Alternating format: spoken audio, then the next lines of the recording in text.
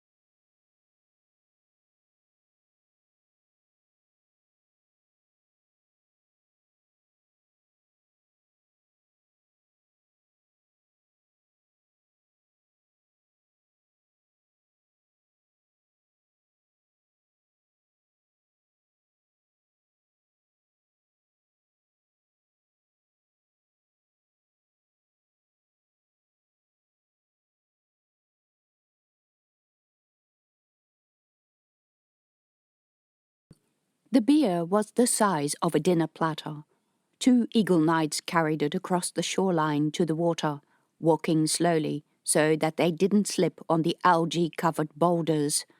Both men were splendid in their formal outfits, with their red tunics, short hair cloaks, and the ornate hilts on their daggers. Their solemn faces belied the splendour and colour of the display. The tiny body that lay on the foam cushion on the bier was too grey, too fragile, dressed in the smallest clothes to be found, which still resembled giant sacks on the tiny figure. The eyes were barely formed, the fingers ended in nailless stumps, and the skin was shiny, almost transparent. Isandor waited on the ocean's edge for the 2 knights to carry their load his way. He could easily pick up the entire floating platform with the foam cushion and the body in his arms.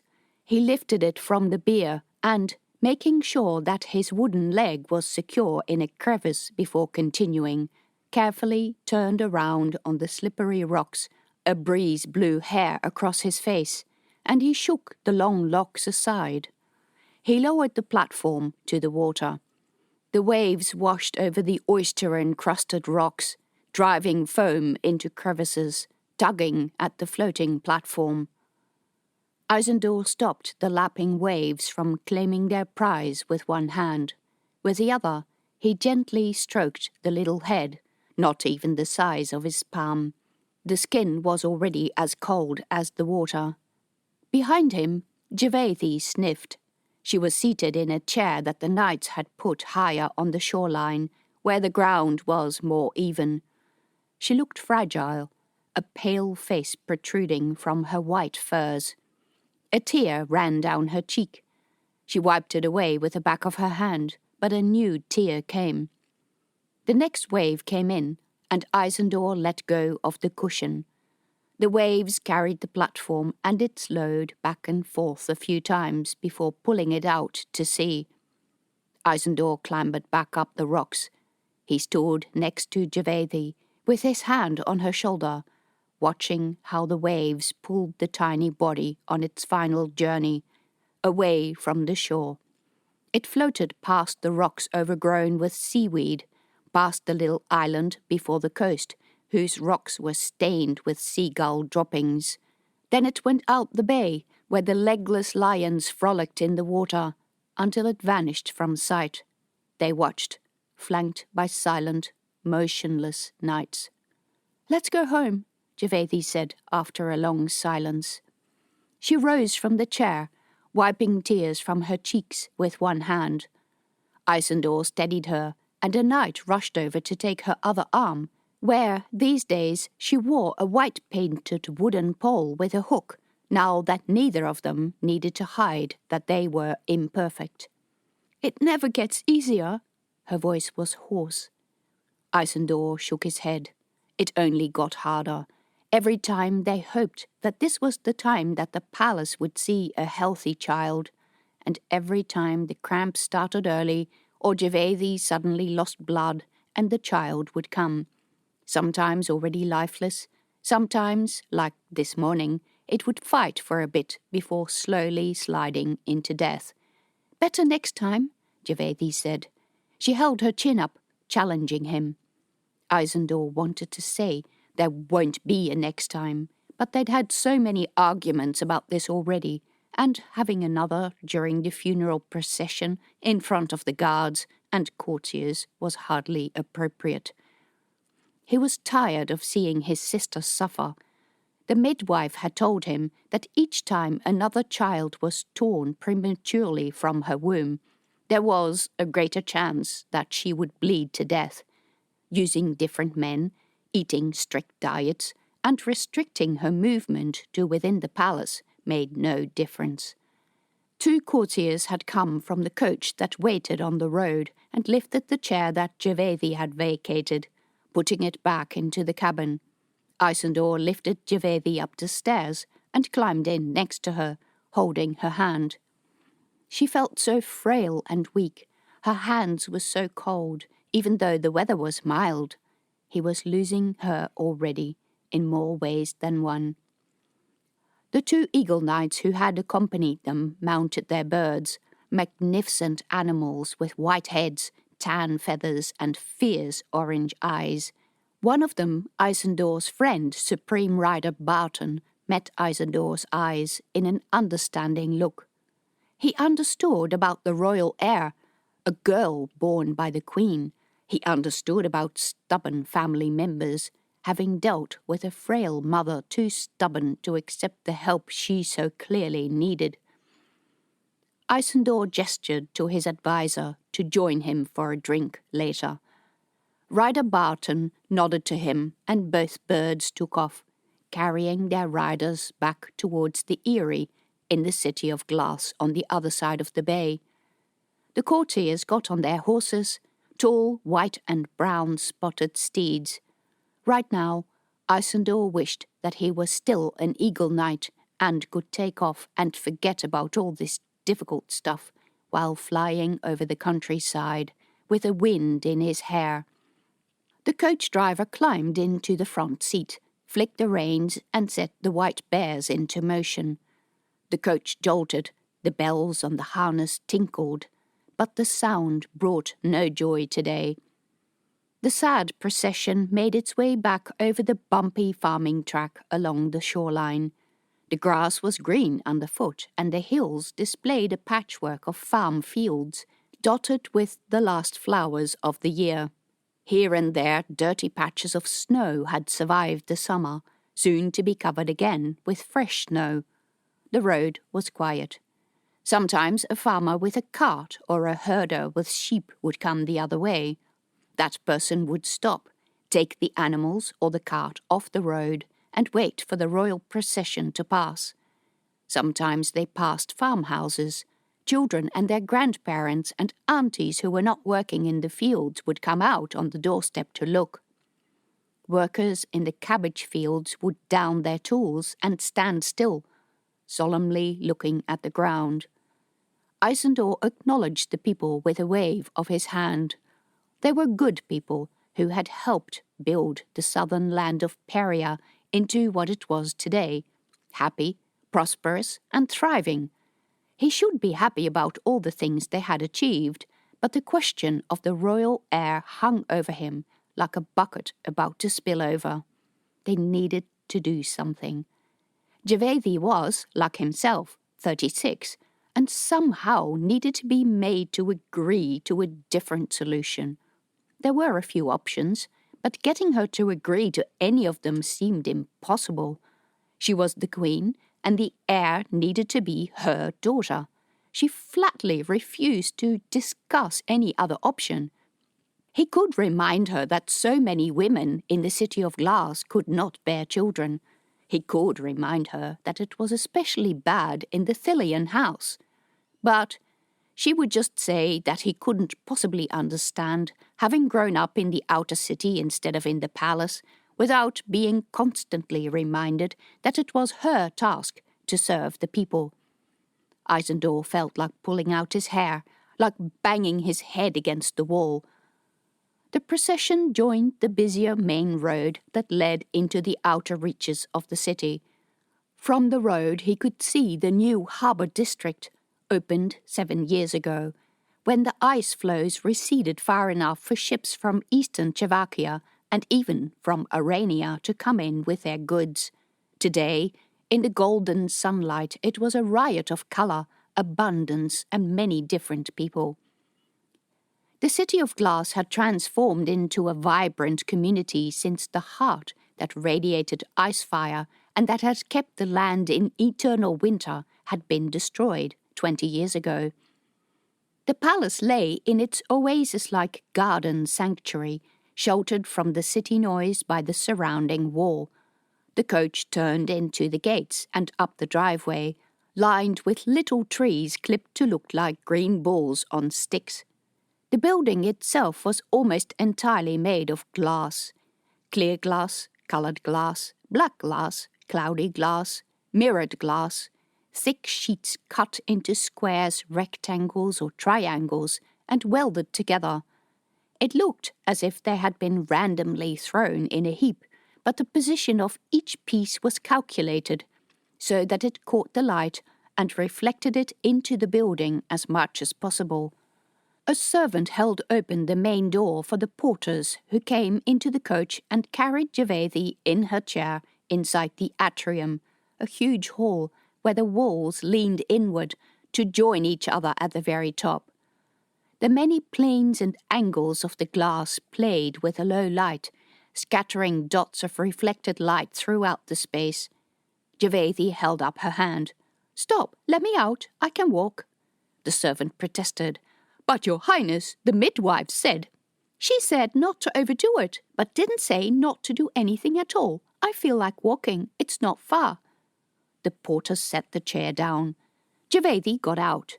Isandor came to take her arm, but he had to do his best not to snap at her, because snapping at the Queen in public would never do. He had heard the midwife give the same warning that the servant had heard. Why did Javedi always twist things to reflect the things she wanted to hear? The lift doors opened. Isandor led Javedi in. A servant got in with him and operated the control panel. They rode to the top floor in tense silence. Upstairs, Isandor took Javedi to the luxurious bedroom that overlooked the shore. The maids had been in to change the bed and clean the room after the morning's disaster, but the floor was still wet, where Javedi had stood, crying and clutching her belly, with blood running down her legs. Javedi took a few steps into the room and turned to him. "We should try Rider Carrow again, or maybe there is a man of standing we haven't yet tried." "Javedi, please." "He must be in the knighthood, because I don't want any of those lazy nobles who are just pushing to get their blood on the throne." "Javedi, stop." "We should also go back to trying it in the natural way. All this business with putting men's seed in bottles is strange to me." "Javedi, are you going to listen to me?" She gave him her best "I am the Queen, why should I listen to anyone" face, but said nothing, because he was her twin brother, and she was sure to know he wouldn't take that treatment.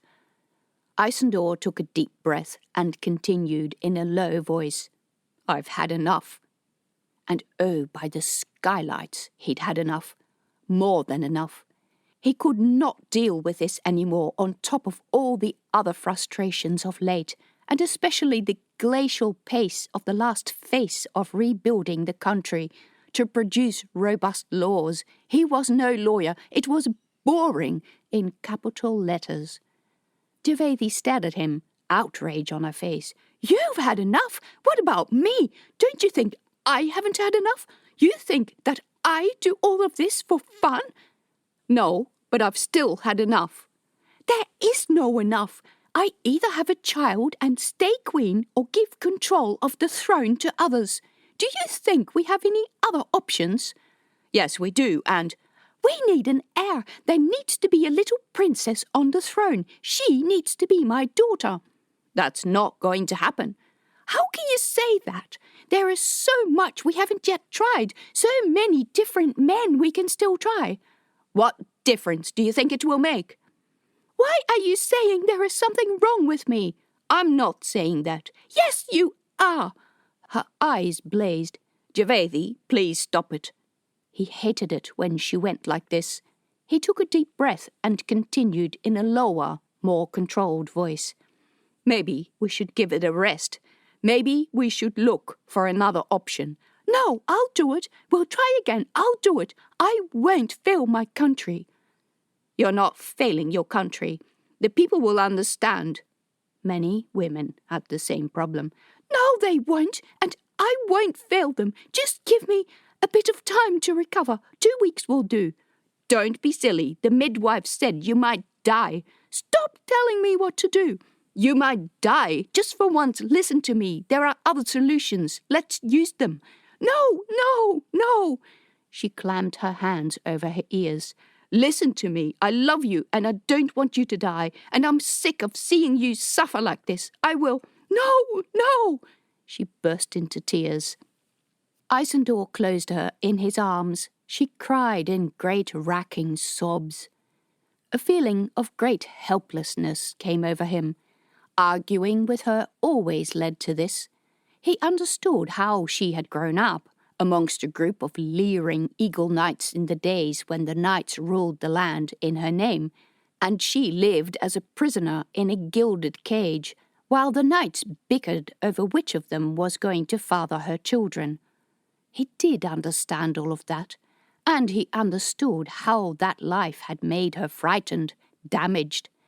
But she didn't aid her cause by acting like a spoiled child. He helped her change into a comfortable gown and installed her in the bed.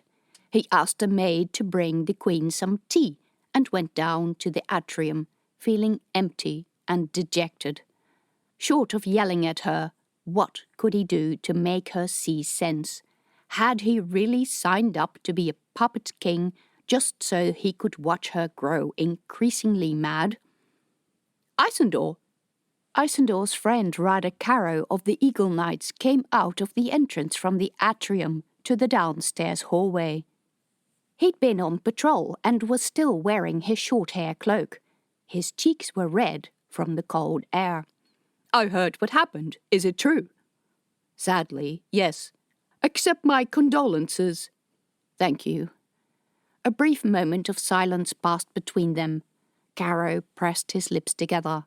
He was the same age as Isandor, and at one point, years ago, the child Javethi had lost had been his, back when they still had hope that changing the blood of the father would make a difference.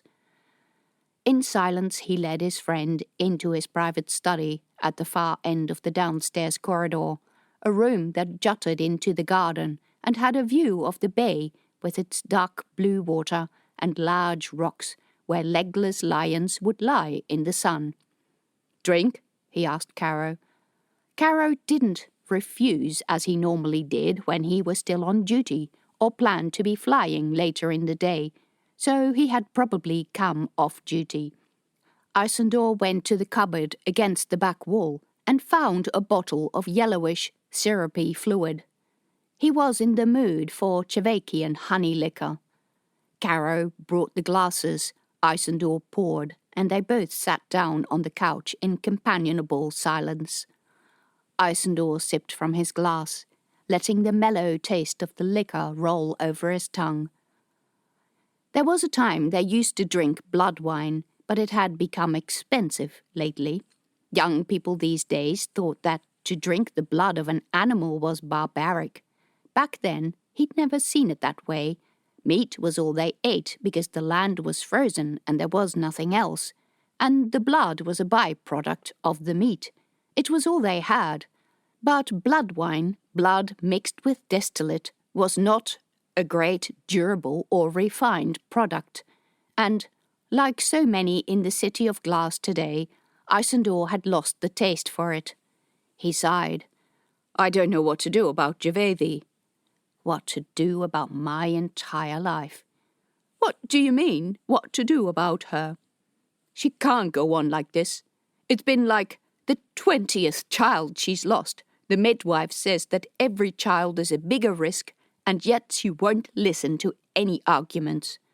"She is the queen." "She's my sister, and I can't see her suffer any longer. She wants to try again, but there is no point. It's not going to make any difference." Caro sipped from his drink. "You should try a breeder." "Yeah." Isandor blew out a breath. "But that means going through the whole selection and approval process again." Isandor had tried a breeder 5 years ago, but after he had selected the girl, Javethi insisted on getting involved in the choice and hovered around while he visited the girl and even asked about the bedroom particulars. Then he had told her to lay off, and she had refused to speak to him for 2 months. He shuddered at the thought. Why did his sister make both their lives so difficult? The thought of having to go through the selection process again, including the gossip spreading all over town, and the lewd jokes in the bars, the weaselly attitude of the girl's parents, the sickly visit to her house to perform the deed, which he'd never felt less like doing, How had noble men been able to pay fertile women to have their children for so long? How were they still doing it? Caro said, "Adoption." He turned to Caro. "We can't adopt a child, because if we adopt a child from the Silly clan, the Perosians will be angry, and if we adopt a Perosian girl, then the Silly will be put out." And a flare-up of the clan conflicts had the potential to shatter the fragile prosperity they'd been able to build. Caro nodded. "A breeder, then?" Isandor cringed. "Who can we consider? We did a lot of work choosing a breeder last time." Back then they had chosen a woman who had given birth to many children already, one of the professional breeders, and that hadn't worked either, at least for the only time he had been able to bring himself to visit her. She reminded Isandor too much of his foster mother and the men who visited her. He remembered sitting in the snow outside the limpet in the outer city, waiting until his mother had finished with her customer. When carrying a child for the noble, that man would be able to buy her services until the child was born. The whole idea of it made him feel sick. Caro continued, "I could find you a strong breeder with Thilian blood, so that the princes will resemble you and Javethi." That was another problem. If, finally, a child was born and it was a boy, they would have to start all over again. The City of Glass must have a queen. Caro sipped from his drink, deep in thought. "I'll make some investigations." "Please be discreet," Isandor said. "Offer a good fee, but don't make a big fuss. Contact some of the regular breeders. Talk to them, but don't say who it's for. Ask them if they're booked." Caro said he would do it, finished his drink and made for the door, leaving Isandor alone in the silence of his office. He finished his drink too, set the glass on the table and went to his desk, but he couldn't concentrate and leaned his head in his hands. He thought of Javethi, who was possibly writing letters to men she wanted to try, stubborn as ever. Queen Maireys, the mother he had never known, who had never held him, had wasted away as a skeleton under the imprisonment of Rider Cornatan and his knights of the Old Guard, who had ruled the land with an iron fist after her death. By all accounts, she had been quite deranged, calling out for help at every whim, asking the servants to attend her most ridiculous needs. He'd heard that in her last year she had a servant devoted solely to washing her backside in the outroom. He had also heard rumours, more reliable because they came from Ryder Barton, who had seen it, that she would eat strange things, and that apparently those outroom visits grew increasingly frequent and nasty. He could see Javethi set on the same course. She desperately wanted a child, and she would do everything possible and impossible for it. She would ruin her relationship with him and with all her advisers for that one goal. There was a knock on the door. "Come in." Isandor lifted his head from his hands. A member of the palace guards came in with the words, "The mail is here, Your Majesty." Isandor accepted a small pile of letters. Most of the mail that came to the palace would go to the correspondence service, but these were considered too personal or important for the secretaries to deal with. He spread the letters on the table. One was the monthly report from the Treasury, detailing public expenditure. Most of it had gone into the harbour district, which was still far from finished, and now the citizens were complaining that too many foreigners lived and had businesses there. A letter from the town administrator of Bordertown was about the progression of the duplication of the railway tracks and the joint project between Peria and Chevekia to build a faster cable train down the steep escarpment that allowed for easier movement of goods between the two countries. And he was reminded that he'd promised to investigate the opening of the land route through the mountains. Yet more work to do. The last letter was a dust-stained envelope bearing the seal of the Chevakian Doga, which was their government assembly. Across the front, his name was written in loopy handwriting. Sidorius Han Chavonian, or Sadie, long-time proctor of Chevakia, husband to Isandor's foster mother, who had once been a breeder in the City of Glass, and father of the last child she would ever have. To see his familiar handwriting brought memories of Sadie's large house with its many courtyards, the straight, tree-lined streets of Taverias, the Chevakian capital, warm sunny weather, and dinners around the table in the large kitchen. He lifted the envelope to his nose as if he could smell the essence of Tiberius on the paper. Oh, the memories of enjoyable times! He inserted his finger under the flap and ripped it open, looking forward to reading about everyday life in the house. His foster mother Lauriane was very ill, but if anything bad had happened, Sadie would have sent a telegraph message. He unfolded the paper inside and then breathed out disappointment. Sadie was writing to him in his capacity as King of Peria. The letter was addressed to the Knights' Council and contained no personal information.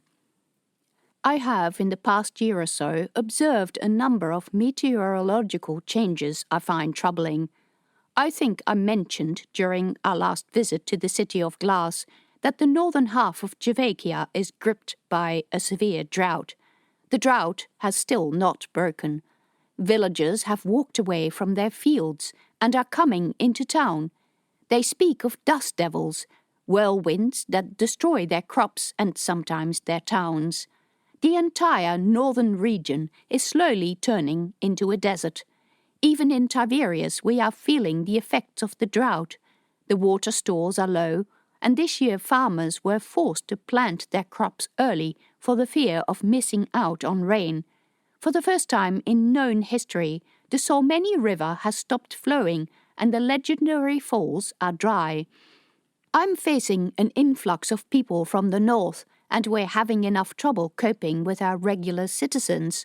The situation is achingly familiar to the one we faced after the Sonorix explosion in the City of Glass. We have refugees, but nowhere to house them and no resources to give them.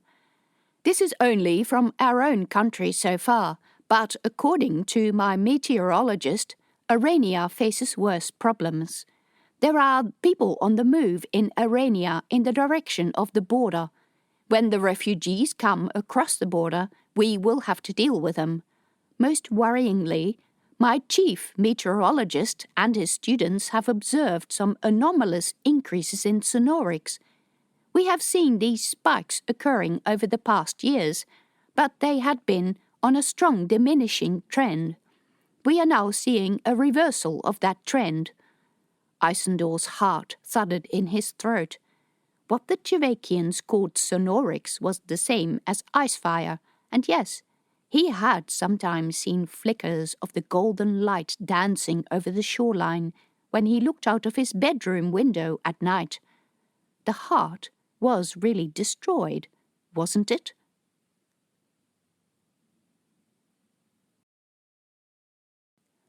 Chapter 3. The way to town seemed longer than any distance Jabez had ever walked in his life. Once he moved away from the scene of destruction, the layer of dust deposited on the ground grew thinner, and he was able to follow the road.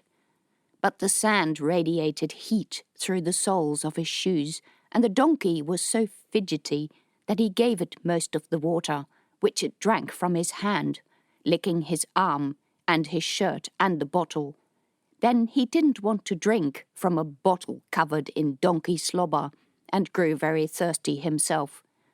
Surely the town couldn't be that far away, or had he walked in the wrong direction? With every breeze he looked over his shoulder, checking that visibility wasn't getting worse, and the dust devil wasn't coming back. With every step he felt more hesitant about having left the bodies and the cart behind, and he argued with himself about the reasons. The cart was broken, he couldn't fix it, and he couldn't carry the bodies anyway, so it was all right, wasn't it? It was almost dark when Jabez plodded to the top of a hill and looked down on the blocky houses of the town of Ishera. The sky was deep blue and purple at the horizon, the glow of lights in the windows and courtyards warm and orange, and the dust cast a thin haze over the landscape, where the surrounding hills were just visible.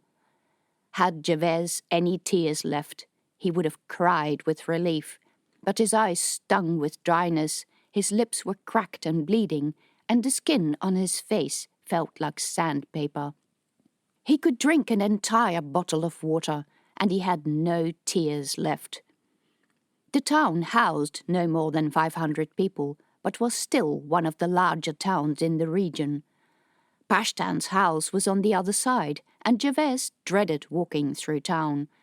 Pashtan might not have any relatives here. In fact, he'd been coy about the subject of relatives, but everyone knew him. It looked like the devil had come through the town as well. One house had been reduced to rubble, and a lot of townsfolk were helping to remove fallen debris. An old woman sat in the dirt, crying. "There is the student!" someone yelled. Within moments, Jabez was surrounded by dusty, dark people. They were all yelling at the same time. "Where has the dust devil gone?" a man screamed. "Where are all my horses?" "Is it coming back?" another man wanted to know. "The devils are meant to stay in the desert," a woman said, her voice indignant. "They don't come as far south as this. Pashtan said so." "Pashtan said nothing like this could happen." "I don't know why you ever believed him. He's not even from here, and he knows nothing about our land." "Pashtan is dead," Jabez called out over the din. A good number of people fell quiet. They stared at him. "Dead?" a woman said. "Yes, dead, you know, not alive. Same as the other cart donkey. Had the flesh ripped from its bones. The cart was turned over and everything covered in dust." He wiped his face. He didn't think he'd ever felt more exhausted in his life. More people fell quiet. "And you survived?" a man said, his voice incredulous. "The city kid? What sort of magic is that?" "It's not magic, it's only because—" "You survived, that's a sign. You should have Pashtan's position." "You could not possibly do any worse than call dust devils into town." "He did that because you cheated him out of 2 bottles of cider." "Quiet," Jabez called. People stopped yelling. "I will contact the meteorology department for a replacement meteorologist." "What are you talking about? There has been a sign. He died while you were here. You survived and he died. That's a sign. We have a new meteorologist." Several people nodded their agreement. "It's a sign." No. Jabez was overcome with a feeling of total horror. "I can't stay because I'm not finished with my education yet." That was the only thing he could think of saying, and it came out really lame, but his mouth was dry and his mind blank. He shuddered at the thought of spending his entire life in Pashtan's simple square house, with its 2 rooms, of trudging past all the weather stations in a donkey cart every day in, day out, and sitting at the plain wooden desk every night to work out the curves and trends, and traipse to the telegraph office every few days to send the results to Tiberius. The life of a regional meteorologist. That was not what he had signed up for, was it? He made some sort of excuse, left the scene, and led the donkey through the town. The collapsed house was not the only sign of damage. In some places, roofing had been ripped off. In other places, dust had heaped in corners and on ledges. The poor olive trees that grew by the side of the road looked even dustier and more forlorn than they usually did. They had lost branches, mostly dead ones eaten through with termites. Whispers accompanied him down the road, that Pashtan was dead, that dust devils were coming into town, that he was going to protect them because Pashtan could not. He wanted to scream at them that a meteorologist does not control the weather, but that would be a lost cause. It was what they believed, that the meteorologist could make it rain, and Pashtan clearly had failed to deliver and had been served his sentence. He shuddered. Jabez pushed open the creaky gate to the house and led the donkey into the shed at the back. The poor animal was covered in dust. As soon as he came into the yard, the goats bounded up to the gate and crowded around him and the donkey. There were 12, white with brown spots. They had 10 kids between them, and they were all bleating and pushing in a throng of hairy bodies. "Out of the way! Out of the way!" Jabez yelled. Not that they listened. He wrestled himself out of the goat crowd and pulled a bale of hay down from the loft of the shed. They attacked it as soon as it hit the ground.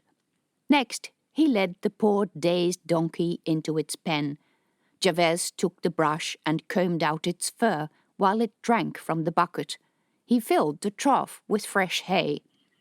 Then, when all the animals had been tended to, he dragged his sore and tired body inside. It was too dark to see inside, so he fumbled for the light, taking several tries to work the spark lighter. Finally, the oil light lit the simple room with a warm glow that belied the circumstances. Jabez realized that not only had the cart been destroyed, he had left all the measurements with it. He would have to go back so that he could report the measurements to Tiberius, as Pashtan did. He would also have to return to get Pashtan and the donkeys' bodies and deal with them in an appropriate manner, even if no one in this forsaken town seemed to care much about funerals and such things. He found half a loaf of bread in the cooler box and a jar of jam in the cupboard. He poured goat's milk from the big jug, realizing that he would have to milk the goats tomorrow morning, a job that he was none too proficient in. While eating, he pulled a slate from the shelf. With a stylus, he wrote on it, "Plan to get out of here. 1. Retrieve cart and bodies. Funeral. 2. Appoint someone to take care of goats. 3. Write to Tiberius for a replacement meteorologist." No, scratch that. He knew what they would say.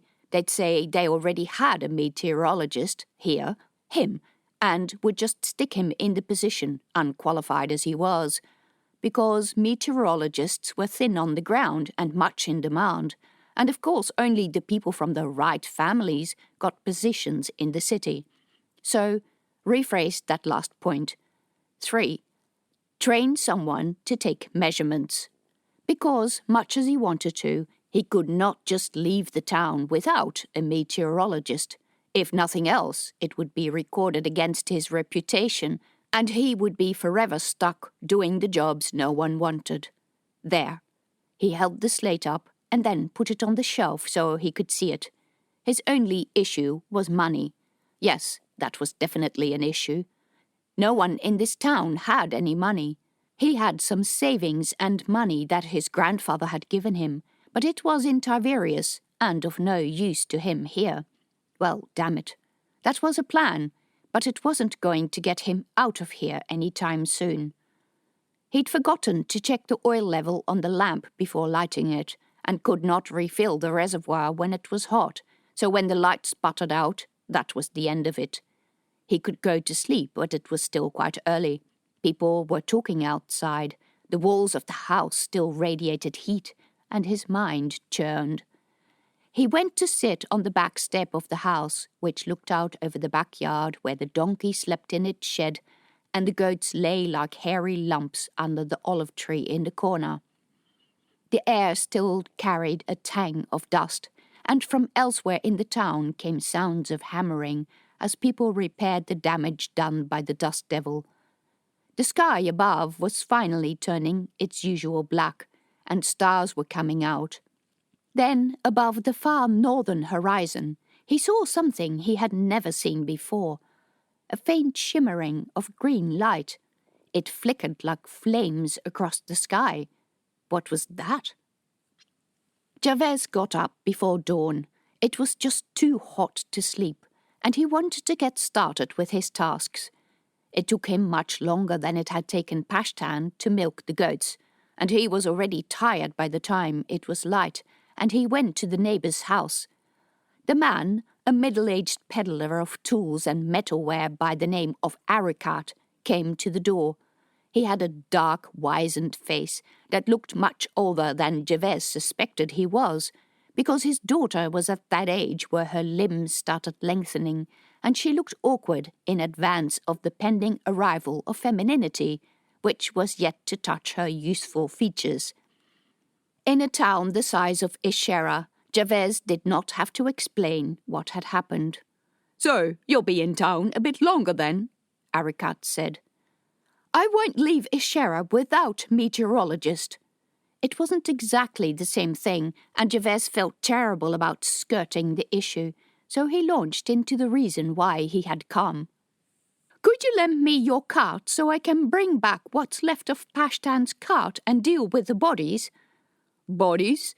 They need a decent funeral. Even the donkey?" Arikat laughed. But people in this town helped each other, so he took Jabez out the back to his jumble of sheds that contained a collection of metal parts that, in Tiberias, would be called a dump. The sand cart, so named because of its broad wheels that allowed it to roll over dunes of loose sand, stood in the corner. He'd be needing 2 donkeys, Arikat informed him, and yes, he was happy to lend Jabez a donkey as well. "Really, what you need is a camel, but they're stroppy beasts and take some getting used to. My donkey will do the job." "Do I owe you anything?" "Just bring us some rain." Jabez left the yard with the cart and the donkey, feeling the darkness creep up on him. If he wasn't careful, he'd be stuck in this place for the rest of his life, and that life would likely not be long if he couldn't deliver the rain everyone wanted. When he brought the cart into the backyard, Pashtan's donkey gave him the evil eye. "I'm sorry," he said, patting the side of the donkey's neck. "We're both stuck in this dump. Today's job is going to be awful, but I have to do something." In his short time in Ishera, Jabez had found that the harsh life in this district did not favour elaborate ceremonies. When villagers died in town, the family took the body to the field of bones, where large vultures waited in surrounding trees. Jabez had gone past it on his trips with Pashtan, and its stench reached to the next hilltop.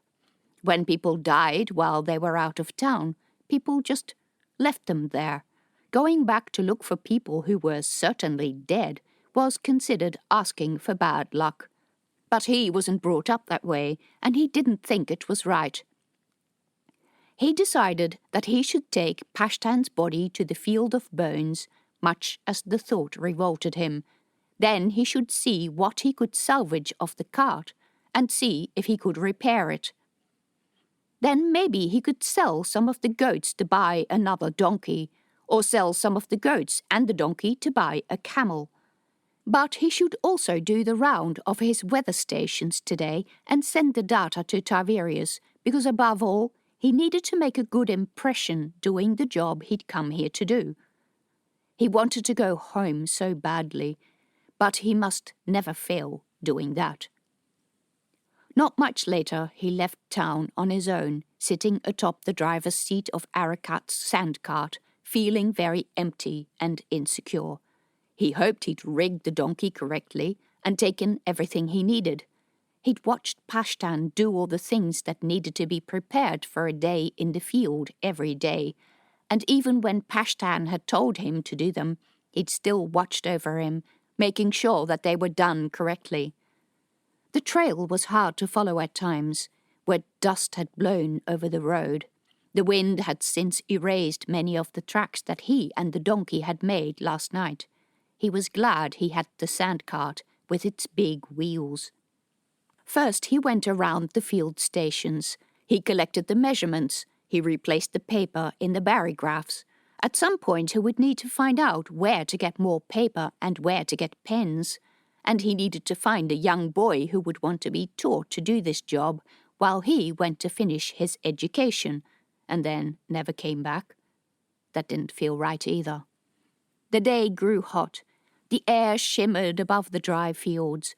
Groves of olive trees stood waiting for rains that had stayed away for months. Occasionally, a small breeze would ruffle the branches, showing the silver undersides of the leaves. Many trees, too, had dead branches. Even the olives were dying, people said. It was after midday that Gervais had finished the round and turned back to the spot where the sand devil had overwhelmed them. He could see the spot from the top of the next hill. It was where giant vultures flapped around, fighting each other. Sometimes he could see them carry chunks of meat in their claws back to their young. Coming over the final crest of the hill, he had not expected the level of destruction he found. At night, wild dogs had ripped at the carcass of the donkey, tearing it to shreds. It was this that the vultures had been fighting over. He shooed away the vultures, which took to the air with big flapping wings and indignant squawks. Pashtan's body was still mostly buried under the sand. An animal had taken a bite out of the exposed shoulder, but mostly the scavengers had gone for the easy meal. Gervais covered the body up some more. The donkey would have to stay here, but he'd deal with Pashtan's body the very last. First, he went to have a look at the cart. It had blown over, and the axle and one of the wheels had broken. When it fell, the tray had become warped, and the side had split. All of the measuring equipment lay in the dust. Gervais brought the sand cart as close as possible. First, he collected all the meteorological equipment. The spare barographs, the box with paper, the leads and connectors for the telegraph line. He stacked all these things in the far corner of the tray. Then he tried to right the cart. In one way or another, he would have to return it to town so that he could fix it, or get a new axle and wheel fitted. But since materials were scarce, he would have to bring the old wheel so that a carpenter could repair it. He pulled the wheel off the broken axle and heaved it into the cart with the equipment. Then, using ropes and a few planks, he rigged the broken cart to the back of the sand cart so that it stood on only one wheel. Then he turned the remaining planks that had broken off the side of the cart into a bier, which he tied to the back of the construction. By this time, the vultures had returned to the site. He brought the cart up to where the body lay buried. He swept the sand off and pulled Pashtan by the clothes. Whoa! He upset a great nest of insects. They swarmed from the body all over his hands. He jumped around to wipe them all off. The smell was ugh! He tied a cloth around his mouth. He was starting to understand the reason for the local attitude. But eventually, he managed to get the body onto the bier, shooed away the vultures, and climbed up on the cart. It had become so heavy that the donkeys had trouble setting it into motion. He should have borrowed a camel after all. So he had to get back off, also to shoo the vultures away again, and help the donkeys pull the weight. Finally, the construction creaked into motion. It was hard to keep the cart moving because the single wheel of the cart at the back kept getting stuck, and that meant Gervais had to push next to the body that was starting to smell really bad. He felt sick and sweaty and filthy and knew there would be no relaxing bath at the end of the day. By the time the shadows were long, he arrived at the field of bones. Here he untied the bier and dragged it into the area marked by a low stone wall. The smell here was even worse. A big vulture sat in a dead tree in the middle of the patch. It was a magnificent bird, with golden feathers, a collar of long, loose black feathers, a bare and black-skinned head, and a blood-red eye. Walking inside the field was another experience altogether. Bones and skulls crashed under his feet with each step, no matter how much he watched out for them. Some still had scraps of cloth attached. The breeze brought wafts of stench, mixed with an earthy smell. He dragged the bier to a spot where none of the skeletons seemed too recent. He would have liked to leave the whole construction there, but he knew he'd need the wood, so he tipped it over. The body rolled onto its side, trailing insects and maggots. Holding his breath, Jevez retreated. In Tiberias, where people were smart enough to bury the dead, a funeral celebrant would say some words in the memory of the dead person, and the family would gather before the body was covered. Now, what did the celebrant say again at funerals? Another thought. Did Pashtan have any relatives, and how could they be contacted? As Jevez stood there trying to think of something to say, the sun sank below the horizon. 3 vultures sat in the tree, waiting for him to leave. The donkeys stood, miserable, harnessed in front of the cart. All of a sudden, one of the vultures squawked and flew up. The 2 others followed it, and there was the distinctive sound of footsteps crunching on bones. Jevez turned around. A man had come into the graveyard, leading a camel by the reins. At least Jevez thought it was a man. He was covered from head to toe in cloth, sand-coloured like the desert. The camel wore leather armour, for want of a better word. Leather plates covered the beast's head, back and sides. It also wore knee pads. "Who are you? What are you doing here?" Jevez stammered. The man held out his hand. On it lay a strange object, a ball with pieces of wire coming out of it at 2 opposing ends. Made of polished, silver-like metal, it glittered in the last of the daylight. "What's that?" Jevez asked. The man held the thing out to him, pushing it in his hands. "I don't have any money for things like this." The man wagged a finger. The skin dirt-ingrained and wrinkled.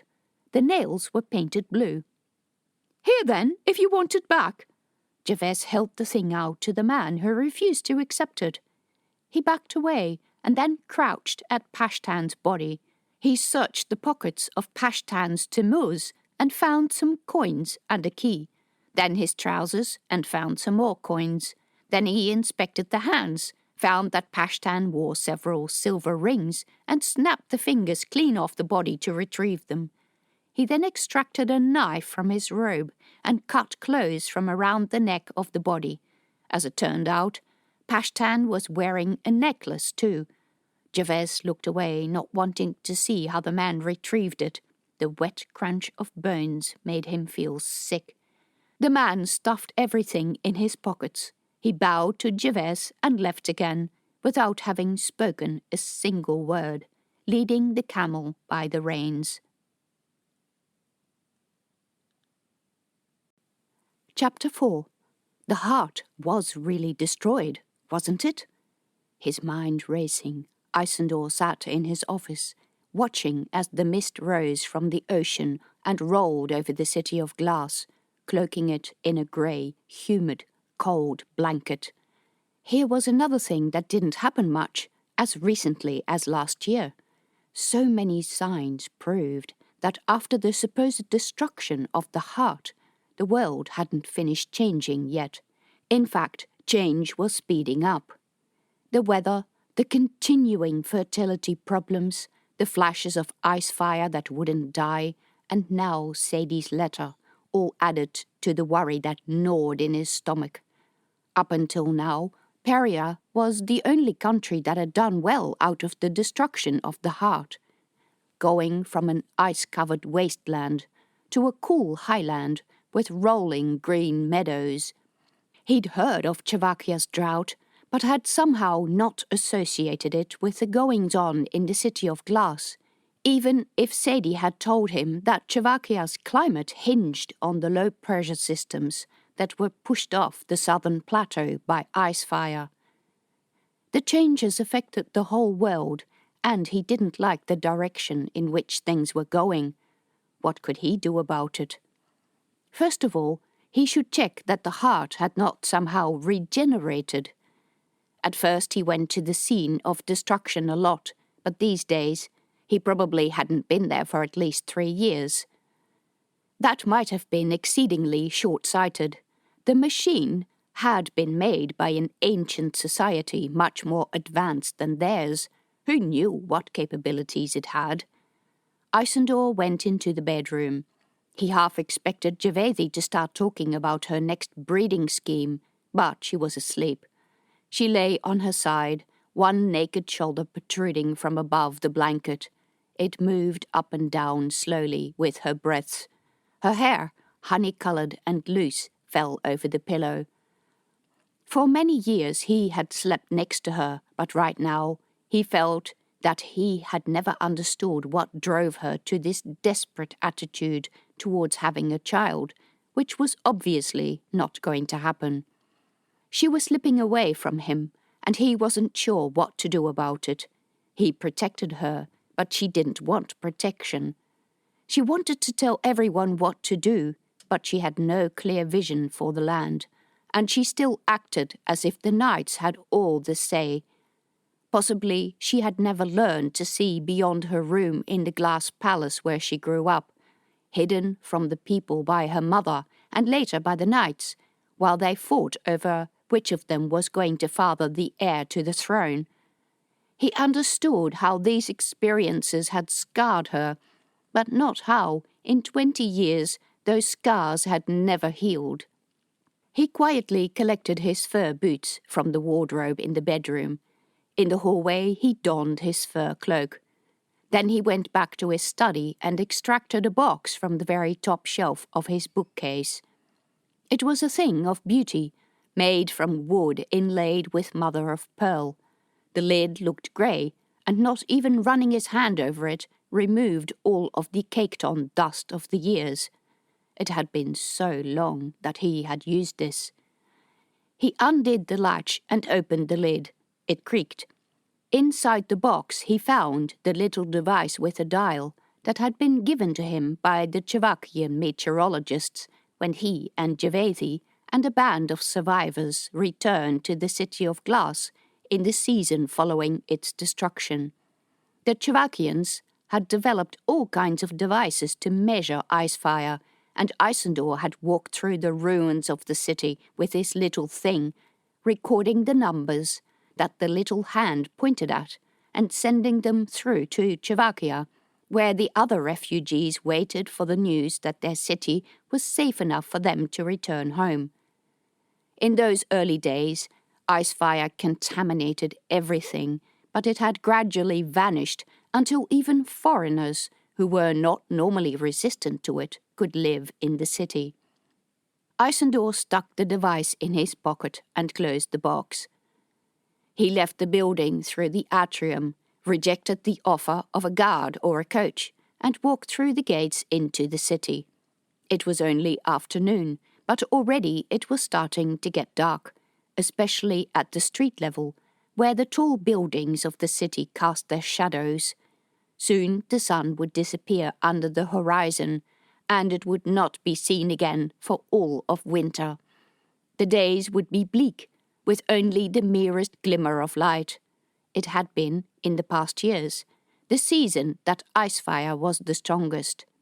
If it was true that the menace was coming back, that the machine had somehow regenerated and was again sending out its rays that killed everyone not born in the City of Glass, he needed to find out before winter.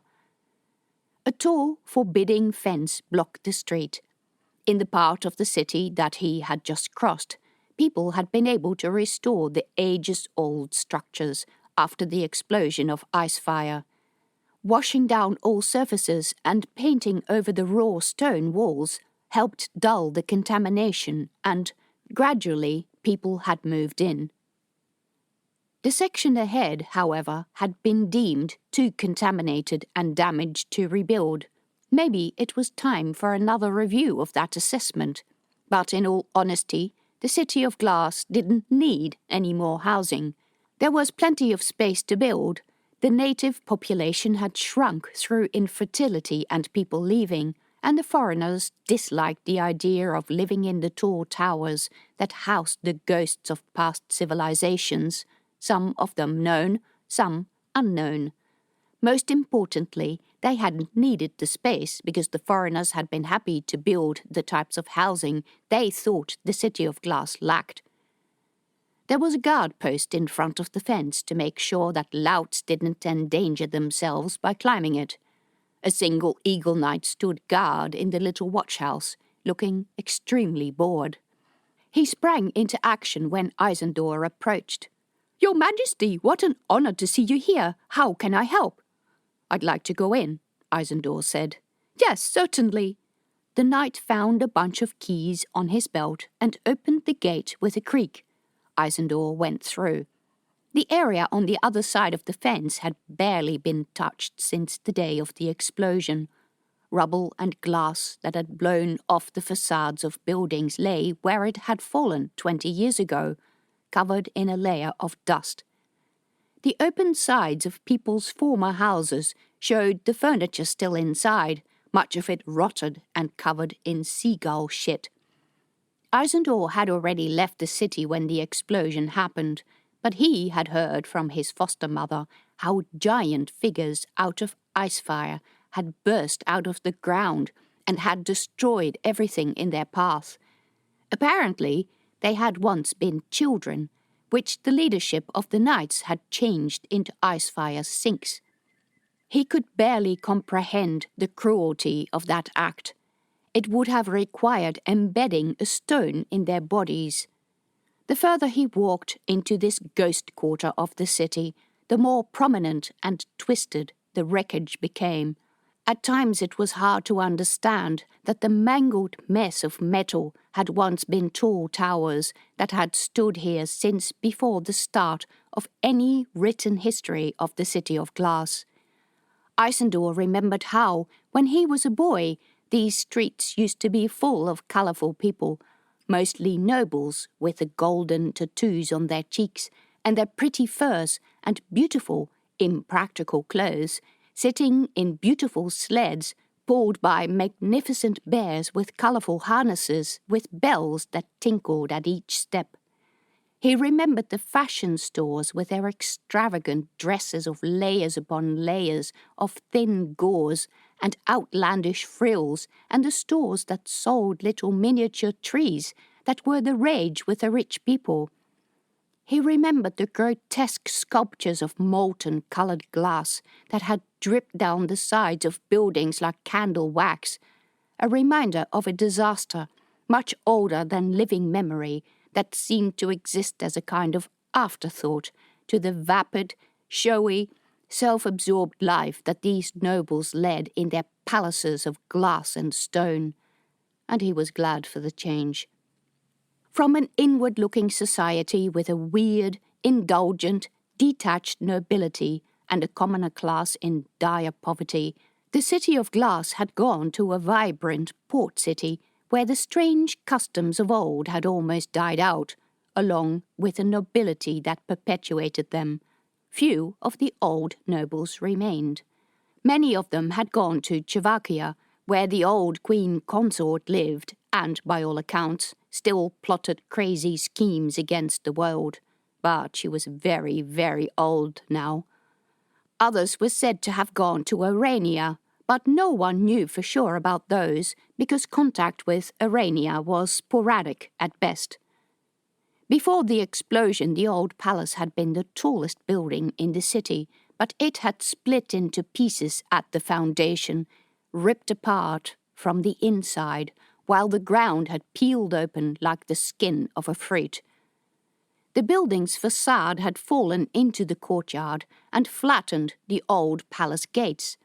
The result was an impenetrable mess of bent metal and broken stone, punctuated with jagged sheets of broken glass, some of which had lost none of their cutting sharpness in the many seasons of wind, rain, and snow.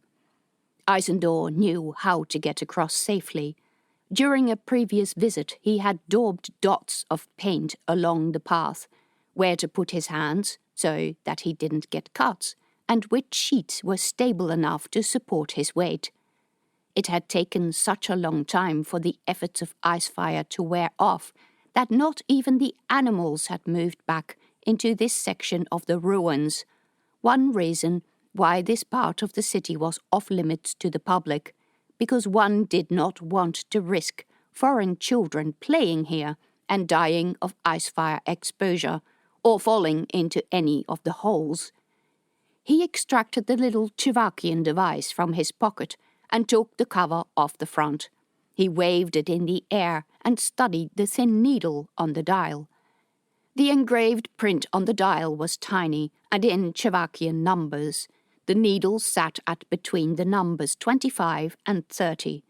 That stood for 25 in motes per cube, a Chivakian measurement unit for icefire. At this level, exposure was mildly dangerous for Chivakians, especially long-term. He held up his free hand, concentrated on it, and flicked his fingers. A few feeble golden sparks flew from his fingers. Years ago, that needle had sat right up against the left-hand side of the dial and, while sifting through the ruins, looking to recover resources and people, he had to be careful not to burn his tools or even his assistants with great jolts of golden lightning that would fly unbidden from his hands. He belonged to the few who could use icefire, whom some called magicians, but he had never learned to control it properly. Icefire was disappearing, and when it was gone, there would be no more evil and no more sorcerers. The world would be better that way. It already was better. He came to the edge of the moor that the explosion had opened up into the ground. The hole was deep and dark and spanned several floors.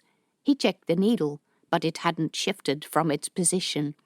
Someone had lowered a ladder which took Isandor to one floor below ground level. It was dark here, the ground uneven and slippery through fine dust, and you had to be careful not to fall into the opening to the next level down. On his previous visit, he had left a light at the bottom of the ladder, and it still sat there because no one had been here since then. The light was an ancient thing, a glass bulb on a metal stand with a lever at the bottom. The glass bulb itself used icefire to produce its glow, and when Isandor moved up the lever, it flicked on. But oh, it gave off such a feeble, lifeless glow that it barely even showed the ground a few steps ahead. At least this was an indication that the machine under the ground hadn't come back to life. But he also remembered the elation of finding these old lights in the bottom of boxes of bric-a-brac at market stalls in the outer city where he had grown up. He would take the whole to the sleeping shelf in his mother's limpet and would marvel at the bright glow. He would read about all the amazing things that used to exist in the city of glass and that ran on icefire. The trains, for example. Not Chivakian, noisy, stinky ones that went chug, chug, chug, chug, but ones that whizzed over the rails at great speed with barely a sound. When icefire was gone, that would never again be possible. But icefire brought permanent winter to the land. It made it impossible to grow crops. It killed many people in the world. It was beautiful and dangerous. It tempted those who could wield it into evil deeds. Even while standing here, he could feel its call. Isandor walked down the corridor, footsteps muffled by years of built-up dust. A trail of footsteps showed the path he had taken the last time he'd come here. At the end of the hallway, he turned into a door that led to a staircase. Surrounded by stone walls, the stairs had survived, but the giant spiraling walkway that started at the bottom of the stairs was truly dangerous ground. Sections of ceiling had collapsed, and in places part of the walkway had fallen onto the next level down. There were also sections where the stone would look intact, but would crumble at the slightest touch. When he had first come here, there had been a good number of skeletons strewn on the ground, but those had since fallen to dust. He couldn't even see where the one with a knight's cloak lay anymore. He slowly picked his way down the spiraling walkway, stopping occasionally to check his measuring device. The icefire levels did not rise much as he progressed. If anything, they fell a bit. At the bottom of the spiral walkway, the scene of destruction came into view, where the big, chunky machine that people called the Heart had stood. There was a scar in the rocky ground.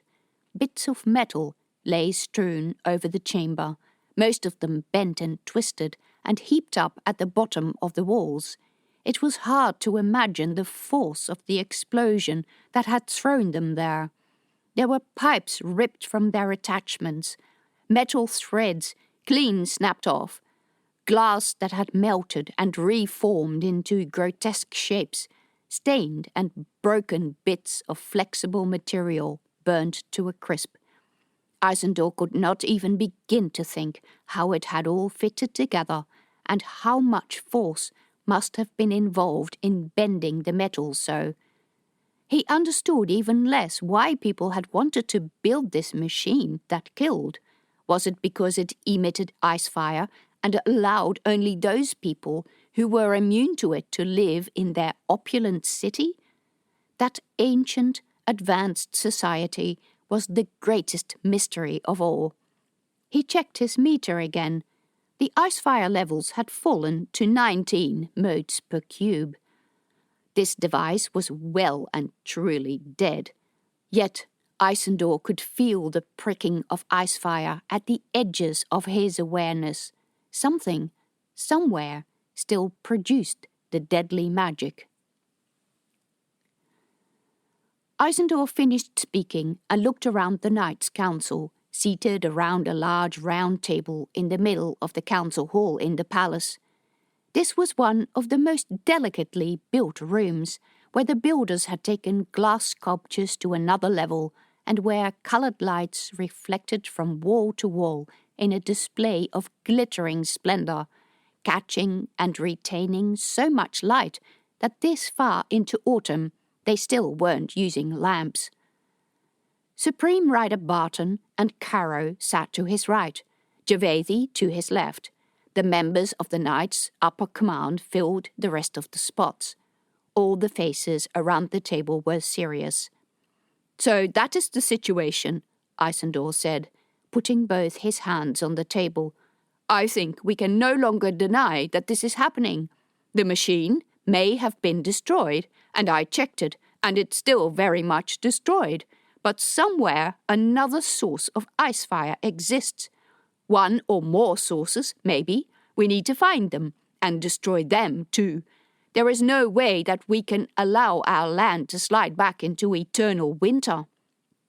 Ryder Barton, who was easily the oldest person at the table, said, "I've heard people talk about icefire coming back. It's time that we acknowledge that there is a problem." "What can we do about it?" Ryder Jato asked, practical as always. Isandor liked having her on the council because she was not much inclined to want to listen to endless talk. He said, "This is where I encourage you to think and come up with suggestions. For the immediate future, I have this plan. I will ask Brother Veshy to supply the street patrols with icefire sinks so that they can siphon off any flare-ups."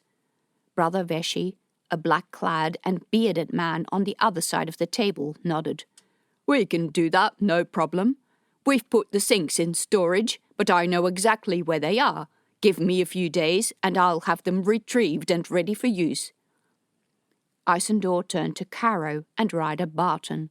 "I want you to identify those in the knighthood who can spot these flare-ups and task them with making them harmless." Since knights were mostly from the Perosian clan, they couldn't see the flare-ups, but Isandor had encouraged knights to recruit from all sections of the population. The first Chavakian-born knights were coming up through the ranks, and a few from the Theli clan were already on duty. Ryder Barton nodded. "We can do that." "Recruit extra people if necessary." There were more nods around the table. More people was always good. It meant more funds and more resources. The knights were always arguing that they wanted more people. Isandor continued, I will write to Chivakia to see what their meteorologists know about this phenomenon. There were more nods around the table. Aside from being deadly to Chivakians, icefire had controlled much of the weather in Chivakia. I also want you to send out as many patrols as you can fit out with the Chivakian barometers. I don't know how many devices you have, but send out that many patrols. Send them each into different areas. Just flyover inspection will do at this point, unless they spot something very obvious or interesting. Map the results before the next meeting. Supreme Rider Barton said, I will see to that. It could be that we worry for no reason and that there are simply lingering fields of icefire. Isandor spread his hands. They had gone through periodic flare-ups in the past, at which point did one decide that this was something different. It could be part of the land shedding icefire that built up in the soil, I don't know. We will work to try to understand it. If there are other sources, we will destroy them. Should we warn people? Caro asked. A chill went over Isandor's back. That was another loaded question. There were so many foreigners in the City of Glass these days. Should he warn people and risk panic? Or not warn people and risk being called dishonest and then have panic anyway? Isandor sighed. Maybe just the foreigners. Chapter 5. Zaina wiped her hands on the legs of her overalls and sauntered to the workshop's entrance, where the open door provided access to the building from the street, and where 2 of her young mechanics stood talking with a man who owned the carpentry shop next door. The youngsters looked up at her, and the neighbour, in his early middle age, nodded at her. His brown Chivakian eyes were kind. How's business? She asked him. I didn't see you at the Sailor's Rest last night. Have you heard the news? About the warning? Yes, I have.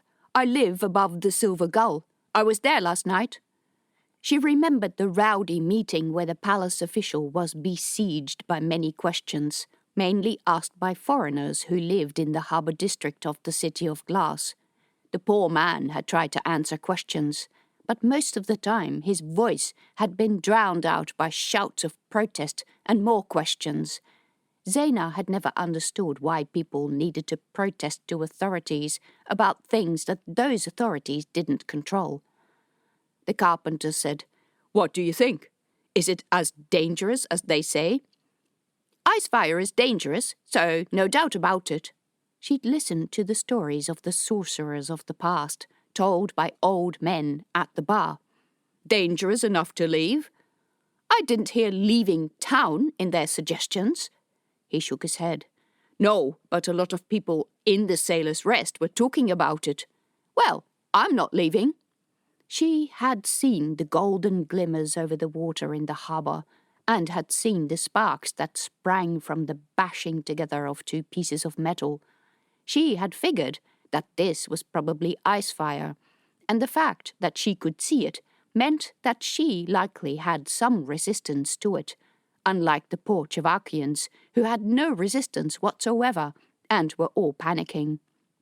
I got my leather jacket, just in case, the man said. He was half Chivakian. My overalls will do. You should wear thick clothing, most people said, and never expose more skin to the air than necessary. Keep all doors and windows closed and stay indoors as much as possible. So, the man said, what are your plans? It would be hard to shift your entire workshop. I'll wait and see. It's too early to worry. It might yet go away. Well, they wouldn't warn everyone about it if they thought it was going to go away, right? Zaina shrugged. I really don't know. I'm cynical enough to question their motives. The man gave her a sharp look. What? You think they want us out? Well, most commerce in the City of Glass is in the hands of foreigners. They can't be happy about that. Yeah, but icefire is something anyone can measure. They can't make it up. They can't lie about it, but machines exist that produce it, so She spread her hands and let them sink. What's to say that they won't have built a little machine that produces just enough to chase us all away? The neighbours said, and then they were silent for a bit. Did anyone in the harbour district really trust the Night Council? As far as Zena was concerned, the Parian nobles who lived in the citadel in the Iranian capital Kadrish had been all too quickly accepted into the inner circles of the king. That alone was a reason to be wary of them. Zena said, "Come on, boys, let's go back to work. That truck is not servicing itself." The three of them went back into the workshop. The boys worked on the truck, and Zena was meant to be doing administration, but she sat in her office, staring at the wall. She wasn't sure what to do about the warning. Nothing, probably. Back when Slovakia was in a panic about icefire leaking over the borders and putting up barriers to stop it, and when the massive explosion happened and the barrier shattered, the only thing King Auric in Arania had said was that if a lot of Slovakians died, he would send his army into Tiberias and do to the Slovakian capital what the Slovakians had done to Kadrish during the last war. He had stood on the balcony, and Zena remembered standing in the crowd below, holding her mother's hand. She remembered cheering with the people, because she had been 5 or 6 and didn't understand wars, nor, for that matter, the orchestrated lies told by the citadel and the court astrologers. But still, she thought that if a lot of people had died of exposure to icefire back then, she would have heard the stories from her mother and her mother's generation, that she would remember an atmosphere of fear. So, did she need to start planning for the inevitable and pack up the workshop? She couldn't see herself moving to Slovakia. Her appearance would ring alarm bells. Her hooked nose and deep-set, light-coloured eyes marked her as Iranian. And there was no way she would go back home. In the evening, after work, Zena sat at her usual table in the Silver Gull, over a mug of cider and a plate of fish and seaweed cakes. Those had taken some getting used to, but she had finally been long enough in the City of Glass to develop a certain tolerance for seaweed cakes. That was one thing she did miss about Arania, the food. The door to the drinking room opened and let in 2 of her friends. Eshtar was Slovakian, but had come from the far north of the country, a long way from the capital. She had heard life was harsh there. The other was Marek, like herself an Iranian refugee. They sat down at the table. Since most patrons were foreigners, the talk in the drinking room was all of the icefire warning. A couple of men at the table next to them were discussing a plan to go to Tiberias. On the other side, a group of Slovakian women discussed protective clothing, holding up samples and testing them for fabric thickness. "Yeah," Marek said, looking at the women. He often did that. Continued a conversation that hadn't yet started. His expression was as worried as Zena felt. They were silent for a bit longer. "Yeah," Marek said again. "What are you going to do?" Eshtar asked. His dark-skinned face looked serious. "What can I do?" Marek said. "I've got nowhere to go." "You could come with me. I'd go back home." "And what are Slovakians going to think of me?" "That could be a problem," Eshtar admitted. For most of the Iranians here, going home was not an option. Like Zena, they had fled oppressive circumstances and feared for their lives, should they ever return. The door clanged and a group of 3 men came in. They wore blue armbands with the eagle symbol of the Night Council. Proper knights would wear a uniform, so these had to be helpers or something. They strode onto the middle of the floor. "Listen up, everyone," said one of the men, in a thick Slovakian accent. "We all heard the warnings about icefire, and I trust that you have heard them too.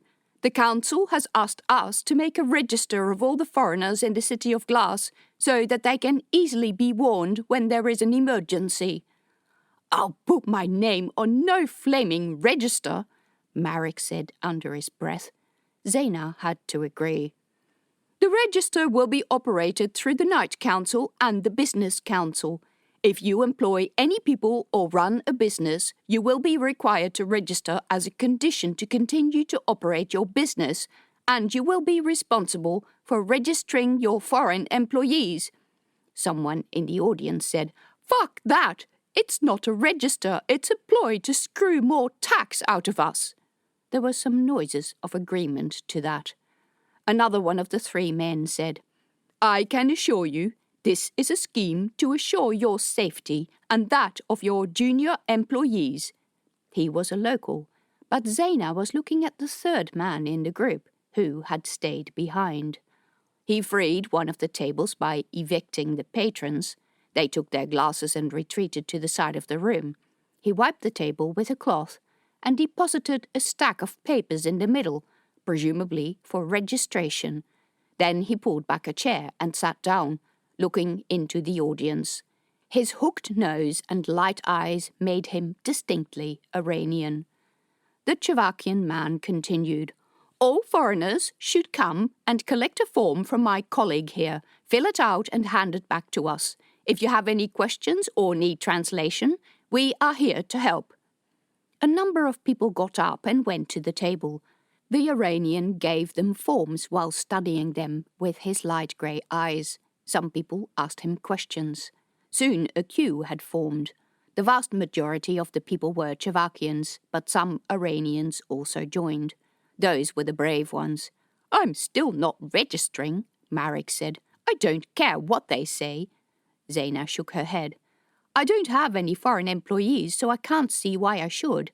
"He said for the continuation of business." "Screw that."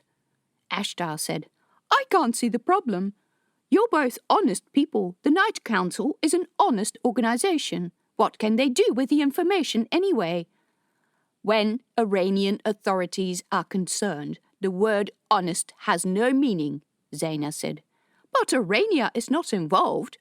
"What about the guy at the table?" "They're just sending him to speak to Iranians who need someone to translate. You're so suspicious." "Trust me, we have good reason to be." "Well, I'm going." Ashtar rose and joined the queue. Marek and Zaina remained at the table, both holding their drinks. "This is bad news," Marek said. Zaina nodded, and then, because she had been friendly with him for months, and because she felt she could ask this sort of thing, she asked, "Who is after you?" "The National Conscription Service. I was allocated a place in the Special Patrol." "Shit." Those were the frontline troops sent as test cases to extremely dangerous places. "What's the record for the number of missions survived by one of those people? 7, I believe." Marek folded his hands around his glass and sighed. "And for having fled conscription, I can never return. I am viewed as a coward because I refused to sign up for certain death."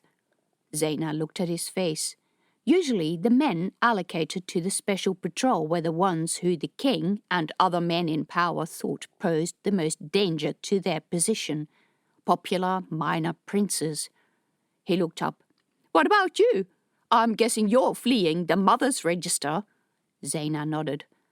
"My mother was dirt poor. She put me on there because she said I was growing up pretty and maybe a prince might want me in his harem, you know." She shrugged. A prince would feed and house her, and becoming a mother to his children would lift her status enormously, especially if there were a lot of them. So she didn't blame her mother for putting her name on it. For most poor girls, it was the only way out of poverty. "Once I became a mechanic, I applied to have my name removed." He sucked in a breath. "Yeah, not the smartest move ever."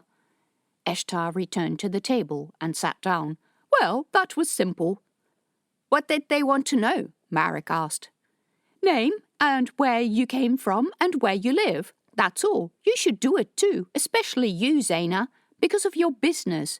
I overheard someone asking if they were going to require all businesses to register, and the man said they were. You don't want to get into trouble. Nope, Zaina said.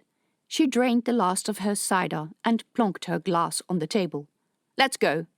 Eshtar's eyes widened. But, nope, I'm not going to register as long as I can avoid it. While she weaved her way between the tables towards the door with Marek and Eshtar, the Aranian official's eyes met hers. Zaina lived in a room above the drinking room of the meltery, but the only way to get there was around the back of the building through an alley that ran between the building and the eatery next door. The whole area was a seedy place. There were the hookers outside the main doors to the meltery at night, but when she arrived there, she had no money, and the place had grown on her. Besides, the kitchen was good. At this time of the day, the brothel was starting to get busy. 2 fresh and perky hookers stood on either side of the meltery's entrance, twirling their butts and bosoms at any passing male. One of the women eyed Zaina, while she said her goodbyes to her friends in the street. Eshtar and Marek both lived in different establishments. Zaina had had an unfortunate encounter with that particular hooker.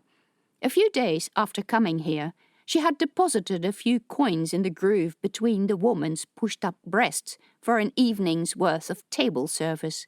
She figured that since these hookers in the harbour district had no morals, they would not mind serving a woman for a change. She hadn't even asked the woman to come upstairs with her, just to bring her drinks and jiggle her tits in Zaina's face, or sit on her lap for a bit, maybe. That had been a dumb move. These women only catered to men, and since that day, this woman, and she was incredibly voluptuous and desirable, had studiously avoided Zaina. Because we don't do that sort of thing here. Gah!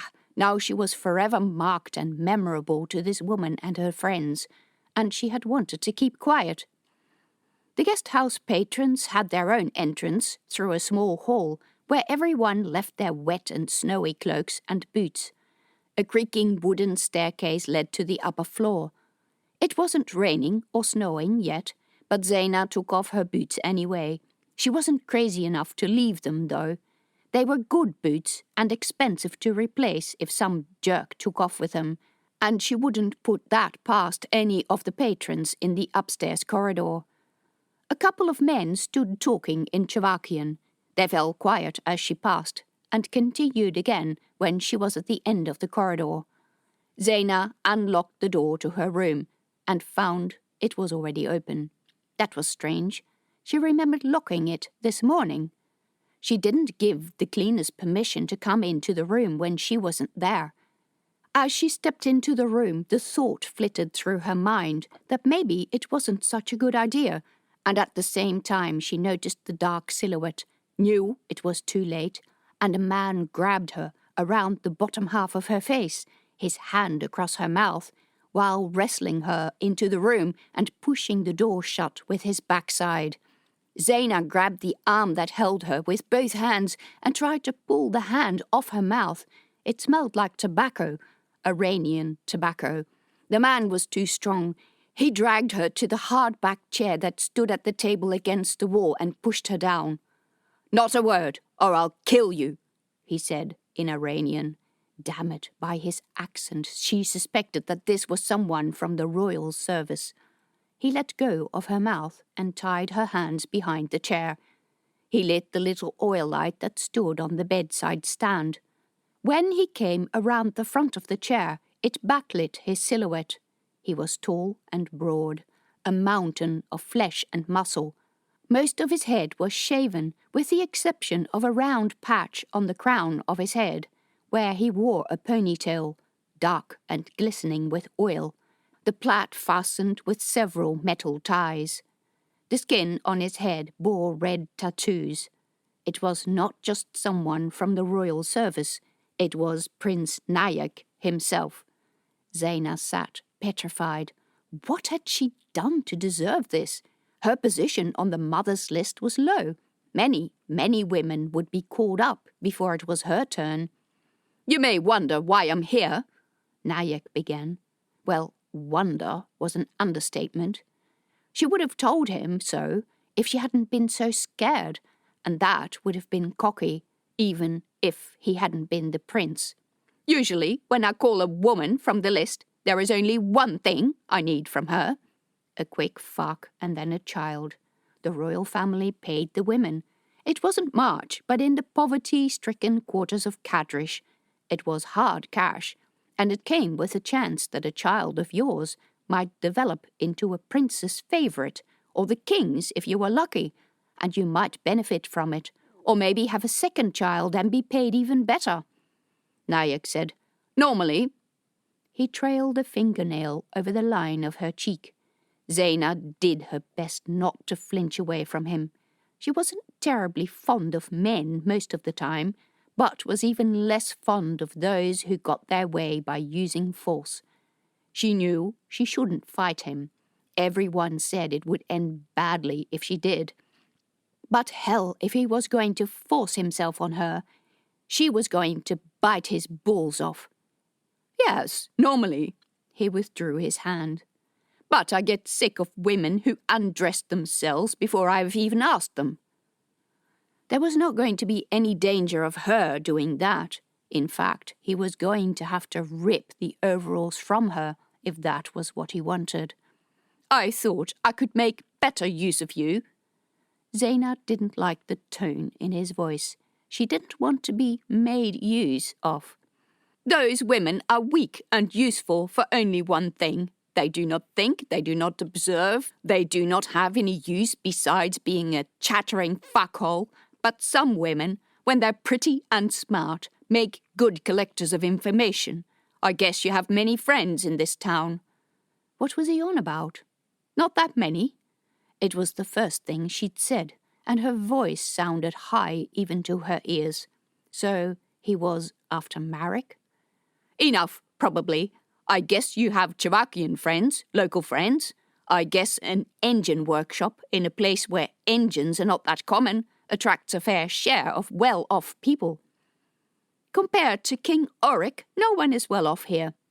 That was a standard Aranian reply, drilled into all young children from the moment they could speak. He laughed. "I see your mother taught you what to say after all." Zaina clenched her fists. One did not say anything bad about her mother. She wanted to say that he seemed to have forgotten that slurs on mothers was one of the rudest things one could say in Arania, but no doubt he did it on purpose to see how she reacted, and she was not going to give him the pleasure of being able to punish her. "Your mother was a seamstress in General Pecori's court. The general took a liking to you until you developed a stubborn, rude attitude." She had never been rude, stubborn, maybe, and assertive, but girls in Arania weren't allowed to be assertive, or smart, or have an opinion that they didn't want to be traded like a piece of furniture to a man whose favours the general wanted. "After your mother died, you secretly worked in an engine workshop and left the general's household when they found out that you were living with another woman." Poor Zalia, stabbed to death by a National Service Guard for refusing his advances. Girls in Arania weren't allowed to like other girls better than men. Their only allowable aim was to become a mother. "Imagine," Nayek said, "imagine having to go back to Arania with that fact widely known." Zaina held her chin high. She wasn't going to go to Arania or anywhere else. She had no intention of abandoning her business. "Imagine being inside my palace while all the other mothers there know who and what you are, a lady lover." Zaina shuddered. She had heard many stories of the high-born men's women hurting or even killing each other inside those houses. Once you went in as a mother, the only way out was in a coffin. "I have your fate in my hand. I could simply let the guys downstairs know that you have no intention to register your business and you're out of here. Once you're gone, I can hunt you for as long as I want. When you return to Arania, You will be easy prey. But you will go to Czechoslovakia. Czechoslovakians don't care about you, or about me for that matter. You can run as fast as you can, and I will always find you. Because you should know, no one ever withdraws from the mother's register. Zaina forced herself to think that he was just doing this to freak her out. Why, oh why, was he so fixated on her? I am no longer interested in meek girls. I want someone who will run when she can, who will fight me when she can no longer run, who will try to scratch and bite me, and will scream that she hates me when I fuck her. Zaina made a note that, when it got to that inevitable event, she would not even give him that satisfaction. The idea of doing that excites me. He stopped before her, thrusting the crotch of his leather pants towards her face. His excitement was obvious. Get away from me before I bite your balls off, he laughed, but retreated and continued circling her. Yes, that's what I want. He pushed against the back of her upper arm. He was rock hard. The male scent of him made her gag. Look, why don't you just get it over and done with and leave me alone? You think it will be that easy? Then tell me what you want, and I'll tell you if I have any hope of getting it for you. If there is no if, lovely Zaina with the sharp tongue. Or at least not if it's up to you. If you are as smart as I've heard. If you do as I say and deliver me the information I want. And if I like it enough. And if I'm in a good mood, I may scratch your name off that list and let you go.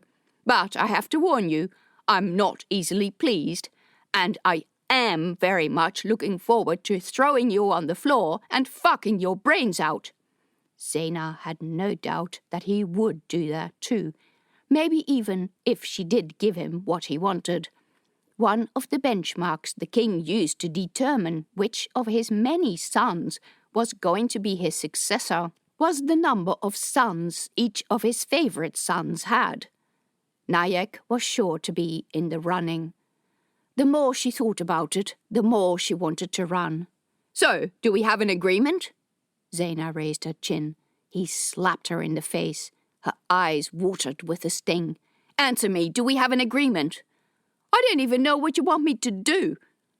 I was getting to that part, but your tongue keeps distracting me. You're delicious. The fucking will be good. Zaina clamped her jaws. He was trying to needle her, and she should know better than to react. Tell me what you want me to do. I've got work to do. All right, if you're going to be like that. He sat down on the bed. You'll have to untie me if you want me to do anything. Not so fast. I'll untie you when I'm done. He let a silence hang between them, as if he expected her to protest. Zaina resolved not to give him any more reasons to stay longer than necessary. It's like this. After the explosion of their mysterious machine, a lot of rich people from the City of Glass fled to Arania. They're becoming a powerful force at the Citadel. There's still a powerful force here. I want to know, to really understand, where these people come from and how much advice they take from the current king and his council, how their philosophies differ, and if they ever visit their home, and if not, why. What's that got to do with me? I want you to get this information from the rich families here, their family trees, their sons and daughters, their wealth and where it is, and the land and houses they own, who their friends are, especially if those friends are abroad. I'm especially interested in the family of the king and queen and a branch of it who call themselves House Mara. But I don't know any of those people. Don't they have trucks? Zaina stared at him. She supposed the nobles did have trucks, but she'd never paid much attention to the standing of her customers. Nayek continued. The better the information is that you can supply to me, the more likely I am to be lenient towards your request. If you give me satisfactory information, I will tell the Iranian official to overlook the fact that you haven't registered your business. Do we have an agreement?" Zaina had no idea how she was going to do as he asked, but she nodded. Blood was running down her upper lip. "Good." He rose, loosened the rope that tied her hands, and went to the door. His hand on the door handle, he said, "Oh, in case you're thinking of bolting, I'm going to stay in this guest house for a bit." Then he was gone. Zaina slumped on the bed. What was she going to do? Chapter 6. Isandor looked around the table. It was time for the night council meeting, and once again everyone had gathered around the table. The news about the icefire flashes had created a stir around town, and this time more people were in the public gallery, including a good number of people he had never seen in the audience before. They were noisier than usual, too, feeling the need to comment to each other after every speaker. They had now arrived at the main agenda point for the meeting. Isandor didn't mind the public scrutiny, but he felt the tension in every word spoken in the hall. Panic would break out if the patrols couldn't bring good news. He signalled Supreme Rider Barton to start on his report. "The patrols I sent to the peninsula, the plateau and the mountains have all come back with their reports. Some of the teams measured increased icefire, notably those who went to the mountains. Brother Veshi has assisted me in mapping all the measurements they took. I will show the maps to the council." He made a gesture. Rider Jaito, seated next to him, took a roll of parchment from underneath the table and rolled it out. She rose, all sinew and hard muscle, and hung the map up on the easel that stood on one end of the table for this purpose. Isandor was glad that he had taken Chavakia's example and instated a meteorologist and encouraged him to acquire real knowledge about the winds and the sky. Brother Veshi had even travelled to Tiberias to look at their huge meteorology department, and the city of glass had become a measuring point in the Tiberian data collection scheme. But, like most other departments, they lacked resources and people, and there were huge parts of the southern plateau where no measurements were routinely taken. The map produced by the measurements taken by the Knights showed the layout of the land. Isandor recognized the lines of the southern coast, the bay where the city of glass lay, the peninsula, and the western coast that switched back north to the Iranian mountains. There were some small communities in that area now, but the terrain was mostly still covered in ice and inhospitable. Rider Barton gestured for Brother Veshi to explain. The brother rose and bowed to the council. He began, "The data is interesting, if not terribly satisfying. Interesting, I'm afraid, in not a very good way. We can see these barographic lines here in the Iranian mountains." He gestured at that area on the map. "And we can also see a small concentration of lines over the peninsula. The peninsula location was easiest to deal with. The brief issued to our night patrols included a mandate for them to investigate areas of interest on the ground. When they measured this higher concentration of icefire above the peninsula, they landed and investigated, but once they were on the ground, they found that the icefire levels dropped to normal levels again. They could not find any concentration of it, no rock or wreckage that's seeping icefire, as the peninsula consists of nothing but rocks and grass and ice." Now he pointed at the Iranian mountains. "However, when we consider this area, it becomes a lot more difficult. Because of the mountainous terrain, we have upwellings of air which disturb the normal airflow. It becomes hard to determine the source of the flow that we're dealing with. As you can see, the barographic lines are irregular. They don't follow a clear pattern with a clear source. Each cell of icefire is small and, by itself, not big enough to generate the low-pressure cells that influence the weather. I've studied a lot of the Chavakian data on barographic cells, which would sometimes spin off the main concentration that used to sit over the city of glass. Those cells would rotate with the wind patterns, and the further north they went, the weaker they got. This happened over a period of a couple of days. These cells over the Aranian mountains are behaving in a completely different manner. They form and redisperse and reform within periods of less than a day, and of course being over Arania, going onto the ground and measuring these carries certain risks. He didn't need to say any more. The Parian and Aranian royal families had a long history of disagreement about the exact location of the border. "How many people live over the border in those mountains?" Javedi asked. She had been adamant that she wanted to come to this meeting, even if Isandor said it wasn't necessary. "More than we like to deal with," Ryder Caro said. There were nods around the table. No one in the City of Glass was anywhere near ready to test their strengths against a foreign enemy, so it was best not to make enemies in the first place. Brother Veshy continued. "In the end, the data from both locations is inconclusive." "Did you find anything in other locations?" Jato asked. "Nothing worth mentioning." "Not even in the border town area?" Isandor asked. Border town was where Chavakia's icefire barrier had burst and where a lot of Chavakians had died.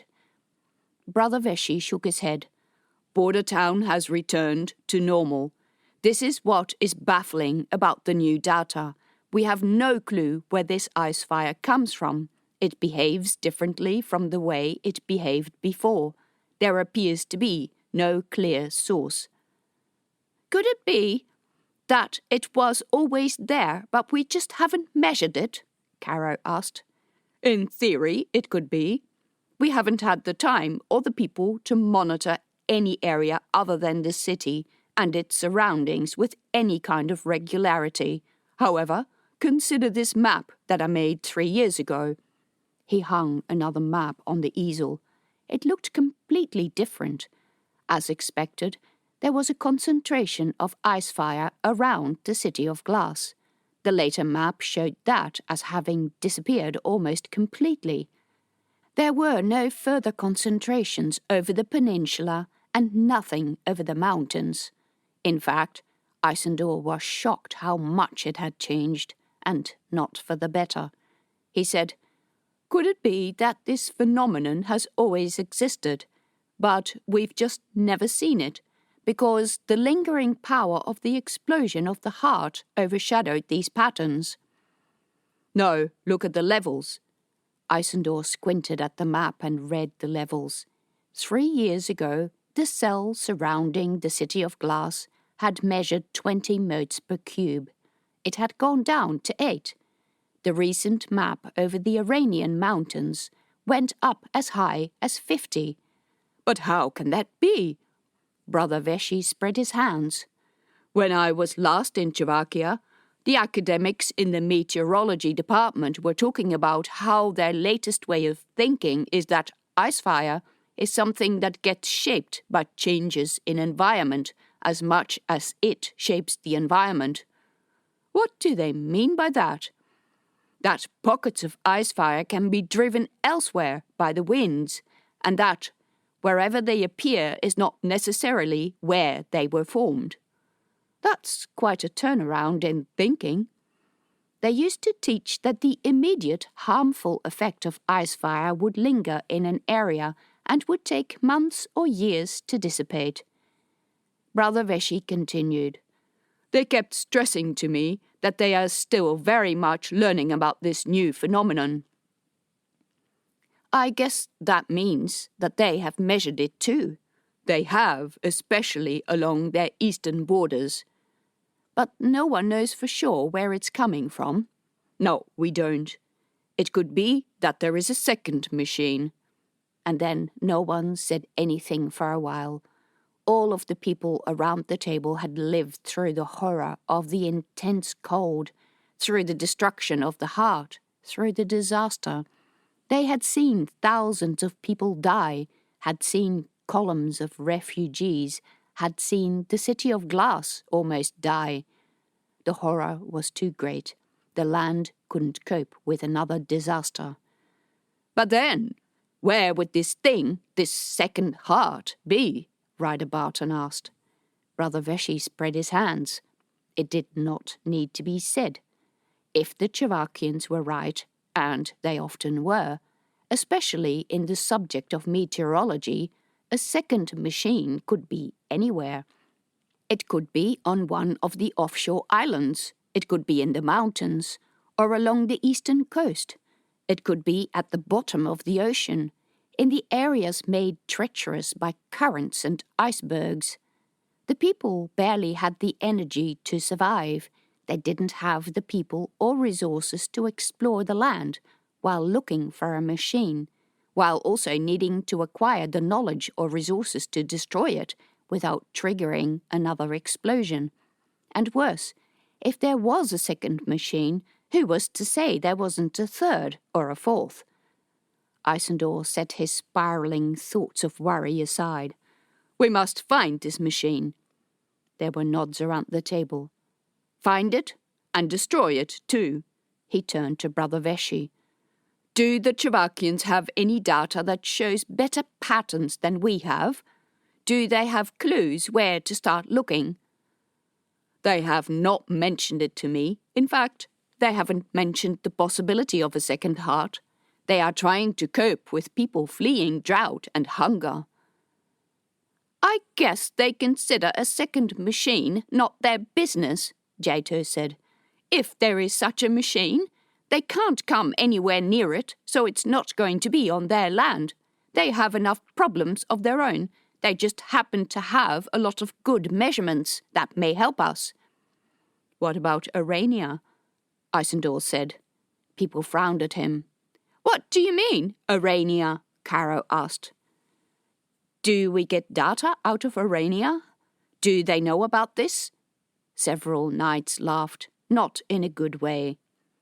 "Arania is a lost cause," Ryder Jato said. She would know, because one of her flying partners was half Aranian.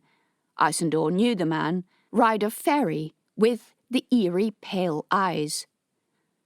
"They're backward, still licking their wounds from being defeated by Chavakia in the last war."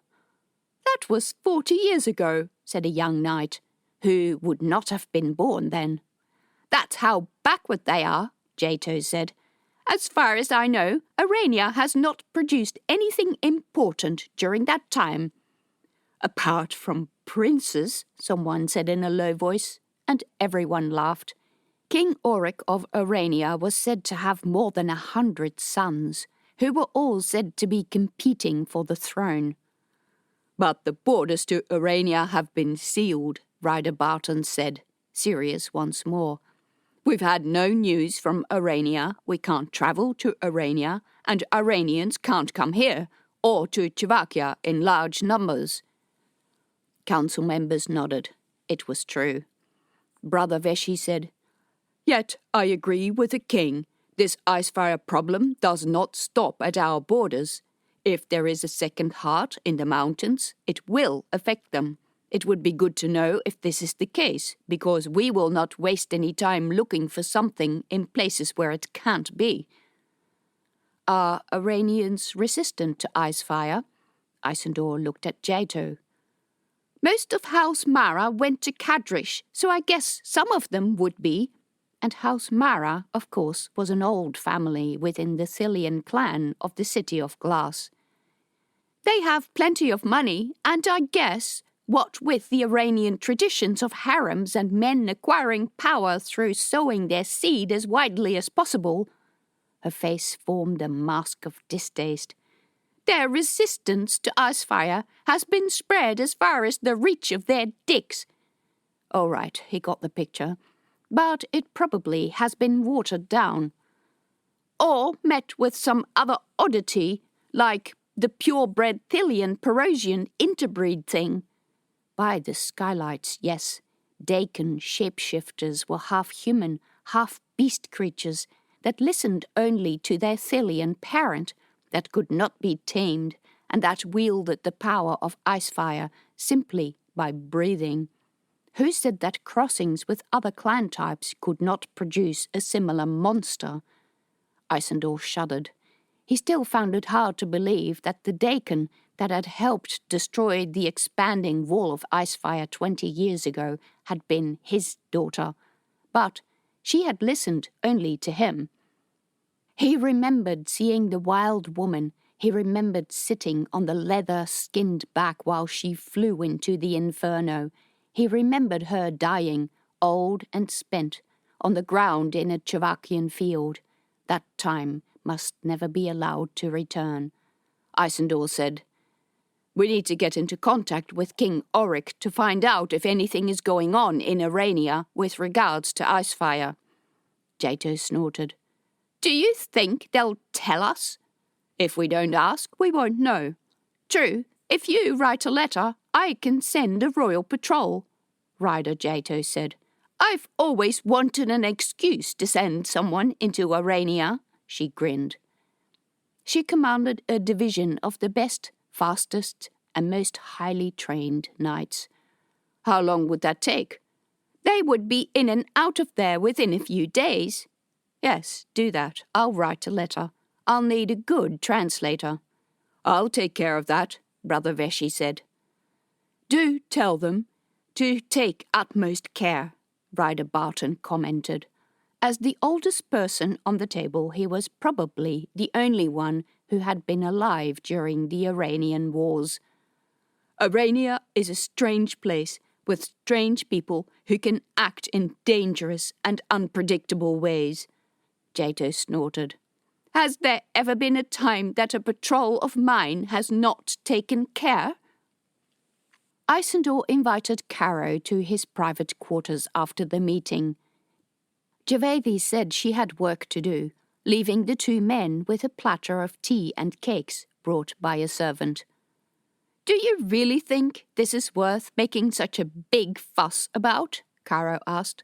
"I know I'm not qualified to speak about icefire, but we've got so many other things to do. We've had flare-ups in the past. Do you think this is any different?" "Yes, I think so, and people have noticed it. If nothing else, a quick investigation will put us and the citizens at ease. With the destruction of the heart, icefire was meant to be gone. The people can see that it isn't, and they worry. I am not the only one who can tell that we've had a flare-up recently, and we need to address it, or the people will get restless. They want answers. They deserve answers. It's our task to give them answers." "All right," Caro shrugged. He drank from his tea. For a while, the men sat in silence. Then Isandor said, "Have you managed to look at breeders?" "I meant to talk to you about that." Caro slid a folder out of his stack of documents. "I can see a few options, but you won't find all of them acceptable." Isandor nodded and repressed a shudder. Javethi could just have the healer insert the man's seed, but if he was going to use a breeder, tradition had it that he would have to go to the woman's house and do the deed. He did not look forward to that and the gossip such a visit would entail. Still, Javethi had suffered enough, and he loved her. "Show me what you have so far." "Well," Caro opened the folder on the table next to the cream cakes and the tea tray. He rummaged in the stack of letters inside. "Wait, I had another confirmation this morning. Ah, there it is." He pulled out 3 sheets of paper. "I looked at the entire list of breeders and their heritage. In order to avoid disasters that cross-clan crossbreeds can present, the breeder needs to be of Thilian blood. The fact that the breeder needs to be Thilian presents an immediate problem, because most breeders are Perosian. They just happen to have greater fertility." Isandor nodded. That was the curse of the Thillian house. The other issue being, of course, that many Thillians were of the nobility, and many of those fled the country and have not come back. With that in mind, these are the Thillians I could find. This is Dania, who is highly regarded. Her father is well off, a member of the Brotherhood. She has lent her services to a number of knights on the council. Isandor nodded. He knew Dania. She was his age, far too preoccupied with looking younger, and a terrible gossip to boot. One of his private conditions, that he hadn't yet mentioned to Caro, was that he wanted the fact that the king was using a breeder to be secret until the child was born. There was no way she would keep her mouth shut for that length of time. Caro waited, and Isandor said nothing. He guessed Caro preferred Dania, but he got the message and turned to the next letter. This is Tomato, who is a lot younger. She is well regarded, came to prominence by bearing a child to Ryder Barton's son, and had 2 sets of twins after that. Isandor knew about the case involving Ryder Barton's son. The boy had been barely 15, and had been out at the New Light Festival without his parents' permission.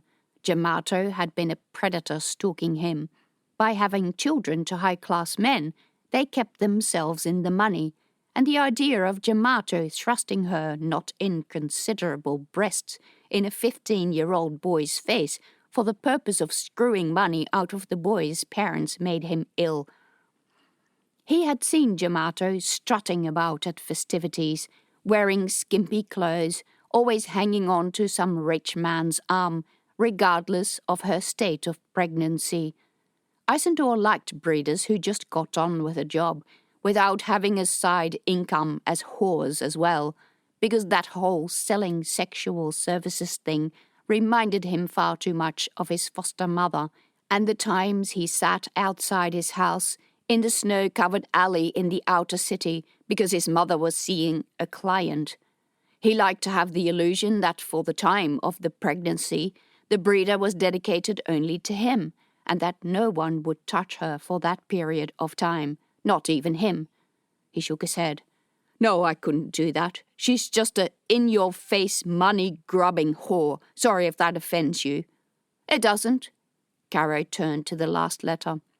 And the third possibility is Tamarane, who has had only 1 child, but she has the highest content of Thillian blood of all of them. She is 29, and she doesn't officially hire herself out as breeder, but several people mentioned to me that she is looking to move out of her father's house, and I think she could be persuaded to do it. Why is she not a breeder? Apparently she worries that she's not very pretty.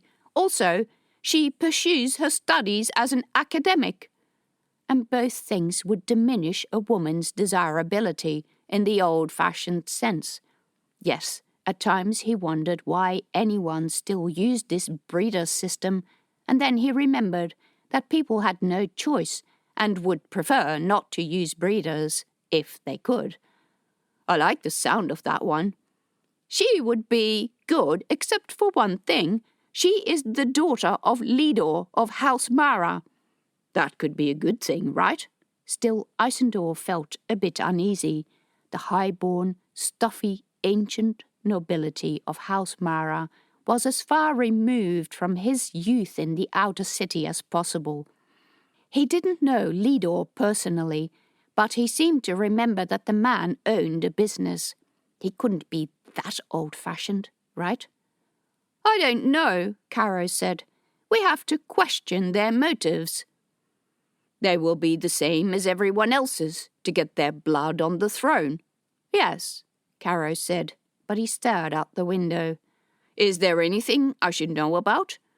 I worry about the family's links to other countries, especially Arania. We'd be using her as a breeder, nothing else. Yes, Caro said again and repeated. Yes. You want me to approach her? I don't like either of the other ones at all, so unless you can find other women with Thillian blood, yes, I do. Caro sighed. These women were hard enough to find. All right, I'll contact her. Chapter 7. In the streets of the harbour district, people tended to be friendly. They said good morning and asked how you were, and sometimes they would try to chat. Except, Zaina discovered, when you were female and had bruises on your face. She had woken up in the morning with a headache and checked her face in the little hand mirror, which was one of the few possessions she had that used to belong to her mother. Her eye had gone black and blue, with a blotch of red underneath her eye that looked like she was crying blood. So yes, she was quite a sight, and people looked away when she passed, even those who normally greeted her, afraid of attracting the attention of the violent lover who considered her his property. Maybe they thought she'd cheated.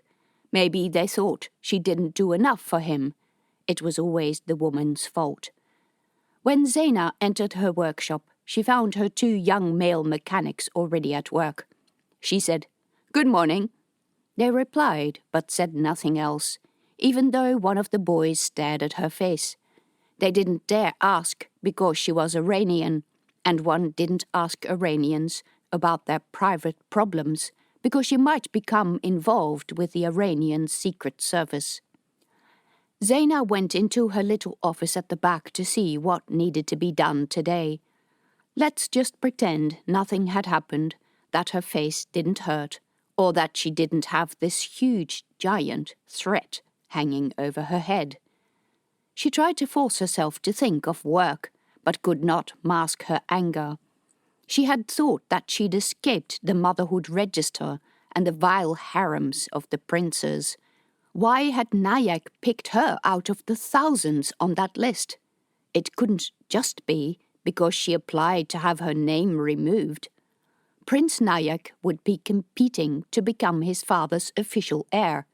He was well positioned and had a huge harem. Did he have a rival who was related to her? She was the oldest child of General Pecori, but because she was a girl, that didn't lend her any status. As far as she knew, Prince Nayak and the general got on well. The general was not in line to the throne, so not a rival. She didn't understand. Why her? "Are you all right?" asked Jaden, her shop manager.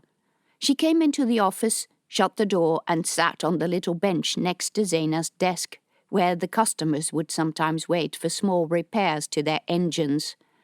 It was quite dark in here with the door shut, and the only light coming in through the little window in the door. It lit Jaden's boyish face side on, showing the planes and angles that Zaina had heard women could acquire through eating the male parts of legless lions. Jaden was thin, all arms and legs. When she took her shirt off and walked around the workshop in a singlet, you could see the lines of her muscles under the skin of her upper arms. "Yeah, I'm all right," Zaina said, without looking up from the ordering book. "What happened to your face?" "I had a bit of a disagreement with someone in the bar last night." "Anyone dangerous? I heard that the knights have been through the district, trying to get all foreigners to register, and some weren't happy about that." "Something to do with that, yeah." "But, you know, we were all locals and don't register, so you shouldn't either." "Some people think that I should." "We'll testify that you have no foreign workers and that you can register as an individual. Just leave it." Zaina didn't want to register at all, not as a business, not as an individual. "Did someone seriously hurt you for that?" "There are some twisted people in the world. Just take the folder with the repair jobs for the morning. I'm going to do admin for a bit. I'm fine." "All right." Jaden unwound her long legs and picked up the workshop schedule book with a hand that would not look out of place on an adolescent boy. "Let me know if I can do anything else." She left the office and shut the door again. A moment later, the sound of her voice drifted through the door. Zaina leant her head in her hands. Ouch! Jaden was a good kid. An honest, hard worker, if a bit naive about the world and how it would view her as a woman who dressed and acted like a man. In a way, Zaina was jealous. She was cursed with broad, soft hips, big, heavy boobs, and full, feminine lips. Maybe that was it. Maybe Prince Nayak needed to be in town for some other thing and thought he'd screw around a bit to add some more children to his name, and maybe he'd heard that men found her attractive. Maybe Zaina should just leave for a bit until Nayak had left town and forgotten about her. No, he never forgot. But maybe she should give him some small bits of information that would keep him happy. How could she even give him what he wanted without compromising her business relationships? Was there anything she could give him on rich families who were her customers that was going to satisfy him for a bit while she worked out how to get herself to safety? She rose and went through her customer files. She had a customer who was quite high up in the Eagle Knights. He lived in the Eyrie, like most knights, did not have a family. He had a lot of money and spent it on the latest fashionable things, of quality, including trucks. Zaina liked the man. He was hard-working, honest, and she loved talking engines with him. She didn't think this customer had any information that Nayak was happy with. She had another big customer who ran a stone masonry business. He used engines to saw and grind his stone. He had several engines in his workshop, where it was hot, noisy, and dusty. The man himself was neither terribly rich nor influential, but he knew a lot of people. Mostly locals, though. Mostly merchants. Not old nobles. She didn't think Nayak would be interested in local gossip. The trouble was, the old noble families mostly stayed in their old houses in the city centre, where they engaged in discussions about music and art. She had no idea how they survived, but they seemed to do so without working, or, heaven forbid, without doing anything that could be interpreted as commerce. There was one business on her books that she thought was owned by a rich noble family. They had warehouses and shops, and owned a couple of ship engines. It was one of the contacts she had inherited when she bought the workshop from its inadequate Chavakian owner, and figured that this particular business would have had a big hand in the workshop's atrocious results. They never paid on time, if they paid at all. She guessed those were the type of people Nayak wanted to know about. They did trade with Arania a lot, but she wasn't going anywhere near those cheats ever again. And it would just look suspicious if she contacted them after having had a massive argument over delayed payment. Anyone else? Most of the sporadic traffic between the City of Glass and Arania went over the sea these days.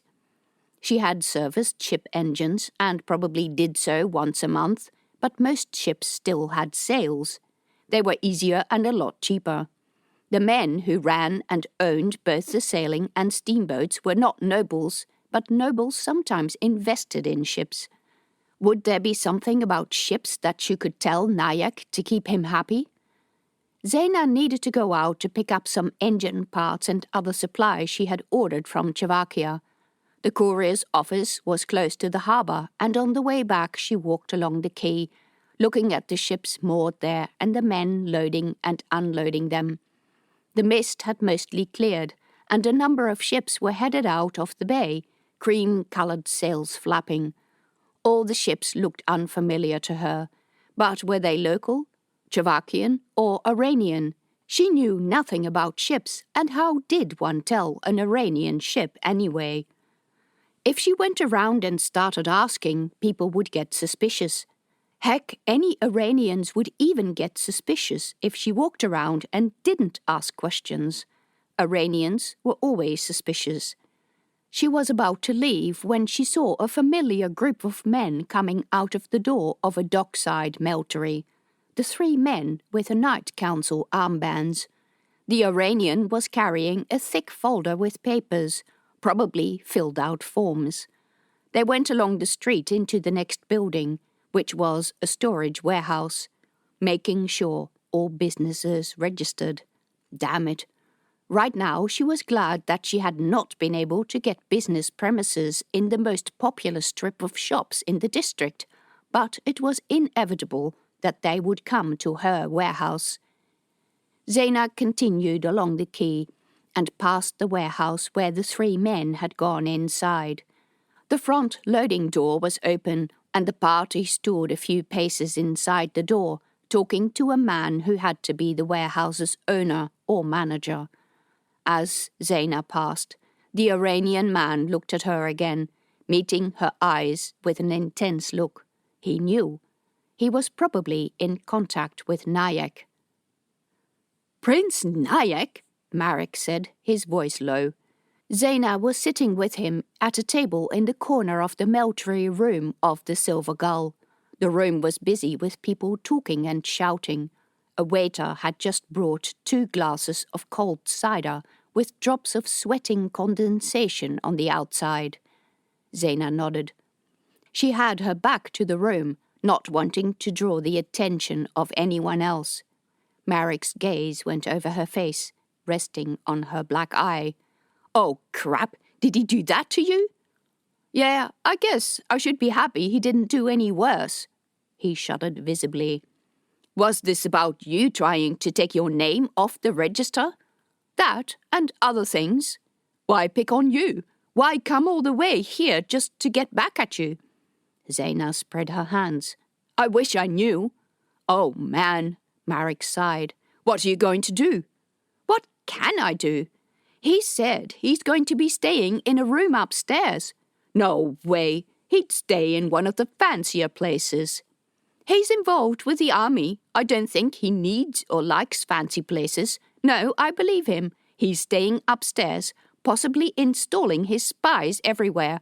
He says he'll talk to that Iranian guy who works for the Night Council about my business registration. I think that guy knows me.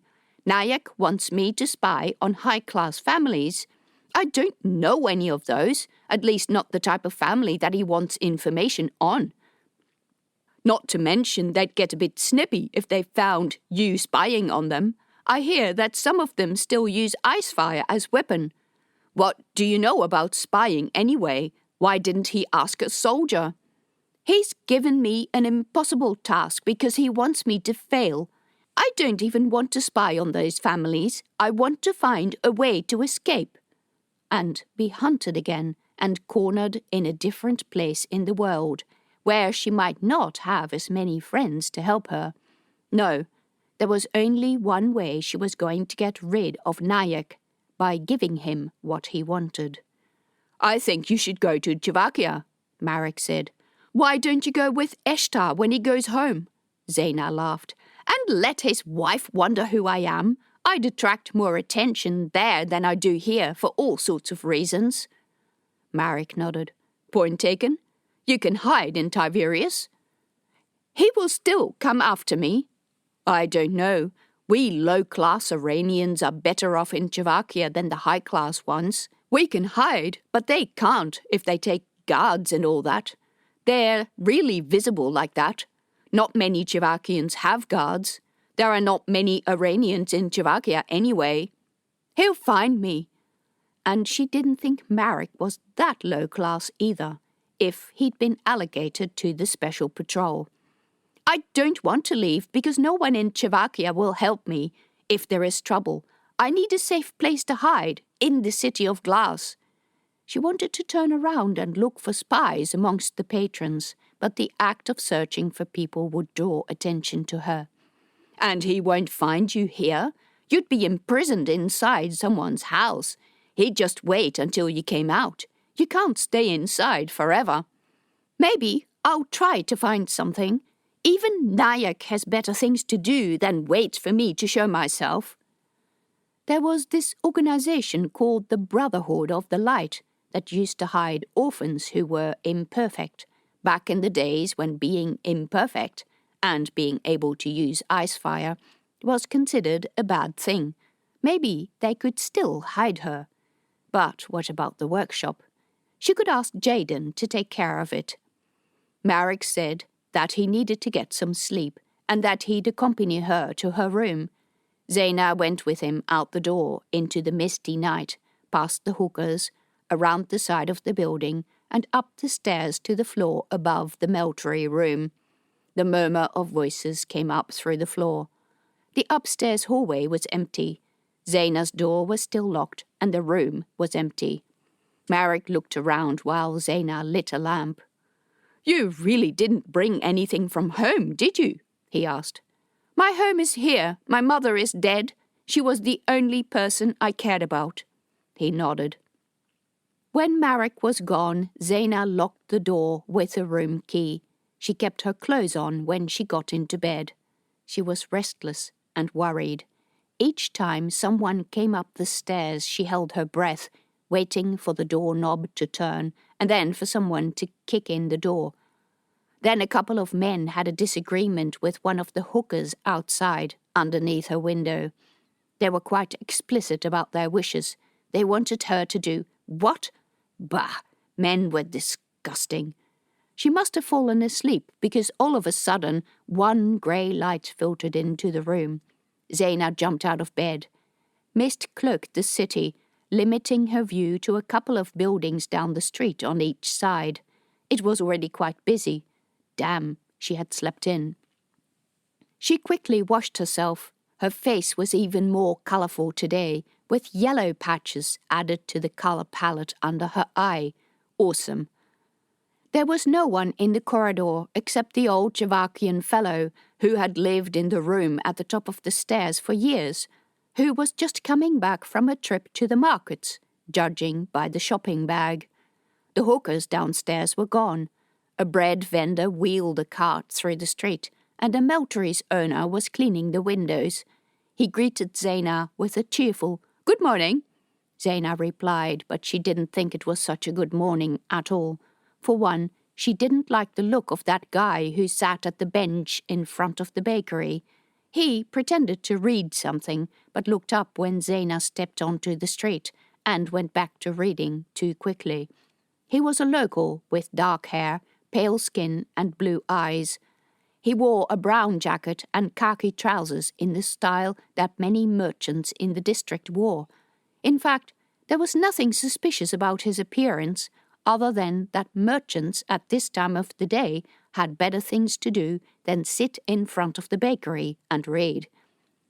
Zaina set out for the workshop.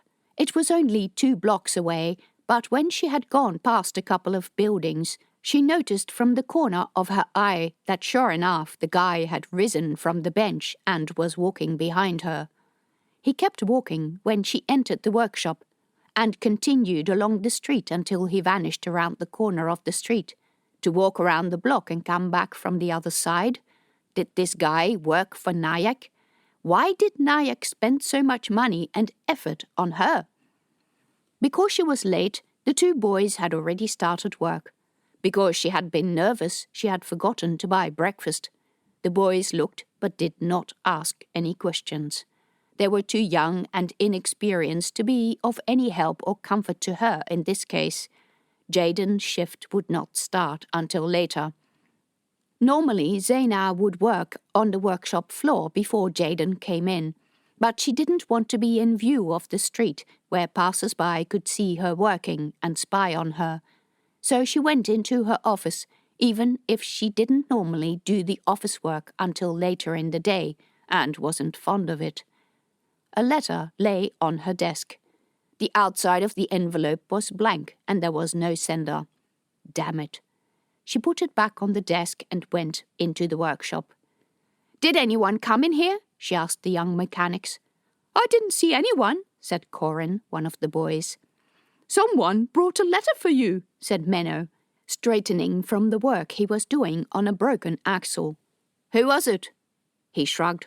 "Probably a servant. He said it was payment." "A foreigner?" "No."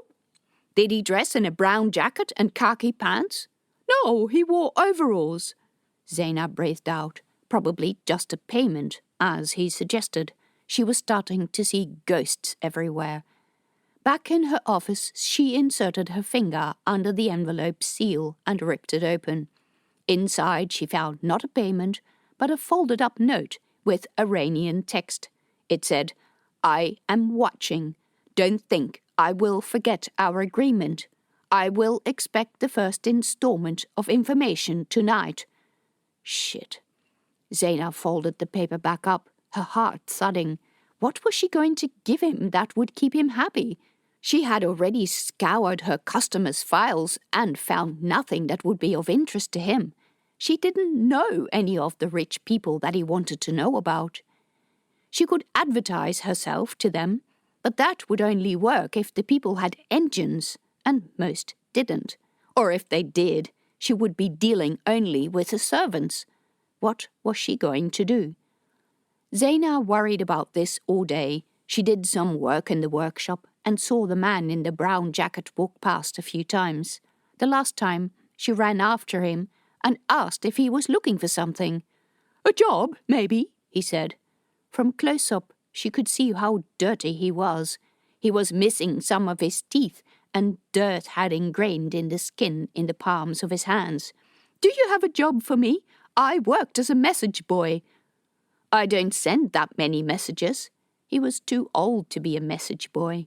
"Try the mail office, or try in the main street. The shops might need people." "Yeah, all right." He stuck his hands in his pockets and slouched off. Whether or not his story was true, or whether he worked for Nayak, both, she thought, he left and she didn't see him again. But his excuse for hanging around her business gave her an idea. Under the guise of doing administration, she went into the office and wrote out several copies of the same letter, that she was a mechanic, that she knew about steam engines, that she had a workshop, and that she was looking for a caretaker job that involved the care of engines, a job that, hopefully, would include housing on the family's estate. When that was done, she left one of the letters on her desk and put the others in the pocket of her jacket and left, giving the boys the excuse of going to pick up a delivery. "I can do that," Jaden said. "No, it's all right. I need to talk to someone on the way." Zaina didn't meet Jaden's eyes. Zaina had always been perfectly open about how she ran her business and who potential customers were and where she went. She hated deceiving Jaden. No doubt Jaden knew she was being lied to. That was the worst of feelings, betraying their loyalty and deceiving her friends. She hoped that when Nayak moved on to his next victim, she'd have friends left. She hoped she'd have anything left. At this time of year, daylight was getting scarcer and scarcer. The thick cloak of mist that rose from the harbour rendered the world in muted greys. The air was cold, and her breath left puffs of mist in the light of the lanterns. She kept looking over her shoulder for people following her. She saw spies in every man, pursuers in every doorway, snipers on every rooftop. Nayak's men were watching her, she was sure of that. From the harbour district, she walked up the hill to the main city proper. The buildings here were ancient, tall, and built from glass and stone. Floor upon floor of apartments housed mostly local people. Sometimes there would be a smaller building in between, often with a little courtyard containing a display of carved rock and glass sculptures. Sometimes the front yard contained a stable, where 1 or 2 white bears lounged. Sometimes the stable would even contain a sled, its runners rusted, now that it would not go anywhere for most of the year. The rich people lived in these houses with their extended families and servants. Zaina didn't know who any of them were, and noticed the distinct lack of trucks in the front yards, but she went into each gate, up each doorstep, to each door. She knocked and, when some servant opened, she politely explained who she was and gave her letter for the head of the household. Most servants were blandly polite and took her letter with an expression of disinterest. One of the servants asked if she had worked for any of her master's competitors, and Zaina mumbled through some excuses because she had no idea who her master was, but apparently everyone knew this. Right. Well, that was one place where she wouldn't get a job. When she had delivered her letters to every house in this part of the main street, she had one letter left, and there was one house left that was an estate owned by a rich family, the palace. But she couldn't possibly send her letter there, even if they would give her a job, and they would most certainly not. She respected King Isandor and his twin sister Javathi. She'd seen them a few times from a distance. They were good people, right now mourning the loss of yet another unborn child. She stood before the gate, looking into the front garden with its clipped bushes. A courtier was leading a horse across the entrance to the stable. He spoke to another man in uniform. They didn't see her, or maybe they were used to ignoring people gawking through the fence. But she still had the one letter. Well, that was a bummer. Maybe she'd missed some side streets, but she knew she hadn't. She knew where the mansions were, and she had visited them all. She guessed that rich families were a lot scarcer than she had estimated. That was because they'd all gone to Arania, a little voice inside her said, which was why Nyack wanted to know about them, because no one wanted to repeat the horrors of the last war. Zaina had not been born then, but she had been told by people who were there that the Chavakians ruthlessly slaughtered Iranians, soldiers and civilians alike.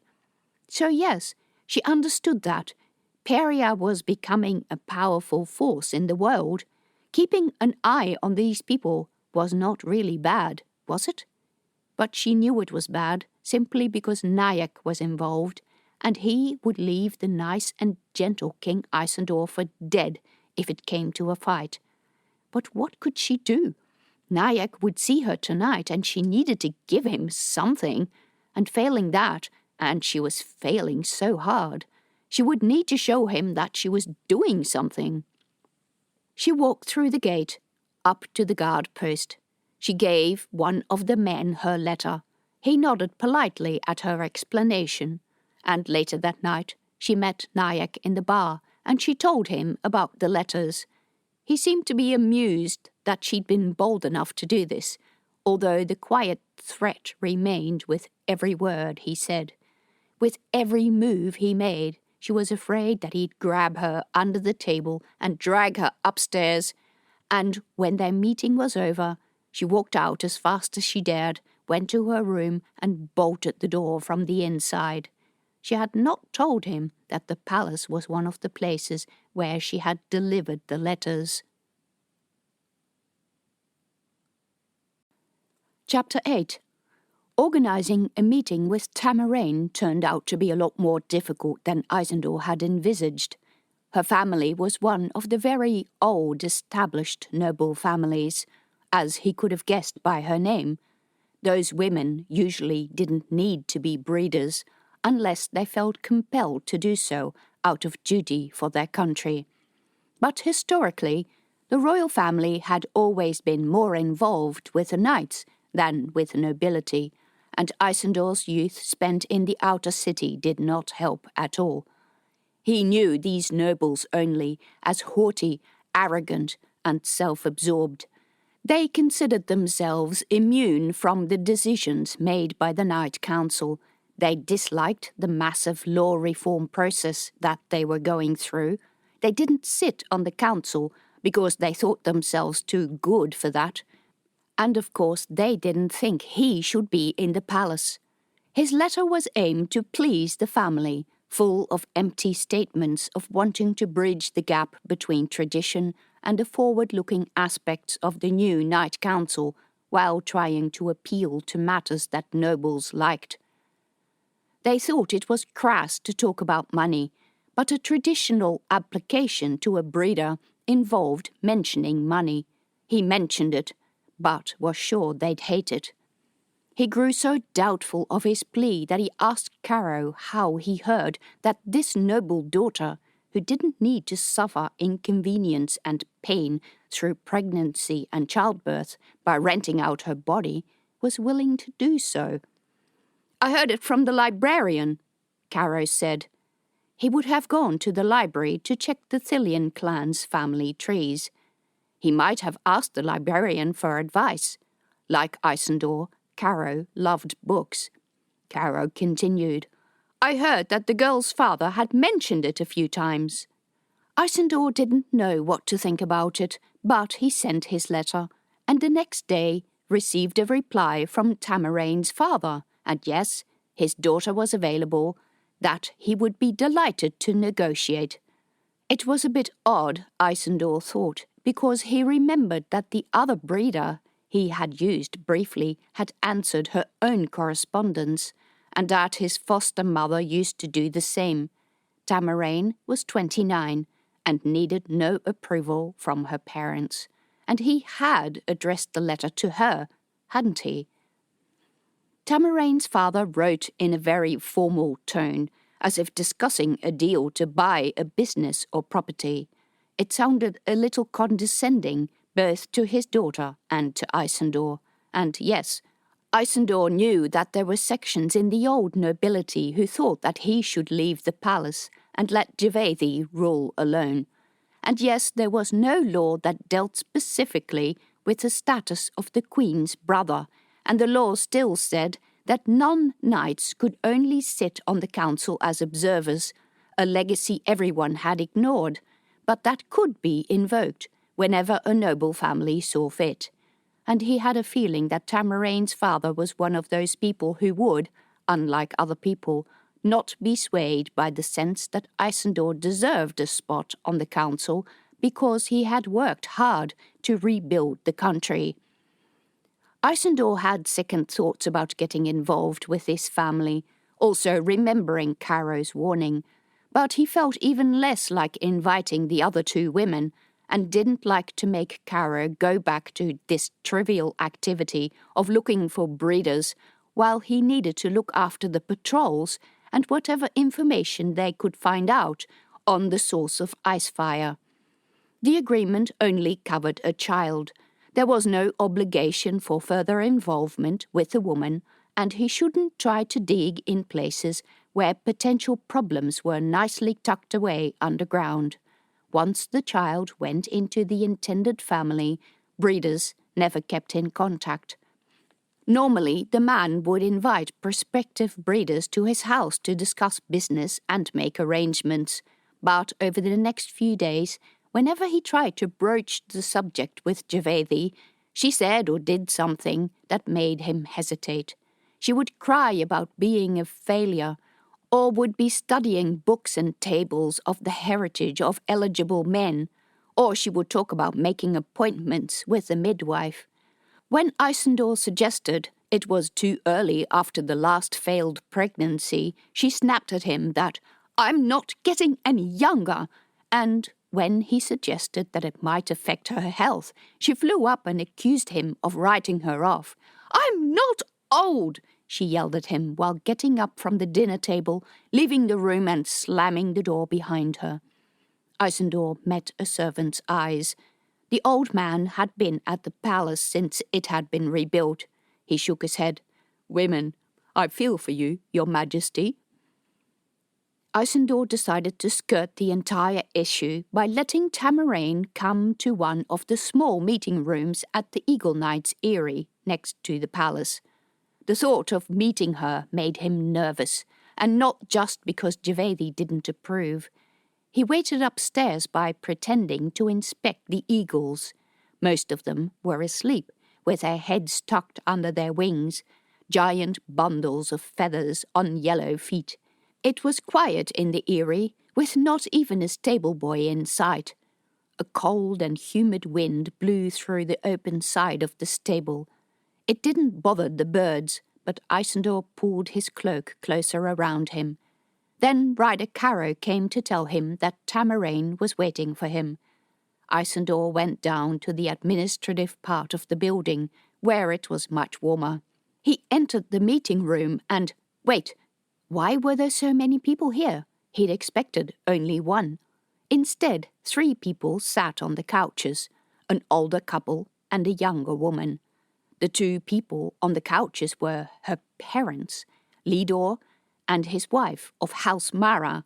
They both nodded to him, but for now, Isandor focused his attention on their daughter. Caro had been right. Tamarain was an ordinary-looking woman, very ordinary. She was of stocky build and carried her weight in all the wrong places. Her breasts were small, her hips flat, but her arms dimply and fleshy, and if he hadn't known any better, he might have judged her pregnant already, but that was probably belly fat.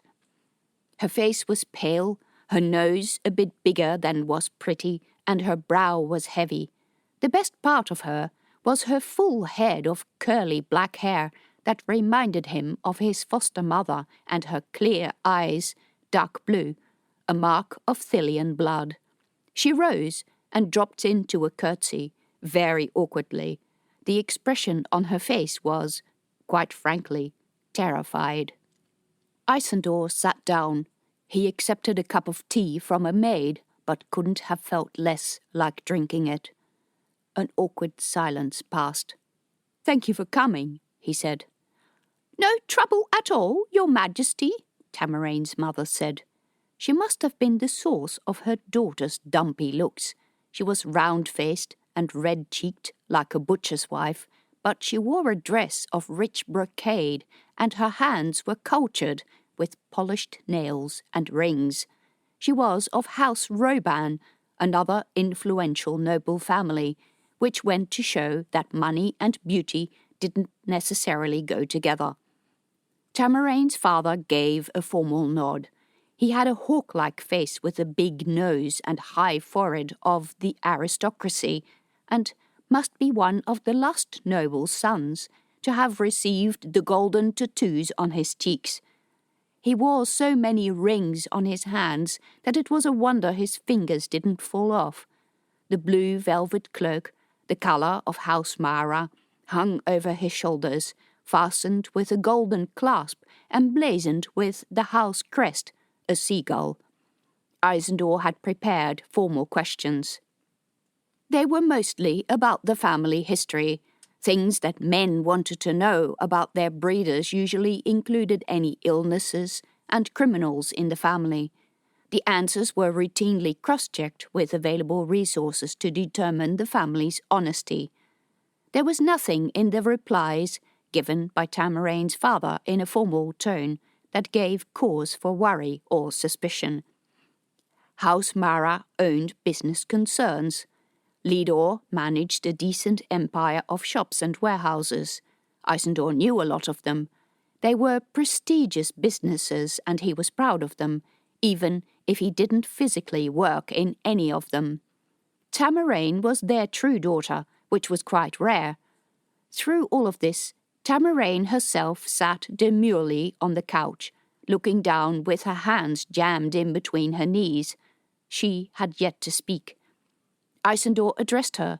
"Tamarain, what was the reason that you decided not to officially advertise yourself as a breeder, and that you decided to come here anyway?" Her father straightened his back. "My daughter thinks there is great honour in being a breeder and serving her country and the distinguished families in this city. We are most honoured by your request." His wife gave him a sharp glance that Isandor didn't think he was supposed to see. She said in a softer voice, "My daughter told us that she wanted to go abroad for study. We told her that she needed to have her own income or savings to sustain her while she was there." Isandor understood. Yes, Slovakia is not a cheap place. He also thought that the family was rich enough to support her, but it could be a matter of principle or teaching her to be independent. Tamarain let her shoulders sink, as if she didn't want to be here. "What about you, Tamarain?" Isandor asked. "What is your reason?" Tamarain looked up, her cheeks red. "I would be most pleased if you would like to hire me."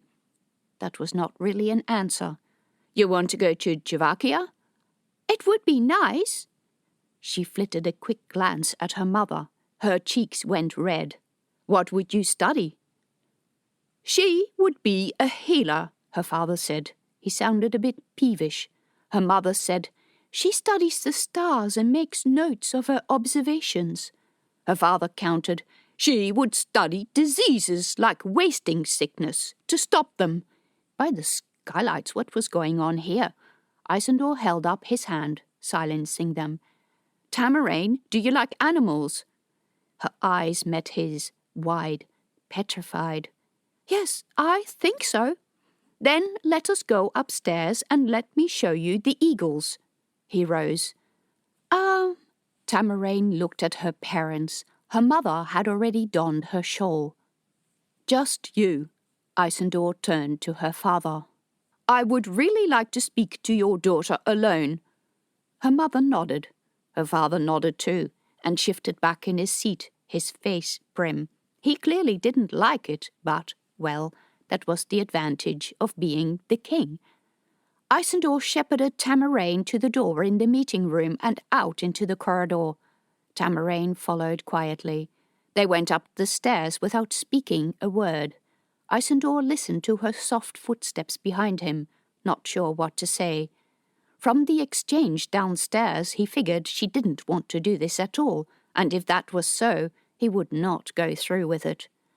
They entered the stables where the birds were still asleep.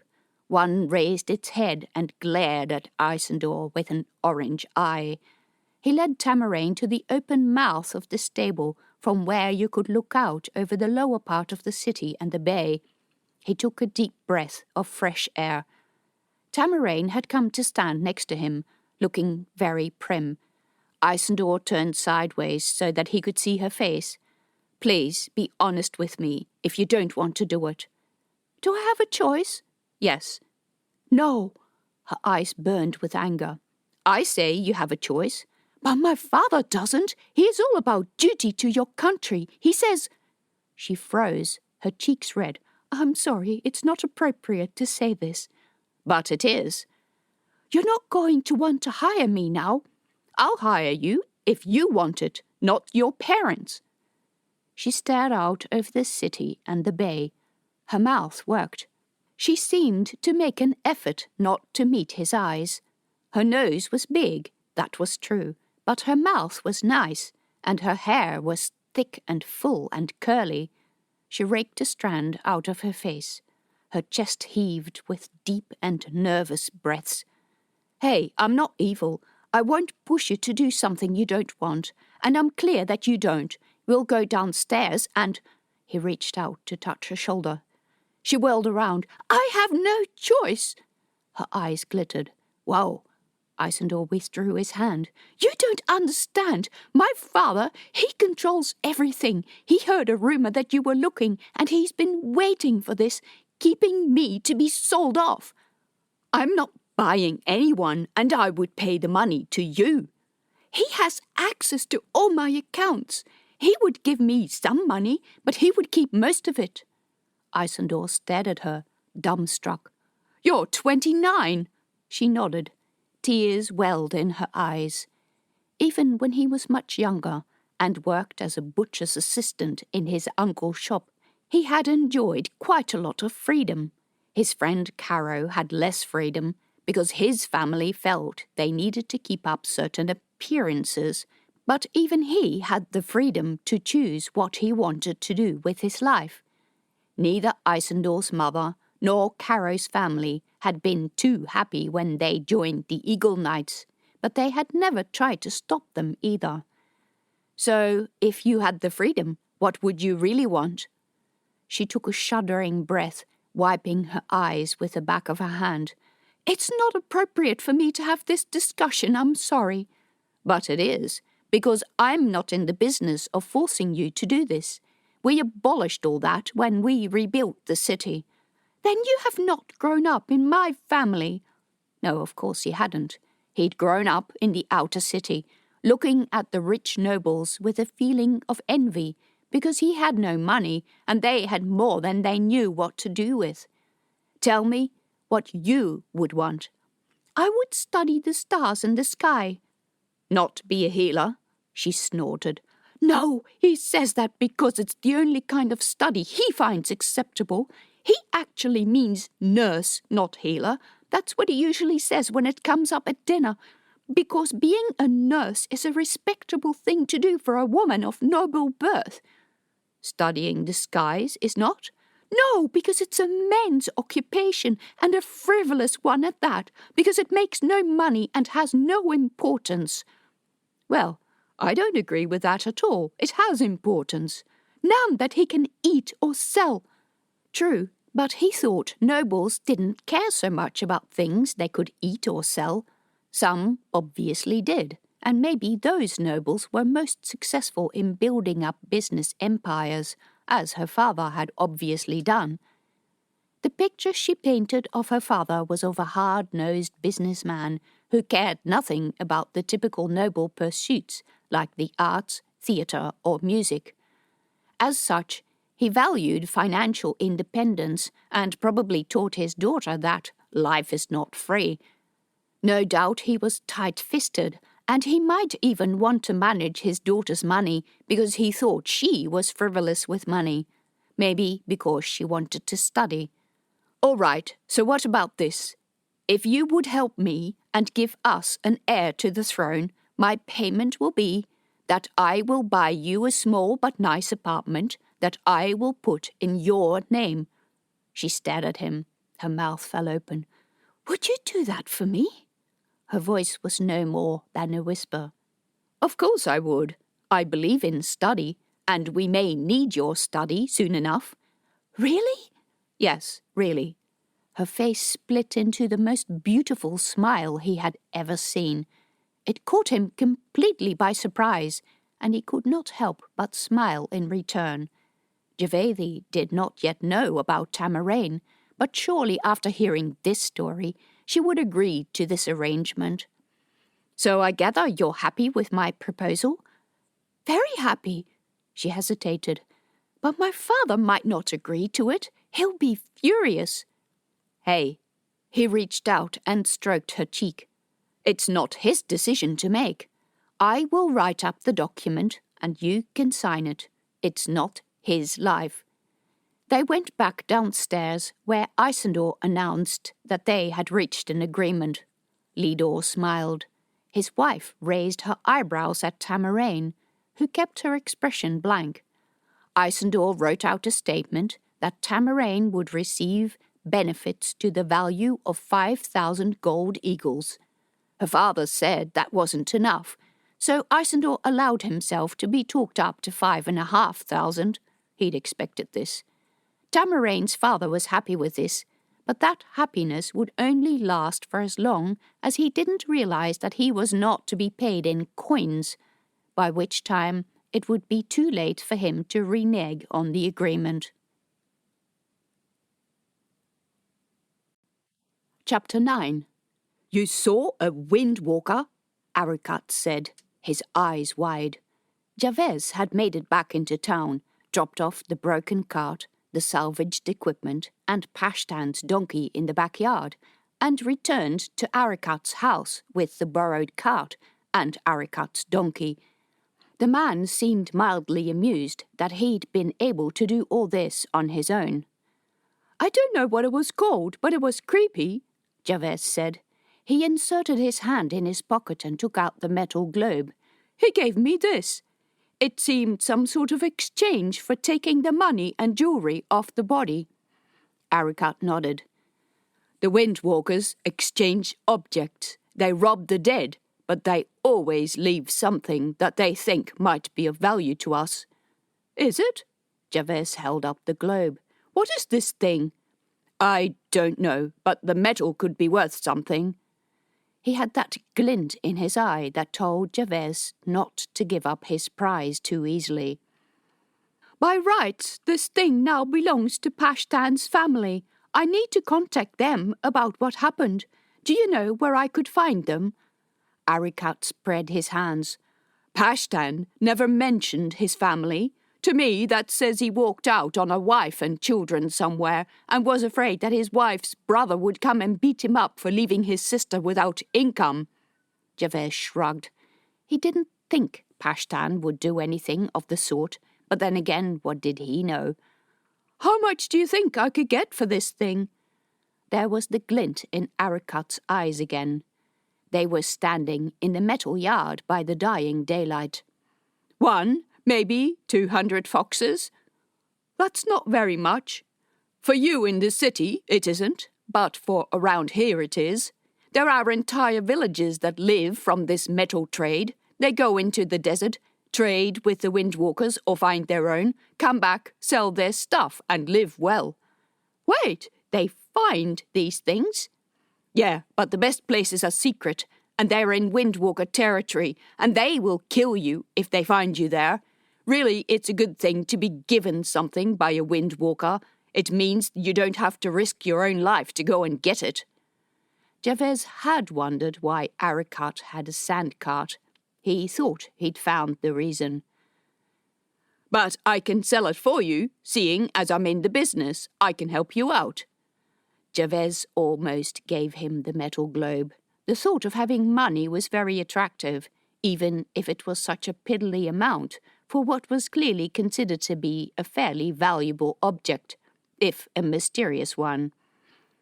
Also, Arakat had done him a favour by lending him the cart and donkey.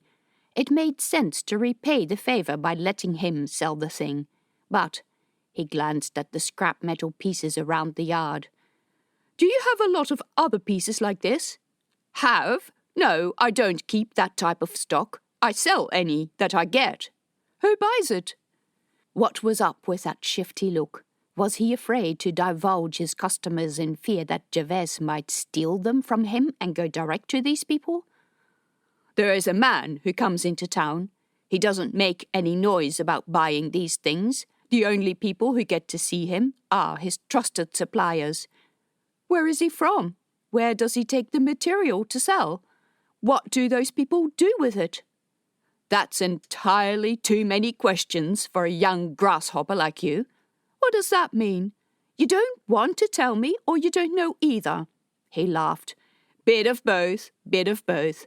The things I know you're better off not knowing, and the things I don't know, well, who really cares why people in some other place want this stuff, and who they are? Jabez cared, but maybe his caring was a product of living in luxury in Tiberias. If he got stuck here for long enough, he'd ask no questions either, and he'd be glad if someone offered him money for something that was of no use to him anyway. He slid the globe back in his pocket, having decided to hang on to it for a while. He could keep it for when things got really desperate. He thought Arakat was disappointed with that decision. Jabez went inside Pashtan's house and lit the lamp. By its feeble light he took off his disgusting clothes and hung them over the back of the chair. The warm evening air stroked his naked skin. He poured some water in the washing bowl, just enough to wet the washer, and wiped himself clean. The cloth came away orange with dust, even after several wipes. He should do something about his dirty clothes. Pashtan had a young man who came in to do his cleaning, but Jabez had no idea who this was or how to contact him, and that thought made him feel miserable. At home, he would soak in the bath, but here, water allocation was barely enough for cooking. Jabez took the bread and jam out of the cooler box. He poured a glass of goat's milk, drank it, and then poured another. He was exhausted, filthy, smelly, sweaty, and utterly alone in his misery. Another thing he should do, write to his family and his tutor. Maybe they could do something. Then he remembered the measurements he had taken. He should file a report with the meteorological office tomorrow morning, but in order to do that he had to compile the data. He collected the box with his equipment, which still stood in the backyard. The folder with all the readouts sat tucked along the side. He opened it and laid out all the barograph papers underneath each other. The first one had a strong spike 2 days before the end of the roll. So did the second one and the third one. In fact, all of the measurements showed a distinct spike in sonorics at the same time. That's when the dust devil had struck. Pashtan had known about it. He remembered the mud monster he had seen in the dust. He'd written the sight off as hallucination, but maybe the sonorics level had, very briefly, risen to 30 motes per cube, a mildly dangerous level. From memory, sonorics could mess with people's minds, as well as killing them. He went to Pashtan's bookshelf that hung above the bed.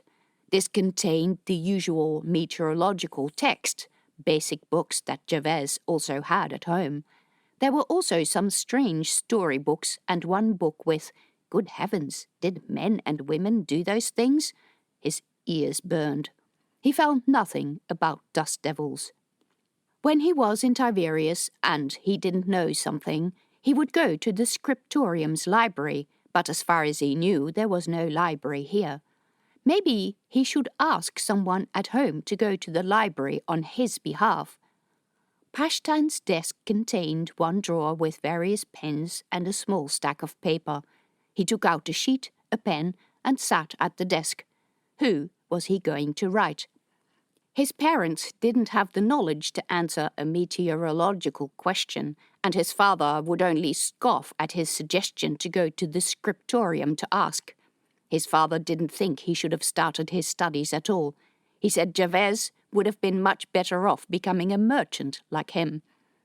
His tutor, Vicky, was much too busy with important things to be bothered with trivial things, such as a visit to his parents to tell them their son was fine, if for now stuck in the hellhole.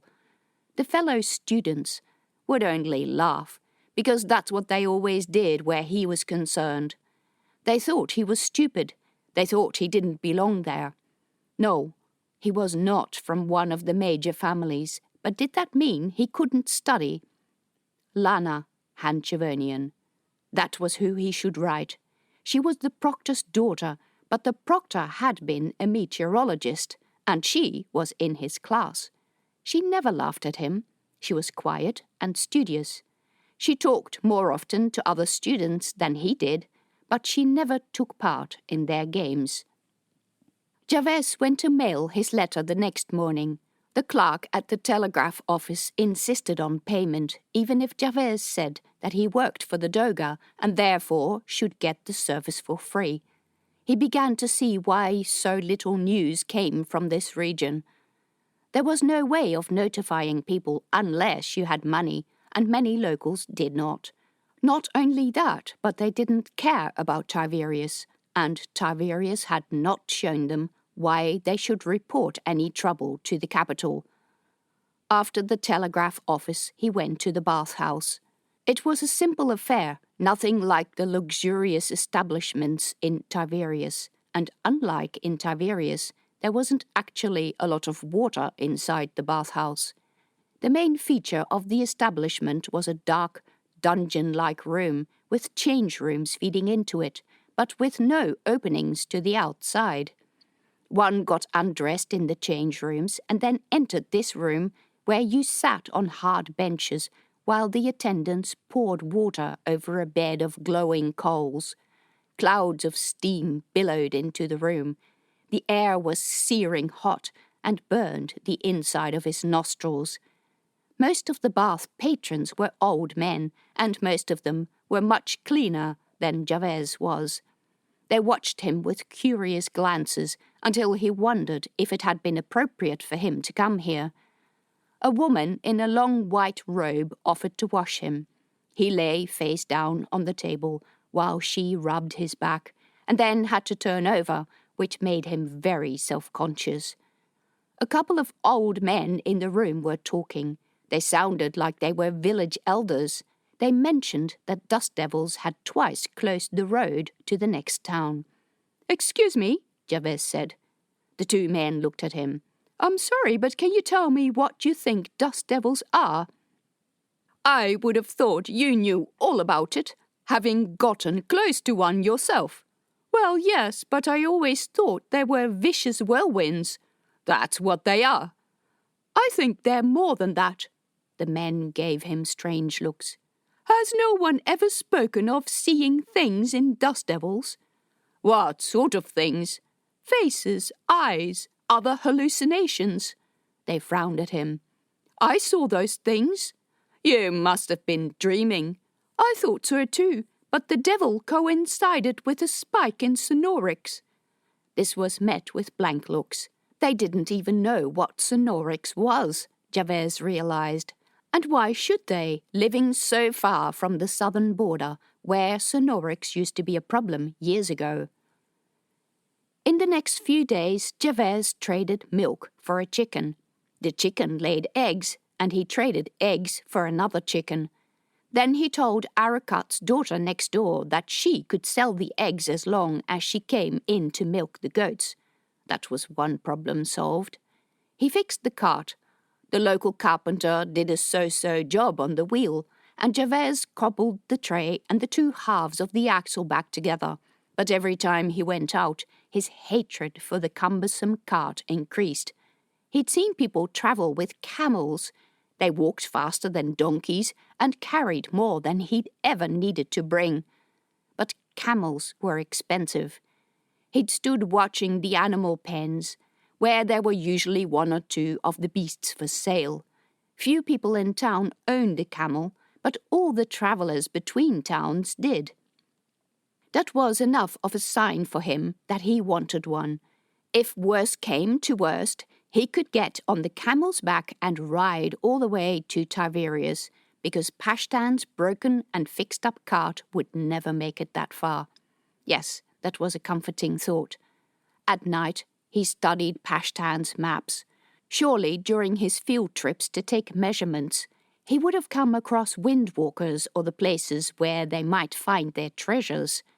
If he could find enough of those strange objects, he could afford to pay for someone to collect the field data, and he could get out of here. Every day, he went to the telegraph office to check for a reply from Lana, and every day that the reply didn't come, he felt more certain that everyone in Tiberias hated him. He adjusted his plans. He needed money, most of all. It meant finding Windwalker treasures and selling them for a decent price, not to Aracat, but to the buyers direct. It meant he had to find the treasures first, or meet Windwalkers in their settlements to trade with them. They wanted jewelry or coins, so he collected all of those that he could find in the house. There were some strange coins amongst them, tiny gold coins the size of a shirt button, with glyphs that he couldn't read stamped on them. There was even a headdress made out of them, a metal chain with strings of coins hanging off it. The assembly fitted neatly over his head, but, looking in the reflection of Pashtan's cracked mirror, he guessed that it should be worn by a girl. He put all those treasures, including the metal Windwalker globe, in a leather bag that he wore underneath a turnous that he had borrowed from Pashtan's wardrobe. On Pashtan's map, he found an area marked "Do Not Go Here," which was one of the northernmost points marked on the map. That seemed the most likely area for encounters with Windwalkers.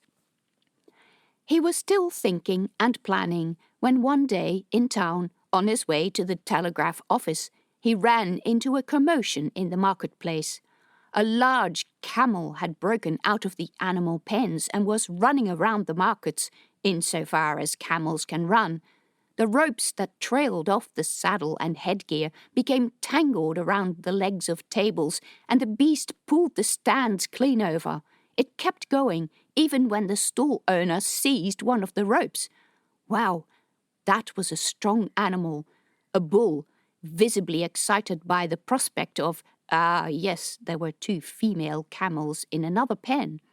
The man in a dark turnous running after the animal was a merchant Javert had seen in town before. He yelled, "Stop! Stop, you stubborn piece of meat!" And the camel, clearly, had no intention of doing so. It was almost comical to watch. Eventually, the beast found a stall which sold incense sticks and proceeded to eat those. And when it stopped running, several men closed in and grabbed the ropes. The camel grumbled and bellowed when being dragged back to the sales pen. Javert went to have a look. A couple of men stood to the side of the pen in agitated discussion, waving hands and calling out swear words, probably discussing damage done to stock for sale and compensation to be paid. The incense seller was one of the men. Javez stuck his hand into the pen. "Come here, boy." The camel gave him the side eye, but took a step towards him, and then another step. Javez had been on his field station round already, and his arm was sweaty. The camel nosed his sleeve with its flubbery lips, and then licked salt off his skin with a wet, slimy tongue. Javez rubbed the animal's neck. The fur crawled with fleas. Well, that was one way to irritate an animal. That someone had neglected to castrate him was probably another. On the shelf in Pashtan's shed was a bottle with anti-flea oil. Castration? Well, there was sure to be someone in town who knew how to do that.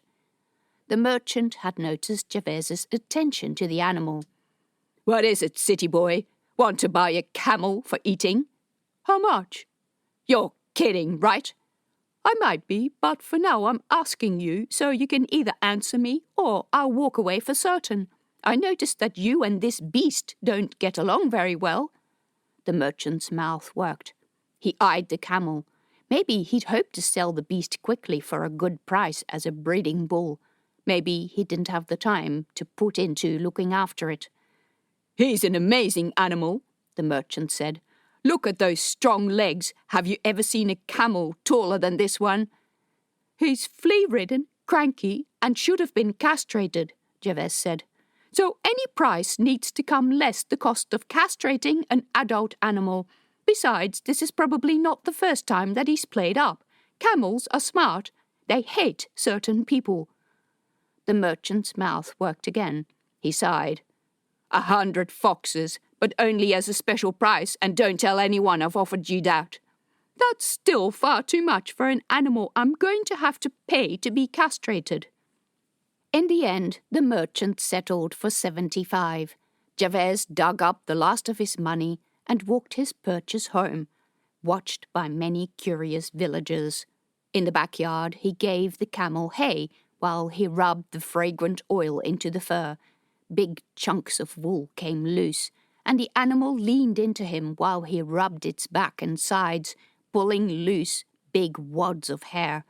Wool, another thing he could trade. His plan was progressing well. A week later, at his round of the weather stations, he replaced the paper in all of them, so he would not need to come back for another 2 weeks. Tiberius appeared to care little about the data he sent anyway. The figures disappeared into the telegraph line, and he never received as much as an acknowledgement that they had been received. Maybe the link to Tiberius didn't even work, or else Lana hated him so much that she didn't even want to write him the shortest of replies. His parents had evidently forgotten about him too. They were probably too busy admiring his brother's successes. In short, he was on his own, and he was not going to sit here for the rest of his life. When he came back from his round, he traded the irritating, badly repaired cart for a camel saddle, a couple of shirts, and a length of linen. He put the saddle and headgear on the camel. It seemed a little irritated by the thing on its back and head, but Javez judged that it had worn a saddle or pack before, and he gave it some carrots to sweeten its temper. Clean, and without fleas or its male tackle, the camel was easily bribed. For the next few days he put the saddle on during the day and took it off at night. 3 days later, he climbed on the camel's back, and when he pulled the reins it rose, first on its hind legs and then the front. Oh, wow, it was really tall. He slowly walked the beast around the yard. The goats bounded out of the way, bleating their protest. He leaned down to pull the gate open and walked the camel through the streets of the town. People watched him from the roadsides, from their yards and doorways. Children ran after him. Javez felt like he was on top of the world. Yes, he could get out of here. When he came back, he went to Arakat's house. "I'll be away for a bit," he said. "You can use the donkey. Your daughter can milk the goats and sell the milk. Keep an eye on the house." Arakat frowned at him. "You will be back, right?" "Yes." "Where are you going?" "Checking something out." Arakat looked suspicious, but said nothing. If Jabez had to make a guess about his thoughts, he might have guessed that Arakat hoped that Jabez would find a source of metal artifacts to sell that didn't require going through windwalkers and without running any of the risks himself, which was probably close enough to the truth. Chapter 10. Isandor needed to wait a few days before Tamarane was receptive to a man's seed. During that time, he made several more attempts to speak to Javedi, but each time he got close to the subject of succession, she announced that she had a very good candidate picked out. "I've been seeing a woman who is affiliated with the Brotherhood of the Light.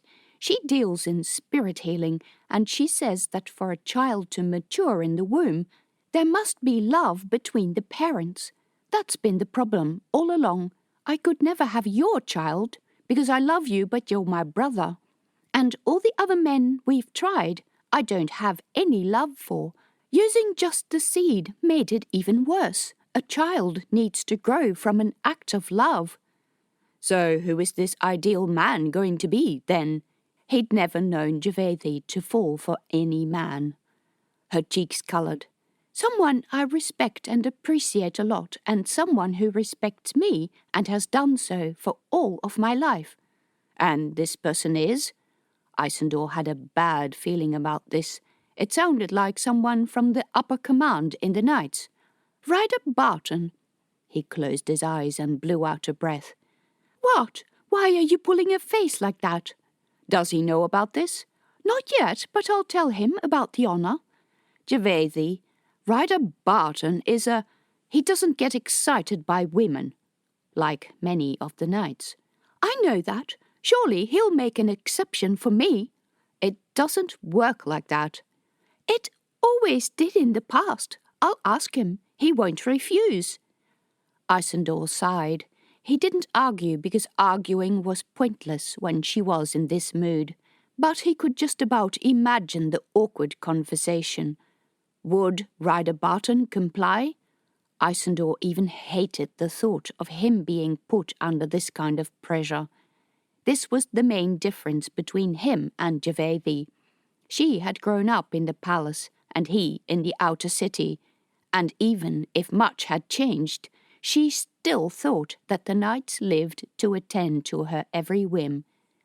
Maybe he needed to speak to Ryder Barton and tell him to refuse. He just could not bear this kind of behaviour anymore.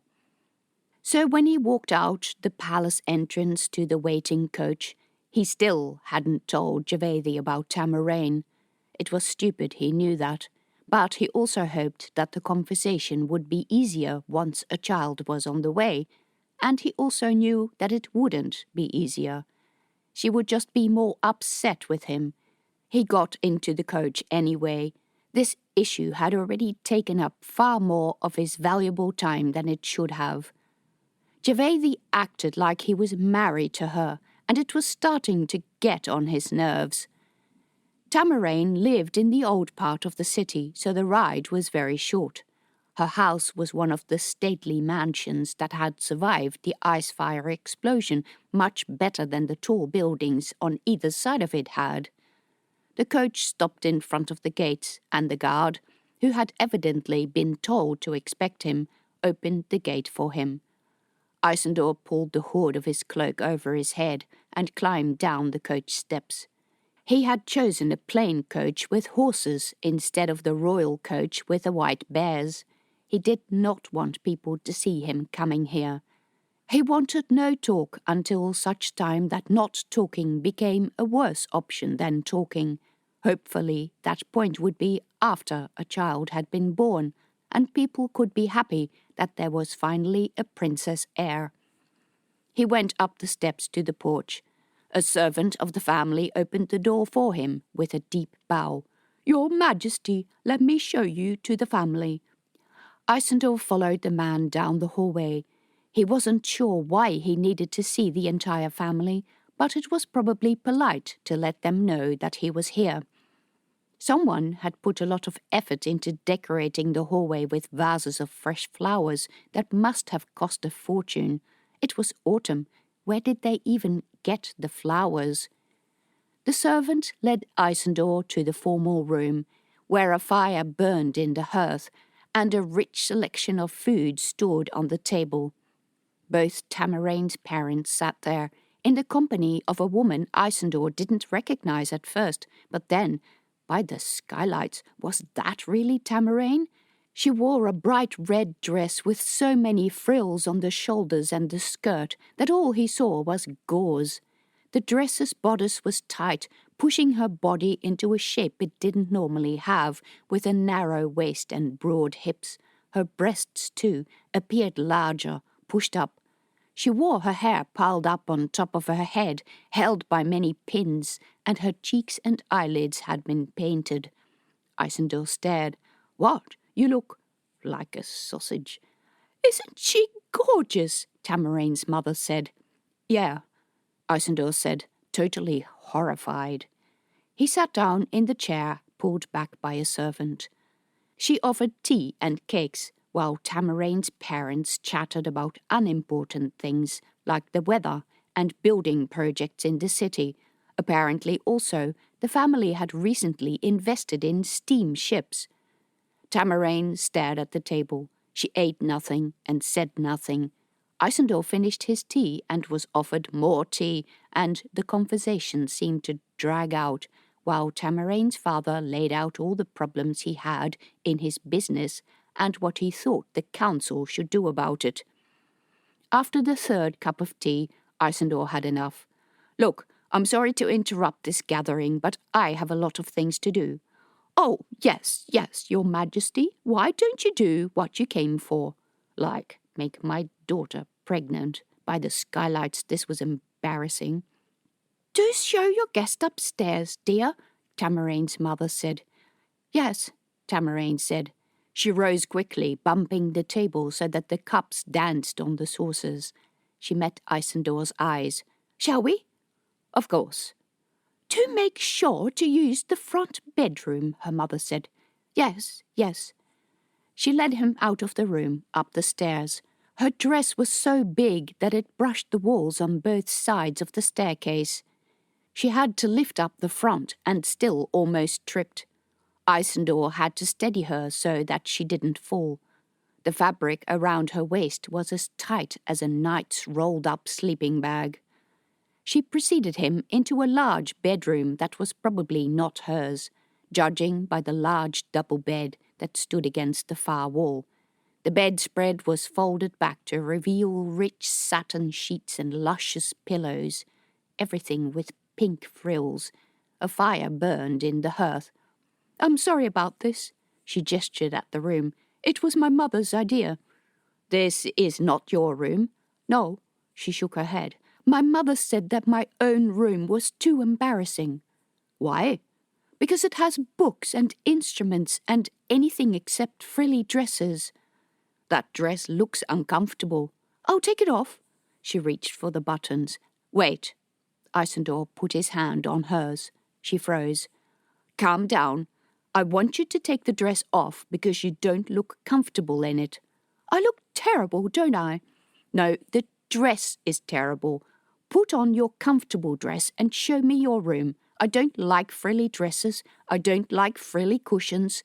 And if we are going to do this, I want you to be comfortable." She gave him an uncertain look. "Are you sure?" "I'm interested in the things you study. I want to hear about them."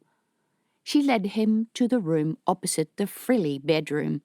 This room was about the same size, but looked much smaller because the walls were hidden behind bookcases. It was also quite cold in here. "This is my room," she said, unnecessarily and nervously. "This looks much nicer. Put your comfortable dress on. I won't look." She disappeared into the wardrobe. Isandor looked around. Save for his own library, he had never seen this many books together. He read the titles. Some were books from the Sile kings that had been forbidden until recently. Some were Chavakian, some even Aranian. There was a desk in the corner and a round table in front of the window with, on it, a variety of instruments with lenses. Isandor went to the table. What is all this for? It's a spyglass, Tamarine said, muffled inside the wardrobe. What do you use it to look at? I watch the skies. She came out of the wardrobe wearing a sturdy and very plain brown dress. That looks much better. Isandor reached for one of the pins in her hair and pulled it out, and then another one. Locks of black curls tumbled over her shoulders. Your hair is very nice. You shouldn't put it up. Tell my mother that. She sat on the chair at the desk while letting him have the armchair by the dark hearth. His breath steamed with a cold in this room. What is there in the skies to look at? Sky-gazing is an Aranian pastime, and while they are mostly about star signs and future-telling, there is a lot we can learn from the sky. What, other than that the stars revolve around us? You can't do anything with the sky. You can't? Then look at this. She rummaged on the desk and held up a picture with many circles. What is that? I went out at night to the mouth of the bay where it is dark. I put a light plate on the ground so that it would catch the light from the stars, and then, because the stars are very, very weak, I left it there until early morning. Then, when I processed and fixed the plate, this is what I got. All the concentric circles made him dizzy. Why did you do this? It shows that the stars turn around us. No, it doesn't. Then she rummaged on her desk again and pulled out a sheet of paper that she unfolded. On the same day, a friend of mine in Tiberias did the same thing. She went out of the city. She put a light plate on the ground and left it there for most of the night. This is what she got. She held up the paper. It showed a pattern of lines that were barely curved. Isandor frowned. He looked from one paper to the other. Why would the stars make circles here and lines in Tiberias? Aren't they all the same stars? She shook her head. I got into Iranian astrology a while ago. My father was furious when he heard how much I spent on this book. Wait. She let the sheets of paper slide to the desk and turned to the bookshelf. She pulled out a very heavy tome, which, when she opened it, turned out to be full of curled Iranian script and hand-coloured illustrations in blue and gold paint. These are Iranian constellations, the duck, the donkey, and the mother's child. They are supposed to have special significance for luck. My friend in Slovakia can see them, but I searched the sky for days and days, and I can't. When I describe our sky to them, they are baffled. We each see different parts of the sky. Yes, because they're in Slovakia and Arania. There are different stars above those lands.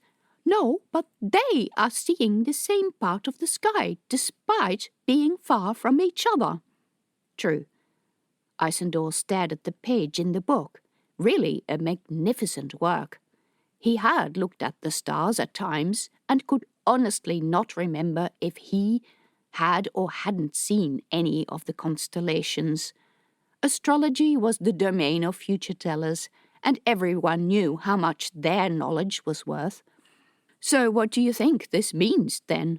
Well, she suddenly looked quite hesitant. She raked her hair behind her ear with her hand. She wore a ring on her pinky with a Brotherhood emblem on it. He didn't think they usually accepted women at their meetings, but this woman was something different. I think it could be like this. She lowered her voice.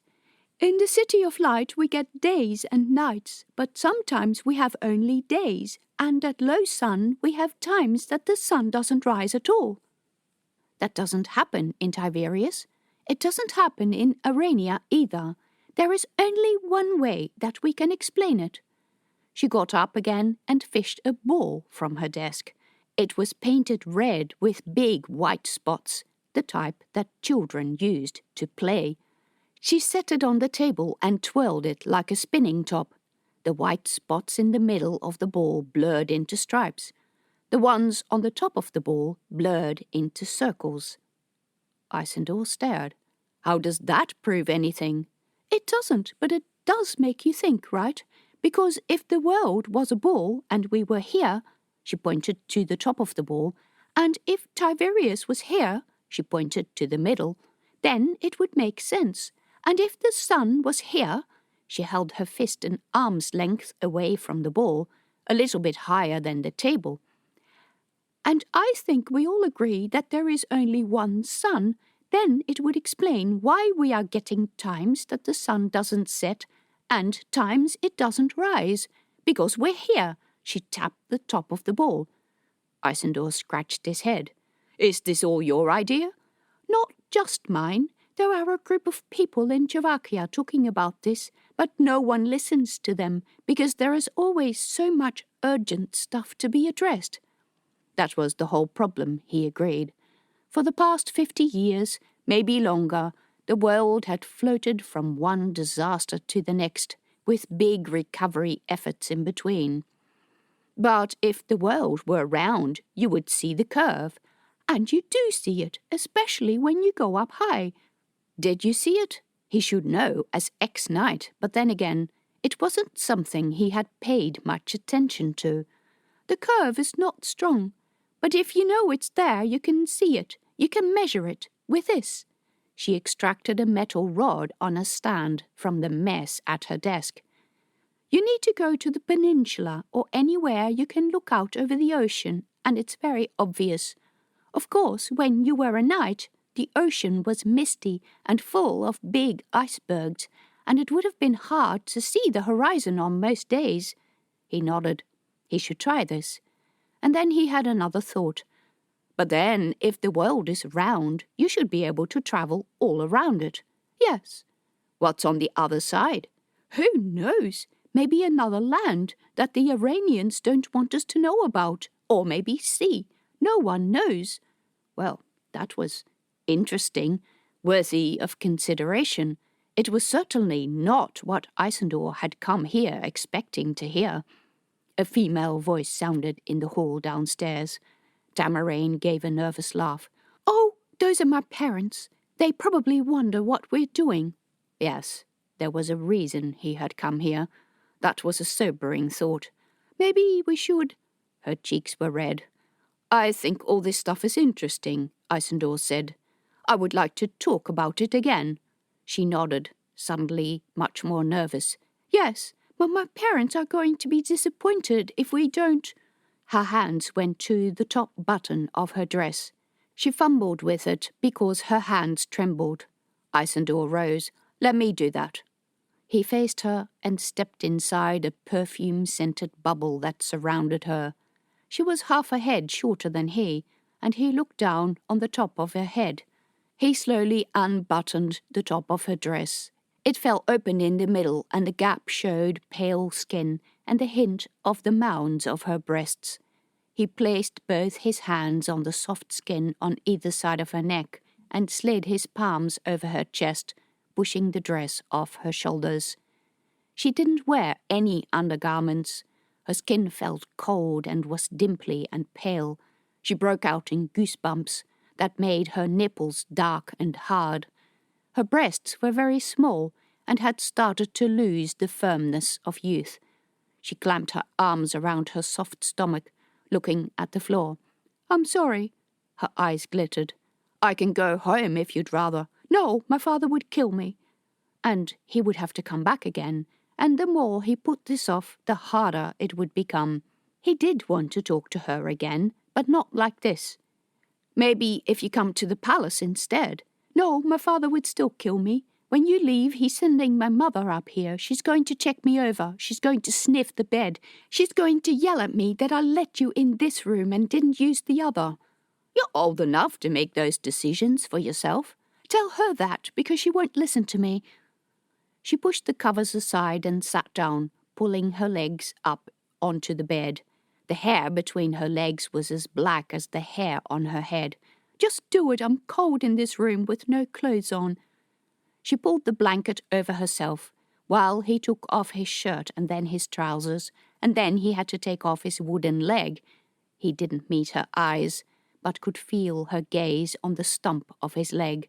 From the moment he had first met her, she had spoken frankly to him, none of this Your Majesty grovelling that he so disliked. He respected her. He even liked her courage.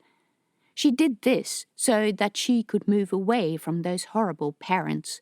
He was helping her. He hung his clothes over the back of a chair and awkwardly climbed into the bed with her. The sheets were clean and held a whiff of a female smell, soap or perfume. He'd been afraid that the cold and awkwardness would stop him becoming aroused, but once under the warm covers, the deed came naturally. It wasn't what he'd call amazing, but it served as a painful reminder that he had not been anywhere near a woman for a long time. So it was satisfying, and it quenched the thirst that had lived inside him all that time, and he hadn't been aware that he possessed.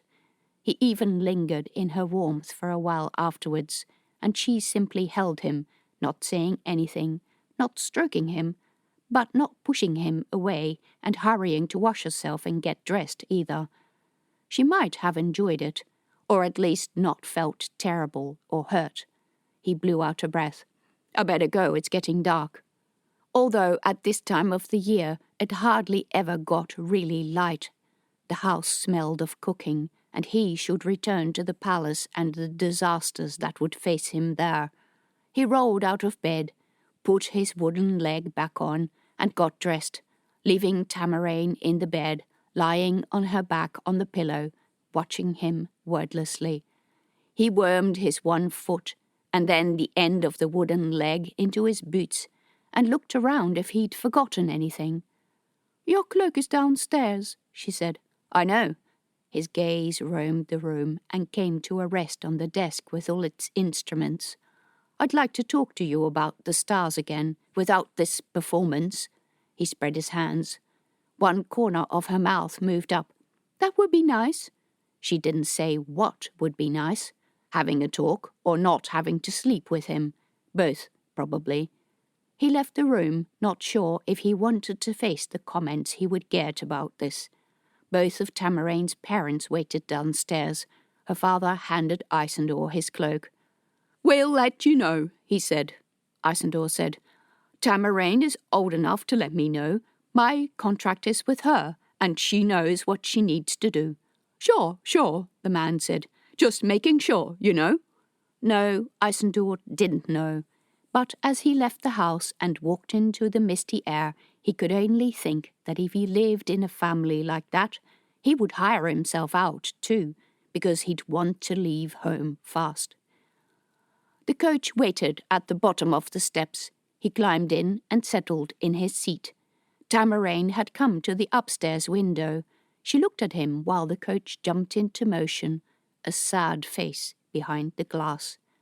By the skylights, why should the knights laugh at the customs of the Aranian nobles while this sort of thing was going on right in their town? While the coach rattled over the streets, Isandor leaned back on the bench. He felt good, better than he had felt in a long time. His mind was calm, and he felt ready to face any problems.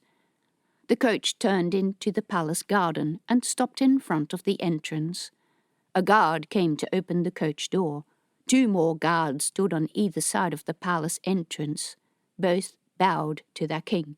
"Your Majesty," one of them said, "my excuses, but you're wanted in the small audience room. The Supreme Rider is waiting for you." Isandor's heart did a little jump. Rider Barton would never be this formal unless something important had happened. Disasters indeed. Isandor made his way to the room in question as quickly as he could.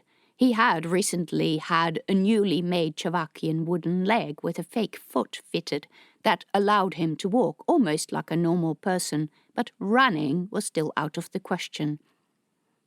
Rider Barton and Jato were sitting on the couch and had already been supplied with a mandatory tea and cakes. Isandor came into the room, grabbed 2 cakes off the plate. Amazing how certain activities always made him hungry. "All right, I'm here. Give me the news." Their faces were serious.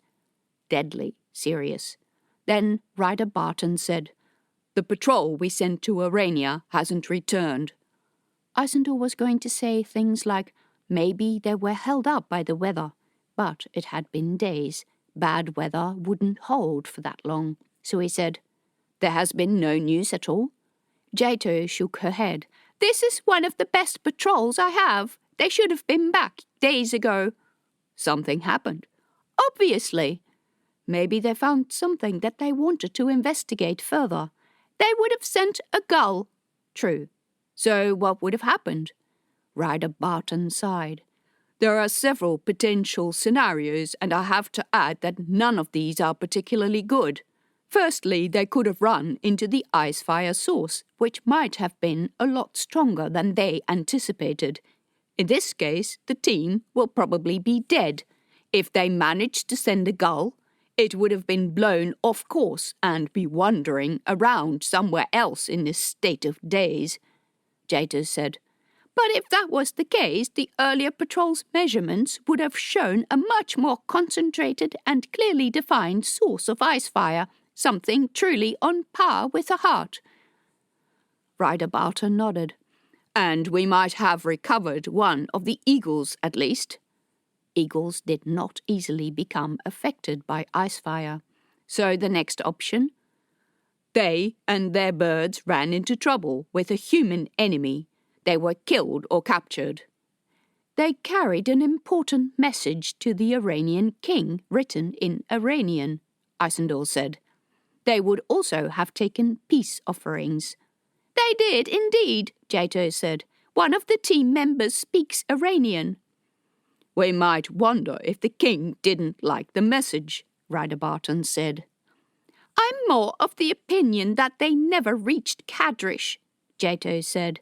"For all his other faults, King Auric is not an idiot. If he was really unimpressed with our message, then he would have sent at least one eagle back so that we are aware of that fact." Both Isandor and Ryder Barton agreed with that. "So the most likely option is they never reached Kadrish and got waylaid in the mountains." Isandor thought about that for a bit. "So we're back to those mountains. But who lives there that could take out an entire night patrol without even a single bird able to return to us?" "No one knows," Jato said. "The roads used to be trade routes, and there is a ghost town on this side of the foothills. The Chavakians used to come through the pass to deliver their goods there, so that they didn't need to wear the suits when going as far as the City of Glass." Ryder Barton said, "I've seen that place. No one lives there. The road is still there, if terribly eroded." Jato pushed the tea things aside and unrolled a map onto the table. It showed the latest layout of the land, including the new farming communities and a tiny fishing harbour that had sprung up on the western coast, to the south of the Iranian mountains. If anything, this map showed how quickly the land had changed after the destruction of the heart. "The last we heard from the team, they were here." Jato pointed. The spot was at the end of the road through the mountains, at the ghost town, from where sleds with bears used to take produce to the City of Glass. It lay at the end of Peria's first telegraph line, an ambitious project that had met with no end of trouble because somehow the telegraph signal didn't work as well as it did in Czechoslovakia. Some days it was great, and others the machine was dangerous to use, with sparks issuing from the connectors. No one had the time or knowledge to try to understand why this happened. "The team used the telegraph station to send their message. After that, they went into the mountains." Isandor let his gaze roam over the area. In his mind he saw the terrain of high peaks and deep crevasses, and the road that wound its way through them. There were no towns and no other signs of habitation. "It would be advisable to send someone after them," Jato said. "This is not a team likely to panic, and they're not likely to all fall into the same trap at the same time. So I can only conclude that whatever has happened was catastrophic, and it would be a good idea to check it out." Isandor nodded. He looked at Ryder Barton. "Do you agree with that?" Ryder Barton nodded, slowly. Much as I hate to commit more people to this, maybe we're waking a problem that's going to blow up bigger than we can handle. But to attack a peaceful mission is effectively an act of war. We can't let it pass. Yet we need to be careful. It might be dangerous. Considering Arania considers the mountains as part of their territory, Jato added. No one had settled on the exact position of the border. They had just assumed that no one had much interest in the mountains and accepted the entire region as de facto border. And with Arania having gone quiet, that could be a problem. Isandor said, I would like to think that we're discovering a problem before it gets so big that we can't do anything about it. Fair enough, Ryder Barton said. They stared at the map on the table for a bit. Then Jato said, So, what and who do we send? We need to send a much bigger team, Ryder Barton said. Better armed, for one. I'd like to send a different sort of team as well, Isandor said. Sure, we can send more knights on eagles, but they have certain disadvantages. They can only carry light weapons, only one person to a bird, and they're highly visible. I'd like to send a ground team. Both knights frowned at him. Knights might ride horses in town, but this was a very new development. Mostly, they rode eagles. Knights didn't do ground teams. Having seen the Chavakian army in operation, Isandor could see that not having people on the ground put them at a disadvantage. What sort of ground team? Jato asked, although her tone betrayed disapproval. How is a ground team even going to get there? There is a road. But all the way stations are gone, and the snow is mostly gone as well. Wheels don't need snow. But the animals need feeding, and then one of the main reasons why the eagles can't investigate a lot of the mountains is that it's too high and the air is too thin. How are the animals going to cope with that? We won't use animals. We'll use trucks. That ended the discussion, and Jato left, but Isandor held Ryder Barton back. The knight raised his eyebrows. Has Javethi spoken to you? Isandor asked. About what? Isandor cringed. Apparently, she has set her sights on you as the father of her next try for a child. A brief look of horror flitted in Ryder Barton's eyes. Has she told you about this? He nodded. Some spirit woman has told her that a child needs to be conceived out of love. Well, Ryder Barton said. He took a deep breath and then said nothing for a while before repeating, Well, if that's what she decides, I'll do it. No, Isandor said. She is destroying herself. We're up to over 20 failed attempts. She can fall pregnant, but her body doesn't hold onto the child to let it grow. She is killing herself. When she asks you, I want you to say no. But she's the queen, and what the queen says goes. Yes, Isandor knew. They had all grown up with that mantra, including Javethi. Someone needs to stop her.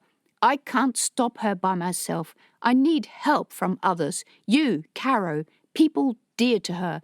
We need to stand up and tell her, enough. Yeah, right. But he looked dubious. What about an heir, though? I've visited a breeder. He flicked his eyebrows up. Is she pregnant yet? Not that I know, but I'm happy with her, and I will continue to go back until we're successful. Who is it, if I may be so rude to ask? Tamarane. Ryder Barton sucked in a breath. How's Mara? Isandor nodded. By the skylights, they're not friends of the royal family. I hope you know what you're doing. Ryder Barton had often spoken at the council about the unwillingness of the old nobles to cooperate with the new council. I've got a good contract with her. Don't worry. Oi! He sighed. The sound was so often blanketed and jumped. There he was, Nyack, and she wasn't, not at all. She wanted. None of responded to her letters yet. Observed boats had. She bolting shut the back end of an engine's door with a narrow ladder room full of gears, and the engine was idling. The loudest sounds from Zaina walked to the ship's raring for the excuse out over the last few days. I haven't had the time to go to people yet, because she was not the type of person who her way into social and didn't own dresses come into those parties. And when she came to the ship's rail on the quay was not nigh Eagle Night. Well, she wasn't sure it could be worse. So, I'm not him. You'll have to go to the mill. I wanted to talk to you. This wasn't good. This meant that they'd ordered business as informed. She was not suited. Zaina stuck her hand down the gangplank between the ship and her truck, should she choose to make it just that, her gun, because one did not know the commercial harbour district, say, the northern of Curak, the strangely naive and I gathered the knight said. His ilk, straight-legged, his body devoid of distinguish him from the net, clean-shaven, glittering buttons, they were all the same. He bought, she knew, not ended well. The truck is mine. You want, I believe you. That'd be a first, because never. Not a fixed trucks, not a clearly was a foreigner. Would you come with me to my command? What the hell was going? Guarantee that I'll be able to. I laughed. Zaina, easy for you to laugh. I've got. Don't you just tell me what sort of agree to go anywhere. I can fix it, as long as. He laughed again, treated her that way, and held it to their throats, laughing, but she couldn't. For one, he'd been she was. He had, and she would regret having to deal with injuries in her face. Second was also in the truck, made her angrier than wrong with her. Doreen, you wrote a letter. We've got a proposition for you. Shit, the letter. It had ended up with, shit, now I can take this job. Really good information. Wasn't ready to be true to her, just because class bully and, does it pay? She'd hoped to be able to watch. The Eagle, didn't they? They usually, didn't they? Independent of Naya, get out of here. I wouldn't sordid business again. She could hide from him, allowed her to stay in there. You will hear everything. Suspicion, a trick. It's not a trick, I word. His face, the word of a nun. Over the past 2 years, Zaina had found the knight pedantic, meddling, always consistent, and if what they'd been all nonsense. Tools from the deck of the ship, captain as far as she could, very big and fat, lily far. Of the truck and locked the door. Finish work on the ships. It had been an interesting merchanting company. For information, Knight waited for her, dapper and handsome, with his red polished riding harness. He carried a dagger and a sword and a gun. He was lean and mud as they all were. Past him, it carried and oil. To the truck's cabin, dirty overalls, her ponytail, and ingrained skin on her skinned her knuckles while Mex a few days ago with grease. It was the perfect picture of these knights usually noble ladies set off through the streets of the uneasy silence. How people gave her side. Some people would know her, trouble she was in. Night had come for her. Maybe he was back and get she would learn. Simple and boring as or the trucks. She'd never seen anything that would keep her far important people or share her knowledge. In ways of getting her to talk, she should have told the knight, but one did not tell, or at least not without. They walked up the into the palace gates, inside the garden, trees, the flowers, and the iron gate. Some arriving or deliveries. He had looked at those things as things she would never have. Well, guess what? The gate stepped aside. She wouldn't have judged meant he was some sort of. Oh, she was so adept. They were the clipped bushes to the end's coach, where the white bear driver was taking the tack headgear, presumably to stables. He greeting she didn't catch, speak in an archaic selves, and Zaina language of the street, into the foyer, highly from sheets of glass another. Some as her hand was wide, some were clear or brown, and others had patterned, been rubbed with sand, cloudy. Some applied to the back, light from the sun, sometimes via direct, which added their own most amazing things. She craned her neck to look at, with its hundreds of spots of lights and excuse me, the night call. I'm sorry, I was looking at the glass. Yes, I've heard that. First-time visitors. It grated on her. You poor bumpkin, the high-class people just hit you. They didn't let you know that they were you through words to a corridor. Walls and ceilings were made similar to that in the hall, sloped sharply to cat and reflected in. There was a gallery level up and warm light. A dank guest house, the Chavakian, usables of architecture, thick walls, all the way to the end, and double doors to let them room. About the table in the middle, uniforms similar to that getter, and whose name asked, but names didn't mean much. She did know right easily the oldest person whose uniform was from all the glittering, and that man at the very blue eyes and the sleek, that really the king? Him, with honey-coloured, they looked no. Zainab bowed too. Their hat, there was no way she heard these people, and she heard here was enter, and male voice said, wasn't sure it was the king, seemed so.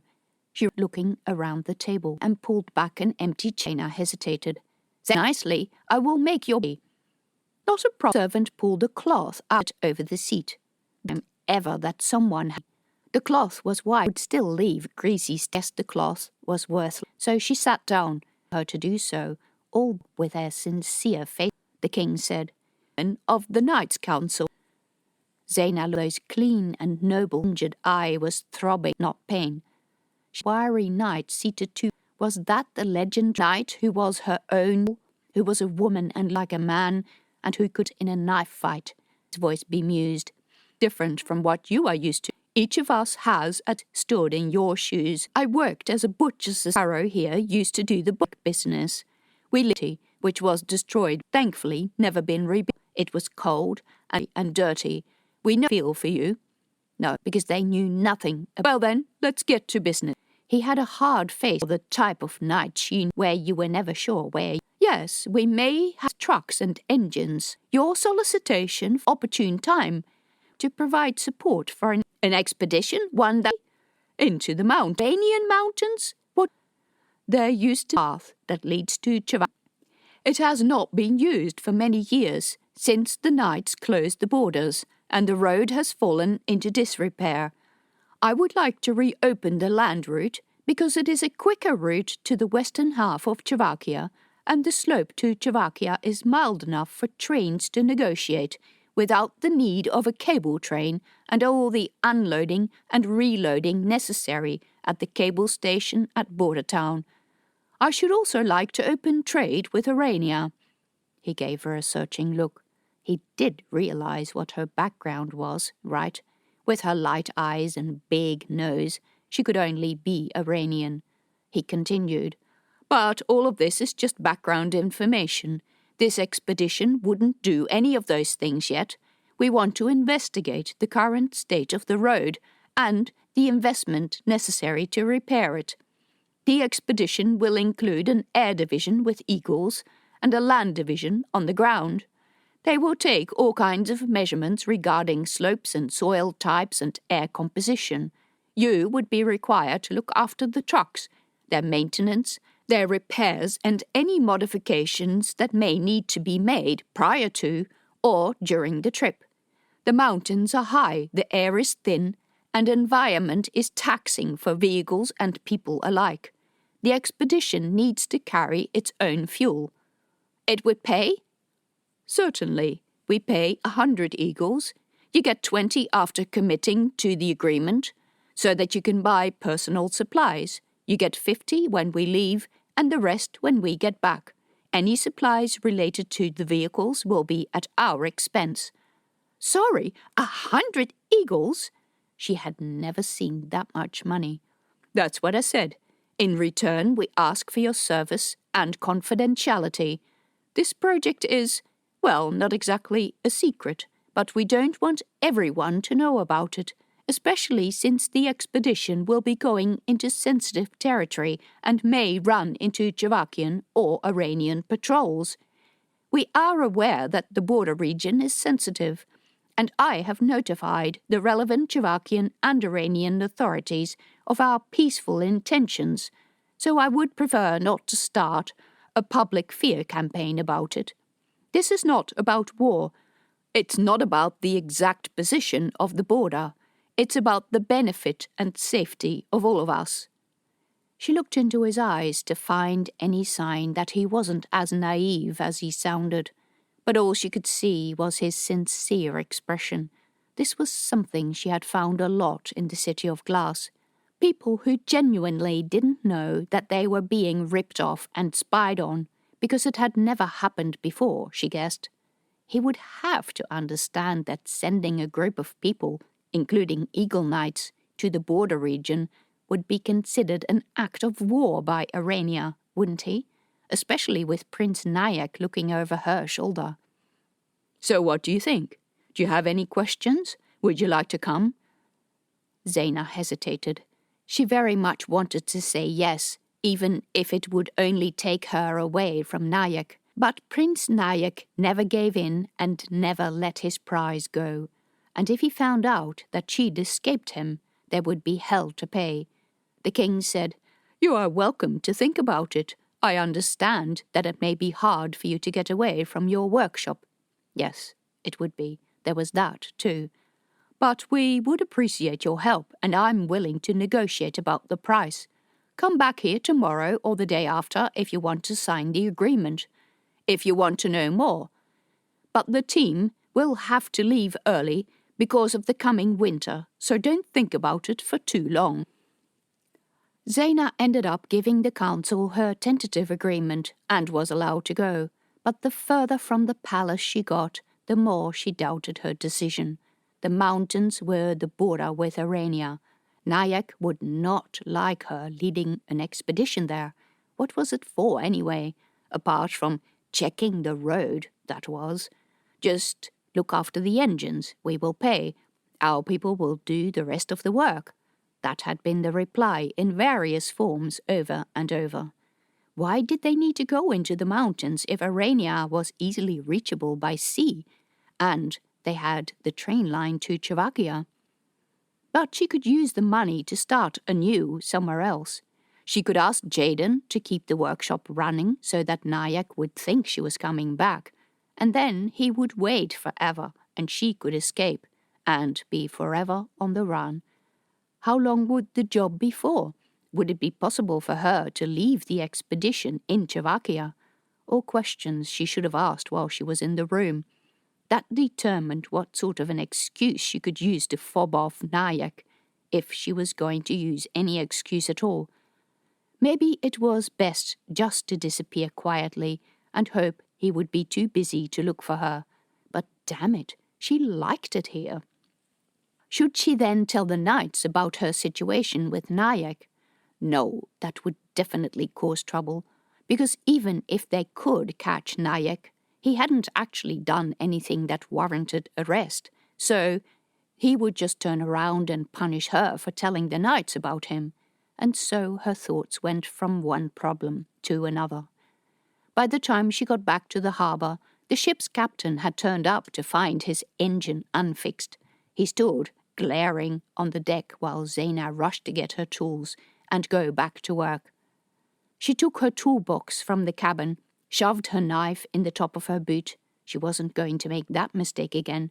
Picked up her toolbox and walked up the gangplank of the ship, ignoring the man. "It's not done," he said. "You promised it would be done by start of business. It's not done." "I needed to get something from the workshop," Zaina said, again without looking at him.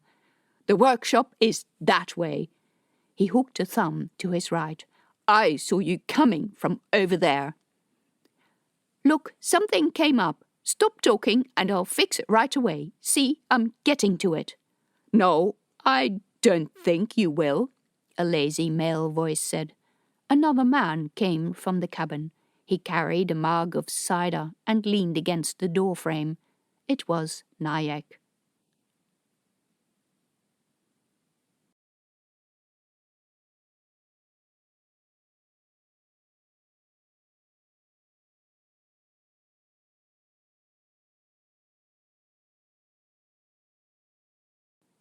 Chapter 12. "A letter for me?"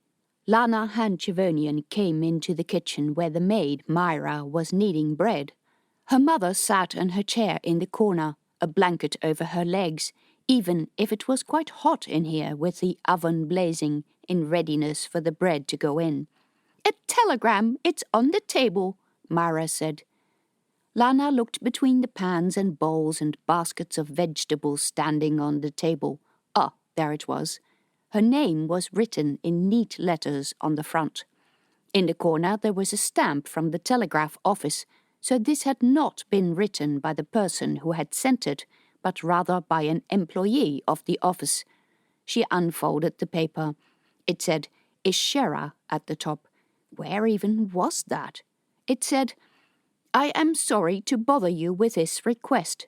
I have an urgent need to know all information there is in the scriptorium library on the subject of dust devils. I may not return to class when tutoring resumes. Please inform Vicky that a meteorological assistant will be greatly appreciated. Yours, Jabez." "Who is it from?" her mother asked. "Javasius Handemarian." "Do you mean the son of Ledelius? Do you know him?" "He's in my class at the scriptorium. But she didn't say anything else because her mother advocated to never say nasty things about people, unless they were based on the other person's actions, not on your own likes or dislikes. Jabez was one of those weird kids that no one liked or understood. The other students would play pranks on him a lot, which he tended to bring upon himself. Sometimes Lana felt like slapping him in the face and yelling at him, "Why do you even think that's a good idea?" But mostly, Jabez was just Jabez, socially awkward, quiet, in the back of the class. "Why does he write to you?" "I don't understand it either. He wants me to look up something in the library. What are dust devils?" "I don't know. Ask your father. I can hear him in the hall." Ill as she was, there was nothing wrong with her mother's hearing, because a moment later the kitchen door opened and Sidorius Handchavonian, proctor of the Chavakian Doga, came into the kitchen. He discarded his cloak over the back of the first seat on the table, kissed his wife at the top of her head, and sat down in his usual seat, facing Lana. "Why aren't you working hard in the archives?" "Dad, seriously, I've finished work." "Good jobs are never done." "I wanted to go home. It's so boring." "Boring work has to be done. The quicker you do it, the sooner you can do something interesting." "But all the jobs in the archives are boring." Why had she been landed with his boring field assignment, while others in her class had gotten placings in interesting locations? Even Jabez had been placed in a field station. "You can't do the interesting work if you don't accept the mundane." "Thank you." He accepted a cup from the cook. "Yeah, Dad, I've heard that so many times before." "Then why are you still complaining?" "I'm like the only one who didn't get a placement out of town." "And you don't think there might be a reason for it?" "I don't control Vicky's decisions, but he's a smart man, and I have no doubt that he has matched the students to their best abilities." Lana rolled her eyes. She bet her father had asked Vicky to keep her in Tiberias because she was never allowed to do anything, and Vicky listened to him because he was the proctor. She'd been looking forward to travelling to an unfamiliar place all year, some place like so many, where veil-like waterfalls cascaded down from the cliffs that surrounded the town on 3 sides, or a place like Fairlight, where the goods were transferred from the main train line to the vertical train, so that they could be taken to and from the City of Glass on the southern platform. Mother was even from the City of Glass, and had not been back there for almost 20 years. She would have been happy even with Ishera, wherever that was. Second lesson in life, be happy with your lot, not because you should never aspire for anything better, but because you might as well enjoy it while you're trying. It makes you a more pleasant person to be around. Yeah, she got the message. Maybe she'd go and see Mari or another friend after dinner. She would understand, or at least commiserate, when she wasn't talking about her upcoming wedding. Or she would sigh and say, "You'll speak differently once you're out there using your education." Bah, people, she was really grumpy today. "What's that?" her father asked. nodding at Javez's letter. "A classmate wrote to me." Father's eyes narrowed. "Ishara?" "Yeah, that's where he was placed." And she still had no idea where it was. "He wants to know what information the library has about dust devils." "There is your task. That's what librarians do. Answer questions. Put answers together into a bigger picture." Easy, just like that, as if she didn't have anything else to do in the archives, boring as those tasks were. But the librarian would be angry if they weren't done. "I don't know where to start. I've never heard of dust devils. What are they?" "When the ground gets very hot and the air is even hotter, you may get whirlwinds that pick up dust and turn into little self-contained pressure cells that rip a path through the land. They're whirlwinds with dust in them." She'd seen a whirlwind once, a scary funnel that reached down from the clouds and that tore through a field, pulling out crops and scattering them in a wide path. It had destroyed a shed, too. "That's what I understand." Lana surmised that Ishara had to be on the edges of the northern desert. Wow, there were a few northern people in Tiberias. They were very dark-skinned and wore loose robes and lots of coloured beads. That was where Vicky had sent Javez. That wasn't fair. But she decided while the cook put dinner on the table and the conversation moved to other things, she would look up dust devils in the library and she would write to Javez, even if it could only help her share some of his great adventure. No wonder he was going to sign up for an extra job after his placement finished. After dinner, Lana did something unusual. She went back to the library. The nights had finally acquired enough of a bite to require a cloak, and she walked quickly, and already dreaded the comments she would get from tutors and lecturers. She wasn't particularly studious, but she wasn't frivolous either. She did the work and passed her courses. Sometimes Dad would comment that she had little passion for the work, or he would say he hoped that she would find it because it was hard to survive in the competitive study of meteorology without that passion. She knew that. It was just hard. There were so many other things she was interested in, like astronomy. With some money she had saved, she had bought a spyglass. Father had been angry because it was just a fad, he said. Stars didn't look any different through a looking glass than without. Even if the moon had looked interesting when it was closer, you could clearly see it was a ball by the way the light fell on it. More than anything, Lana liked a group of students who would gather once a week to look at the skies, but so many had now gone to their placements, leaving Lana to look at the skies alone. The library was very different at night from the bars during the day. Gone were the chattering groups of first-year students and the tut-tutting librarian shushing them while wheeling trolleys around. With both first-year students and librarians absent, the tables were filled with older students who talked but didn't yell and giggle so much. No one was there to stop them talking, so the place was noisier than it was during the day. In the meteorological section, a large group of third-year students sat around the table, talking about some project they had to do. They gave her strange looks that said, "Shouldn't you be on field placement?" On the shelves, Lana found a book called The Northern Fringe, and another about phenomena of weather and wind. She also found a map of the north of Czechoslovakia and took the big and well-thumbed copy of Seasonal Barographic Patterns of Czechoslovakia, a book she would probably have bought herself, if not for the fact that it would have burned a considerable hole in her study allowance.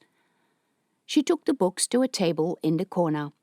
Lana had brought her notebooks too. She opened up a new page and wrote "Dust Devils" across the top. Then she started reading. Apparently, the seasonal fluctuation in sonorics pushed bands of rain depressions into and out of the northern desert. The town of Ishara was marked on the map because it had a measurement station. It was the northernmost field station of the Department of Meteorology, and its measurements were hugely valuable for that reason. Wow, the average temperatures were really something. It didn't rain much either. She imagined a hot and dry landscape. She'd seen pictures of hills of orange soil with rows of olive trees. In another book, she found some sketches of the main street of the town. It looked really bare with its blocky buildings and the absence of large trees. All right, maybe it wasn't such a wonderful place to spend a couple of months. That made her wonder, why had Jabez signed up for an extension? In the most recent edition of Phenomena of Weather and Wind, she found a section on dust devils that described exactly what her father had told her. They were whirlwinds that contained dust. They could damage houses and crops. Mention of dust devils was strangely omitted from an older edition of the same book. She made notes of all this and was about to close the book when she took notice of the extensive scribbles that someone had made in the margins.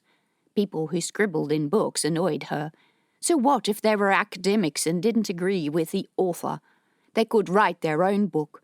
For students making notes, the behavior was even worse. Why write and underline words in a library book that wasn't even yours to keep? But someone had underlined the word whirlwind and written in the margin in capital letters, rubbish.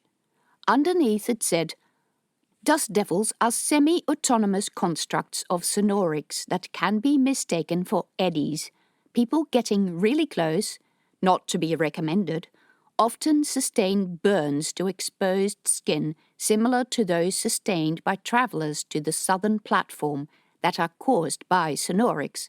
If they survive, they often suffer continuing illness. They also speak of having seen things inside the devil when it passed them. This could range from monsters to animals to armed soldiers, often dependent on the individual's fears. Someone else had drawn a couple of clouds with the text, "What are you smoking? Ha ha." Lana stared at the first note. It was written in a neat hand, not the scribbles of someone uneducated. She went back to the shelves and found a book on sonorics. She had to look really hard, because since the machine under the City of Glass had been destroyed, no one thought they'd need those books anymore. She had heard of what sonorics did to a person not resistant to it. The skin peeled, the eyes became blind, wounds developed into weeping sores that would not heal. The same happened inside the body. If exposure was bad enough, the person died. Ew, she could really do without the detailed description. Sonorics was limited to the south. The book even had maps to show when and where flare-ups happened and what to do about them. That was until the barrier had been built and southern Slovakia became a little safer. Sometimes older people still spoke of the sonorics alarms, but most people who remembered that time had died now, although plenty of people still remembered the explosion and the tide of refugees that had washed over Slovakia. There was nothing written on the subject of sonorics in the last 20 years, and nothing about it occurring in the north at all. Then she retrieved another book on the northern desert. In the front it showed a map of the northern half of the continent that had Peria at the very south, Slovakia in the east and Arania in the west. The north was a vast wasteland.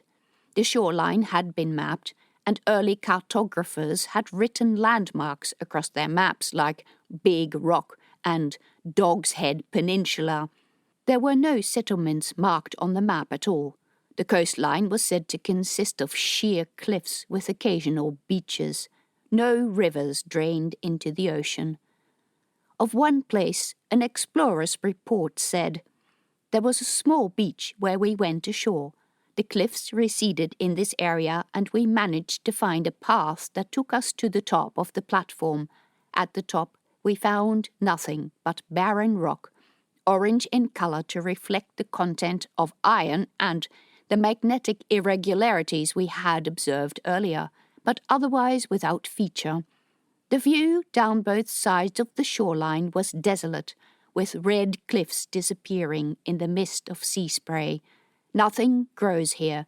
There is no rain. There are no animals and no people."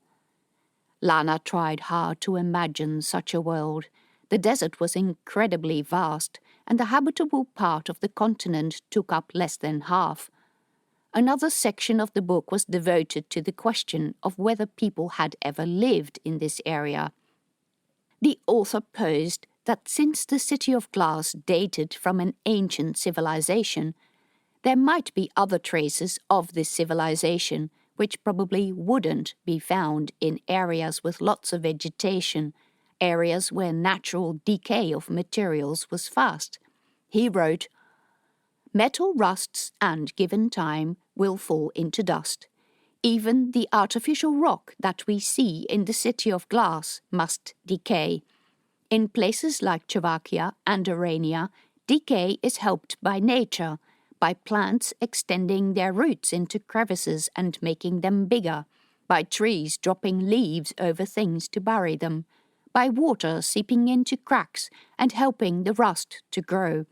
In places where there is little nature, there will be less decay." Underneath he had made the offhand comment, "Of course, the task of actually mounting an expedition to this barren place would amount to suicide, and may well be impossible to achieve. I do not know that any kind of pack animal would lend itself to walking through such heat, and the expedition would need to carry so much water as to make it impossible." Of course, in that time people didn't have trucks. But even after trucks were invented, no one had seen the necessity of exploring that part of the continent, although there were a couple of known routes to places like Red Hill, where it was said there was an oasis and where astronomers travelled to see celestial events. Then again, no one thought much of astronomers either, although there did appear to be at least some people living there. Some reports spoke of windwalkers, people who rode camels and wrapped themselves in cloth, presumably to minimize loss of water through the skin. None of the authors elaborated on who they were and where their towns were, if they lived in towns at all. It was strange that none of the earlier explorers' reports mentioned dust devils.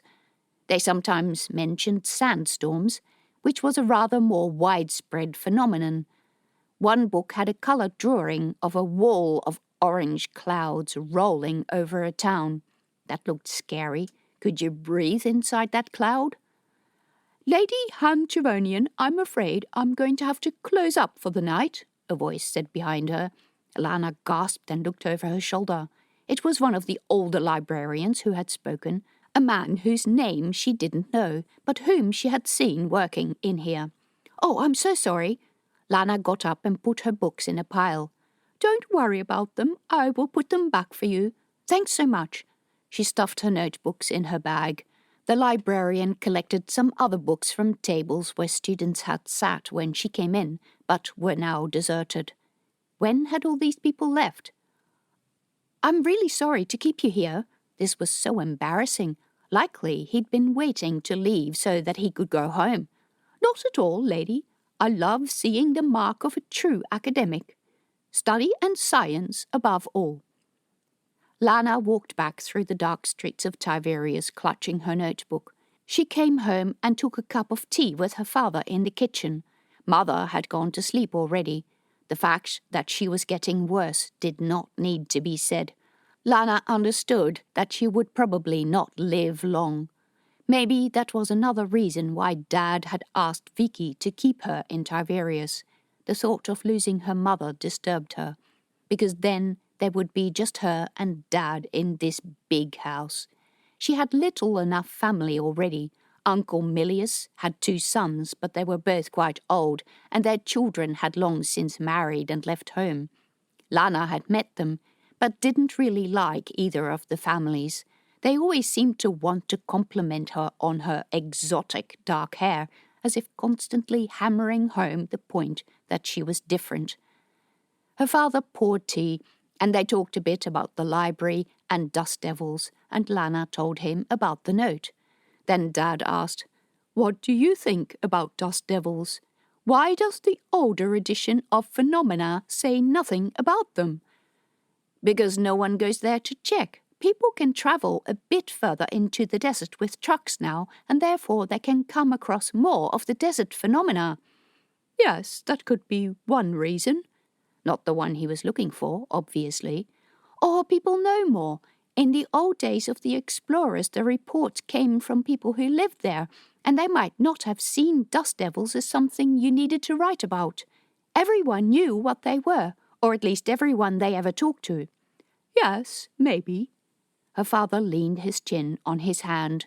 How she hated it when he did this, when he knew the answer but was just teasing her. Or they just weren't around. It seems to me that if they were frightening enough and they killed people, someone would write about them. So if there are no old reports, it could mean there weren't any. After all, the climate has changed a lot in the south. It may have changed everywhere. Yeah, he said, and then he stared into the distance for a while. Little references to this fact had been sprinkled throughout her course. Tutors were always saying that this was how it used to work 20 years ago, but those patterns hadn't been seen since then. She met her father's eyes over the rim of her teacup. These days his face seemed set in a permanent frown. She asked, "Is this a thing that worries you?" He blew out a breath through his nose. "Not the dust devils in particular. There is probably some local mythology involved. That handwriting is in the northern style, but we've been missing rain seasons for a second year in a row. A lot of people in the north are afraid, and they want to come to Tiberius because they think that we live in riches. I guess that compared to some people we do, but that doesn't mean we'll have riches to share with them if they don't farm the land and sell their crops to the cities and towns. And they can't farm the land because of the drought. Precisely. We don't know when or even if rain is going to fall. All the weather patterns across the continent have been turned upside down. Just from the destruction of one thing." Dad sighed. "I don't know anymore. It doesn't look like Sonorix has died with this machine. Some people think there may be a second machine somewhere, maybe in the Iranian mountains. Arania is stirring. But they were defeated in the war led by her uncle Melius, whose stories of victory she remembered. They had always represented safety for her. Arania was ruled by mad kings, but those bad guys were well and truly defeated by her own family. Much time has passed since then. The old king of Arania has passed the crown to his oldest, or most favoured son, Auric, who is reported to be impatient, with a temper that is not improving with age. He would be somewhere in his 50s now. He's power-hungry and said to have a great need to prove his worth to his great number of sons, all of whom are vying for the most favoured status. They're probably waiting for him to make a mistake, at which time the fastest will kill him and grab the throne. It would be lucky if that happened soon, but if not, he might start doing something stupid." Lana felt chilled. All her life had been happy, and Czechoslovakia had been prosperous and no longer threatened from the south or the west. She climbed the stairs to her room, where she lit a lamp to write about what she'd found out to Jafes. She'd send it tomorrow morning before going to the archives. Chapter 13. Nyack sprang forward and grabbed Zena by the arm. She protested, "Hey, what's going on?" But he didn't reply. He dragged her down the gangplank, pushing her in front of him. There were a number of people on the quay, but none of them spoke up. In fact, most of them looked away in the manner they had done when Zena had turned up with bruises on her face, because matters between a man and his wife were his business, and one didn't interfere. Nyack pushed her up the road to the Silver Gull. People in the street gave them a wide berth, again without attempting to help. Zena wasn't sure she would help. Everything about Nyack's appearance said trouble.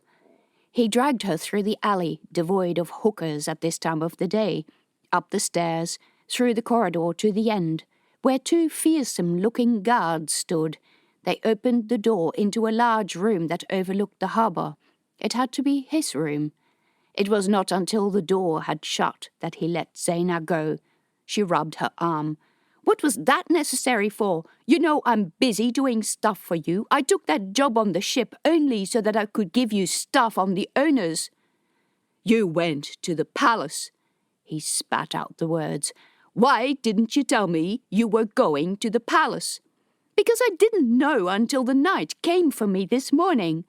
"You went to the fucking palace," he yelled in her face. His breath smelled of alcohol. Zaina didn't speak. She had no idea why he was so angry or what he expected her to say. "You went to the knights and told them about me, didn't you?" "No, I didn't." "You did, you fucking lying minx." "I did not. They offered me a job." He frowned at her, taken aback. "A job? Why would they do that? Huh? Why should I believe that?"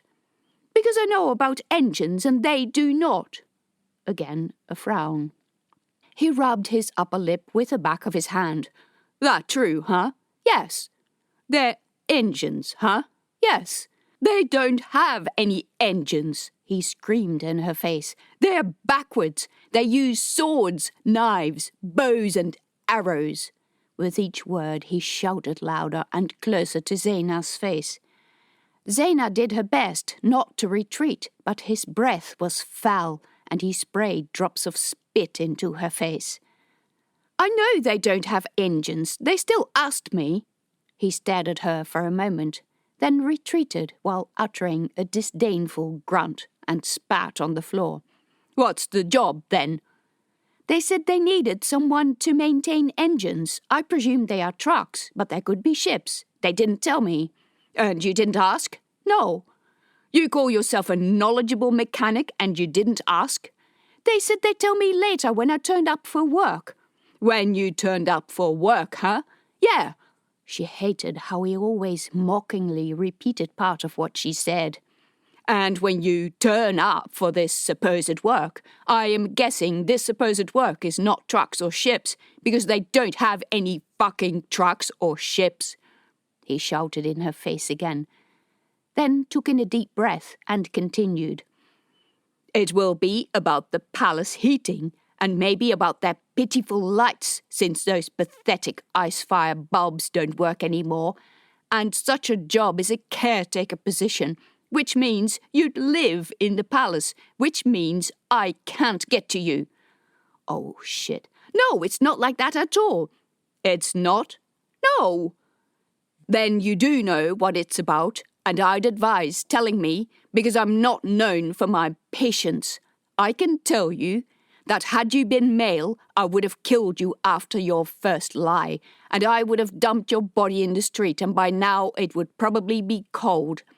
The only reason you're alive is because I am looking forward to listening to your screams while I fuck you. So, stop it with the games, don't lie. Don't think you can outsmart me. Don't think I don't know what you're doing. I know you delivered that letter to the palace. You asked them for a spot where I can't reach you. Know this, you are not safe from me anywhere, not even in the palace." He took another deep breath. He reached out and ran his finger along the line of her jaw in a mock tender gesture. "Now, the truth, or I'll give you a bit of a prelude of what I will do to you." A drop of sweat trickled between her breasts. She had to get out of here. He crouched so that his face was level with hers. With his pale eyes, dark skin, red tattoos on his skull, his oiled plait and rings in his nose, he was terrifying. "Who did you meet at the palace?" "I was asked in the King's Council." Being vague would not help her. "The King was there?" "Yes." "And Supreme Rider Barton?" "I don't know him. He might have been." "The Queen?" "Yes." "Rider Fairy?" "I don't know him. He might have been." "Fairy is the Aranian traitor." As if that was supposed to help her remember him. There had been 20 people at the table. She hadn't gotten a close look to all of them. "Rider Jato?" She nodded. Jato had been there. He snorted. "And they asked an Iranian woman to come and help them? Do I have to believe that?" "That's what they did. I'm telling you the truth." He lashed out and hit her in the face. "Stupid woman! You don't know anything!" Zaina's head reeled. Her nose tickled. She wiped it with the back of her hand, and it came away covered in a smear of blood. "What was that good for?" He drew her up by the collar of her overalls. "Because you're stupid. I asked for information. The information is staring you in the fucking face, and you are too stupid to report it to me. I will forgive you this once, but you're going to have to do better than this." He let her go. Zaina drew in a shuddering breath. He took a counter out of his pocket, an old Iranian device that looked like a medallion. It had a little window in the front. A metal disc sat inside a slot in the side. You could turn it so that it would display a number in the window. In Arania, men would use it to determine deals and favours, mainly the men who went to tobacco houses and who would discuss business over a small table filled with empty teacups and an overflowing ashtray. Nayak moved the fat tip of his finger along the recession in the counter's housing so that the disc turned and the window said 1. He held it up to Zaina's face. "See that? It says 1. I will use it to record the number of times you disobey me. When it says 3, I'm going to fuck you. You could rack up 3 strikes just today. You will have noticed that this is my room and there are guards at the door. The inn owner is a friend of mine. The rooms next door are my men's. No one will hear your screams." He sat down. "With that in mind, let's restart this little talk, shall we?" Zaina told him everything. About the king, about the expedition to the mountains. That it was to open the road, and that there would be an air and land team. She hated herself, but she could do nothing else if she wanted to get out of the room alive. Her mother had always told her to be meek. She knew why, because these men cared nothing for the life of a woman, and if you struggled, the man would just hurt you more. He said when she finished. "It seems that little king is smarter than he looks." He thought for a bit. Then he met her eyes. "I want you to go on this expedition. I want you to report on the people who go on it, what they say and what they do. I don't think they're really interested in reopening the road to Slovakia. They have the trains, which are much faster than trucks. They will be going into Arania, and they will be spying on us. They will be looking for the group of spies they sent recently, and that we intercepted. Either they're dumb, or they misjudge my father's power." Zaina licked blood from her upper lip. He held a finger to her face. "Don't make their mistake. Don't misjudge my father's power. Don't think you can get away with disobedience. Don't think you can hide. We see and know everything. Is that understood?" Zaina nodded. "Good then. You can leave for now." Zaina rose. Her legs trembled so much that she almost fell sideways. He smirked at her, watching her as she walked to the door. Zaina couldn't believe it. She was actually getting out of here unscathed. But fear was a very powerful thing, and the fear of what he would do to her was almost worse than the thing itself. "He'll keep you dancing as long as you're afraid," her mother would have said. Then again, her mother had submitted to her lot, and see where it had left her, dead at the age of 49 with a child in her belly. She reached the door, put her hand on the doorknob, turned it. "It occurs to me that I forgot to give you a demonstration," Nayak said behind her. Damn it, demonstration of what? Zaina slowly turned around because anything else would be disobedience, half expecting him with his pants down. But he was fully clothed, standing in the middle of the room holding some sort of metal wand with a gemstone at the top. What the hell was that? He came towards her. As she backed into the door, he swung the wand. It trailed a crackling beam of golden lightning. Zaina was too slow. It hit her in the side, paralyzed her, pinned to the door. Pain exploded through her. Nayak laughed. "You like it?" Zaina would have screamed expletives at him had she been able to speak. Her mouth was frozen and her arms were frozen and she couldn't feel her legs. He pointed the thing at her. "I can do it again." No. Then again. He lowered the wand. "They said it would probably kill a person, and I'm having far too much fun with you. I don't fuck dead things either."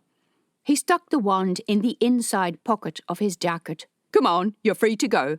But Zaina couldn't move. He shoved her aside. She lost her balance and fell to the floor. Then he opened the door and dragged her into the corridor. "I don't fuck drunk girls either." He stepped over her, went back into his room and shut the door. Zaina was left motionless on the floor, with her face pressed into the disgusting Rana. The guards on both sides of the door to Nayak's room pretended she didn't exist. It took a while before Zaina was able to raise herself onto her hands and knees and crawl to her room. There was a guard in front of her door as well, who also ignored her struggle. Damn, what was that wand he had used on her? Zaina opened the door and dragged herself inside.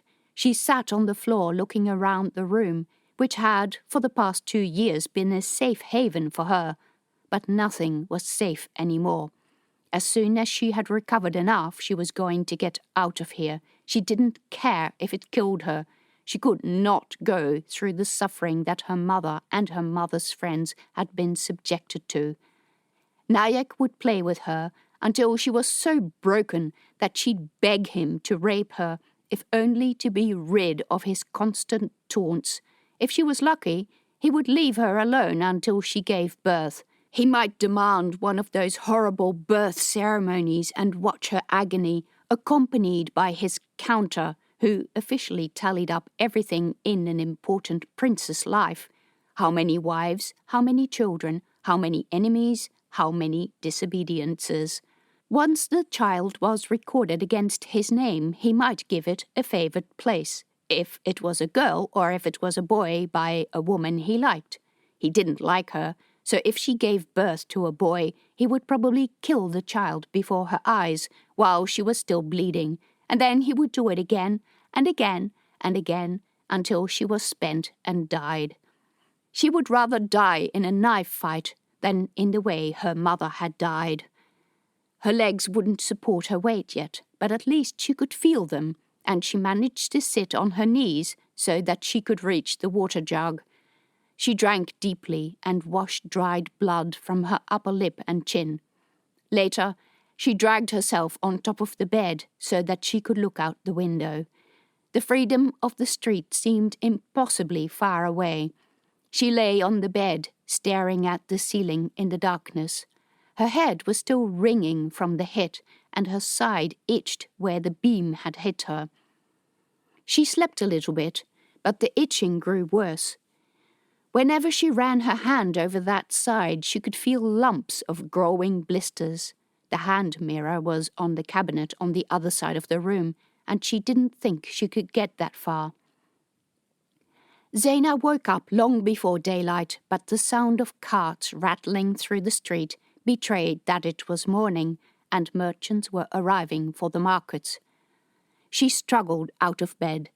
Everything hurt and all her muscles were stiff, but at least she could walk, although she still felt clumsy. She took off her overalls and found her travel gear, leather trousers, leather jacket. The skin at her left side had blistered and was peeling.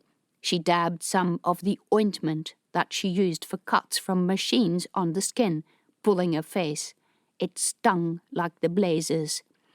She covered the weeping sore with a clean washcloth, put her shirt on over the top and then the jacket. She put on her leather pants and her boots with a knife inside.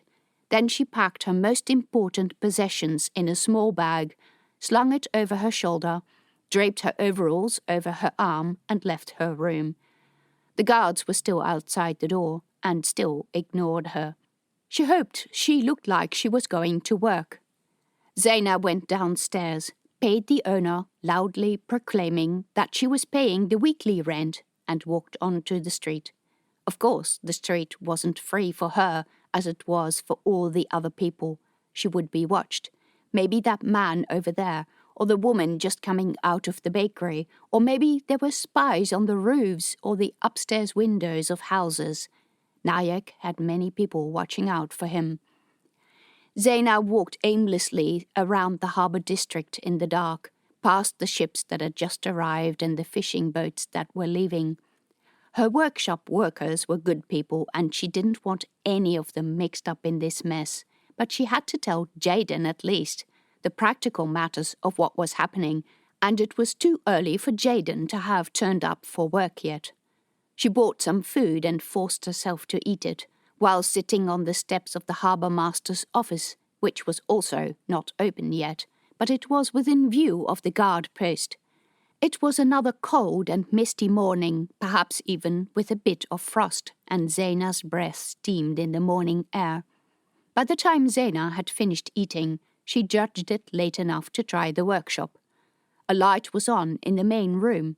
Jaden was walking between two trucks with a candle to light the lamp in the office. She gasped when she saw Zaina's face. "Who keeps hitting you all the time?" "I met an unfortunate acquaintance." She looked around the workshop. She knew she could trust Jaden, but wasn't sure of anybody else, including the neighbours. There could be spies here, too. She gestured Jaden into the office, where Jaden took a cloth and wiped Zaina's face. "This is the second time now in 3 days," Jaden said. "These cuts will probably leave scars." Nayak's rings had made cuts on her brow that were still weeping. "I'm not terribly worried about the cuts," Zaina said. "Ouch, that stings. I'd like you to look at this." She took off her jacket and lifted the shirt underneath. Jaden winced. "What by the skylights is that?" "It hurts." "Yes, I believe that. It looks like an icefire burn." Zaina stared at her. The gold beam, was that this thing called icefire that she had heard people talk about? What was Nayak doing with it? "I have something for that." Jaden crouched at the desk and opened a little door at the bottom of the drawer compartment. She took out a stone jar, unstoppered it, and poured a gooey, oily substance onto her hand that spread a rancid smell through the room. Zaina pulled a face. "Ah, that smells." "Yes, it's not the prettiest of smells. It's made from the blubber of tusked lions." Zaina had seen those creatures a few times, giant brown beasts that swam in the ocean but came up to the surface to breathe. The males were much bigger than the females, and they had long, downward-pointing tusks. The oil helped a little bit. "I'll buy some more of it if you like." Zaina said she did. Jaden rebandaged the wound. Zaina shivered under the touch of the soft and gentle hands. Often she had lain in bed, wondering what would happen if she took Jaden's thin, boyish hand in hers, if she pulled Jaden closer, lifted up her shirt, and ran her hands over the firm skin. She wondered what those lips tasted like. If a woman dressed like a man, did that mean she was agreeable to this sort of thing? Or would she be hit in the face, called names, and lose a valuable employee? An awkward silence hung between them. "Look, I'm going to be away for a bit," Zaina said. "I'll try my best not to abandon you, but in case I don't come back, the workshop is yours." Jaden's eyes widened. What happened?" "Trust me, it's best that you don't know. You're a nice, hard-working mechanic. You'll do well." Zaina put a hand on Jaden's shoulder, pushed herself up, and limped out of the workshop. It was not until she was outside that she noticed she was crying. Those barbarians destroyed everything. "I'll kill him," she whispered to herself. "I'll kill the bastard and his father and all his vile brothers." Chapter 14. Isandor was deep in financial reports when someone knocked on the door to his study. "Come in," Isandor said.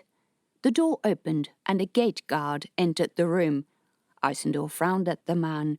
He might have expected the mailboy or the maid who had gone to get some tea, which he had almost forgotten about. "There is a visitor for you," the guard said. Isandor wasn't expecting anyone. Puzzled, he went with the guard through the breezy hallways. It had now become dark enough that the domestic staff kept the oil lights burning even during the day. A slight figure waited in the relative darkness of the guard station, sitting on the bench where the guards would sit during quiet times. It was Zaina, and she rose as soon as she saw him coming. Her face was bruised, one of her eyes almost swollen shut, and there was a nasty gash above her eye. "By the skylights, what has happened to you?" "I should know better than to get involved in bar brawls." She tried to smile, but it looked more like a grimace. "I can get a healer to look at it," Isandor said. Those bruises were impressive. That had to hurt. "It's all right, I'm fine." She didn't look fine to him. "I'm here because I decided to go ahead with the trip." "Oh, well, the expedition won't be leaving for a few days yet." He noticed the bag on the ground next to her feet. Sturdy materials and efficiently packed, the mark of someone who travelled a lot. "I'm ready to go." "But the expedition is not. We need some days to get organised." "I can start today." Her voice sounded very insistent. Isandor looked her up and down. She held herself tall, with her back straight and her chin up, but those bruises spoiled the effect. "Are you all right?" "Yes, I am." "Have you got money to survive for a few more days?" "Yes, I do." "Have you got somewhere to stay?" "Actually, I was wondering if I could stay in the barracks because—" "Boyfriend trouble?" He looked at her bruises. She grinned. "Yes." "Had a fight?" She nodded, visibly relieved that he'd broached the subject. "Yes, a big one." "He was drunk?" "I think so. He got very mad." "And now you're afraid of him and you have nowhere to stay?" "Yes." She attempted another smile. Her stance relaxed visibly. He recognized her behavior from his youth. She was relieved to be asked this question and not have to volunteer a lie. Isandor felt sick. He had seen women abused by their husbands with words much more than with fists, but he knew that it happened, especially when there was drink involved. He was also sure there was more to the story, an extortion attempt on her business, perhaps, or a violent dispute with a customer. But he remembered his life as a young man in the outer city, hunted by Tandor, when he had done things that might not be terribly legal because he had to survive. When the fact that he existed, as imperfect with his wooden leg, was not terribly legal. He'd escaped with Javethi into Czechia, and people there had accepted him despite the lies he'd told them about himself and Javethi. The old man Milius, at whose house they had stayed, had known that there was more to his story. "All right, come with me," he said. He preceded her into the hallway. She followed him, but kept shooting skittish glances over her shoulder. "Whatever you're fleeing, you're safe here," he said. He knew that type of glance, given every time a man sought to be alone with her. Maybe he should ask the guards to ask around the bars to check that she hadn't murdered anyone. "I will take you to the baths.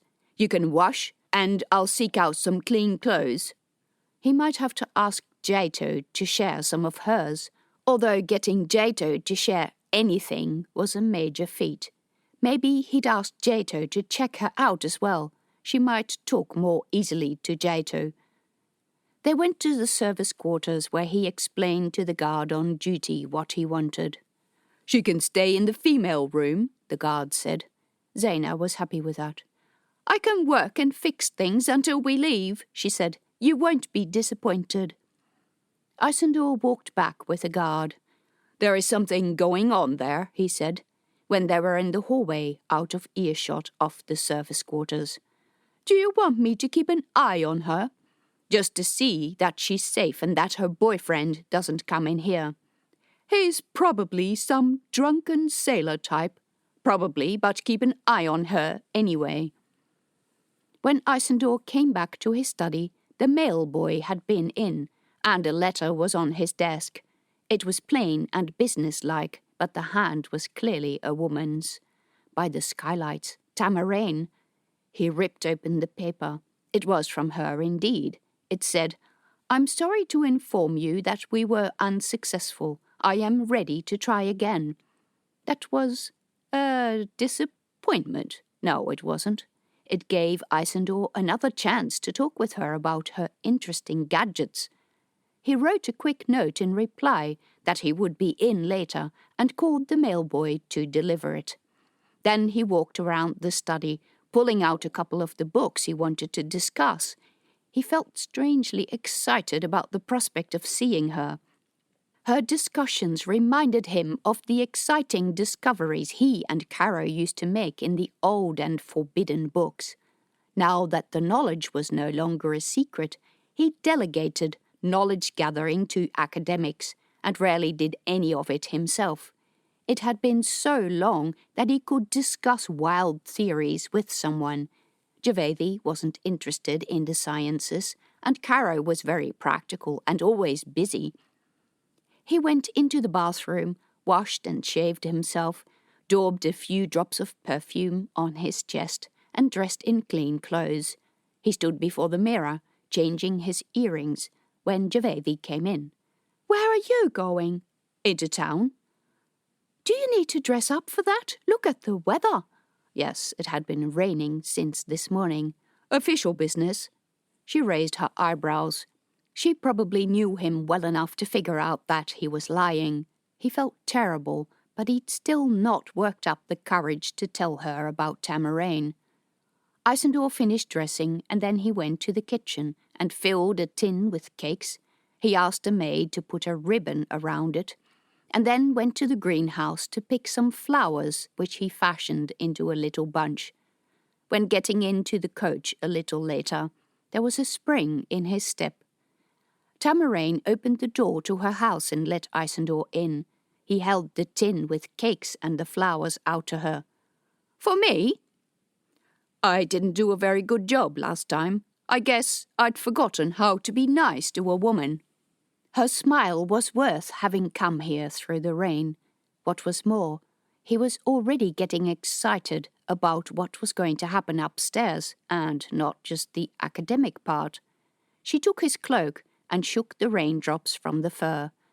"The weather is awful. Just as well it's warm upstairs."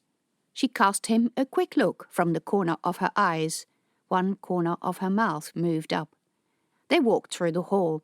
The sound of voices drifted from somewhere else inside the house, but by the time they were going up the stairs, no one had come to look.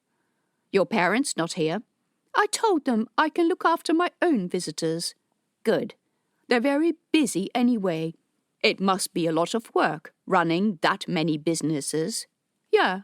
She started up the stairs. From the tone in her voice, she didn't want to talk about business or about her parents. Both, probably. That was fine by him. Business didn't interest him greatly either. The room smelled of tea and cakes, and a good fire burned in the hearth. Tamarane said, "Tea first or business first?" He couldn't help laughing. "What?" "I can't believe you have agreed to this. You're just not a professional breeder." "No, I'm not. Would you like to be?" "No, I saw my foster mother do that for many years. I believed that fertility was a curse for many girls." "It is indeed." "You had one child?" She sighed. "Yes, I was very young. I thought I was a big girl taking part in the New Light Festival. I went to the bars and I danced and got drunk and I had fun. Then an older, noble son offered to take me home. I took his offer. It turned out his family was out. He dragged me to his room, ripped the ceremonial feather from my neck and—" She clamped her arms around herself. Her voice lowered to a whisper. He hurt me a lot. He pushed me with my face into the bed and did it from behind. It was like all my insides were on fire. I bled for days and was too ashamed to tell my mother because I thought it was my fault that it didn't go as they had told me. And then I started growing and my parents went to him to negotiate. I couldn't even look at him. I hated him so much. As soon as the child was born, I refused to have anything to do with it. I don't even know if it was a boy or a girl. He was about to leave the country. I presume he took the child and left. She shuddered. I hope I haven't hurt you. She shook her head. I was afraid, but it was quite nice. Isandor closed her in her arms. She smelled nice, and her body was soft and warm. It pleased him to feel her arms around his waist. He stroked her back and ran his hands through her bushy hair. Then his fingertips found the fastening to her bodice. He pulled the laces. From one thing came another. It was very, very pleasant. Afterwards, Tamarain poured tea and they sat in bed under the comfortably warm blanket, drinking it. Isandor showed her the books that he had brought, old, dusty tomes compared to the splendid volumes in her collection. She opened the first book and her mouth fell open. Wow, these are incredibly old. Isandor explained how he and Caro used to scour the market stalls in the outer city, a settlement that was burned to the ground and that no longer existed. We risked our lives for these books, back under the regime of the old knights. Somehow we believed that the act of acquiring knowledge is not something that should be controlled by anyone. It sounds rather pompous when I say it, but as a boy I would never have thought of it that way. Your youth sounds a bit like mine. I found a lot of all these things in old collections cast aside after people die. My parents never liked me hoarding all this stuff, but it was one thing they could never stop me from doing. Isandor nodded. That was how he had obtained many of his books. Why did you become interested? Because my father said that girls shouldn't. She grinned, and he laughed. That was the best thing about her, that wicked smile. He couldn't resist reaching out for her cheek. You know, I like you much better when you smile. She smiled again. They spoke of the shape of the world and the function of the stars and the moon, which would be big and fat, and then fade to little more than a speck, and then would disappear for periods of time before coming back as a speck that grew into a mottled disk. She set up a looking-glass in front of the window, and they gazed, stark naked, at the few stars that were visible during the day. There was a group of wandering stars in the sky, and Isandor could see them clearly, a large dot and 3 smaller ones in a row. They move quickly, Tamarain said. It was cold near the window, so they got back into the bed for more warm tea. He was enjoying himself more than he had during the past years. It was as if it had taken him this long to realize that his life had been empty, a string of important but soulless meetings, drinking a good deal too much with his advisers afterwards, and then coping with Gervaisy's comments about it. There was no purpose, no future. The Queen ruled officially, and he was an afterthought. His official function was still to be determined, as it had for the past 20 years, since there were always more important matters to be attended to. Nothing excited him, until now. He took the tea from her hand, set it on the bedside table. Then he turned to her, cupped her face in both hands and kissed her on the mouth. She gave a surprised squeak, but then sank back into the pillows and replied. The tea was forgotten as he entered her a second time, slowly, languidly, watching the expression of bliss on her face. Isandor left with reluctance, hoping that once again their task would be unsuccessful. She was interesting, intelligent, and had provoking ideas. Talking with her took his mind off more depressing matters, worries about icefire, about Arania, and about what he was going to tell Gervaisy. Over the next few days, Isandor watched the expedition prepare. Trucks were delivered to the Knight's Eyrie and drew a lot of attention from the public.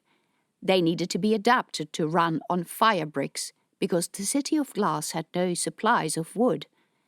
There was a fire brick making machine too, that compressed grass and leaves into fuel. Zena did a lot of this work. Isandor was sending Jato on this expedition.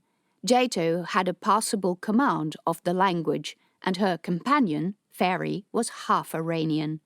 He was also sending Ryder Thomason, a senior knight of the new guard. He wished he could go himself. It had been a long time since he had travelled out of the city by any means that didn't involve taking a complete entourage with guards and servants. But he was too busy in the city. There were laws to be rewritten, meetings to be held, people to speak to, and that was just without a potential icefire emergency. He couldn't leave all of those things to Javethi. For one, he wasn't sure how well she'd do them. Life had been hard as apprentice knight in the outer city, but sometimes he cherished the memories of the freedom he used to have. Zena worked hard and gave no one any reason to suspect that she might cause trouble. After she finished adapting the trucks, she looked at the palace's pipes and water tanks.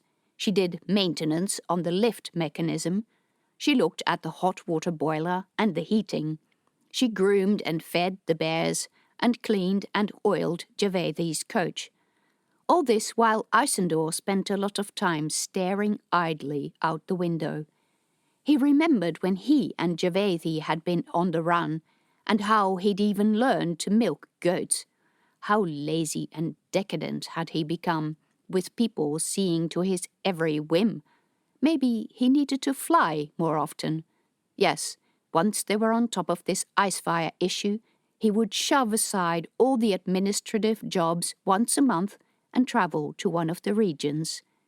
He turned when the door opened and Caro came in. He came to stand next to him, and they watched out the window while Zena worked in the garden. "Hard worker," Caro said, nodding at her. "I worry a bit about her background." "Is there anything about her that we don't already know?" Isandor looked at him and gestured at the couch. They both sat down. Isandor nodded at the drinks cupboard, but Caro shook his head. "She flatly refused to leave the compound. Whenever we have any jobs that require travel into the city, she finds someone else to do it." "You did see what she looked like when she came in, right?" "I did." "Did anyone find out who did that to her?" "No. Jato said she was tighter than a noble's ass." Isandor laughed. Only Jato would say things like that. "The patrol compiled a file on her," Caro continued. "She came into the City of Glass in the wave of immigration with the rebuilding. She came from Kadrish. She sold herself as a mechanic." "She is a mechanic, a good one." "Yes, but no one can track any of her history in Arania." "I don't necessarily see that as a problem. It's not like we have ready access to Aranian records. So we don't know where she comes from, which means she is not from any of the influential families, and she hasn't escaped from any of the prince's harems. I see that as a good thing. On top of that, she's familiar with the land and language." "Yes," Caro sighed. "That doesn't mean I have to like it. In order to be a mechanic, she would have received some training. It's rare for Iranians to educate their women, because all of them are needed to make babies for the powerful men. By the way, is there any evidence that the wave of infertility is hitting Arania as well as us? If it was, would they tell us?" "No, but we might notice, like back in the days when the knights abducted Chavakian girls, before they knew that icefire would kill the women, and brought them to the City of Glass because the Chavakians are far more fertile." Caro said, "I understand what you mean, but no, there is no evidence of anything of the sort happening. If anything, they wouldn't allow a woman to leave the country if that was the case." "They might still not allow women to leave. She might have just left regardless, and that might be why you can't find any record of her being in contact with Arania. I suggest you might try treating her well. She might be amenable to parting with useful information. Milking her like a spy, if that's what you want to call it. I have to admit that I'm a bit concerned over all these Iranian interests in our city. They're all refugees, Caro said. We've got a long list of Javakians and Iranians who live in the harbour district as the result of the forms we distributed after the alert. Make sure that someone runs checks on who these people are, Isandor said. I'm not sure that's necessary or that they will appreciate it, but if you wish, I can do that. I do wish that. Later, Isandor had dinner with Javedi, who had fully recovered and had been quite cheerful for the last few days, suspiciously so, in fact. He asked her about it. I'm seeing Ryder Barton, she said, her chin in the air. I asked him, and he said yes. Of course he did. Isandor probably sounded more indignant than he should, but oh, how he hated it that his sister used her status to force people to do what she wanted. Being old school, Ryder Barton had obedience to the Queen rammed into his head, no matter what Isandor told him. Back in the day when he came up through the ranks, being asked to father the Queen's child was the ultimate honour for an Eagle Knight. Except, to Isandor's knowledge, Ryder Barton had a male lover, and had been with his man for many years. Javedi would know that. Isn't that great? She said. No, it's not. Javedi, I wish you would stop this charade. You're not going to have a child. Why do you hate me so much? I don't hate you. I love you. I just hate to see you suffer. We've tried, more than 25 times. It's not going to happen. The midwife says that you might die next time. I don't want that to happen. We need an heir. Yes, and I'm seeing a breeder. There, he'd said it. You what? Her eyes were wide. A breeder, you know, someone who will have a child for us. What? Who is this woman? Her voice was full of suspicion. It is someone I respect as a person. How can you do this to me? To you? What does that even mean? How can I help you so that you don't have to die for an impossible wish? How can you visit and share someone's bed and not tell me about it after all the things we went through together? By the skylights, what has gotten into you? You've slept with her. Yes, that's generally what happens with these arrangements. You didn't tell me. She is a breeder. Did you enjoy it? He stared at her, suddenly understanding her problem, and he couldn't believe how he hadn't seen it before. You're jealous. And yes, Javedi probably had every reason to feel that way, if she wanted to act like a jilted spouse. Tamarain was not just a breeder. When he thought of her, his heart sped up and his face glowed. He'd had some thoughts about her that he considered too secret to admit, even to himself. Before he knew that they were brother and sister, Isandor had slept with Javedi many times. He remembered how she used to cling to him when making love, and how, when he found out she was his sister and stopped sleeping with her, she had become distant. Because she still wants me to sleep with her. Because she depended on him. Because she loved him and had no one else.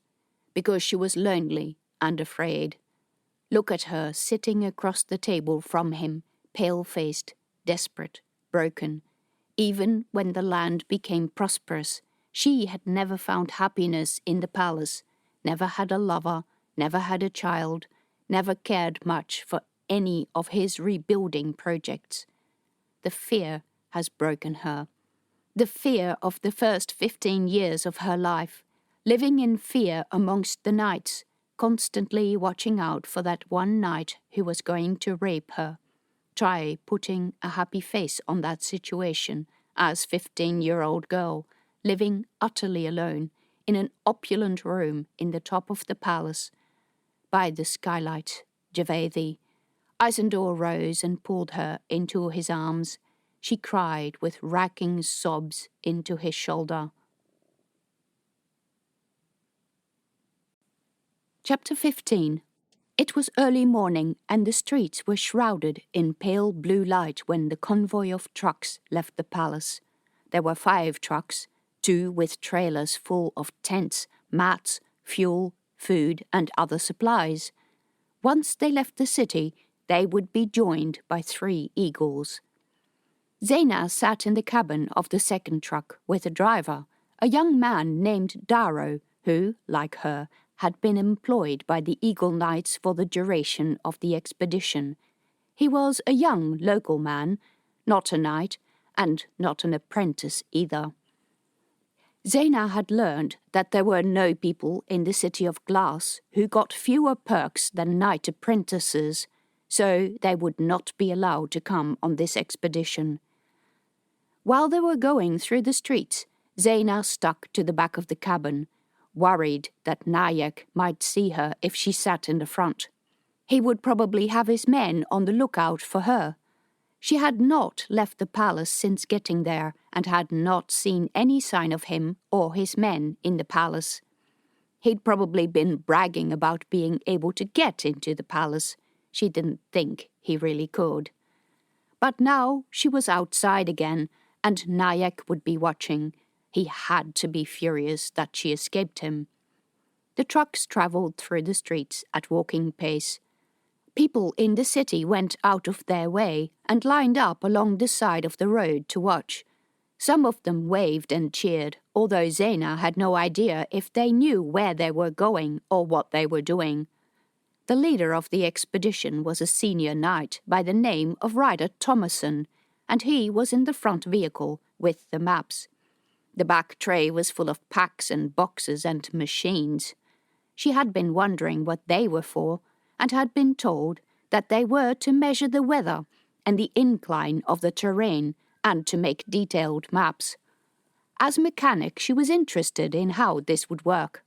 The Chavakians were very keen on measuring things, and those disciplines seemed to have spread to the City of Glass. She liked measuring things. Once they left the city behind, the trucks picked up the pace. The terrain was surprisingly uneven, with grass tussocks and unexpected channels and holes. The first truck was following trails made by farmers with carts, and those tracks didn't always go anywhere.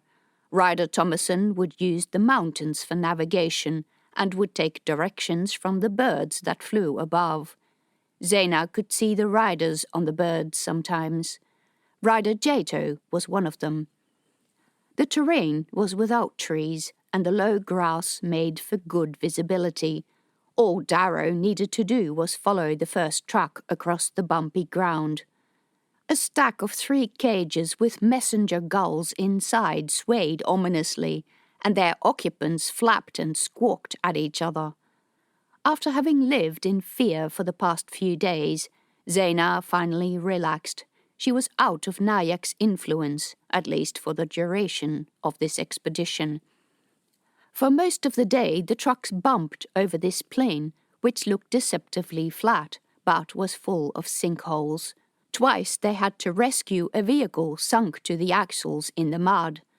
There were no trees for a winch, so they strung several other trucks together as counterweight. Everyone got very muddy. Ryder Thomason stopped the truck several times to get out and take positions from the sun. The compass was behaving strangely. Zena picked up from a snatch of conversation that she picked up during the midday break. Thomason and Jato discussed the implications. Thomason said that the pass was ahead. Jato said they were too far to the west. Thomason argued that he could see the saddle in the snow-covered mountain, and though they might seem to be too far to the west, there was a swamp to the east and they needed to go around it. Jato said there were many tracks through the swamp, and it hadn't rained much recently. "Seriously, who knows this land best?" She spread her hands and walked off to tend the eagles. Jato had 2 mounted companions, silent, clean-shaven, stubble-haired men, who appeared nameless and faceless. One of them would give Zaina a penetrating look that chilled her, but as long as those riders followed the group, she was free from Nyack. One of the eagles had caught a deer. The knights cut and gutted the animal and strung it up on the back of one of the trucks. The eagle could keep the head and 4 legs, while the travellers ate and drank hot aromatic tea. It ripped the meat off the bones in long threads. They continued in the afternoon, when the sun vanished behind the mountains. By the time it was starting to go dark, the convoy had arrived at the bottom of the mountain slopes. They were, as Jaito had said, of course. She was angry about it, and Thomason was angry about it. Darkness was fast falling, and they had to track east, where the ruins of an abandoned settlement stood out against the meagre light. The ground was rough, and it took them until it was almost dark to get there, which made Jaito even grumpier. They parked the trucks in a circle.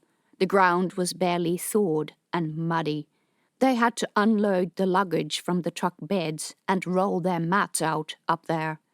2 knights made a fire, while another strung up the deer and hung it to roast. All the travellers brought drums and buckets to sit on around the fire, while the meat cooked and the wonderful smell spread around the camp. The men told tall tales, mostly from competitions and games within the knighthood. Zaina listened, alternating between enjoying the careless atmosphere and despairing that when she came back to the City of Glass and Nyack came back to her, she would have very little to tell him that he would find of interest. These knights served their king and queen. They had little contact with business and noble interests. For all that she could see, the nobility in the City of Glass was considered quaint. They had their own secluded lives and did not mingle much with the citizens and the rulers of today. Was there a way to explain this to Nyack that wouldn't involve her getting punished for being lazy?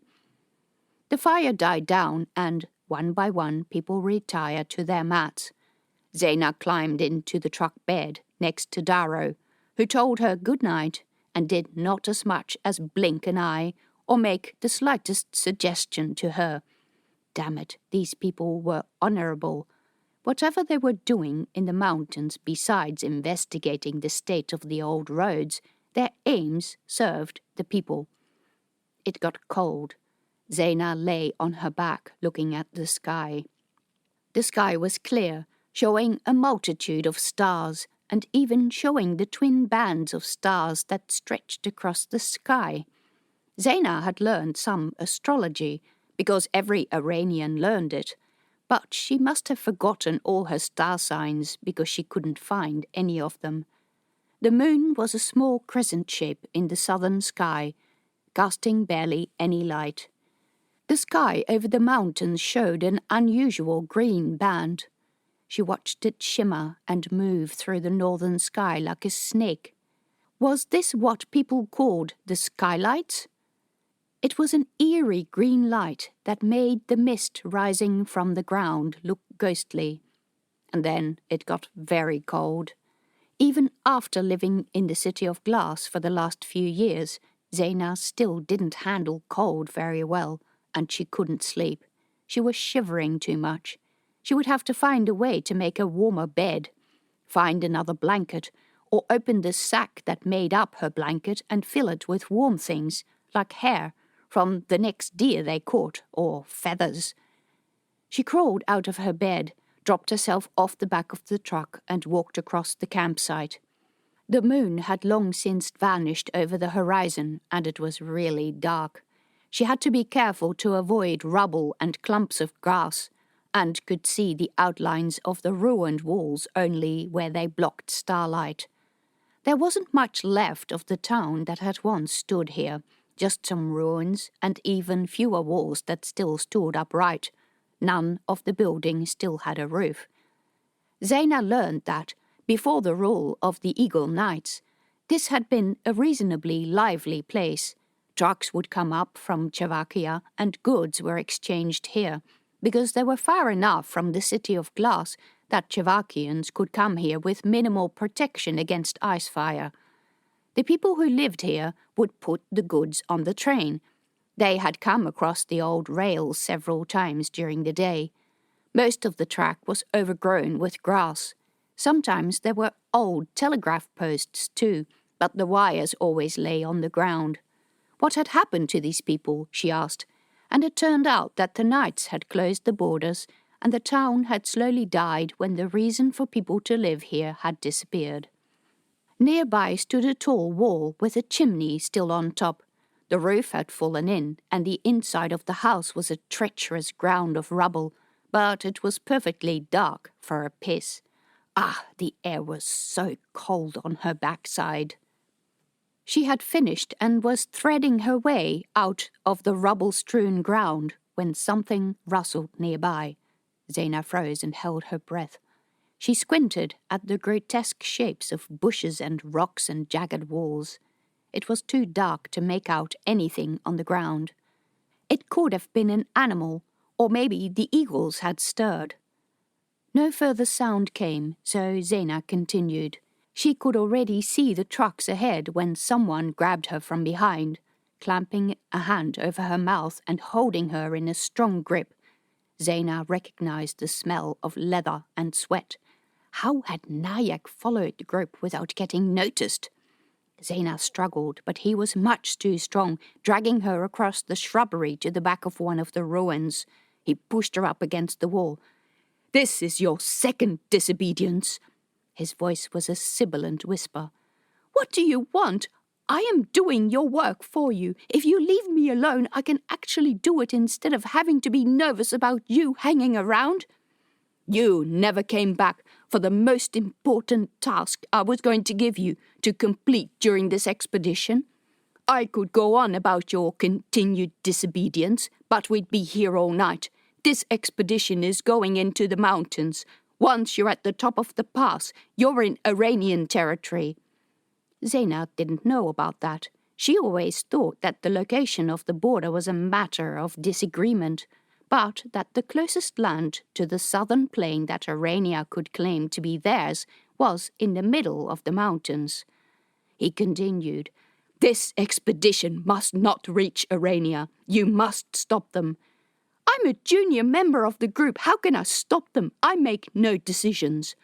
"I'll let you figure that out. But once you cross that pass, you're dead. When you tell your pathetic knights about me, you're dead too." He let her go and vanished in the darkness. She heard no horse's footsteps, no rustling. Zaina did not sleep for the rest of the night. People started moving around the camp before daylight, and since it was dark until mid-morning, that was easy to do. Zaina joined the others around the fire for breakfast and then helped to pack up the trucks. Every bone in her body ached, and she shivered so badly that she thought she would not get warm again. Standing at the top of the truck bed, looking over the campsite and surrounding ruins, she couldn't spot any sign of Nayak or his transport. Yet she was sure that she hadn't dreamed about his visit, because dreams usually made no sense at all. Nayak's words made far too much sense, frightfully so. The column started moving before daylight, zigzagging up the steep mountainside. Sometimes their path crossed sections of the old road, mostly eroded away, with missing sections of paving.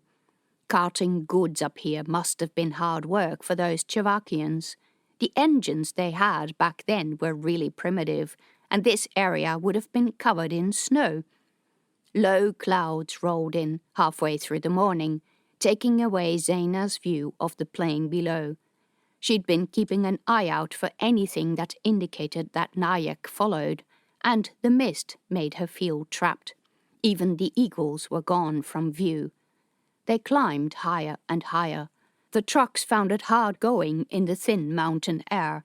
They were now mostly following the old road, but it was uneven, eroded by runoff water, and they often needed to stop and fill in holes. They didn't break out of the cloud cover until the end of the afternoon, when suddenly all the mist was gone and the view behind them consisted of a bath of fluffy clouds.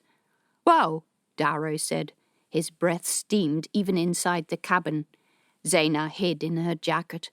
Up on the mountain side she could see the saddle of the Forbidden Pass, not far ahead. She was meant to stop the group reaching the position where Nayak declared the border to be. If either Supreme Rider Barton or the king got wind of this, they would consider his declaration an act of war.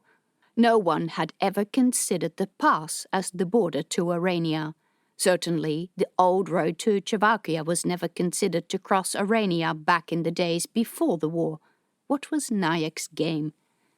It turned out it wasn't really the pass she had seen from further down, because when they got there, the passage descended into a small valley before rising to a higher level. There, in stark black and white against the low light of the sun, was the saddle of the pass with a giant glacier crawling down like a hammock filled with snow. The trucks picked their way down the slope into the valley. The ground was treacherous here, slippery, with loose stone beds and patches of icy snow. They had to cross many streams of icy water. Twice a truck got stuck, and Zaina had to wade into the water to restart the engine.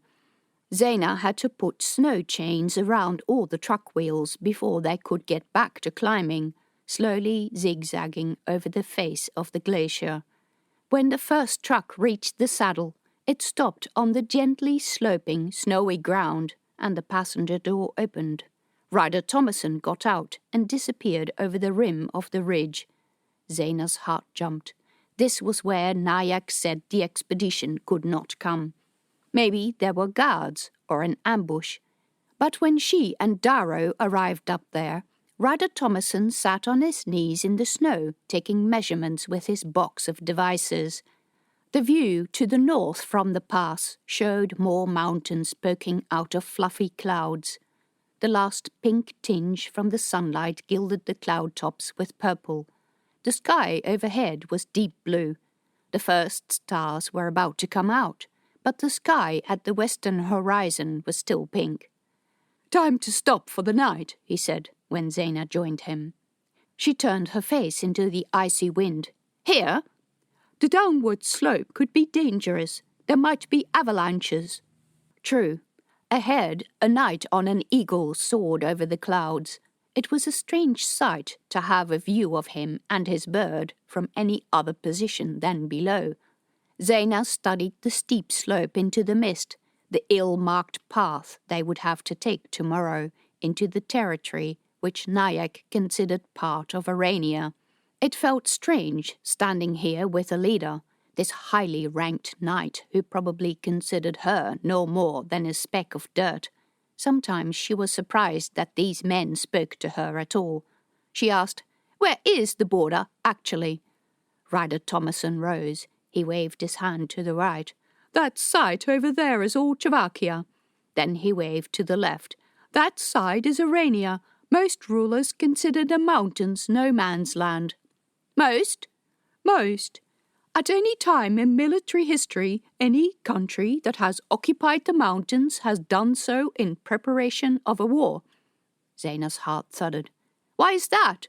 "Because this region is by far the most vulnerable of all the borders. Few troops patrol the area, and in times of peace, no one starts disagreements about the positions of the borders. This land is harsh, remote, and holds few resources. It's simply not worth fighting over, unless one is looking for a reason to fight." He spread his hands. In his right hand he was holding a device with a round dial. "What is that?" she asked. He held the device up. The dial had a little red needle that pointed to the middle of a scale marked with Chavakian characters. "This is a barograph," he said. "It's a device to measure what the Chavakians call sonorics and we call icefire." "I thought it was supposed to exist only in the City of Glass." "Supposed to. The device that existed there was so strong that it masked all other sources. Now that it's gone, these other sources become visible."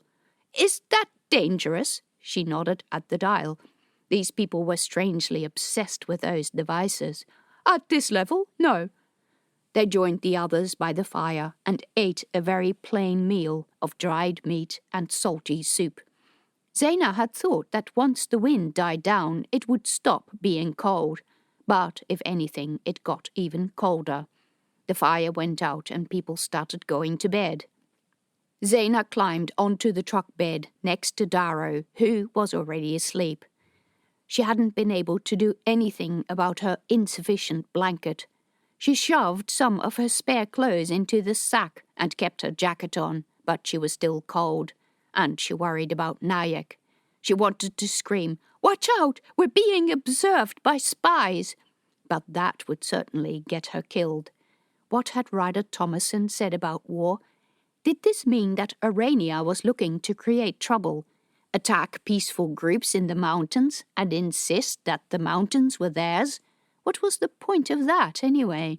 Nobody would be stupid enough to spill any blood over these stupid cold mountains. They were useless. That was why no one had bothered to make an agreement about them. Her mind churned.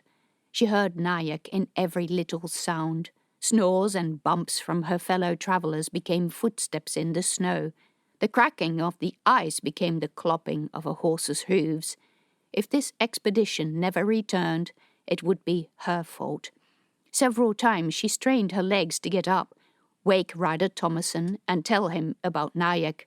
But if she did that, they would be dead anyway, and maybe 2 countries would go to war over it. Nayak had done this to deliberately put her in a difficult position. She could not stop the expedition without sabotaging the vehicles, and if she did that, she'd endanger everyone's life, and the knights would punish her. She did not want to betray these people, because they had done nothing that deserved betrayal. She sat up in the bed of the truck, her knees pulled up to her chest with a blanket wrapped around her, staring at the sky while the others slept. The green flashes she had seen the previous night returned, long filaments of green and pink that reached over the pass deeper into the mountains. The night was as still as death. The light from the sky was strong enough to make the snow glimmer. The other trucks sat like square boxes in the snow.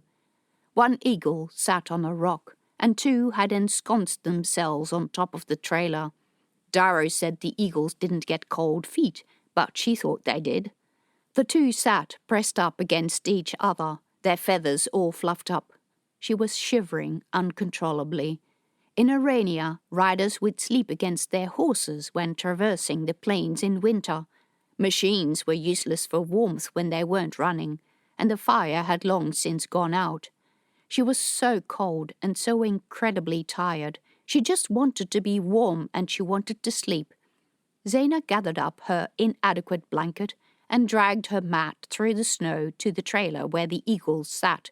The animals only stirred briefly. She had heard that they could be aggressive and that knights didn't like other people interfering with the birds, but these birds remained quiet even when Zaina climbed up on the trailer. She stepped between the feathered bodies, put her mat down and snuggled up. A wing reached out and half covered her. Underneath the feathers, the eagles were incredibly warm.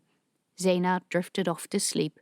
Her last thought was that if Nayak attacked during the night or early morning, it would at least happen while she was asleep, and she would suffer only briefly. Chapter 16. On the day of his trip, Javez got up before sunrise. He carried all his packs into the backyard and set them next to the camel's pen while the camel ate. Then he put the saddle on the camel, filled up all the water skins and tied them and his packs to the saddle. He checked that he had everything. Then he climbed into the saddle. The camel rose with a groan. The sun was just coming over the horizon as he left town. The camel cast a long shadow over the stubbled hillside. The light was still soft, the sky above pink and the landscape orange. It was pretty in its own strange way. For the first half of the morning he headed west. until he picked up the path to the area that was marked on the map as a place where people from the city sometimes came to watch the stars. This was a rock-strewn outcrop called Red Hill. He found a little oasis at the bottom of the red cliff, a dark, still pond that reflected the rocks perfectly. A little patch of real vegetation grew around it, with tall palm trees and grass so green that it hurt his eyes. Jabez took a break here, giving the camel a rest. He tied it to a post that someone had driven into the ground long ago, maybe for this purpose, and left the camel to attack the green grass on the bank of the pond. Jabez climbed the hill. It was coming up on mid-morning and the air was already hot. The hill wasn't particularly high, but at the top he could see over the surrounding undulating terrain. The wind, hot and dry as a furnace, cooled the sweat on his skin. He sat in the shade of a rocky outcrop, eating some dried fruit and drinking water. There were signs in the little shelter that other people had visited here. A piece of a wrapper, an empty bottle. Someone had stacked a pile of stones. From up here the view was as impressive as it was desolate. Red hill after red hill stretched to the dusty horizon. The land here was rockier than it was to the west, and this probably made it more suitable for travel. He descended to the pond, where he poured some water over himself and made sure his water bags were all completely filled up. Before he was ready to continue, he completed the final part of his disguise. First he found the nail paint and turned his fingernails blue. Then he took the length of linen from his bag and started wrapping himself. He'd practiced this in the living room of Pashtan's house and had cut the pieces at the right length. The trickiest bit was the head, but he had also worked out how to position the fabric so that he could still see and breathe. So disguised, he approached the camel, but it merely gave him an indifferent eye and continued grazing. Jabez got back into the saddle. This was where all paths stopped and navigation became important. As meteorology student, he had learned to do this by the sun, stars, sextant, and compass. He also left markers of paint on each landmark he passed. Later on, once he hit the sand plains, this might well become impossible. The sun rose, casting its shadows in front of him. Having grown up in a place where the midday sun hung in the north, having it in the south was a novelty. It was hot in the valleys, and on the ridges the oven-like wind buffeted him. He stopped every time he came to a place with a view to check for sand devils. He would also check his pocket barometer.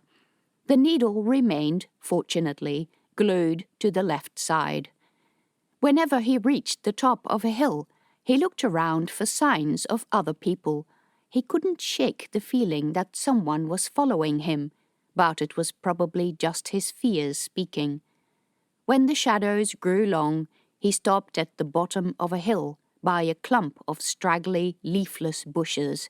He hobbled the camel, and it wandered around tearing branches off those bushes. They looked dead, but he didn't think they were. Jabez climbed a little way up the hill to look at the valley he had just traversed. You could see the vein of groundwater going through it by the winding paths of what passed for vegetation. A little thrill went through him. He'd learned about this as part of his studies, recognizing the sign of weather and the movement of air and water on the land. Had anyone ever charted this land? Had anyone been here? There was not a sign of civilization to be seen anywhere. He went back down before it got too dark to see, because one thing he had brought only little of was lamp oil. He rolled out his mat and ate biscuits, dried fruit and salted meat, watching the camel graze. It finally gave up and lay down. Jabez dragged the mat over to where it lay and used the camel's hairy flank as a backrest, while he watched the stars come out. Some people in Tiberias held great stock by the star signs. They assigned good or bad luck according to the position of the wandering stars and your month of birth. Tutors at the Doga would sometimes poke fun at these people. The point of star signs, they said, is purely to know where you are. Wandering stars are useless for that, because they move around too much. Wandering stars were very good for counting months and years. They did not determine luck and misfortune, and those who put too much stock into studying the stars and reading meaning into their positions were wasting their time.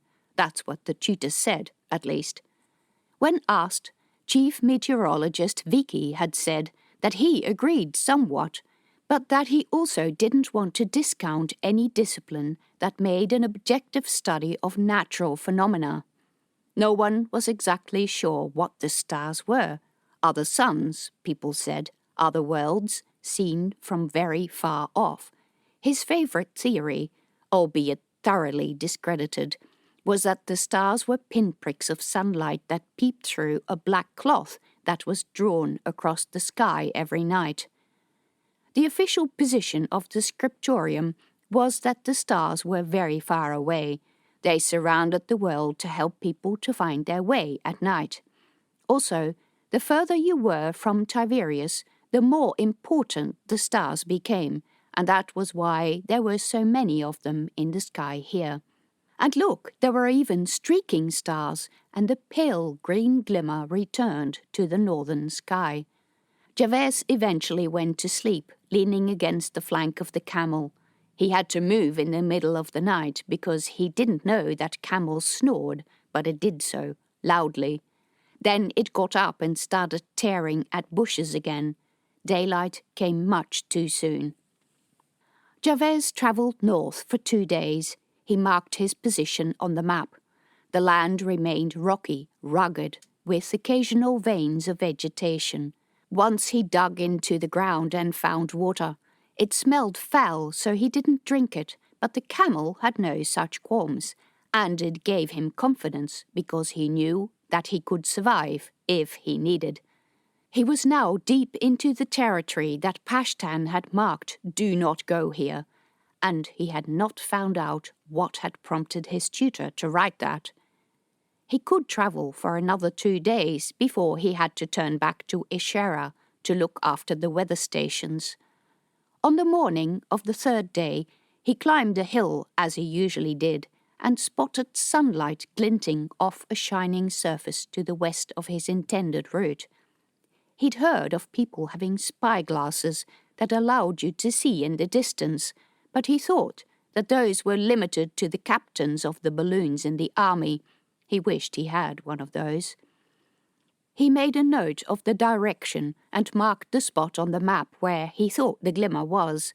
He plotted his course in that direction and included details on how to get back onto his intended course. For much of the day, he found himself traversing a hard, dry plain. Occasionally, there were lower areas where salt had risen to the surface, and sometimes there was evidence of cracked mud. So clearly it did rain here, or it had done so in the past, probably infrequently, because there was no evidence of vegetation. The glinting surface had been on the other side of this floodplain, but when he got there, the terrain rose steeply. He couldn't see it anymore. It could have been a smooth rock face or an illusion of the light. The light was turning golden, so he decided to set up camp before turning back to his intended course. There were a few bushes for the camel to nibble on. Gervais ate dried fruit and salt meat and had to admit to himself that he was getting thoroughly sick of the menu options, and also that he should probably turn back tomorrow because the land was too vast, and he needed to get a better idea of where to look for these metal artifacts. Maybe the windwalkers had to dig for them. Anything exposed to the air would stain. He still held the globe in his pocket. Seated on his mat, he took it out and studied it yet again. It was the size of a large marble, and wasn't as heavy as one would expect a metal object of that size to be. He judged it to be hollow. The wire loops were most curious. They protruded from one end and bent around the curve of the globe and rejoined at the other end. There were 6 such wires. When he dropped the globe, it bounced over the ground on these wires until it came to rest on one of the 2 spots where the wires joined and disappeared into the globe. Whatever was this thing for? Why was it worth so much? What was more, who had made it? He had by now been trekking through the desert for 4 days and had become used to sleeping in the open.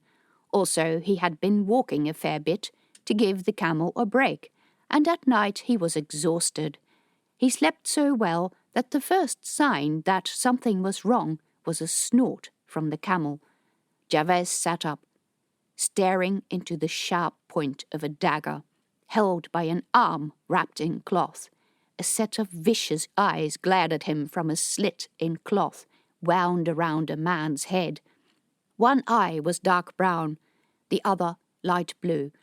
Windwalkers, 3 of them, one holding the dagger and 2 watching silently.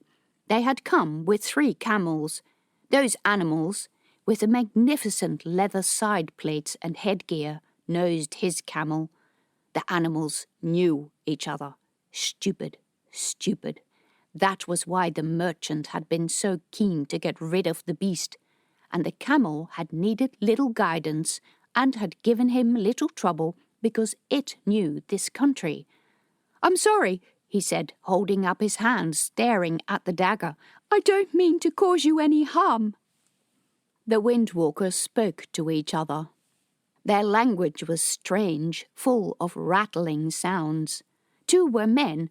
The third was either a young man or a woman. It was hard to see under all the layers of cloth. But he was going to go with a woman because her figure was slight. Eventually, one of the men gestured for Jabez to get up. The sun was just clearing the horizon and shone straight into his eyes. The 3 seemed fascinated by them. The colour, probably. His eyes were very light brown, while theirs were much darker. The woman took his hand and ran dirt-engrained, callus-hardened fingers over his skin. Javez's skin had become a lot darker in the weeks that he'd been out with Pashtan, but he still wasn't as dark as she was. She rubbed the skin as if she suspected that he wore paint. One of the men pulled at the cloth with which he had hoped to disguise himself as a windwalker, but he looked ridiculous next to them. Yes, they wore cloth wound around their limbs, but there was a pattern to it, with pieces of cloth wrapped around so that the top looked like a hair plait. That would have to involve more than one piece of fabric. The men made Jabez get onto his camel and tethered it to the back of the saddle of the leader. Then they set off along a narrow track uphill. The camel made no protest, plodding after the leader's camel, its head held low, occasionally trying to make a detour while reaching for dry bushes. The track zigzagged across the bare mountainside. Occasionally they had to traverse shale fields, where the camel's footing was treacherous because of the many loose stones. It was close to midday when they reached the crest of the mountain pass, and Jabez could see the thing that had made the glint that he had spotted. It was he had no idea what it was. A giant bowl-like structure pointed at the sky, the size of a city block across. It sat atop a pedestal many floors high. The bowl was covered in a thin, translucent, cloth-like material, held up in the middle, that made the structure like a tent. The inside of the tent was misty with humidity. A group of regular tents of the dark and thick fabric Jabez had sometimes seen in town clustered at the base of the pedestal, in the shade cast by the giant bowl. A great number of camels stood tethered on what looked like a section of metal fence, from which hung food troughs and water bowls. The surrounding hills were bare, covered in sharp rocks and jutting outcrops. What a strange place for a camp, And what was that strange bowl thing, anyway? As they came closer, the bowl appeared even bigger than it had from a distance.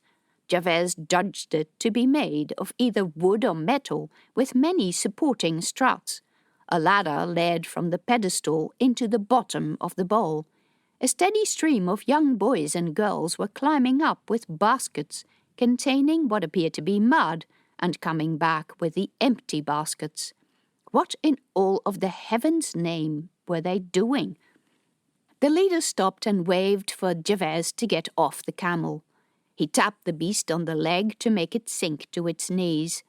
He let himself slide from the saddle, aware that people stopped walking, stopped talking, and turned around. Some came closer, but most watched, silently, from a distance. Most wore their coverings of cloth, although only a few covered their heads as well.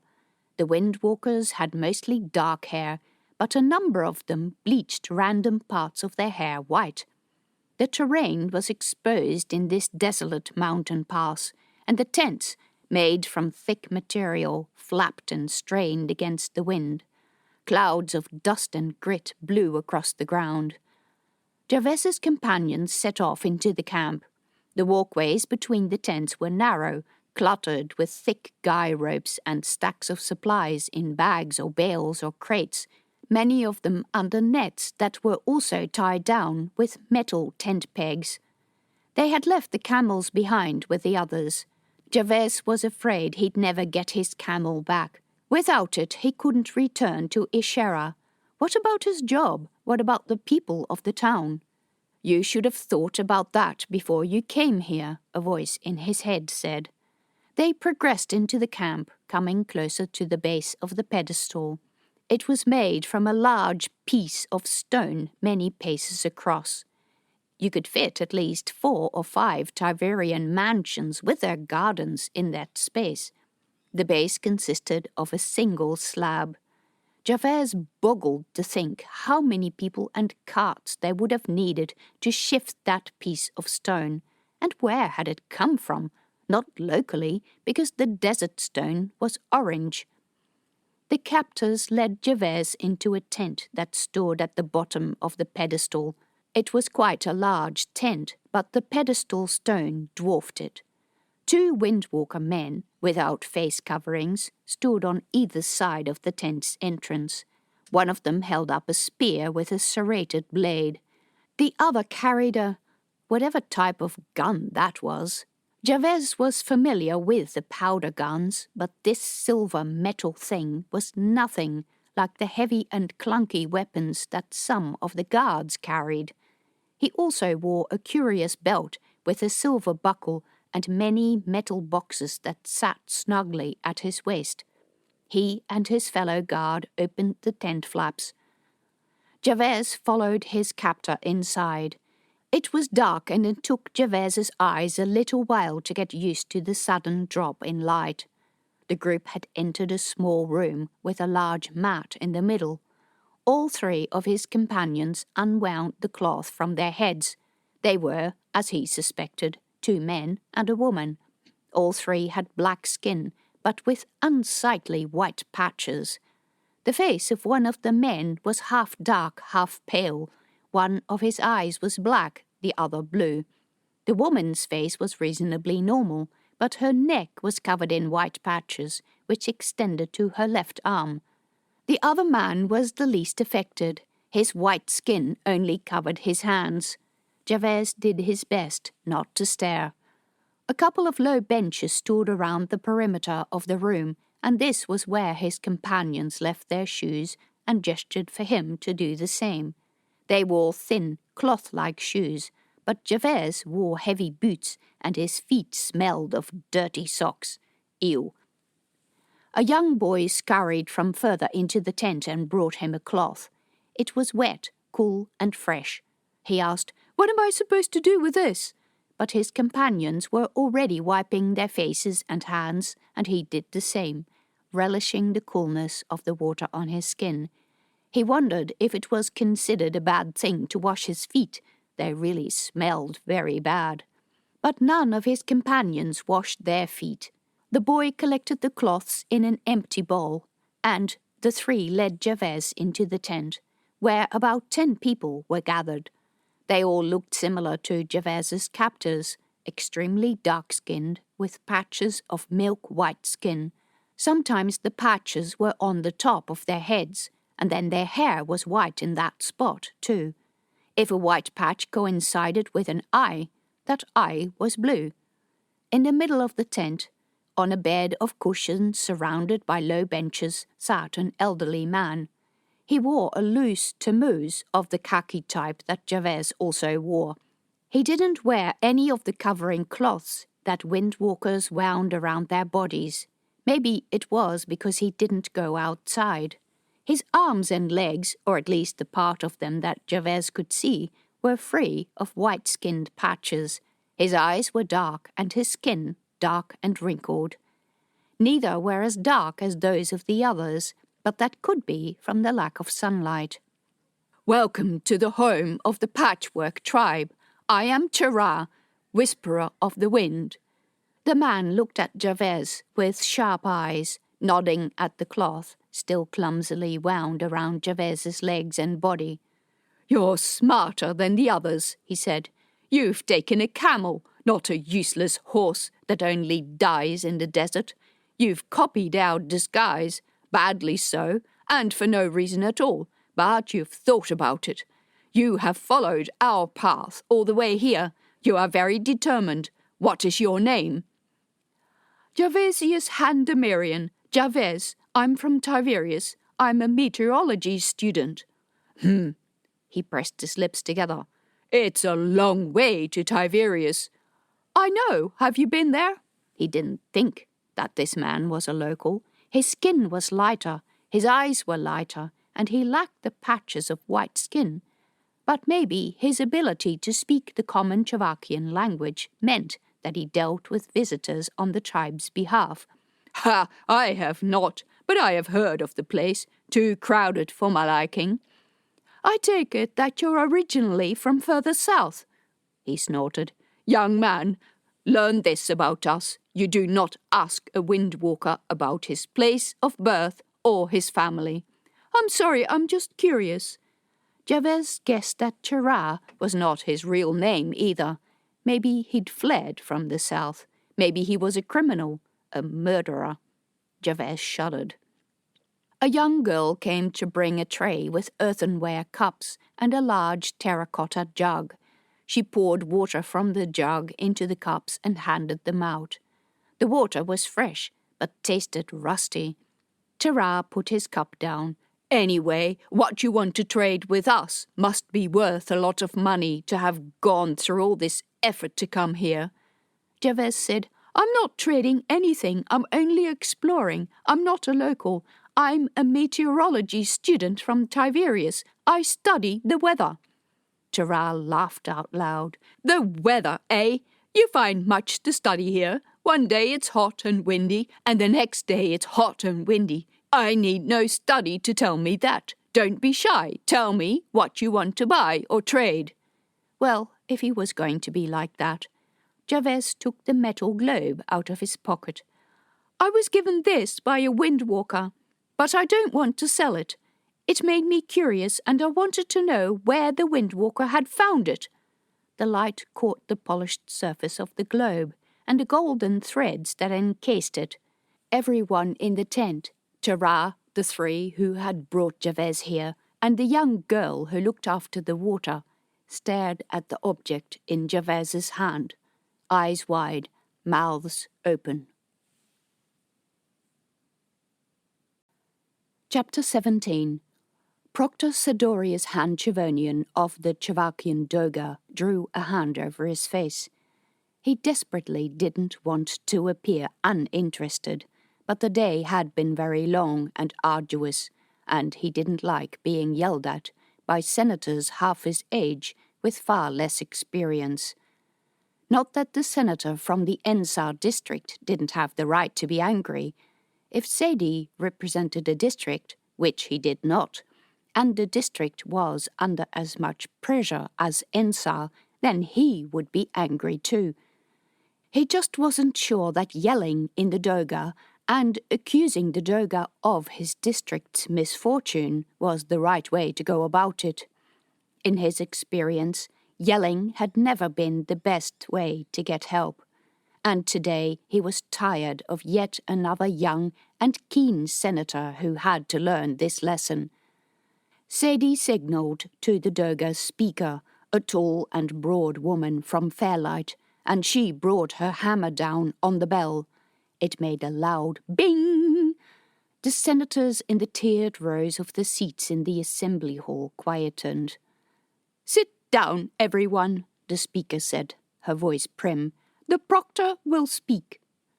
Sadie rose and slowly crossed the floor to the dais. His right knee hurt with every step. He was already looking forward to going home and sitting by the fire with a nice cup of tea.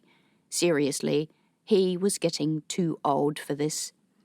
He put his hands on the dais, looking at all those faces of the Doga, all those eager representatives who came here from their districts, full of hope, all these people who adored him almost like a god. There were times that he wished that they put together a challenge, voted him out, and gave the job to a younger person with new views. "We have heard the Ansar senator's plea. We have accepted his request for assistance with drought relief. We are aware that if the Doga elects to give Ansar the assistance they have asked for, other districts may equally be entitled to the same. We are unable to promise anything right now, but we will investigate and report within the next few days. I adjourn the meeting for today. The sitting will resume when the necessary information has been collected. This sitting is now closed." He brought the hammer down on the wooden surface of the dais. And that was it for today. Senators got up from their benches and made for the exit in groups. As viciously as they had attacked each other in the meeting, they were now chatting as if they were the best friends. On odd occasions, they even were best friends. Tomorrow was another day in which to argue. While Sadie collected his folder from the table, the doormen opened the large double doors, letting in the golden sunlight that fell through the windows in the foyer. The members of the assembly streamed out. Sadie met up with the Doga's chief meteorologist, Vickius Han Maronian, on the floor of the hall. Vicky nodded, and a look of understanding passed between them. A warm breeze met both men when they entered the foyer. It was autumn, but still very dry and warm, and that dry weather was a big part of Sadie's problems. If only there was significant rain across Slovakia, so that the crops could be planted and people could stop moving into the towns looking for relief and housing and work and a host of other things which weren't available. The two set off in the direction of Sadie's office, walking through the airy stone corridors in amicable silence.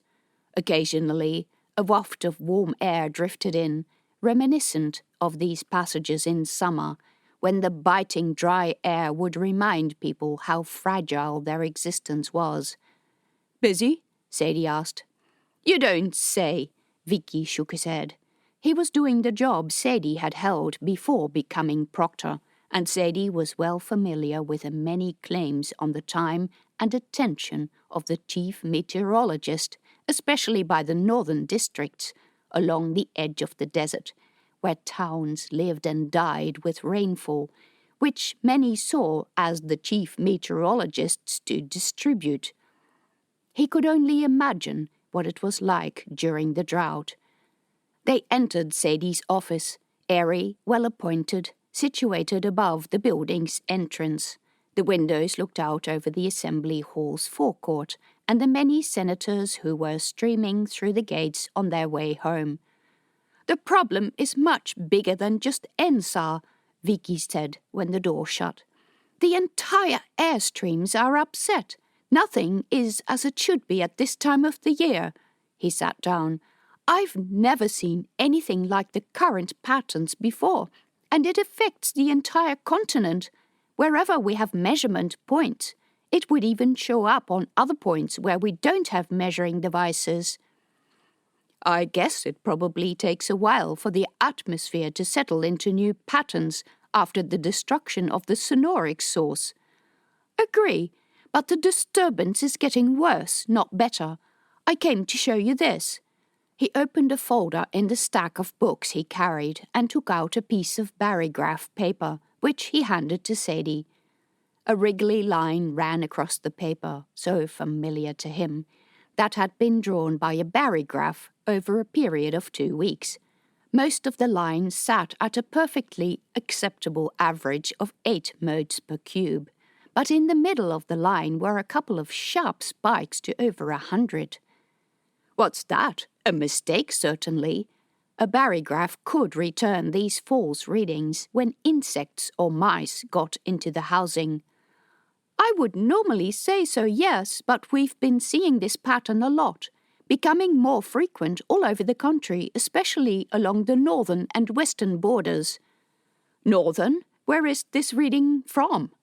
This particular one is from Ishara. I have a student there. He sent it to me, and I admit to being in remiss and leaving it on my desk while we were dealing with the loud mouths in Ensar. It's not the only reading that's like this. My student told me that the locals call these dust devils, and they're extremely destructive. Sadie gave him a sharp look. Lana asked me about those. She has been looking in the library but can't find anything more significant than that they're a dust whirlwind. There is no specific information known about them other than an obscure note made in the margin of a book. I told her that I thought it was a myth. She tends to get easily discouraged. I wish I hadn't said that now. He sighed. I'm not doing this father thing too well. He couldn't even comprehend how Vicky coped with having 10 children. Lana had an ever-increasing arsenal of ways and comments that seemed designed solely to step on his heart. Vicky would say, "The problem with this is that you care too much." He looked at the paper again. If this is a real phenomenon, it's something we haven't dealt with before. There was never any sonorics this far north of the platform. What could be the cause of it? Vicky shook his head. I don't know. I really don't know what this is. We were supposed to have eradicated sonorics, and now we find it's coming back in all the places where it hasn't been previously. Getting stronger, too. Vicky nodded and was silent for a while. Then he said, I was wondering how much you need me here for the next 2 weeks or so. Are you thinking of going up there? Yeah, this worries me more than Ensar. I'll send someone else to Ensar to talk about the drought. It's not that I can offer anything that hasn't already been said. They won't be happy. No, but they'll get their hearing. Given the situation, we're doing the best we can. Sadie finally went home when it started to go dark. The life of a proctor was never easy and never without pressing issues to be attended to. His personal driver dropped him in front of his house, where he had lived for many years. He went through the gate, up the path through the front yard, the steps to the veranda. He greeted Farius, who was on duty at the door, and went into the hallway. The sound of voices drifted from the kitchen, where he found Lana and Myra at the table. A cloth lay spread out between them with a heap of dry bean pods on it.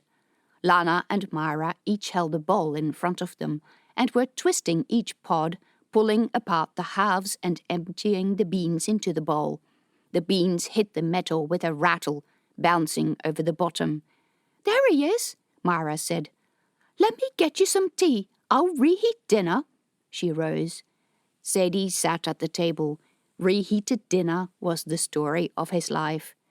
Myra set a cup of steaming tea in front of him, and then busied herself with a pan on the stove.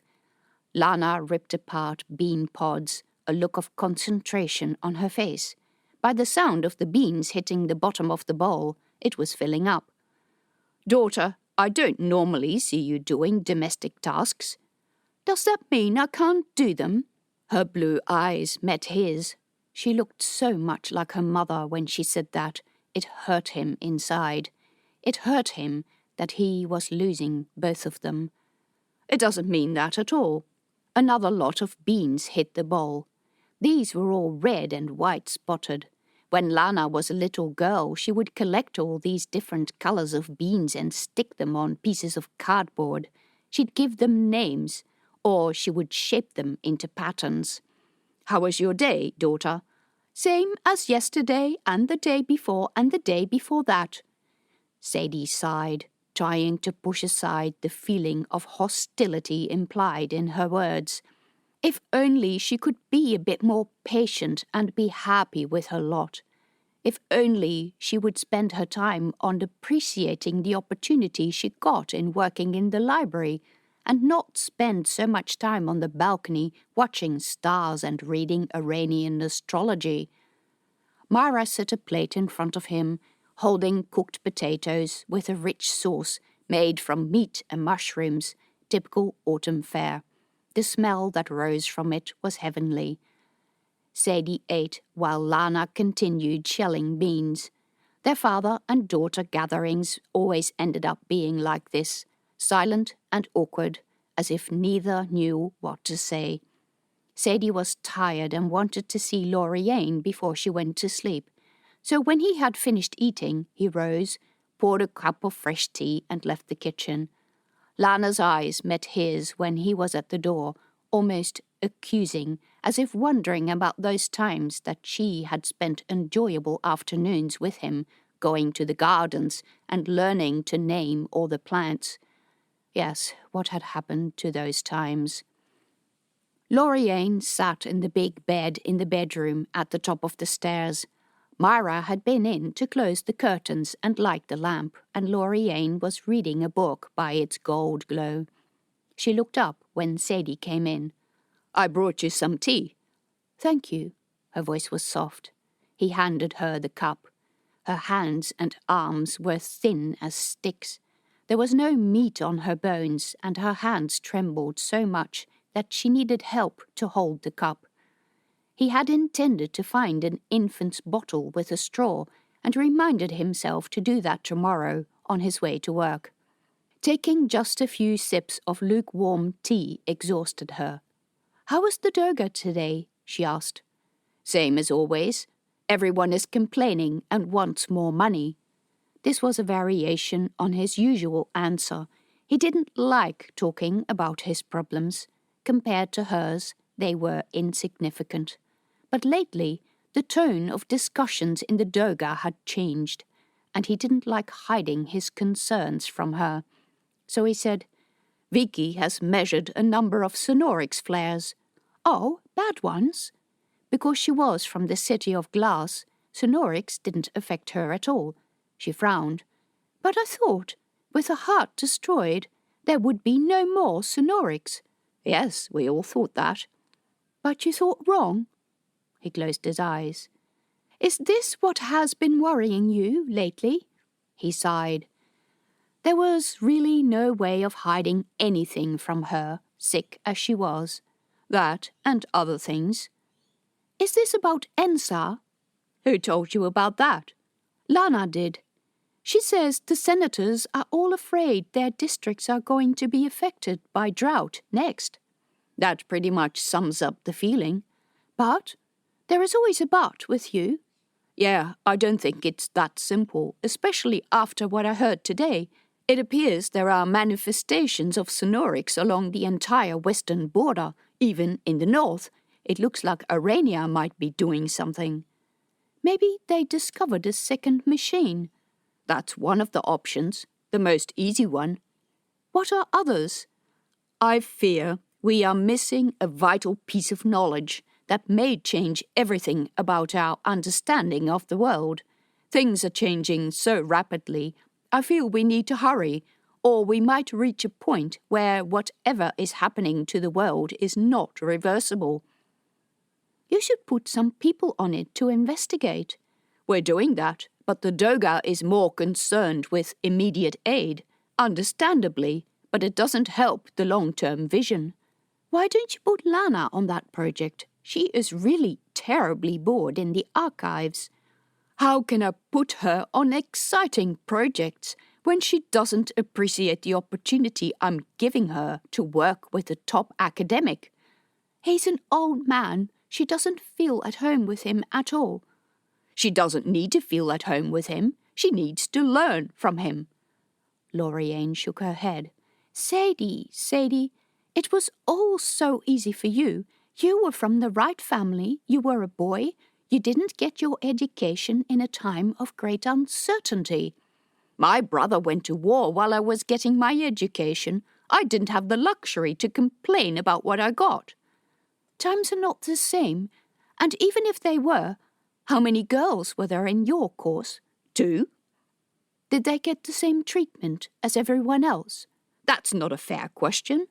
Back then, of course, they didn't. They were trained to become someone's assistant. Yet it is, because you were expecting an old man to teach her the things he taught students of your generation who were still convinced that girls couldn't be educated. Don't you think that doesn't affect his thinking today? Sadie sighed. Yes, it probably did. It was just that he didn't see the point of all this. Times had changed. Many Chevakians had died in the Sonorix explosion or in the years afterwards. They needed everyone to pull their weight. What did it matter if the student was a boy or a girl? It mattered nothing. To make a distinction was just stupid. All right, I'll think about it.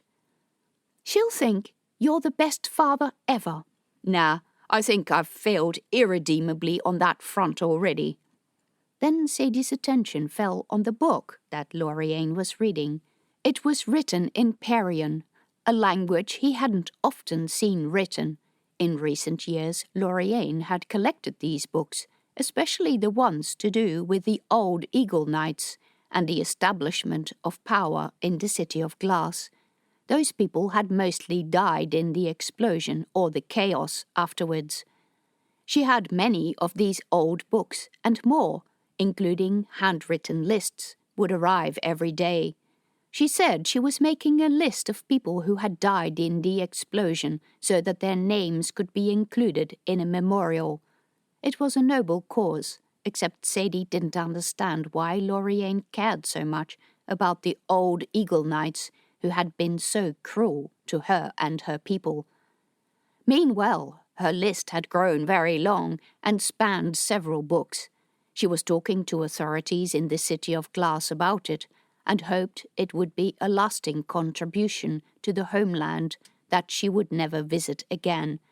It gave her a sense of worth in these dark days. You think too harshly of yourself, Loriane said, and Sadie had to remind himself what they'd been talking about. Lana loves you very much. She is just itching to do something for herself. She's old enough. Yes, she was. There had been plenty of offers of marriage already, and Sadie felt somewhat proud that Lana had refused them all. Maybe he should give her a project, or better, he should tell Vicky to give her a project. He left Loriane in the bedroom to spend some time in the library reading.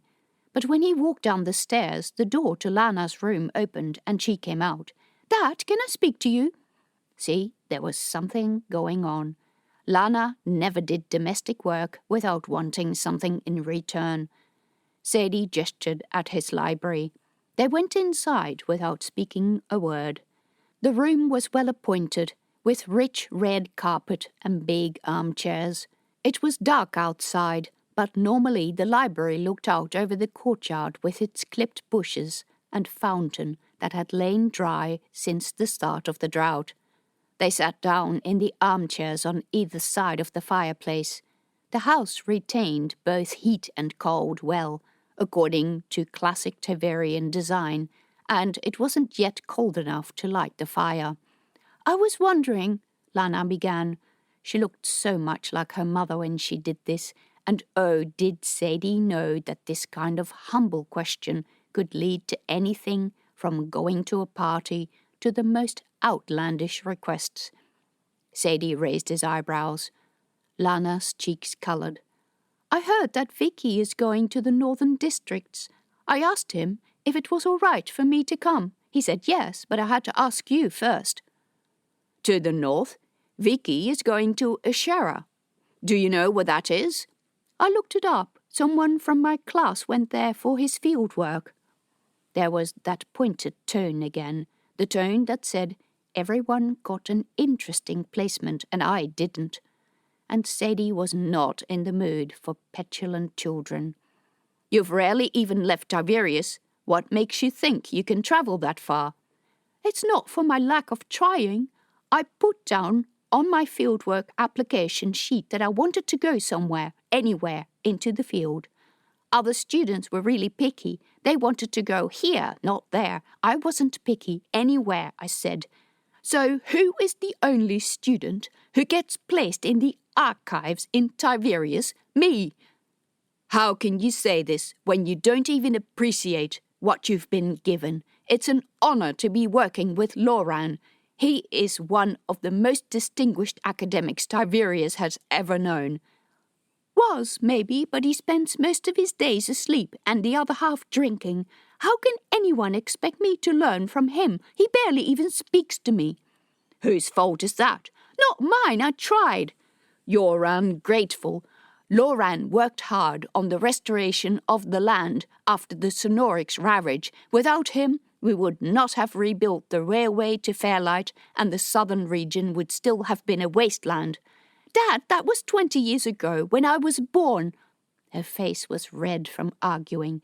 This is now. Things have changed. I have noticed. Ah, you always do that. Tried to turn everything I say into a joke. This is not a joke, and I'm not a child. I want you to take me seriously. I do take you seriously. She was so young and still so inexperienced. The world was a dangerous place. He didn't like how she went out into the dark with her viewing glass. There were wild animals and strange people. People in the north have some very curious customs.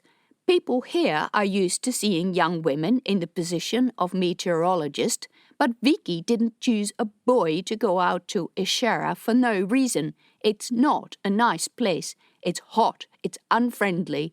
Vicky will be looking at dangerous situations. There will be plenty of other times for you to travel. You always say that. Is there anything you will allow me to do? Your best. She snorted, turned on her heel and left the room, slamming the door behind her. In the hall she called out, How can I do anything while he's treating me like a child? Sadie sat down, leaning his head in his hands. He wished he could muster the courage to tell his daughter that her mother would be dead before the end of winter. It would break her heart. He so desperately wanted her to be happy where she lived and with what she had. She could do all she wanted, but he did not want to lose her to a distant place or a young man in a distant place. Sadie no longer felt like sitting in the library. The only thing he would do there was dwell on his shortcomings and despair about how no one, not in his family, not in the Doga, had seen these shortcomings for the last 20 years. Not even the Doga wanted to get rid of him. Maybe the makers of political schemes were waiting for the best opportunity to use him as a scapegoat for all that was going wrong in Czechoslovakia. Not just the drought, which they could pin on Vicky, but the failures of the past 20 years. For example, that northern railway that had been promised, but that had never been built. He'd done so many costings on it, and every one of them said it would be a money sink because the north didn't have the population to sustain it, and it had no potential for further development. To be blunt, the region was hot and dry, and if anything, people looked for ways to leave the region, not to move to it. Promising railways was one thing, making them viable was another altogether. Lately, though, the Doga sessions had been a string of non-decisions. Sadie didn't think that the senators had ever been as decadent and lacking in strong motives as they were now, and that reflected on him. He could not get out of the Doga what the senators didn't bring in. Back in the time of Milius, the proctor would have been challenged a long time ago, but instead these senators worshipped him like a god, carrying on the legacy of the Han-Chavernian family. He had not done anything special, not even during the Sonorix emergency when Czechoslovakia was flooded with refugees from the south. He'd bumbled through the best he could. He had not done anything that deserved this status. He was tired. He wanted someone to take initiative, but he appeared to be stuck with his monster called reputation. He went back into the bedroom. I heard Lana slam the door and yell in the hallway. What was that all about? Loriane asked. Sadie told her of what Lana had asked him. I gather you said no. What else was I supposed to say? I think it's a good idea. All her fellow students went somewhere. But they went to a position where they'd be looked after. Not this student she was talking about. She found out from the department that his tutor was killed and he's been forced to run the meteorology outpost by himself. That's outrageous. Lana didn't tell him about that. That's the meteorology department's responsibility. I guess that's one of the reasons that Vicky wants to go there. I can't see why Lana can't go with him. How much danger would she be in going with Vicky? I don't know anyone who is more cautious than he is. That was true. Go and talk to her a bit later. She has thought this over carefully. Our daughter is not silly and won't walk into trouble with her eyes closed. Did you have anything to do with this? She asked me. I said she needed to discuss it with you. What do you want her to do? Do you want her to go to Ishera? Certainly not. Sadie, it's no longer about what we want. Lana is an adult. Chapter 18. Isandor stared at the letter in his hand. A guard had delivered it to his room, where he had been staring out the window, worrying about the lack of response from the expedition. The letter bore the seal of House Mara, and Isandor's full name and title was written in calligraphic letters on the front. Written by a professional scribe, dictated by Tamaraine's father. That was not the type of response he had wanted to his informal message to Tamaraine, asking her if she wanted to take up rooms as the palace's resident academic. He pulled the ribbon and read the short message. The option of my daughter living with you was not included in the agreement and is not normally considered part of the breeder contract. I am happy to renegotiate, but it will increase the price. Isandor threw the letter down. What was the man thinking? He had asked Tamaraine if she was interested. Why did he think he could control his daughter like this? Ryder Barton, Caro, and his other advisers would tell him to push his case by saying, I am the king, and what I say goes. They would even offer to say it on his behalf, but things weren't quite that simple. Existing laws made plenty of provisions for the Queen, but said nothing about the Queen's family. The people wanted him to rule and organize. The law did not quite allow him to do those things. He bet Lidor knew this and was trying to play out his power against Isandor's over his daughter's head. It made Isandor feel sick. What is it? Bad news? Caro had come in. Isandor handed him the letter. Caro read, raising his eyebrows. You offered her what? She is 29, petrified of her parents who control much of her life. She has brilliant ideas that should be able to flourish. She should study. I want her to study. Caro gave him a strange look. She is a breeder. She is also a human being. I want her to be treated as one. I want her to be able to study and do what she is good at, without her parents having any say in it. Is there any sign of a child? That's irrelevant. I want her to study these ideas. She leads a miserable life. Caro dropped the letter on Isandor's desk. The expression on his face disturbed Isandor. Back when you asked me to hire her, you agreed to just use her as a breeder. I warned you about House Mara ties. You did, but those ties have nothing to do with her father treating her like a slave. Maybe not, but your attachment to her definitely does. He stared at Caro. You've fallen in love with her, haven't you? Well, Isandor was going to deny it, but every night he'd gone to sleep thinking about losing himself in Tamarane's soft embrace. It was a physical attraction, compensation for the fact that he hadn't touched a woman for so long, he told himself, but she wasn't that attractive, except when her smile set his entire body on fire. He took a deep breath and blew it out. I guess. Any chance of breaking off the agreement? What? Isandor gaped at his friend. Leave Tamarane with that bully of a father, while she could be pregnant with his child?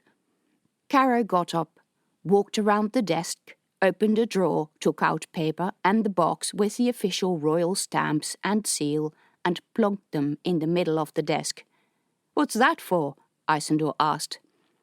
You should write Lidor an entirely different letter, one asking for his daughter's hand in marriage. Do it now before there is any sign of a child. Isandor stared at his friend. Marriage? Him? But oh, how he burned with desire all of a sudden. What a brilliant, brilliant idea. Imagine going to sleep in her soft arms every night. Imagine setting up her spyglass on the top of the tower in the palace. But Javethi would be devastated. He pulled the paper towards him. One part of him wanted to write that letter immediately, but he couldn't do this to Javethi. A voice inside him said, But what has she done for you?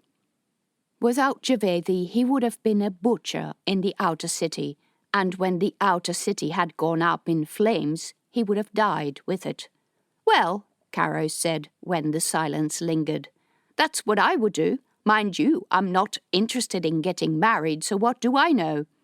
Isandor pushed the paper away. I have to think about this. No, he was lying. He didn't need to think about it at all. He needed to work out what he was going to say to Javethi. By the skylarks, how was it ever going to work? He'd intended putting up Tamarane in the guest quarters and going to see her occasionally, but he couldn't do that to her either, making her the subject of gossip. No, he deeply and utterly wanted to ask her to marry him. But Javethi. But Tamarane's crazy smile. He needed to think.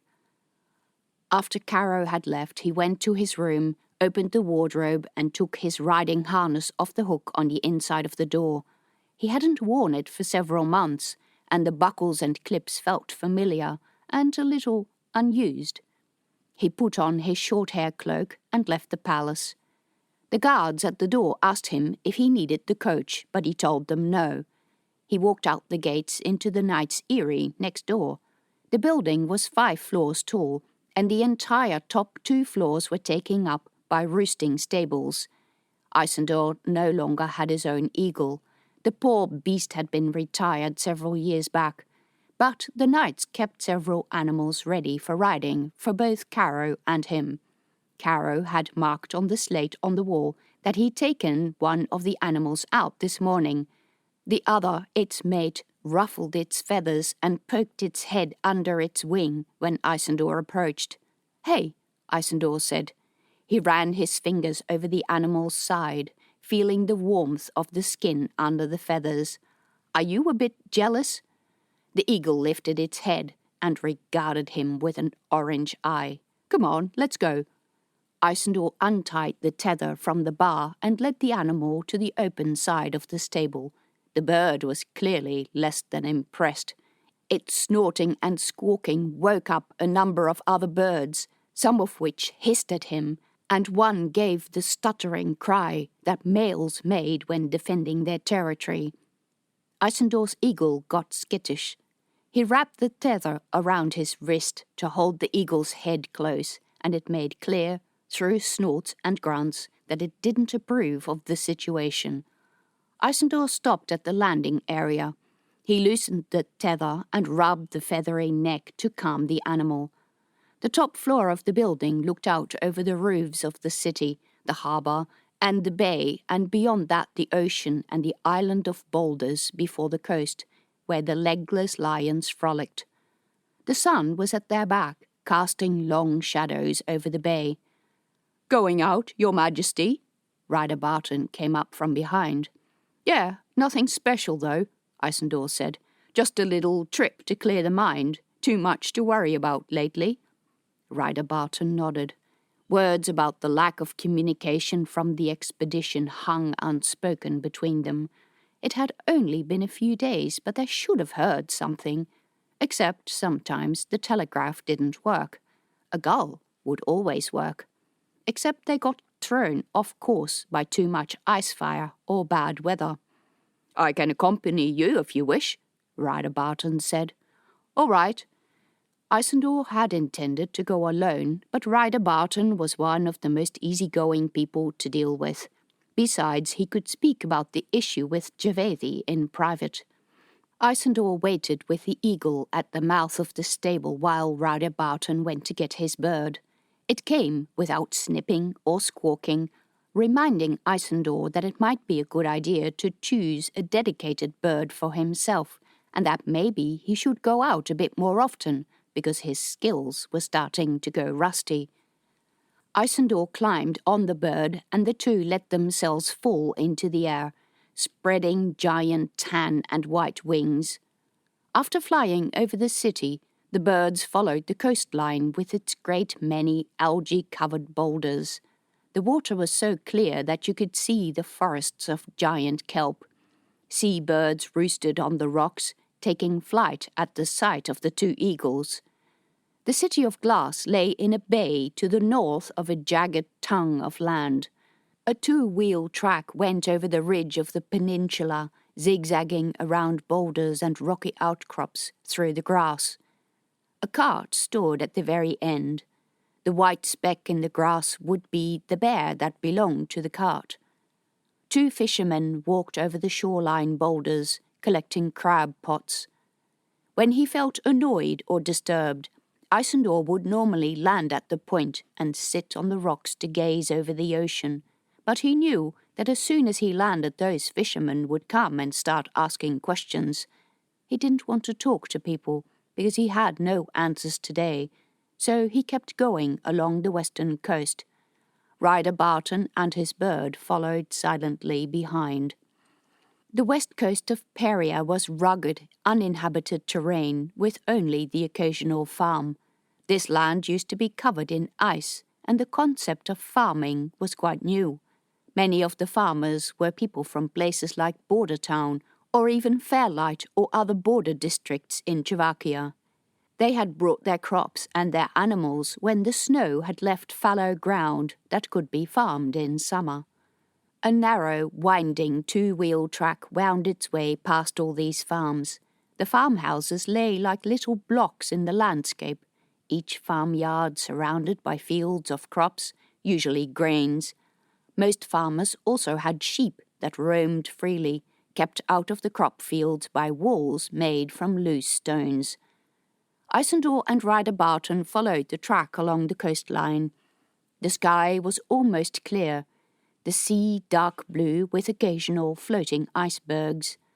The land was green, kept short by the sheep, with occasional rocky outcrops of grey rocks covered in orange and light green lichen. Golden sunlight gave the shore a warm tint. Already the sun barely cleared the horizon. The road went up a rise where a land tongue jutted into the ocean. The other side of the ridge was in deep shade. Did Isandor see it correctly, or was there a truck on the road? Ryder Barton whistled, pointing down. He sent his eagle into a downward dive. Isandor followed. There were 3 people with the truck. 2 of them had the third one hauled up against the side of the vehicle. He held his arms over his head and crouched, bent over. Isandor noticed how one of the others appeared to be hitting and kicking this person. One of the assailants shouted and pointed at the sky, and the two of them ran into the truck, leaving the abused man lying on the ground. Ryder Barton landed before Isandor did. He let himself slide to the ground as soon as the bird touched the ground.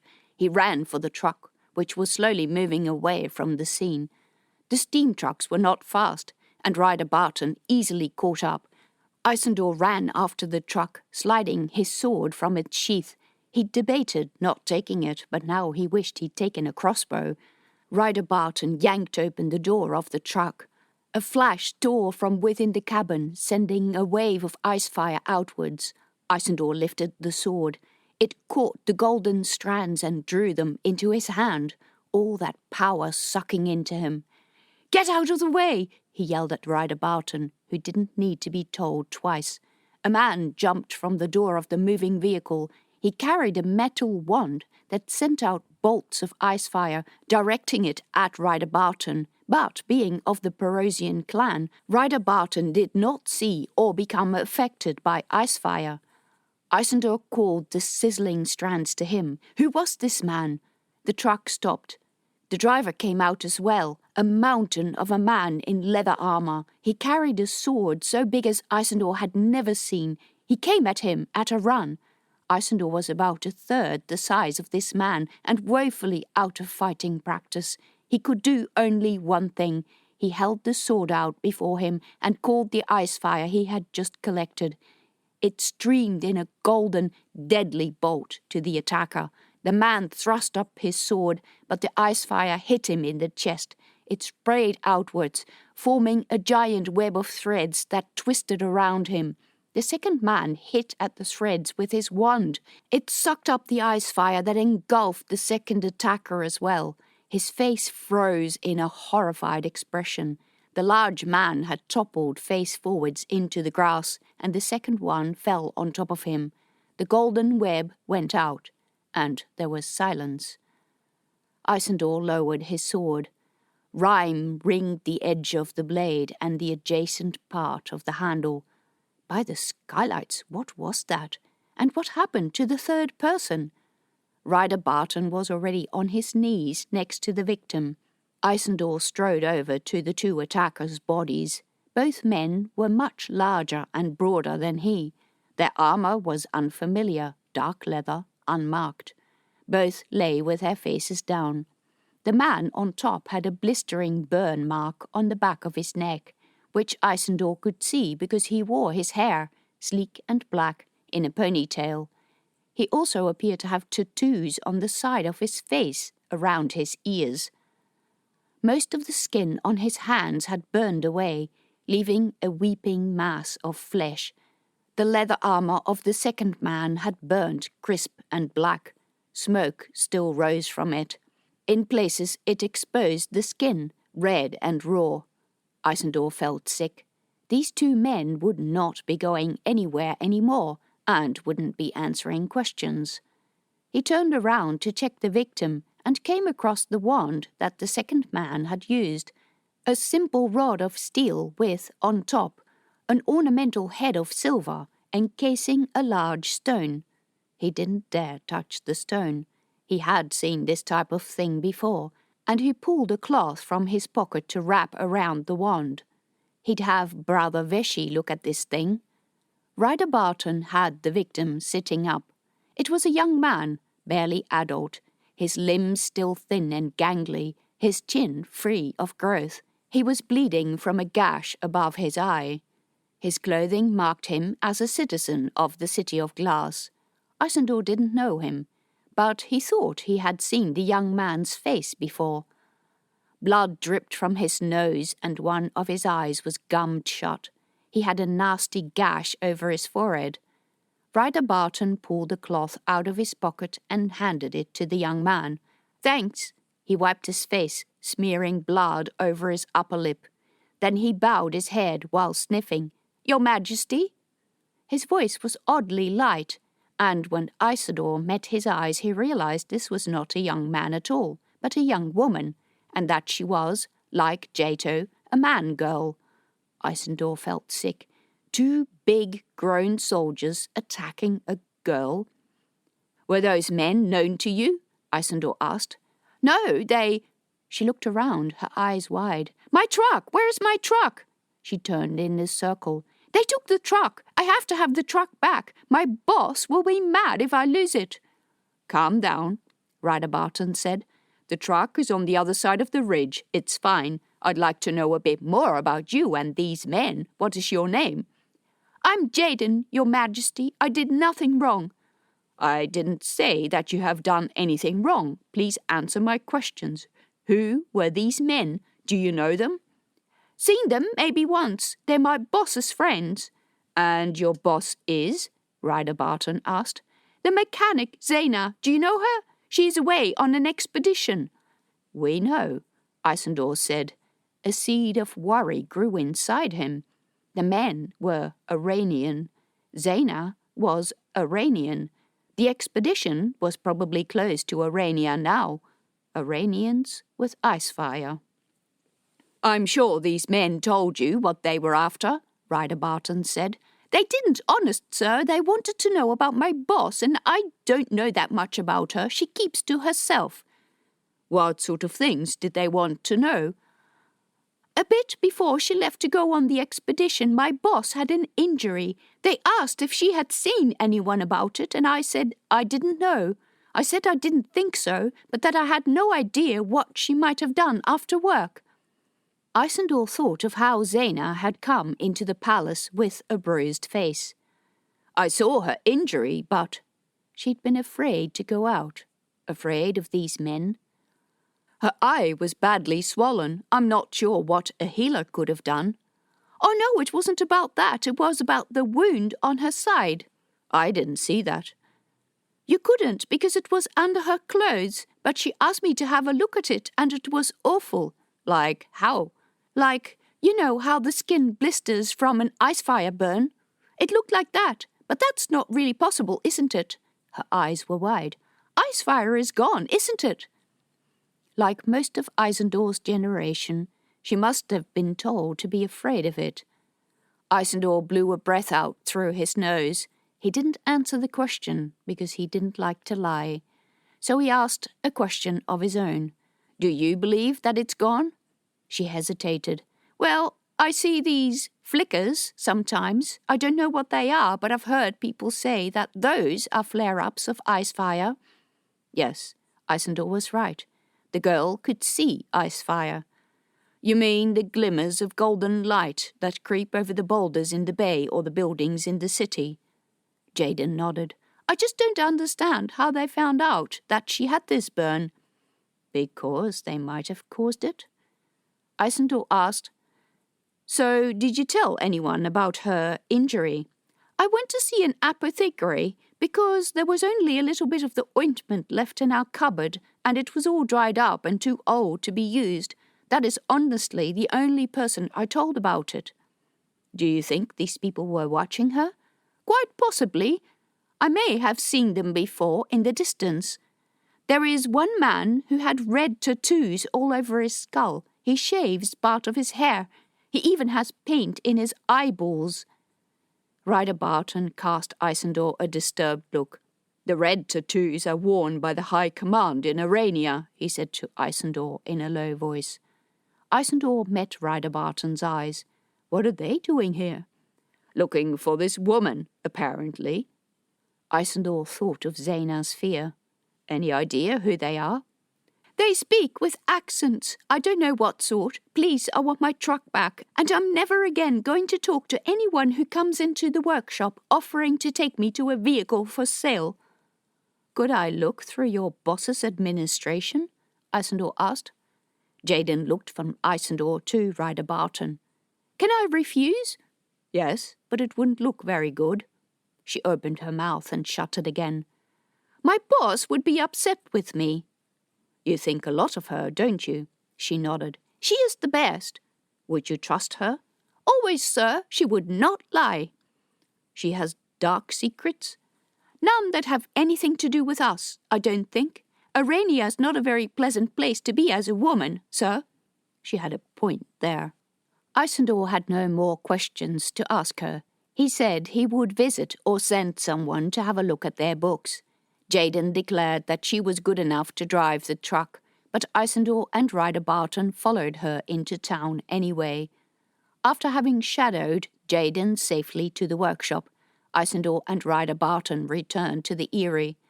"What an odd situation," Ryder Barton said while they were both taking the harness and saddles off the birds. "Do you want me to investigate?" "Please do." Isandor hung his saddle on the hook on the wall next to the bird's cage. "Check the new register of Aranians in town to see if you can find out who these men might have been." "It's not yet complete. Many Aranians in particular refuse to register. They are afraid that their authorities will find them." "The authorities have no access to our administration." "I wish I could unequivocally agree with you, but I would be the first to admit that we've been lax with our security in the past years. We needed people to come here and help us build more than we needed to know exactly who these people were." Isandor knew. Oh, he knew. There had been a few cases of Chavakian criminals taking refuge in the seedy bars in the harbour district. The place was a heaven for young, angry political refugees. They found jobs in the warehouses and continued to plot their schemes at night. The council had pushed the problem aside as being too hard, but it would come back to bite them. "I'll get to work then." Ryder Barton was quicker at packing his riding gear than Isandor was, and was about to leave the stable. "Just wait for a moment." Isandor quickly stepped out of his harness, hung it over his arm, left the bird cage and shut the door. He caught up with Ryder Barton at the door. "Anything else?" Ryder Barton asked. "Gervais asked you to father her child." "It's my royal duty." Ryder Barton's face was blank. "We both know that it will end in grief." "Yes, but it's not my place to object." He was right about that. It wasn't his task. It was Isandor's, and he had tried and failed to make Gervais see sense. "I'm sorry." "Don't be." Ryder Barton put a hand on his shoulder like a favourite uncle. He was so much older than Isandor, had served under the dictatorship of Ryder Cornatan, and had seen so much hardship. "I can't claim to understand women." He had a male lover. "But I did as she asked." Isandor tried to imagine Ryder Barton in bed with Gervais, and could not. "I hope she was happy." Ryder Barton sighed. "I don't know that she will ever be happy unless she has that child." "I'm worried about her," Isandor said. "Yes." And then Ryder Barton said nothing for a while. Having served in the knighthood, Isandor knew all about their pledge to the Queen. A knight did not say anything bad about her. But then Ryder Barton said, "It seems to me that she has stood still for 20 years while the world has changed around her." "That's a good way of putting it. I wish I knew what we could do to help her." "I guess that if there was anything that would help her, someone would have done it already." Chapter 19. Zaina was wakened by a shout. She sat up, dazed, wondering where she was and why she was surrounded by feathers. A bird's head lifted from those feathers, white with a yellow hooked beak and an orange eye that cast her a baleful look. "I'm sorry," she said, and scrambled to her feet. The eagle pushed its head back down on its wing, and Zaina scratched the top of its head, to which it responded by raising all its feathers. "Yeah, I'm sorry, I'm going." She collected her blanket and mat, wriggled between the two birds, and jumped off the trailer. Ryder Thomason stood watching her. He would have been the one who had shouted. His face remained impassive. "I'm sorry, I didn't mean to. I was so cold." Her mat slid from under her arm into the snow. She picked it up. "I'm surprised the birds let you sleep there. They don't like strangers. You scratched the eagle's head. He's not the tamest of birds, and would have bitten off anyone else's fingers. Have you handled a lot of animals? No, I fix machines. Horses don't like me. He said. And then he said nothing more, so she nodded awkwardly and dragged her mat and blanket off to the truck, where Darrow had just woken up. He looked scruffy, unshaven, huddled in layers of jackets and blankets. Can't wait until we go somewhere warmer. His breath steamed in the morning air. I'm hungry. Zaina was hungry too. One of the knights had started a fire, and whatever was in the pot that hung over it and produced clouds of steam smelled good. The sun wasn't up yet, but the sky glowed orange.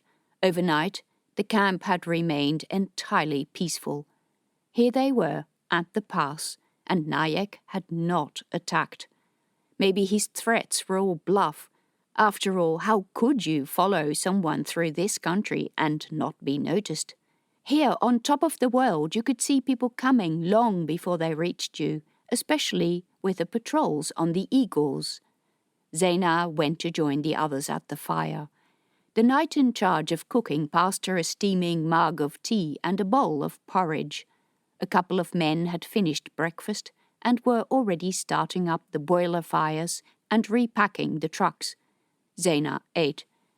Ryder Thomason joined the fire, accepting tea and sitting down with his instruments. He was writing measurements in his book. "Did you see the shimmering in the sky last night?" she asked him. He looked up. "Shimmering? Like blue and green and pink lights. Is that what you call skylights?" "Yes, that's what we call skylights. I didn't see any." "You were all asleep." "Are you sure?" a knight said. "The skylights vanished from the city of glass when the heart was destroyed." "I'm describing what I saw." The knight gave her a "what does an Aranian know about this" look, but Ryder Thomason flicked back through his book, running his fingers over rows of numbers. He said, "The truth is, no one really knows what causes skylights. We tended to think that it was icefire, because the skylights only occurred near the city of glass, but we really don't know." "There are some rumours that icefire is coming back," someone else said. "They're just rumours, aren't they?" Darrow said. He spoke over the top of his hot tea, and his breath combined with the hot tea to produce a cloud of steam. "I received an official letter from the palace that there might be a flare-up," Zaina said. Darrow said, "Yeah, I heard about the panic that caused in the harbour district. I still don't understand, because wouldn't that mean that the skylights would come to the city of glass and not here?" No one had an answer to that, and there was a lot of work still to do before they could continue, so the knights handed in their mugs and bowls and went to work. Zaina also had some tasks to do. Yesterday's towing had damaged the front of one of the vehicles, and she made some quick repairs. The result wasn't pretty, but at least if the vehicle needed towing again, the front panel would not fall off. Ryder Jato, who had been missing from breakfast, came down on her eagle. Zaina was close enough to the fire to hear the report she gave to Ryder Thomason. The mist would lift soon from the valley ahead, she said, and there was no sign of any activity other than their own. Thomason asked if she'd seen any eagles, and she said she had not. He exchanged the dark glance with her. Zaina was sure that part of the reason they had come here was because the knights had lost a team who had gone into the mountains. Jato reported on the status of the road, saying that a large section of paving had washed away. Thomason produced a map, and she pointed the way. She said, "There is a broken cart at the bottom of the land wash, all smashed up against the rocks. I presume someone didn't make it. The road is unusable there, but we can probably go down the glacier if we're careful. The road goes around and crosses the creek at the bottom of the glacier, but the bridge has washed away. The creek is quite small right now." "We'll try the glacier," Thomason said. "Get someone to walk in front with an ice pick to test the ground." Thomason nodded, and then he said something to Ryder Jato that Zaina did not catch, spoken in a low voice close to her ear. Jato looked past Thomason, straight at Zaina. Thomason left, and Jato beckoned Zaina to come over. Zaina had just finished with the truck, but her hands were covered in grease. Jato led her eagle by the reins. She said nothing, but pulled the bird forward. It reacted by digging its claws in the snow and stretching its neck. The stroppy thing was not going to move just because a human said so. "Come closer," Jato said. She was like an older version of Jaden, the tone of her voice similarly not very female and not entirely male either. Like Jaden, she was thin, flat-chested and hard-faced. Zaina cringed under her scrutinizing expression, which made her painfully aware of every bit of her broad hips, big boobs and sensual lips. She looked the wrong type of woman for women like Jato or Jaden to be interested in her. "Come, touch the bird." The eagle wore a saddle that consisted of a leather seat with 2 pouches on the side for the rider's knees. It had a thick, fluffy bearskin cover that looked really comfortable. Zaina touched the feathered neck. The eagle did not react, so she dug her fingers between the feathers and rubbed the warm skin. Now the eagle turned its head, curving its neck so that she could more easily reach it. "Yeah," Jato said, glancing at Ryder Thomason. "I told you," Ryder Thomason responded to her.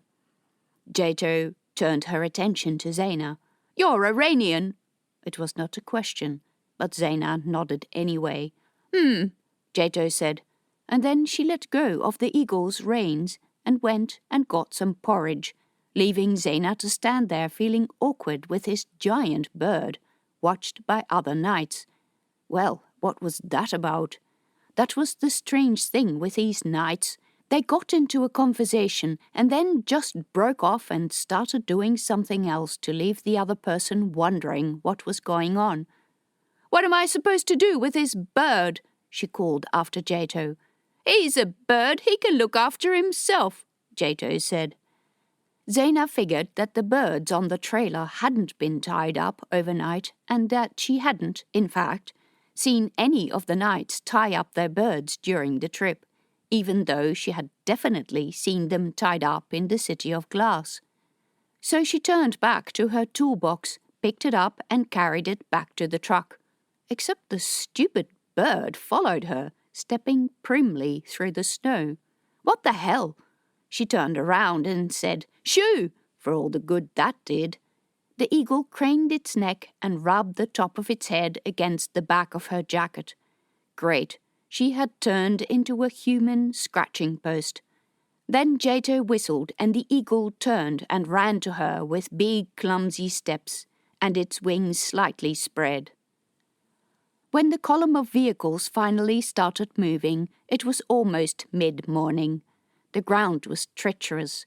The slope of the glacier was quite steep and, even with the snow chains, the trucks needed to zigzag across. But because there might be deep crevasses in the ice, a knight walked in front of the first vehicle, testing the ground with the handle of his ice pick. Their progress was very slow. At midday they had not covered a third of the way. They stopped briefly for a miserable meal of dry bread. There was no time for a fire, and most people wanted to keep going. A cold wind chased over the mountainside. Zaina had the feeling that they were being watched and hated the restricted view from the truck's cabin. The glacier was not a quiet place either. The ice popped and cracked, which was sometimes disturbingly loud. It was, Darrow said, a river of ice flowing down a mountain. The terrain got rougher in the afternoon as they approached the older sections of the glacier. Not just that, the mist rolled in with squalls of rain, and the ice became slippery where the water froze on the surface. Several times, the trucks lost their grip and slid aside, coming dangerously close to deep clefts. Visibility was no more than a stone's throw, and the knight at the front of the column had to take extra care to check the ground before the trucks could proceed.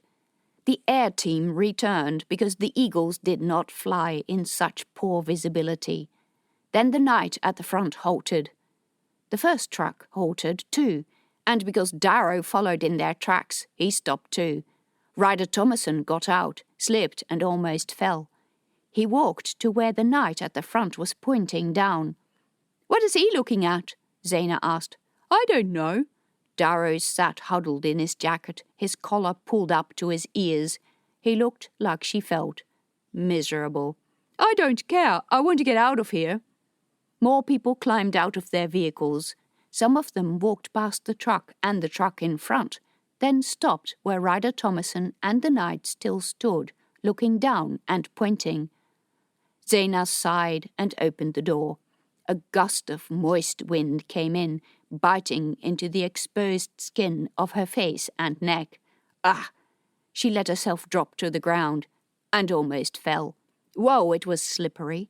She shut the door again and followed the tracks made by the others to where they all stood looking down into a forest of big, jagged shards of ice, white tinged with clear blue, that lay between where they stood and the end of the glacier. Down there, a clear mountain creek flowed from underneath the glacier across a riverbed made of loose stones. "We can't get across from here," Ryder Thomason said. "Maybe if we back up, we can find a spot to get off the side," someone said. But behind him, the glacier went through a long canyon where sheer rock walls lined the sides. This was the first place where the terrain opened up. "We'll have to go back," a knight said, his voice morose. Ryder Jato said, "No, I will fly over." A crack vibrated through the ice and echoed through the valley. Zaina could feel it through her feet. People shouted. One of the trucks back in the line listed, first a bit and then more. Ice cracked and collapsed in on itself. The truck tipped sideways and disappeared. It was a cargo vehicle, and in getting out, the driver had left the door open. This door flapped wildly and was the last thing visible before the truck tipped off the edge.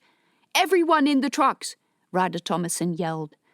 Zaina ran to the truck and jumped into the cabin, where Darrow still sat. She slammed the door shut. They waited. And waited.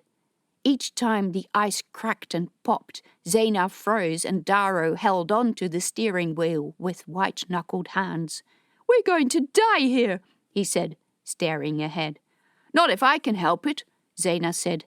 The ice cracked again. She winced. Because it had gotten so much warmer in the last years, these glaciers were retreating and not as strong as they used to be, especially at the edges. If she was alone, she would have reversed away from this dangerous edge, but the entire ground was treacherous. "Did you see how far down the truck went?" Darrow said. "Not very far. We're at the end of the glacier. There is a creek bed below." Supreme Ryder Thomason left his vehicle again. Zaina climbed down from the cabin, walked over the slippery ground to where he stood. Ryder Jato had flown down to the fallen truck with her bird. The truck had tipped on its side. Most of the crates and boxes that had been on the back lay in a trail across the ice and riverbed, some in the water. The roof of the cabin itself had caved in, and the door had bent at a strange angle. "Lucky there wasn't anyone in the truck," Zaina said. "Yeah," Ryder Thomason shook his head. Jato walked around the vehicle, pulling items out of the water. A second eagle landed on the stony ground. The knight pointed downstream. Jato spoke briefly with him, and then mounted her bird and came back up. "He reports seeing some artificial structures in the valley," she said. "What kind?" Ryder Thomason asked. "Inhabited? Is anyone there?" "He thought so. He said it could be a camp, but it's too misty to see, and he couldn't come close enough." "Javakian? Aranian?" She spread her hands. "Can't see in this weather." "Damn, we're in a vulnerable position here. We need to get down from this ice, and soon." Zaina said, "I'm sorry for interrupting, but I think we could use this break in the ice to make a ramp to bring all the trucks down. We need to start at the bottom. We can break off and crush the ice and pack it down and then pour water over it so that it freezes together." That's a big job. How long will that take? My guess is shorter than going back around the pass and trying the old road that's washed away. He nodded. Slowly, while his gaze roamed the ice and the path of broken chunks of ice left by the falling truck. We need to get some people down there so that we can start from both ends, Zena continued. She took their silence for agreement. She further explained the details, that the ramp needed to be at a certain angle, that they could use winches and use the weight of the engines to bring down the bigger engines, but that they would need to make the ramp so that the smaller trucks could come down unaided. Ryder Thomason simply listened, and when she had finished explaining, he said, "All right, make sure that it's done." Zena asked Jato to take a rope down and attach it to the fallen truck. This they strung onto one of the trucks above. A few of the men pulled the rope to make it as taut as possible. Zena fashioned a loop around the rope from a luggage belt and a leather sack, attached it to the thinner rope, and they used this contraption as a sling to lower some people down. Zena went down as well, swinging perilously close to the jagged shards of ice with their eerie beauty of light blue. Darrow was putting her toolbox in the sling when she walked around the fallen truck. The damage was quite a bit worse than apparent from the top. Besides the cabin, the boiler had dented. In a workshop where she had worked as apprentice in Arania, she had seen people die from an explosion of a damaged boiler. She didn't want this truck on the expedition until it could be properly fixed. She didn't think she could fix it properly here.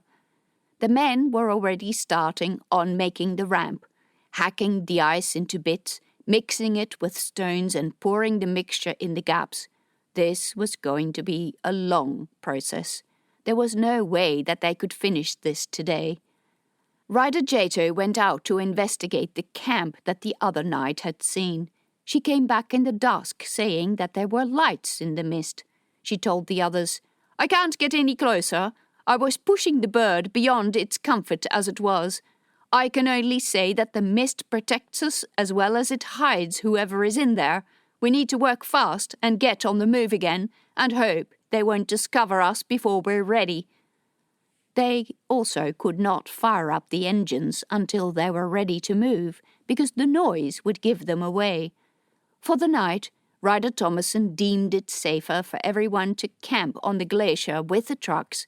So, in the fast-falling, murky darkness, a circle of tired and miserable faces gathered around the fire in the dark. The knights whose truck had fallen had nowhere to sleep. Zena offered one of them a place in her truck because she could take the spot on the trailer with the eagles. People left the fire to go to sleep early. Tomorrow they would have to work their hardest to get the trucks down and past the camp that the knights had seen. Zena was too tired to even worry about being cold. Her arms ached from hauling the rope. Her back ached from carrying and smashing blocks of ice. It started snowing, but, snuggled up between the birds, she kept dry and warm. She didn't wake up until someone shouted harsh words in Iranian. Whenever sick and reflect, there was go. He had found fair game to intrude on if he was at home with it, if he was in the bath, breakfast on a nice day, and if he was at a private function, disturbed a person. And sadly, a number of names on head known in real life, Milius, his brother senior, ex-Gen ex-proctor farmer from the inside, died a few years prior. The family at the very point where and Arania, farmhouse, to live after his marriage. Poor Suri killed her and walked out on him, and when he of the world lived the last 11 Tiberius surround Suri's grave, and Sadie used because he felt responsible because he should have seen it. He should have been brave enough for her, so to live for. In a different, old and graveyard, the grave who had been Sadie's housekeeper for many years, a woman he loved and should have married, and who had been killed by a magical beast at the time the Sonorix cloud was threatening to invade Czechoslovakia. There were the graves of his parents, the headstones now both covered in lichen. For them, he had never been more than a second son, an inferior copy of the first, Milius, their pride and joy. Sadie had been a quiet, thin, non-athletic, studious kid. Instead of military training, he went to the scriptorium. Meteorology was an upcoming discipline back then, but his father still didn't see the use in it, and couldn't comprehend that the Doga would pay someone to simply look at the weather. They never paid for a matchmaker, and Sadie had never married until he met Lorraine in the squalid and desperate conditions in the camp for refugees from the City of Glass.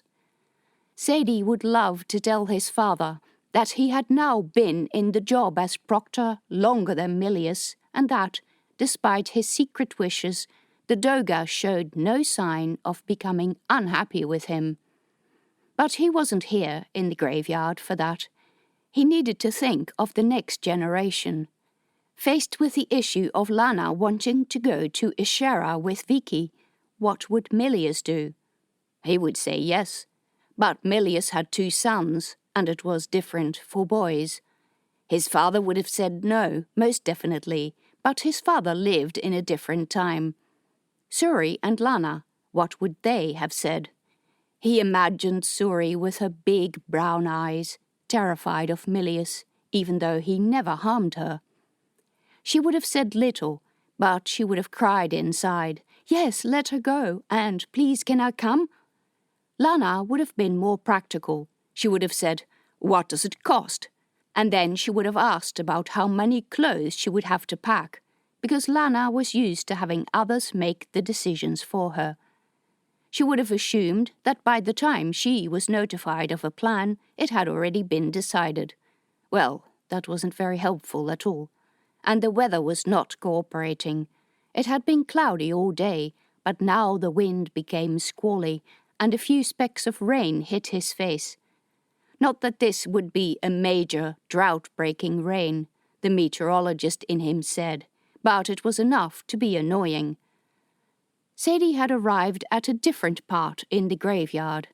This section was much newer, and the graves were much smaller and less ornate. The people who had been buried here were of an unusual variety in age, but the dates on the headstones were close together, 20 years ago. Whatever happened, and whatever he decided about Lana, he must avoid exposing Tiberius to another disaster like that one. When the machine in the City of Glass had blown up, and the Sonorix cloud had moved outwards, people had fled and brought Sonorix contamination into Tiberius.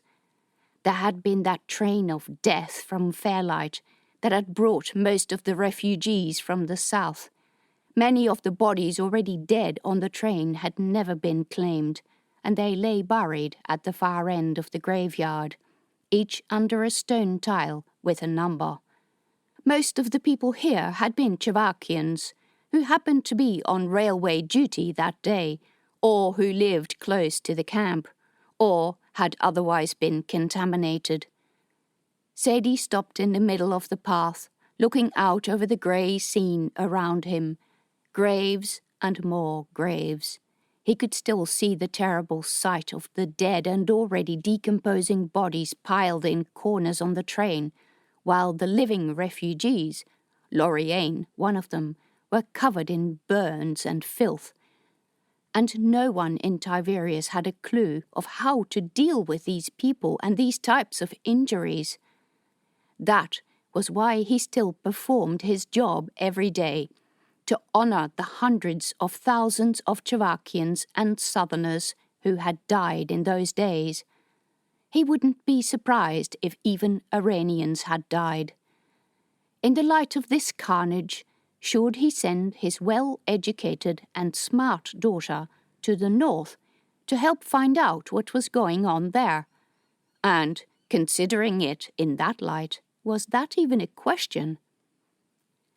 Sadie returned to work a bit later, driven by his faithful guard, Orsan, in his familiar, comfortable truck. Newer vehicles were smaller, faster, and more efficient, but he liked the truck that had served him for so many years.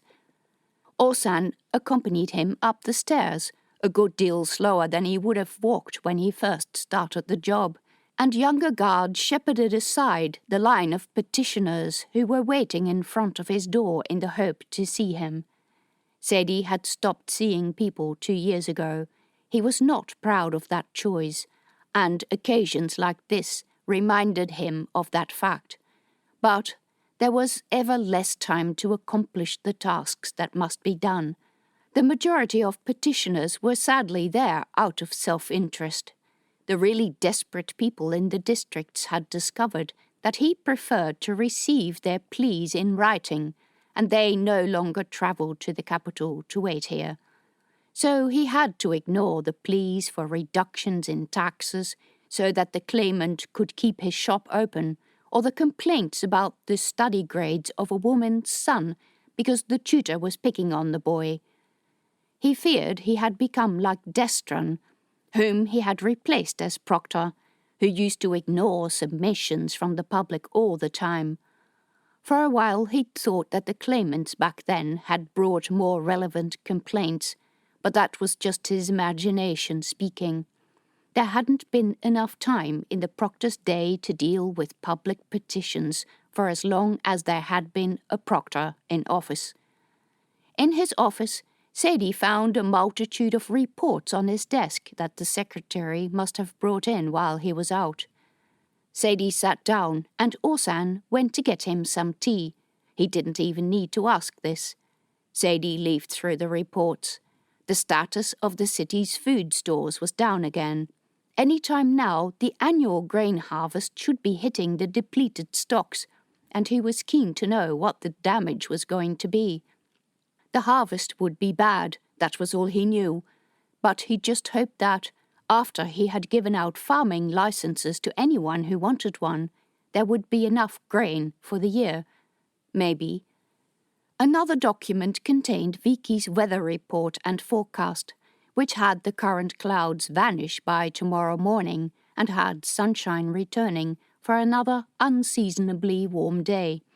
Then there was General Celadus's Armed Forces report.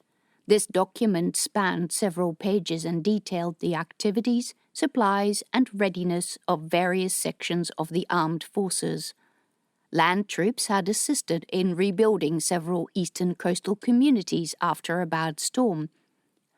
The Balloon Division had completed a training exercise in the Ensar district. They had also sent out assistance to the northern town of Watia, where a lot of refugees from the drought had gathered, most unable to pay for passage on the train further south. This latter item worried Sadie the most. The refugee crisis from Fairlight and Ensar had started with a trickle, after the Sonorix machine had exploded, but the cloud hadn't yet reached Chavakia. At that time, no one could have suspected how many people would come and the extent of the misery they would be bringing with them. When Sadie turned to the last page, there was a handwritten comment from the general. "Contact me when you've seen this." He often did this, and Sadie had expected it. The general had an office in the Armed Forces annex of the building. Sadie asked his staff to check if he was there, and got the word that he was. So he went out with Orsan, past the long line of petitioners, who were probably about to go home for the day. They were arguing over their positions in the queue, which they would mark with chalk on the tiles. When they arrived at the top, one of Sadie's staff would deal with them.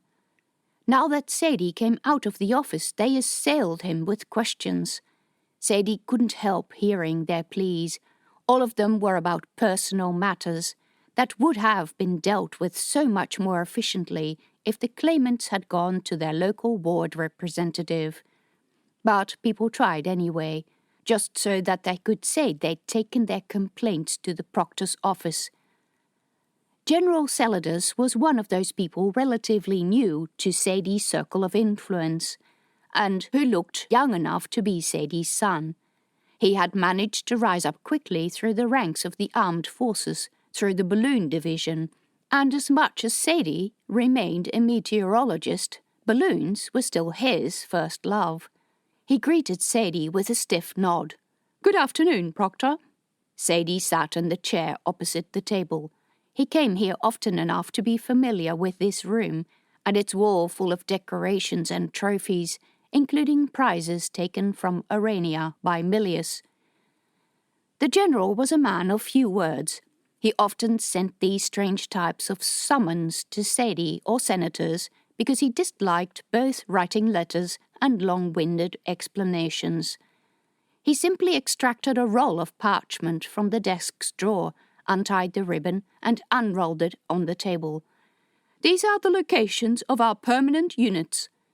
The map showed lots of dots at regular intervals from the Ensar district, where Milius used to farm goats, in the southwestern corner of Czechoslovakia along the Iranian border, all the way north to a small town to the west of Watia. "We have travelling units," General Celadus said. He spread out a sheet of transparent film with positions written in black pen. The ink could be wiped off the film, and the sheet bore the hallmarks of having been wiped frequently.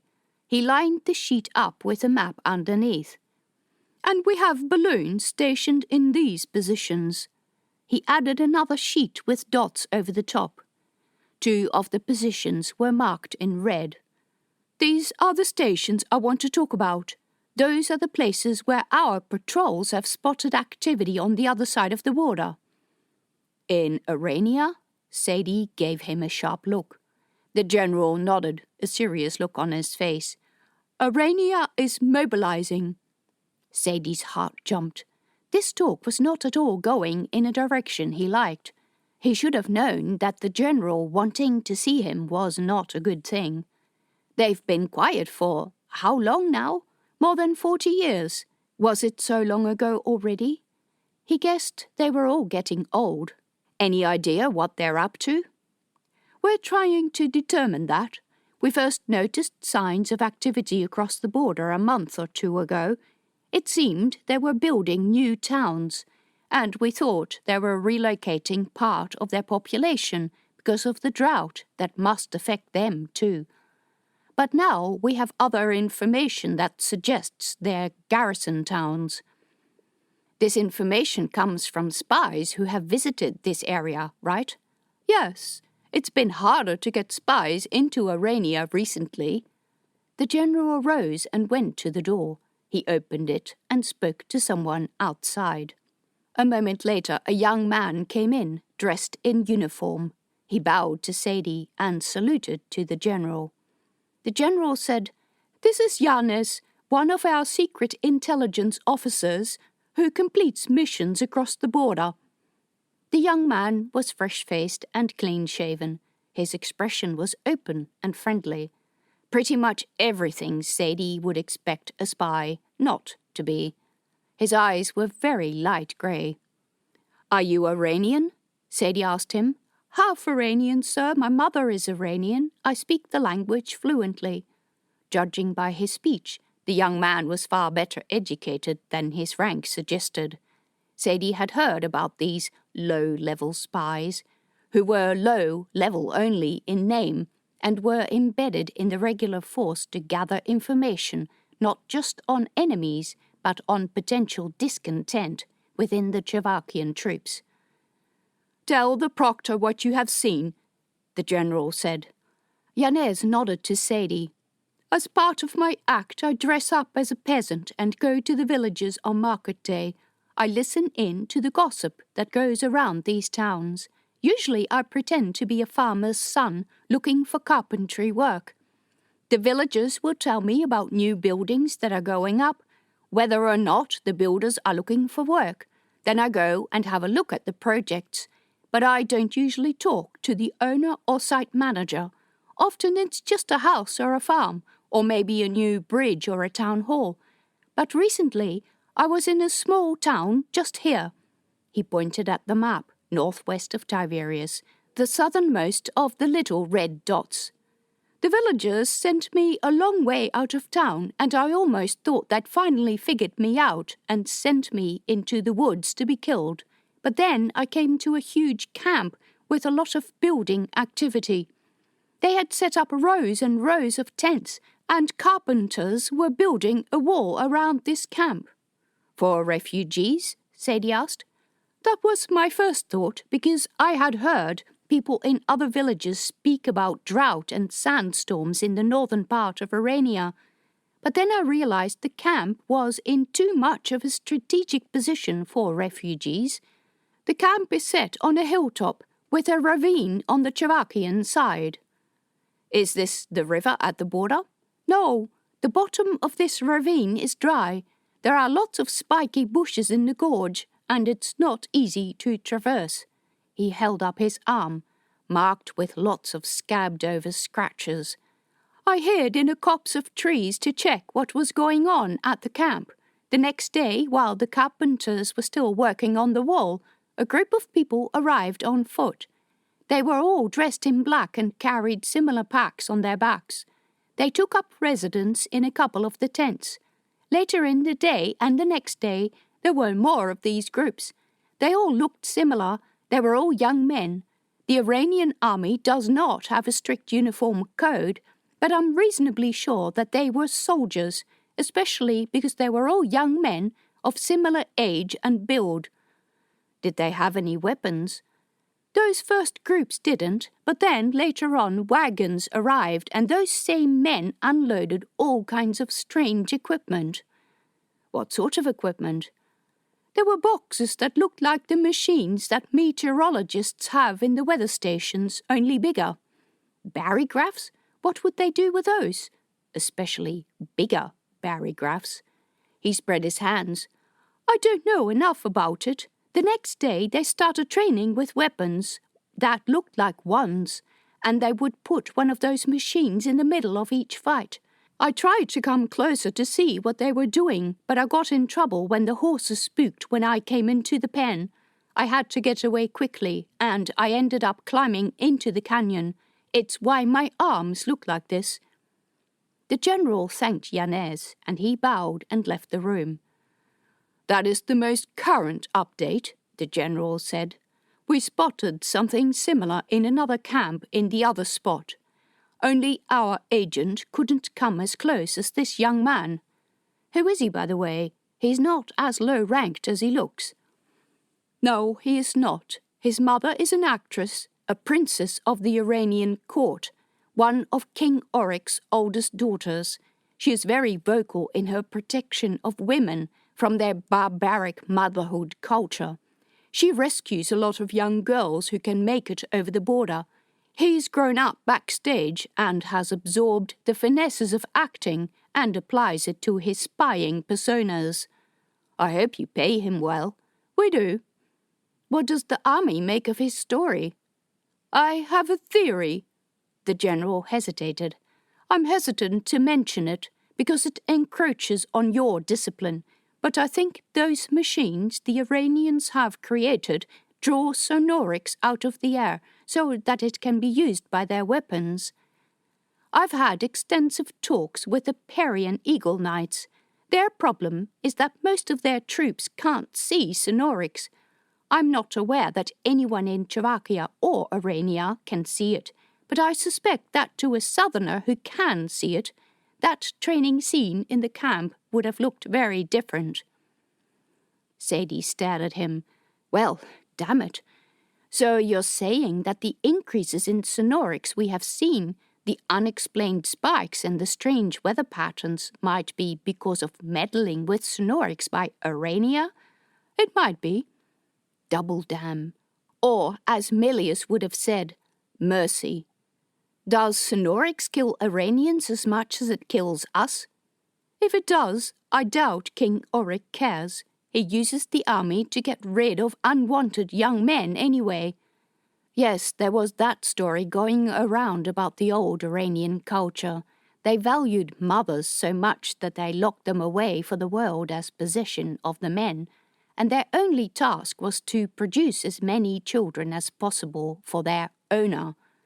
But worse than the lot of a young girl was that of a young nobleman of insufficient status to start his own harem. He was sent to a certain death in the army, carrying out futile missions designed for the sole purpose of killing soldiers. They lived for the promise of having their name engraved in the wall of heroes after their deaths. The camps across the borders were filled with angry young men who wanted to die for this cause, who did not care if Sonorix killed them. Sadie breathed out a sigh. So, I can only conclude that the Iranian army is amassing because they want to invade us. They probably want to pay us back for what your brother did to them, even if that was over 40 years ago. What can we do to prepare for the worst? I have already ordered the distribution of Sonorix suits to all units. I've increased the alertness level of the balloon units. Units are moving to these areas along the border as we speak. He indicated the 2 red dots. Are you familiar with any of their tactics? Beyond what your brother has taught us about them, no. Virtually all the Iranians who come to us as refugees are women. And what Milius wrote about Iranian warfare was based on very old information. The general nodded, and they were silent for a while. Sadie's head was spinning, as if having to deal with a drought wasn't bad enough. Finally, he voiced his worst fear. If they come across the borders, they will be headed for Tiberias, right? That would be my estimate. Chapter 21. Javez stood in the middle of the tent, with all the Windwalker people staring at the metal globe in his hand. They were mostly men, but some women, all of them with dark skin mottled with random patches of milk pale. "Where did you get that thing?" the elder Terah asked. His tone was serious. "I came by it honestly," Javez said. One of the men hissed. "I swear it was in the field of bones, and this Windwalker came to me. He never said a word to me, but offered me this globe, and then started raiding the body." He still shuddered at the memory of the snap of dead fingers being pulled off a hand. "I never knew his name, and he didn't ask me any money or tell me what to do with it. I don't even know what this thing is. That's why I came here, to find out. This is really, really old, right?" One of the tribesmen said something. An old woman shuffled from the side of the tent. She took Javez's hand and held it, palm up, in front of her. She said a few words, and then a couple of others burst out with protests, judging by the tone of their voices. Javez looked at Terah. "What is she saying?" "She says you lie." "I do not. I never even saw any Windwalkers, and I didn't know any existed before I saw this man, if it was a man. I don't even know.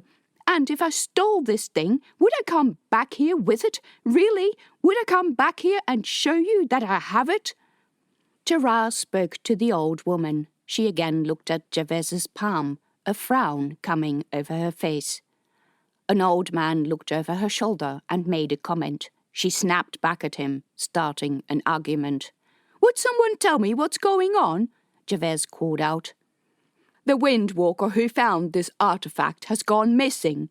He left the settlement over a month ago and has not come back. She says you have his soul." "His soul? I have no such thing. I'm telling the truth. There was a dust devil and my tutor died. The people in the village didn't care much what happened to him, so I took his body to the field of bones. The man, is this a man or not?" "It is Carlin, and we don't know. We think he's a man, but no one goes into Carlin's den, so no one can be sure. It is said that his body is entirely white, and that is why he never shows it.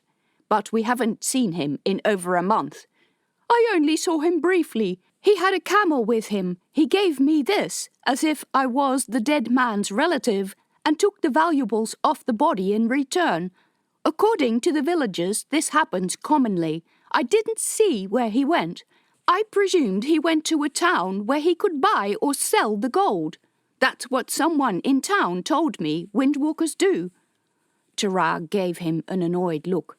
People in the towns know nothing. Pah, they know less than you, because you had the smarts to take a camel. You were better prepared than anyone I've seen travel in the desert. It was all knowledge he'd learned from Pashtan.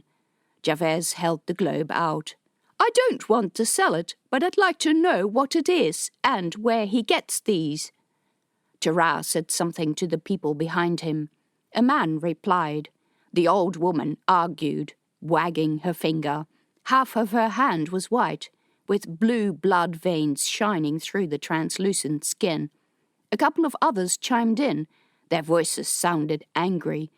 Then Tara heaved himself to his feet. He jerked his head at Javez. Come. A boy scurried to him with a walking stick made out of a length of pipe, with a red knob at the top. Javez followed Tara to the front room, where all the shoes stood. The boy knelt to put Tara's sandals on his feet. Javez stuffed his smelly feet back into his smelly boots. The sun had sunk closer to the horizon, and its golden light cast long shadows across the camp and surrounding hillsides. In the orange glow, the land didn't look quite so hostile. The camels stood peacefully, pulling hay from their feed troughs, and chewing by moving their bottom jaws in a circle so that their soft lips wobbled, and you could occasionally see their yellow teeth. They were silly animals, really. Javez was surprised that he recognized his own camel amongst them. The windwalkers had taken the packs off. They stood in a neat pile against the side of a tent. The animal lifted his head and looked at him. Tara noticed the exchange. How did you get the camel? I bought it with my own money, also because it was cheap, because the merchant didn't get along with it. It's one of ours. It was stolen from one of our camps. I didn't know that. You damaged it. I made it calmer. I paid for the camel. I needed it to do work. I had no use for a breeding animal with a foul temper. Tara nodded. Javez wondered if that was good or bad. If they insisted on keeping the camel, how was he going to get back to Ishara? They walked into the shadow of the giant bowl. The line of boys and girls had stopped moving up and down the ladder. They all sat on the edge of the pedestal, legs dangling down, talking and laughing. The children had black skin with white patches. Many of them had white strands in their hair. What is this big bowl for? Javez asked. It is how we make water. The ground is very salty and there is not much water. There is a well at the foot of the mountain, but it is very muddy. The mud is too salty, so we carry it into the bowl and spread it out to dry. It gets very hot under the cover. The water steams and collects on the cover. We collect it as it runs down the sides. What was the bowl built for originally? To collect rainwater, when there was still rain in this area. Did the windwalkers build it? He laughed. We're not that old. Then who did? Old people. I don't know how long ago. The same who made the metal globe? Maybe. Many people used to live here. Many. It was hard to imagine. They left the tent camp behind and walked over the barren, rock-strewn ground. Their shadows crept over the hillside. The orange hills were utterly desolate. There was not a tree, not an animal, not a sign of habitation. Does anyone go further north than this? Javez asked, gazing at the hazy horizon. Some people do. There is treasure to be found, but it's risky. I can imagine that. How many days can you travel until you hit the cliffs? Tara gave him a sharp look. Cliffs? The place where the land ends and the ocean begins, but where the cliff faces are so tall that you can barely get to the water. There is no water out there. There is if you go far enough. The land drops into the ocean. Tara gave him a strange look. Clearly he had never seen a map of the world. Clearly no one of the windwalkers had been far enough north to reach the cliffs that the captains who circumnavigated the continent had reported. We don't go far because of dust devils, because there is no water and nothing for the animals to eat, and because the camels don't like going there. Too many dust devils. They get nervous. They had reached an outcrop on a rocky and rubble-strewn hillside. Tara walked along a narrow passage between two large boulders to a space hidden in deep shadow. There was a door in the rock face. Tara pushed it open, disappearing into the dark space beyond. Javaise followed him. He came out in a cramped room where Tara was rummaging around. A moment later a light came on, so bright that Javaise had to shield his eyes. What sort of light was that? The white glow reached into all corners of the room, revealing walls covered with shelves which contained boxes and boxes of strange items. There were bundles of coloured wire and large plates, also panes of glass, few still intact. The room also contained a bed, hidden amongst the shelves, and a desk on which stored strange contraptions. "Wow," Javaise said. "What's all this?" His voice sounded stuffy inside this dark dungeon. "I said there was a lot of old stuff to be found around here.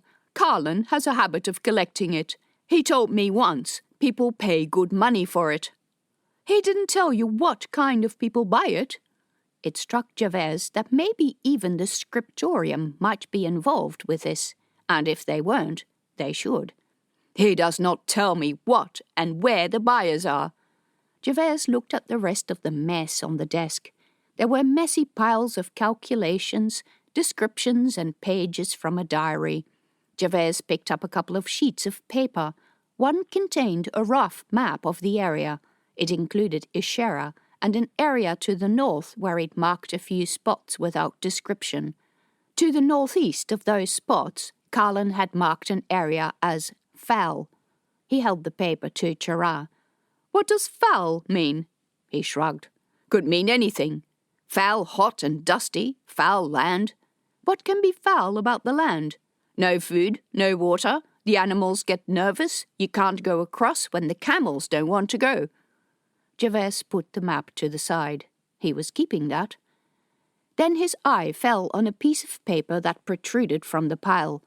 It was different in quality from the thin rubbish paper that Pashtan also used to write his notes on. It was thicker, smooth, yellowish.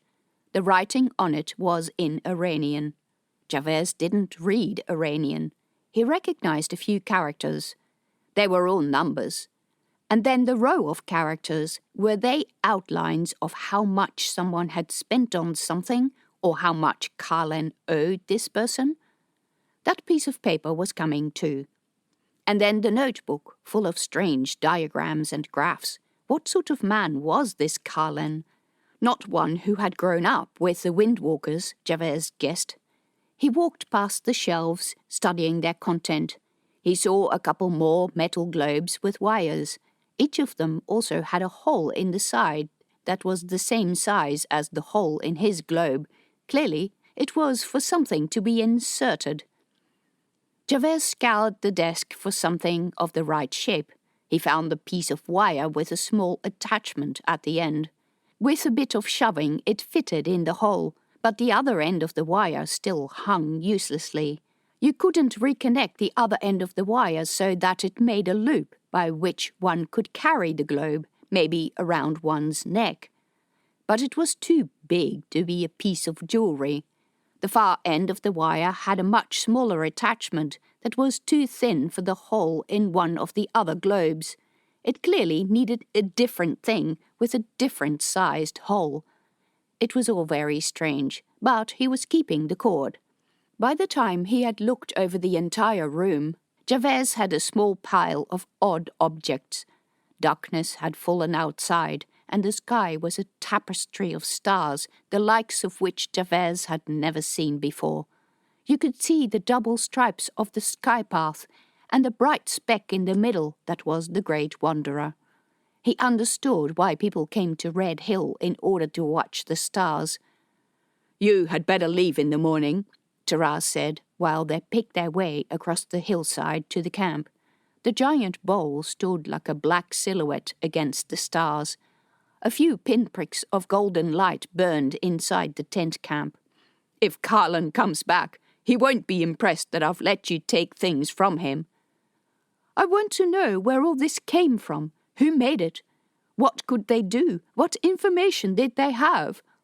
"I'm concerned with Carlin. Where he is, why he is selling these artifacts to strangers. Those things are our history. I told him so. We had a huge argument before he left. I didn't want him to sell these things. He disagreed and ran out angry. I fear he's betraying us." Chapter 22. Men shouted in the darkness. Zaina sat up, shivering with the feel of clammy air over her skin. The air rang with the rough voices of Aranian men, and the pre-dawn light was tinged orange with a glow of fire. Something burned to her right, but the smoke and mist made it hard to see. She scrambled for her boots and jacket and, those items located, made sure that her dagger was still inside her boot. At least 10 Iranian soldiers were attacking the camp and fighting the Eagle Knights. The birds hissed and snapped. They were not tied up, yet didn't fly off. It was probably too dark and misty for them to see. A man with a flaming torch walked past the trailer and flung the torch in the back of the nearest truck. The contents caught fire almost immediately. 3 knights slept in there, and one of them jumped out brandishing a dagger, while the other 2 tried to extinguish the flames. More Iranians ran past, and a handful of knights ran from their trucks to stop them. The camp turned into a battlefield. Zaina pulled her legs up against her chest and kept her head low between the eagles. Many of the Iranian soldiers considered a woman travelling alone fair game. She knew these type of men. Her mind told her to run, but up on the glacier there was nowhere for her to hide and nowhere to go. They would find her and rape her and kill her. She was safer here, although she didn't think any of the Eagle Knights would stand up for her either. She put her hand on top of the dagger in her boot, but had no illusion that she could fight and defeat this many trained soldiers. Who was she supposed to fight anyway? If she raised a weapon against the Iranians, they would declare her a traitor, and those were usually treated to the most painful and slow deaths possible. And her name, and worse, that of her mother, would forever be tainted. The memory of her mother didn't deserve that. So she hid, pushing her head down between her knees, but it was hard to block out the cries of pain or death gurgles. Both eagles on the trailer became agitated. One kept hissing and rose to its feet. A rush of cold air wafted over Zaina, and she could see underneath the eagle's belly, straight to an Iranian soldier. His red-tattooed face split into a gap-toothed grin. He yelled, "Oi, over here!" Zaina jumped up, but 2 men vaulted onto the trailer and dragged her down before she had a chance to pull the dagger. They were mountains of flesh and muscle in Iranian leather armor, who laughed at her feeble efforts to kick them in places where it might hurt. They dragged her across the camp past a truck on fire. A man in junior knight uniform lay face down on the snow next to the truck, surrounded by spatters of blood. She couldn't see who it was. A group of 5 Eagle Knights sat in the snow, their arms bound behind their backs. Ryder Thomason and Ryder Jato were both in the group. Where were the others? All dead. Large blotches and sprays of blood tainted the snow all over the camp. Zaina spotted at least 3 more bodies. Her truck was on fire, and where was Darrow? Her captor pushed her down on the ground. One of the other Iranians laughed. "What's that? They have girls fighting for them?" "It looks like we got a little spy here," one of her captors said. The tattooed man gave her a sharp look. "Dang it, she's one of us." He came to Zaina and drew her up by the front of her jacket. He was at least a head taller than she was, and the red tattoo on his face showed that he held a high rank, and was probably one of King Oric's 2nd favorite sons. One of his eyes was cloudy, and a deep and ugly scar ran across the cheek underneath. "Why didn't you contact your command?" His breath stank of chewing tobacco. Zaina scoured her mind for ideas. Mentioning Nayak could be either dangerous or life-saving. She didn't know where this man stood with Nayak, and if he considered Nayak a competitor, he would take pleasure in defacing the woman that Nayak had picked. She'd heard the horrible stories of women who had been cleansed after having been freed from captivity of another man to make sure they didn't carry the child of a rival. She straightened her back and said as loud and clear as she could make it, "What is your name?" The Aranian words felt strange on her tongue. He stared at her, his one light eye roaming her face. One of the soldiers laughed, but the others gave her sideways glances. Zaina's heart thudded. Was she going to be convincing enough as a high-class woman? She said in a low voice, "Never mind my southern clothing. I'm an agent for the king. Let us pass." "Bullshit, you're a traitor." "No, you will be considered a traitor if you harm us." Zaina knew nothing about spying, and even less about the king, but hoped that by mentioning him, the men would be reluctant to lay their hands on her, lest they attract the king's anger. It was a gamble, but the only thing that came into her mind. He harumphed, "You better be right about this. I'll take you lot back to the camp to ask my commander." Yikes, although that was better than being killed outright. But she absolutely had to maintain her haughty appearance and sort out how to get out of this once they got to the camp. "Do give me your name, because I don't like talking to nameless men." The man hesitated. "Pritak." "Well then, Pritak, let us continue on our way." He snorted, but he set her down. "You better be speaking the truth, that's all I can say." He turned around and made a hand signal to his men. One of the men came forward to tie Zaina's wrists behind her back. The others dragged all the other prisoners to their feet. Ryder Thomason was injured. Ryder Jato looked furious.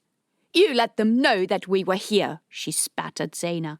"I was suspicious of you from the moment I saw that letter soliciting jobs." "I wrote it because I needed work, genuinely." "You lie. I never wanted you on the expedition, but you had the king around your little finger." "That's not true.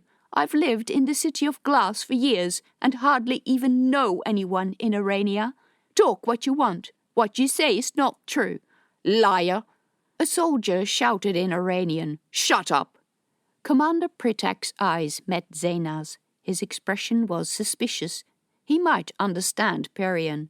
This might be a good thing or a bad thing, she didn't know. She was precisely in the situation she had hoped to avoid. Her life in the City of Glass would be forfeit after this. No one would dispute Jato's word, and she could not give any argument against Jato because Jato was right. She had betrayed the expedition. She should have told them that Nayak was following. Then another thought. This commander he was talking about, that was Nayak, right? Oh damn, oh damn, oh damn. The soldiers dragged their prisoners down the icy ramp that they had almost completed the day before. One of the knights, a man Zaina had heard the others refer to as Gillan, slipped and fell. A soldier kicked him in the side while he struggled back up. At the bottom, next to the truck that still lay in the creek bed, stood a cart pulled by two strange animals with long pointy horns and a shaggy long-haired pelt. They had big wet noses like cows, but all the cows she knew had short hair. One of the animals was black and the other grey. At the back of the cart sat a wooden cabin that looked like a box. A bunch of soldiers idled around the vehicle. One opened the back door. They lifted Jato in. She kicked and bucked, but the men were too strong for her. A soldier climbed in and dragged Jato into the darkness of the cabin by the back of her jacket. She yelled and swore at him. Then Ryder Thomason. His face looked pale and his side was wet from blood. He kept his chin high and said nothing while the soldiers lifted him into the cabin. Two other knights took his example. Then Zaina. The soldier who held her lifted her up and set her on her backside on the cabin's floor. Before the soldier in the cabin could drag her in, the first one, a mountain of a man with a coarse face, shoved his hand under her jacket. "Hey!" Zaina kicked him in the chest. The soldier behind her dragged her up by the back of her jacket. "Keep your hands off this one. She's for the commander." Zaina hissed. "I am for nobody. I work for the king." "Whoa!" He let go of her collar. Zaina debated jumping off and running, but her hands were still tied, and there were too many soldiers to outrun. The camp on the glacier was barely visible through the mist, except for the glow of burning trucks. A couple of soldiers had grabbed hold of the harness of one of the eagles and were dragging the bird down the slope. It resisted by putting out its claws in the ice. Another soldier was struggling with the second bird, which was hissing and screeching at him. The soldier grabbed Zaina by the upper arm and dragged her into the cabin. The others already sat on the ground, each with their hands tied tightly to ropes that dangled from the ceiling. It was dark inside the cabin, with the only light coming in through a little window at the front. He tied up Zaina as well, left the cabin, shut the door, and bolted it shut. "Fuck you," Jato said in the dark. "Shh," said someone else. Zaina's backside was getting very cold from the hard, dusty and gritty floor. The cart wobbled from the men climbing into the front, while joking about what they were going to do to the prisoners. Zaina hated hearing their crude Iranian voices. They brought up memories of hearing the soldiers march through the streets, of her mother hiding behind the door, hoping that they wouldn't come in. Even in Arania, everyone she knew was afraid of these men. The cart jolted into motion with a crack of a whip. The ground was uneven, and they moved slowly. With every jolt, the rope cut into Zaina's wrists. She wriggled her legs under her, and that made it better. Out the window she could see a little glimpse of the sky and sometimes the mountains. Sometimes, too, there was the head of one of the men looking in. After a while, the pace of the animals picked up. The men shouted to others. Maybe there were soldiers on horses. Maybe there was a second cart. No one in the cabin said anything. No one looked at Zaina. She wanted to tell them she had no idea that the Iranian army had any presence in the mountains. She wanted to tell them about her situation, about Nayak, about the list and a lot of young women in the houses of princes. She wanted to tell them that she would never return to Arania, and that for all she had done wrong, she was not a spy. But at least some of the men in the front cabin were likely to understand Parian. She could not risk it. After a long time of bumping over the uneven road, the cart stopped. There were voices outside and the creaking of wood. Then the cart moved forward again for a short while before stopping again. Now the men on the front got off, and a moment later the back door opened. Zaina blinked against the sudden light. Through the opening, Zaina could see mud-trampled grass, surrounded by tents. A group of soldiers marched past. 2 soldiers climbed in and started untying and dragging out the prisoners. Zaina was handed off to a tall man who grabbed her under the arms and dragged her across the mud. The commander Pritak yelled, "Oi, the boss wants her clean!" The man set her to her feet and grabbed her upper arm while pushing her in front of him.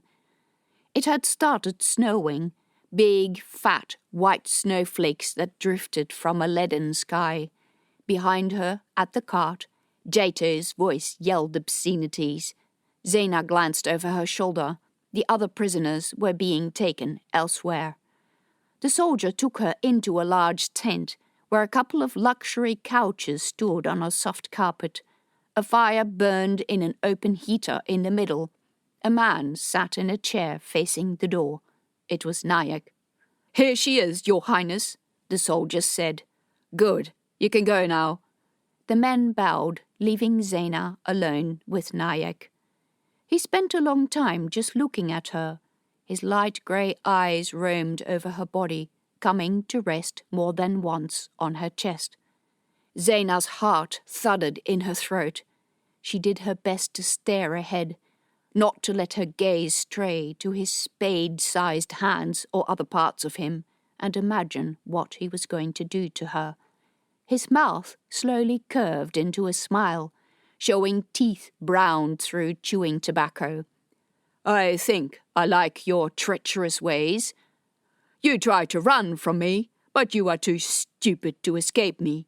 You bring me the best prize of all, a high-ranking knight and a female eagle rider. How delicious! I will enjoy myself today." Zaina stuck her chin into the air. She wished she could say that if he intended to rape Jato, she wished him good luck, but she could just see that happening. Because strong and quick as Jato might be, Nayek would simply get 2 of his men to hold her down while he did his thing and then killed her. And it was her fault that Jato would die. Nayek pushed himself up from the chair. He took something out of his pocket and held it up to her. It was the counter. The little window in the front now said 3. "Look at that! I tried to warn you. I had hoped that you would be useful to me in another way, but no, you were stubborn.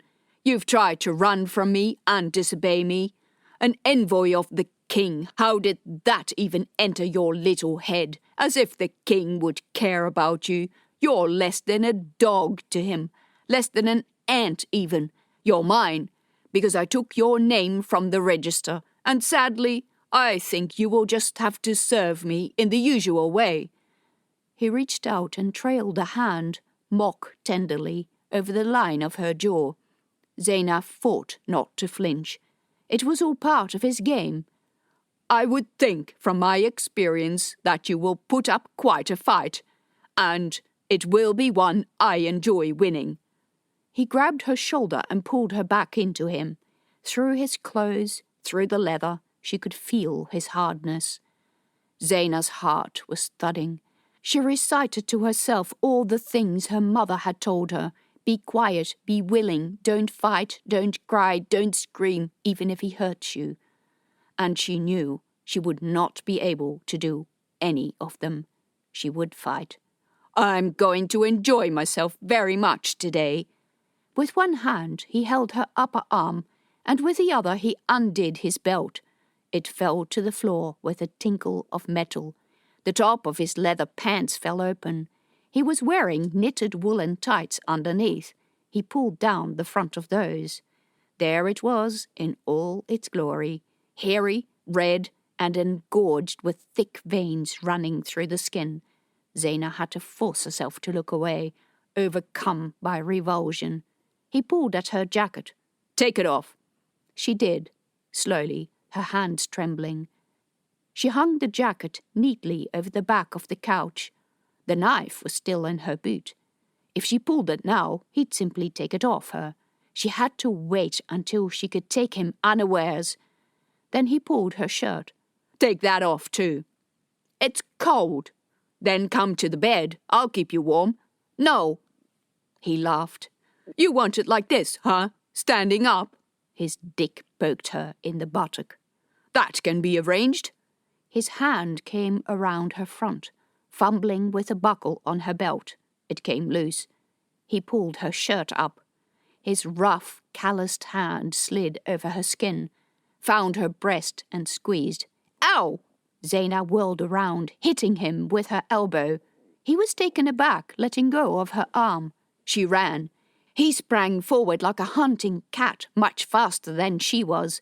He grabbed her around the waist, lifted her in the air, swung her on her back on the bed. Zaina rolled aside, onto the floor, scrambled up, and he grabbed her from behind again, pushed her back onto the bed, leaned with his full weight onto her arms. In order to pull her pants down, he had to release one of her arms. Zaina rolled aside, unbalancing him. He kept hold of her arm, but they both fell on the ground. He tried to wrestle her onto her stomach, pulling at her pants. She kicked and bucked. He picked her up and slammed her over the back of the couch. Her pants hung halfway down her buttocks. He pulled them further down.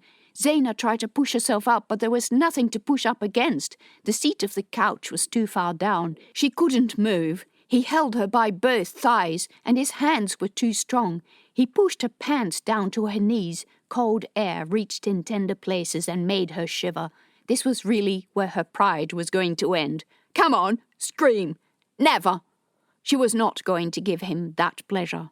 He stroked her naked buttocks in mock tenderness, inserting his fingers between them, pushing into her, and then spreading his fingers. "Ow, stop that!" He pushed his fingers deeper. "Scream!" Zaina clamped her jaws. He laughed and pushed harder. "They all say they don't want it, but every bitch that's come to me is wet." Zaina's eyes misted over with tears. It hurt, and he hadn't even started. The slimy hardness of his dick slid over her buttock. There was still that to come, and he would fuck her in the ass as well, from what she'd heard. Then he'd cast her aside until she birthed his brat, and her life would be like her mother's. She would rather die, be killed by him or his guards, but not without a fight. With all her strength, she twisted her body sideways, reached with her hand over the top of the couch, and pulled up her knees at the same time. By sheer luck, her fingers found the hilt of the knife. She pulled it out of her boot and thrust the knife backwards, blindly because she couldn't see what she was doing. There was a wet squelch. The warm presence of a body behind her vanished. No sound at all. Zaina turned around. Nayak had fallen. The hilt of the dagger stuck out of his side. There was blood on his clothes, on his hand, on the carpet. His eyes rolled in the back of his head. His entire body shuddered with spasms, and his breath came in short, wheezy gasps. Zaina pulled up her trousers, did up her belt, tucked in her shirt and put on her jacket. She bent over him, grabbed the hilt of the dagger, closed her eyes and yanked it out. The wet sloop it made when it came free made her sick. She needed to get out of here or she was going to spew. She wiped the dagger on the bedspread, did up the buttons on her jacket, looked around for a useful weapon, but found none. She was going to have to go like this, because the longer she waited, the more likely someone would come in. She guessed there were 2 guards at the tent's entrance. Likely there were no guards at the back of the tent. His cloak might be useful. It was thick and heavy and made of fur. She hefted the dagger. It sliced through the tent fabric until it caught on a seam. The hole was big enough. Zaina climbed out. Damn, it was cold. It was still snowing. She threw the cloak over herself and pulled the hood over her head. The smell of oiled armor enveloped her. All she could see was blood. All she could hear was the gasping, shallow breaths. Damn, had she really killed someone? He had deserved it, right? Her butt still throbbed from where he had attempted to stick his fist in it. Her crotch felt wet. She wouldn't be surprised if she was bleeding. There was another tent a couple of paces away. She inched around the side, expecting to hear outraged cries any moment, but they didn't come. She might have a chance to get out, but how? A group of soldiers marched past. Zaina shrank between the tents. They were talking about horses. If she had a horse, she could get away. If she could find a civilian settlement, a village, or even a farm, she could get a cart or beg a lift. She could climb the pass and flee into Czechoslovakia. It was dumb. It was the wrong season to be caught in the mountains, but she had to try. She followed the group of soldiers at a distance. They were indeed going to the horse pens. Other pens contained the long-haired cows, or whatever they were. Zaina had no idea how to handle those. She could kick a horse into a gallop and, damn, the camp was surrounded by a fence. Maybe she could escape at night, but by that time the guards would definitely have discovered Nayak's body and would be scouring the site. A shrill cry echoed over the camp. Wait, there was an eagle up there. The captors had brought and tied up 2 of the eagles. The expedition had 3. Shouts rang over the camp. A huge shape swooped down over the animal pens. Huge feathered wings flapped within the shelter. Men shouted, cracking whips. The free birds swooped again. One man threw a lance, but it missed. The bird came back, grabbed the back of his jacket with its huge claws. It lifted the man straight into the air, but his jacket ripped and he fell into the mud. Several soldiers fired arrows at the eagle, but it wore a leather breastplate and they glanced off. The bird landed in the animal pen. A man tried to hit it with a rake, but the handle broke. The eagle snipped with its beak through the leads that held the other two birds. One rose in the air. Zena ran and whistled. The eagle arched its neck and regarded her with an orange eye. It was Jato's bird, in full gear, including the soft saddle seat. "Please take me out of here," Zena said. She held out her hand. The eagle stretched its neck out to her. She scratched between the feathers. Then she grabbed the reins, put one foot in the stirrup that dangled over the wing, and swung herself into the saddle. A couple of men ran into the pen. The bird hissed, spreading its wings, and hopped aside. Whoa, she almost fell off. She grabbed the top of the saddle, but there was nowhere to sit, and she couldn't figure out how to balance. The bird jumped into the air with a whooshing and flapping of wings. Zena held on for dear life. She managed to get one knee into one of the side pouches and then the other one. The camp was already gone in the mist, but she could still hear men shouting, but their voices faded fast, to be replaced with the whooshing of the huge and powerful wings. Zena settled into the rhythm of the eagle's wing beats, even if the biting wind made her fingers numb. The eagle rose and rose. The mist became thinner. Bits of blue sky peeped through, and then the eagle broke out of the clouds into bright sunshine. The sun hung low and held little warmth, but the view was incredible. The eagle soared between the snow-covered mountains into the sunlight. Zena didn't know how to steer it and hoped that it knew the way home. Chapter 23. After leaving General Celadus's office, Sadie went back to his own. He bypassed the long line of claimants on the stairs, deep in thought. After the door closed, he took a couple of dusty books from his bookshelf. They had sat there, pretty much untouched, since Lana was born. He opened the top book and leafed through the pages. Memories of disturbing times came back to him. Times when he'd worried about distributing sonoric suits to the people of the border regions. Times when he'd had to sound the sonorics alarm, when people had to stay indoors and board up the windows. What should he do now? If the Aranian army used sonorics, Czechoslovakia was pretty much defenseless. Distribute suits? The stock of suits had been decommissioned. As far as he knew, a huge pile of them sat in a warehouse in the army barracks. Would they be enough for everyone? Probably not. Would they still retain their protective value? Not as much as they used to, as the outer coating tended to deteriorate with age. How could they get new and better suits? Did anyone at the scriptorium still work on sonorics? That was all done and dealt with. At least that's what he and everyone else had thought. Not so, apparently. He also remembered the most learned alias of the scriptorium and how he had promised protective pills against sonorics, and only days before the cloud reached Tiberius, he had admitted that the promise of these pills was a lie. He had killed himself, leaving Sadie and the others to fight sonorics without any help. Tiberius had suffered many, many deaths of soldiers and civilians.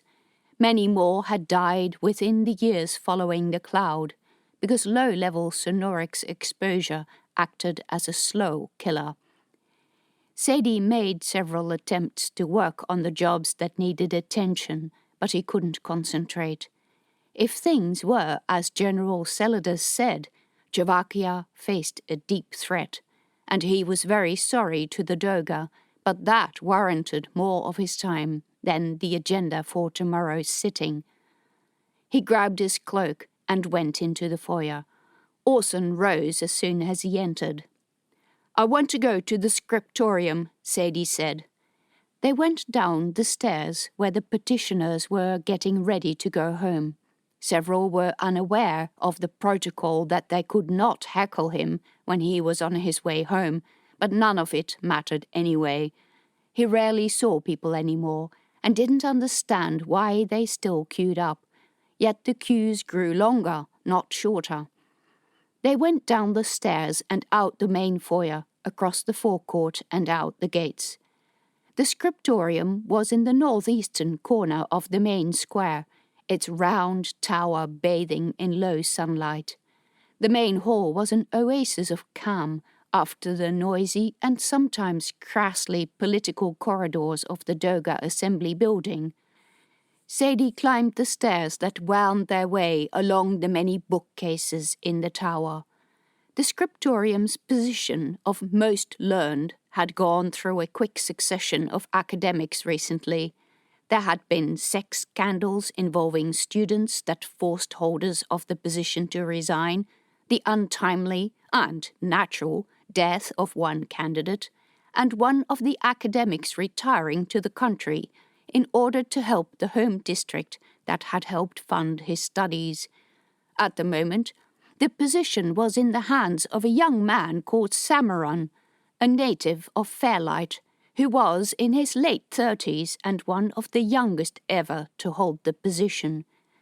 He had made his academic fame, required for the position, with his advances in medicine. Sadie knocked on the door of the office at the top of the tower and was told to come in. The most learned Samaran sat at his desk and jumped up like a spring when Sadie entered. "Oh, Proctor, I wasn't expecting you at all." He pulled a chair back for Sadie. "Can I offer you something to drink?" "No, I'm fine, thanks." "How can I help you?" "I would like to say that I won't be long, but I'm afraid I can't guarantee that. If you need to go home or have something else to attend to, let me know." "No, I don't," Samaran said. He had an unusually severe face with a large nose. His hair was very dark, almost southern in its sleekness. Sadie started by explaining the situation with Arania and the unexplained bursts of sonorics. The latter Samaran should know about, but the expression on that severe face became more severe when Sadie spoke of the machines in the Iranian army camps that might be some kind of sonorics device. "My most important question, I guess, is this. Has there been any progress made in the past 20 years about the effect of sonorics on Javakians and how to prevent it?" "Well, no, not really. We all thought that we would no longer need that research, so no one has continued that line of work. Alias tried to produce pills, but since he couldn't get his method to work, and it was clear why it was flawed and could never work, we considered the work irrelevant." "What about protection?" "You mean suits?" "Yes. Has anyone developed better protective gear or even any gear at all?" "I am afraid not. We dealt with the threat. Protective gear was not deemed necessary anymore." Damn, it was really as bad as Sadie had feared. "Do you have any people who could start working on something soon?" "I don't have any people who are free. I could allocate people, but it depends on which project I can take them from. The Doga should decide about that. Then I'll have to check which people would be in the best positions to change. There would be some retraining involved. Very few of the young academics know much about sonorics and its effect on human bodies." "Could you start this training soon?" "How soon?" "Well, these Iranian troops could be in Tiberias within a week. We'll try to stop them, of course, but if they have effective sonorics weapons, there may not be a great deal we can do to prevent them charging into Tiberias." "A week?" Samaran's eyes were wide. "That may be all the notice we get." "What does the Doga expect me to do within a week? This kind of project you're talking about takes months, years even." Start that type of project as well, but give me the best advice and the best protection you can find for the frontline troops within a week." Samaron stared. "Really? Is it that bad?" It might be. It was hard to believe that after having kept quiet for so long, King Auric would do this. Where Peria and Chavakia had grown closer, Arania had remained detached. I hope we're wrong about this, but the amassing of troops along the border doesn't look good at all. "The Doga should send an official letter to King Auric."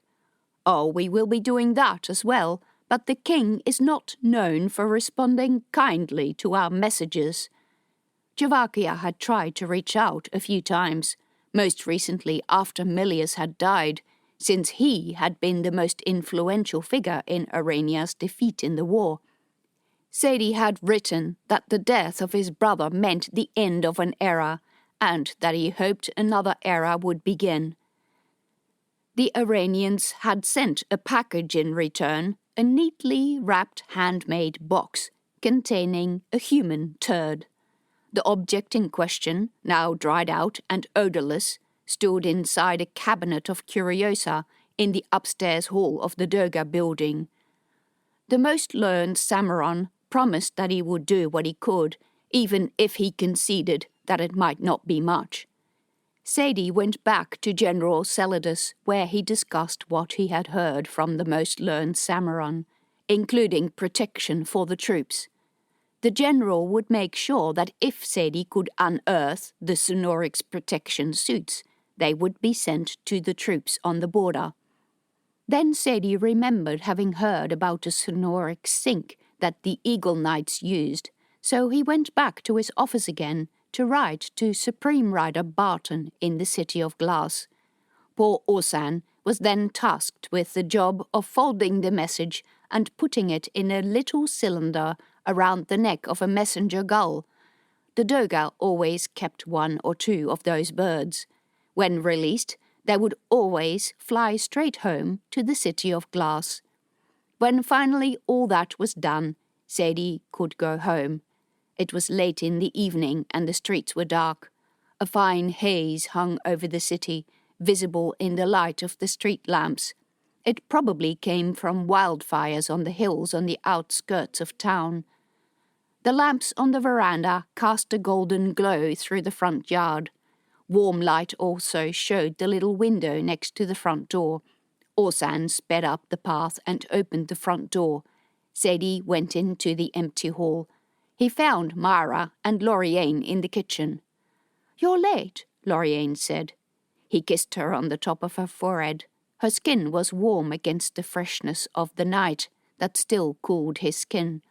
Sadie sat down and accepted soup and bread from Myra. He ate quietly, blowing the steam off the soup. Myra said she was going to fold the washing and left. "Busy?" Loriane said. "Yeah." He hated keeping information back, but he didn't like to worry her. It might be bad for her health. Likely, nothing would happen for a while, and Loriane didn't need to know about his worries. He would probably tell her soon, but it just hurt him to look at her. She was so incredibly thin, her cheeks sunken, her hair more grey than black. The luster had gone out of her eyes. "Has the healer been here today?" "Yesterday." She stared at the table. "I'm tired, Sadie." "I'll take you to bed. You could have gone there already. You know, sometimes work gets late, and I don't mind if you go to bed before I get home." "No, I'm tired of being sick." "Oh." He nodded. He could imagine. "I'm tired of the pain and the weakness.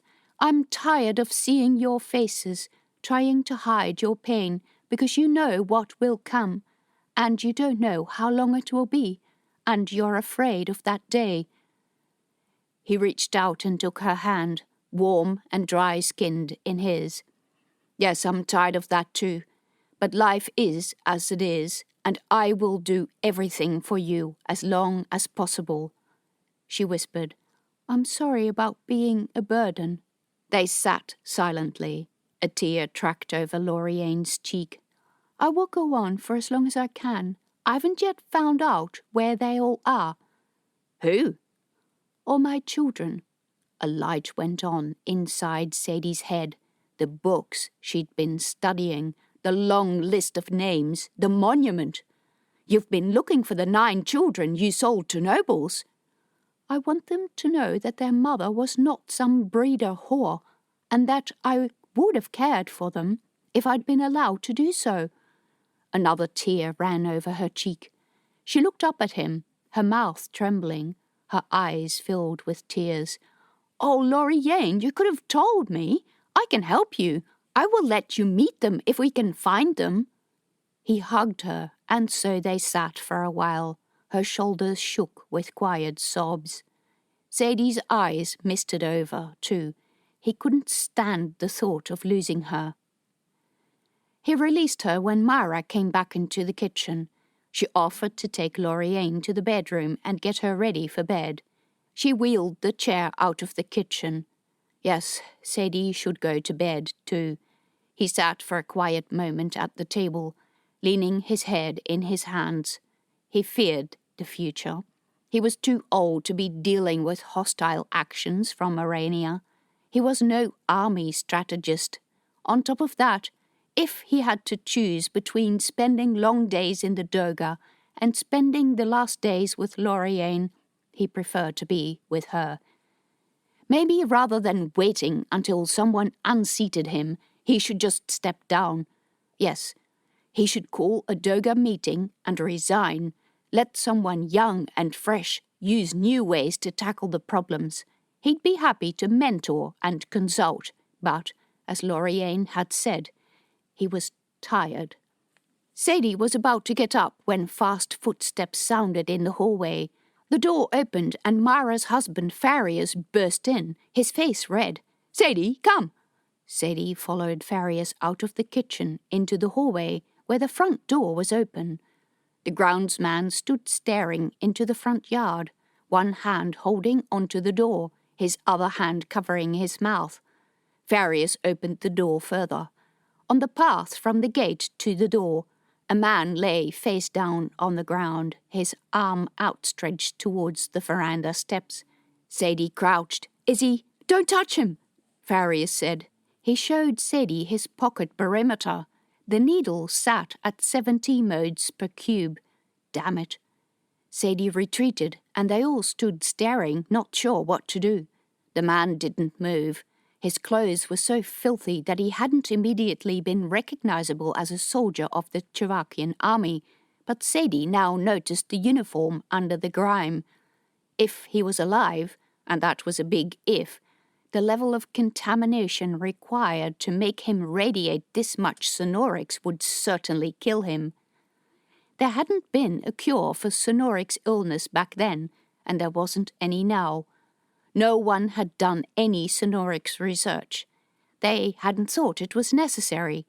Everyone had been terribly, fatally wrong. He had this in his hand. Farius held a piece of paper under Sadie's nose.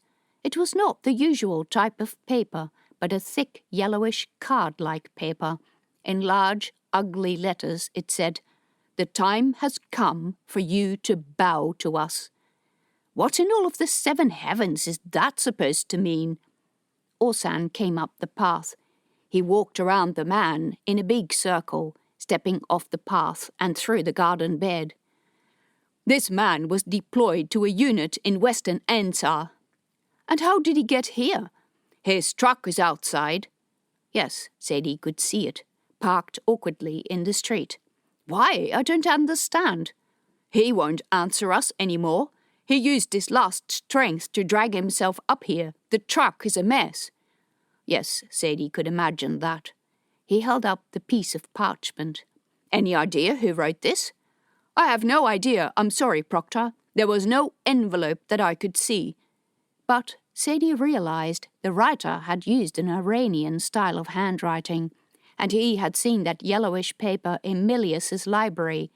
The peace agreement that the Iranian royal family had been forced to sign after the Chavakian army had pushed all the way into Kadrish had caused the heaviest defeats suffered by any army in living memory. Combined with the observations made by the spies, this note was not a random threat. It was a declaration of war sent in the vilest, most insulting way Arania could muster. They'd sent a message and contaminated him enough for him to die a horrible death on his leader's doorstep, an image that would shock the genteel citizens of Tiberias and that would forever be remembered. Sadie said, "Orsan, call up the emergency council." Orsan nodded and then left to do as ordered. Sadie went back inside and washed his hands in the bathroom. He dried them and washed them again, even though he had not touched the body. The lamp side-lit his face, showing the deep cracks and folds that had come with age. He was too old to deal with a war. Far too old. Back in the hallway, he hesitated outside the bedroom, but went in anyway because he knew Loriane would hate it if she didn't know where he was. The oil lamp sputtered on the bedside table. Loriane's eyes were closed. Her hands lay relaxed on the bedspread, one of them still on the book. Sadie blew out the light and left. Was it too much hope that she would peacefully go to sleep before war blew up? Mara stood by the front door. A couple of guards had arrived in sonoric suits, and they were in the front yard removing the body. Sadie put his hand on Mara's shoulder. "Go to bed. Everything is under control." Mara looked up at him. "Has the young mistress come back, then?" "Lana?" Sadie met her eyes. Myra was right. Lana had gone to a student meeting. She would normally come back pretty late, and he guessed it was pretty late, but she hadn't come back yet. He didn't think. Orsan called from the street. "The truck is ready. The emergency council is about to assemble." The suited guards lifted up a stretcher with the body. Sadie followed them to the gate. He glanced down the street, where a street lamp cast a pool of yellow light. Where was Lana? And, more worryingly, how could he keep her safe? "Orsan, I've changed my mind. I'd like to make a quick visit to the scriptorium first." Chapter 24. Lana waited at the front of the room, nervously looking over the audience. The scriptorium student astronomy meeting was still a bit light on attendance because of the absence of all the fourth-year meteorology students, but the news from last month's controversial meeting had spread, and everyone else was there. At the last meeting, Lana had presented the theory posed by Tamarane in the City of Glass, that the world was round and that the City of Glass was at the pole and Tiberias close to the middle. It challenged the prevailing view that the world was an island set in a large sea where the water fell off the edges into an abyss. There had been a lot of talk in the corridors in the days following that meeting, and apparently some of the third-year students had been ridiculed in class. "Everyone here?" Lana said, looking around the room. She felt uneasy. The student who normally led the meeting was in Fairlight, and he might be less than impressed that she had brought controversy to the gathering. She missed the familiar faces of her fellow students. Everyone in the room was younger than her, except for the two junior academics at the back, whom she suspected to be informants for the established academics of the scriptorium. They did not normally come to meetings. Of course, the most learned Samaron could not lower himself to attend a student meeting, but it was a measure of how much talk their little, insignificant astronomy group had generated. She hoped this meeting would not be as controversial. Lana disliked being controversial as much as she disliked information based on dogma. She picked up the series of plates that she had brought for tonight's meeting on the table and leaned them against the wall. The students in the room fell quiet and squinted at the projections she had made on the roof of her house at night. They were poor in quality because of the lamp in the street below and because she hadn't wanted to leave the plates out too long, because she didn't want stripes this time. Also because she had used the looking glass to project an image onto the plate, and the edges of the image were blurry. "I looked at the Great Wanderer and its children this week," she began. The Great Wanderer took up a prominent position in the sky in this time of the year, but it wasn't until the recent introduction of spyglasses into astronomy that people had noticed the children. There were a line of 4 dots, sometimes 3, that followed the wandering star. Her projection showed how much the position of the children changed over a couple of days. One image showed 3 children on the left and 1 on the right, and the next, taken later the same night, showed 2 on the left and 1 on the right. The next showed 2 on the left and 2 on the right, but it was the 4th image that was the most interesting, because it showed 1 child on the left, 2 on the right, but the Great Wanderer itself seemed somewhat elongated. "Whatever is that?" asked Pavan, a 4th-year student in war tactics, in his usual brash manner. Lana brushed off his tone that always suggested that she'd done something wrong. "These images show us that the children move from one side of the Great Wanderer to the other. I think this image caught one of them as it was going in front of the Great Wanderer." "Or behind," Pavan said. "Yes, or behind." He frowned at the rest of the images in the series. "Do you have any more? Is this all there is?" "I've brought all the plates I made." Some people already said that she was only here so that she could show off how much money she had to spend on these trivial projects. Light plates were not cheap, and this set represented what would be a fortune for some students.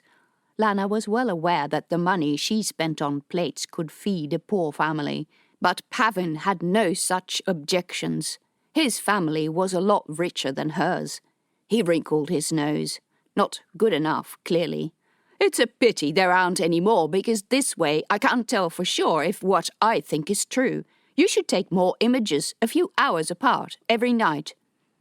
"Maybe it would help if you told me what you think first." At times she came close to snipping at him and wishing him gone, but he was too smart to ignore, even if he was also an arrogant prick. He pushed himself up with a sigh, came to the front of the room, picked up a piece of chalk from the table at the front, and drew a small dot on the blackboard. "This is the Great Wanderer." He made the dot a bit bigger, and then drew 4 smaller dots, 3 on one side, 1 on the other. "We see the children in many different positions. Sometimes we see only 3, because one of them is in front or behind the Wanderer. The only way I can see this working is if the children all describe paths around the Wanderer, and they all do so at different speeds and at different circles so that they don't hit each other. But to prove that, we need more images." Lana nodded. She had suspected something like it, when first developing the images and seeing the changes in the line of dots. "What does this mean?" another student asked. "What do you think the Great Wanderer actually is?" "It is a star that has worlds going around it. This," he pointed at the biggest dot, the Wanderer itself, "is the star, a sun. We are like one of those dots. This is one of the best arguments I've yet seen for the case that our world is not flat or fixed in place, but floats in the air, like the Great Wanderer's children.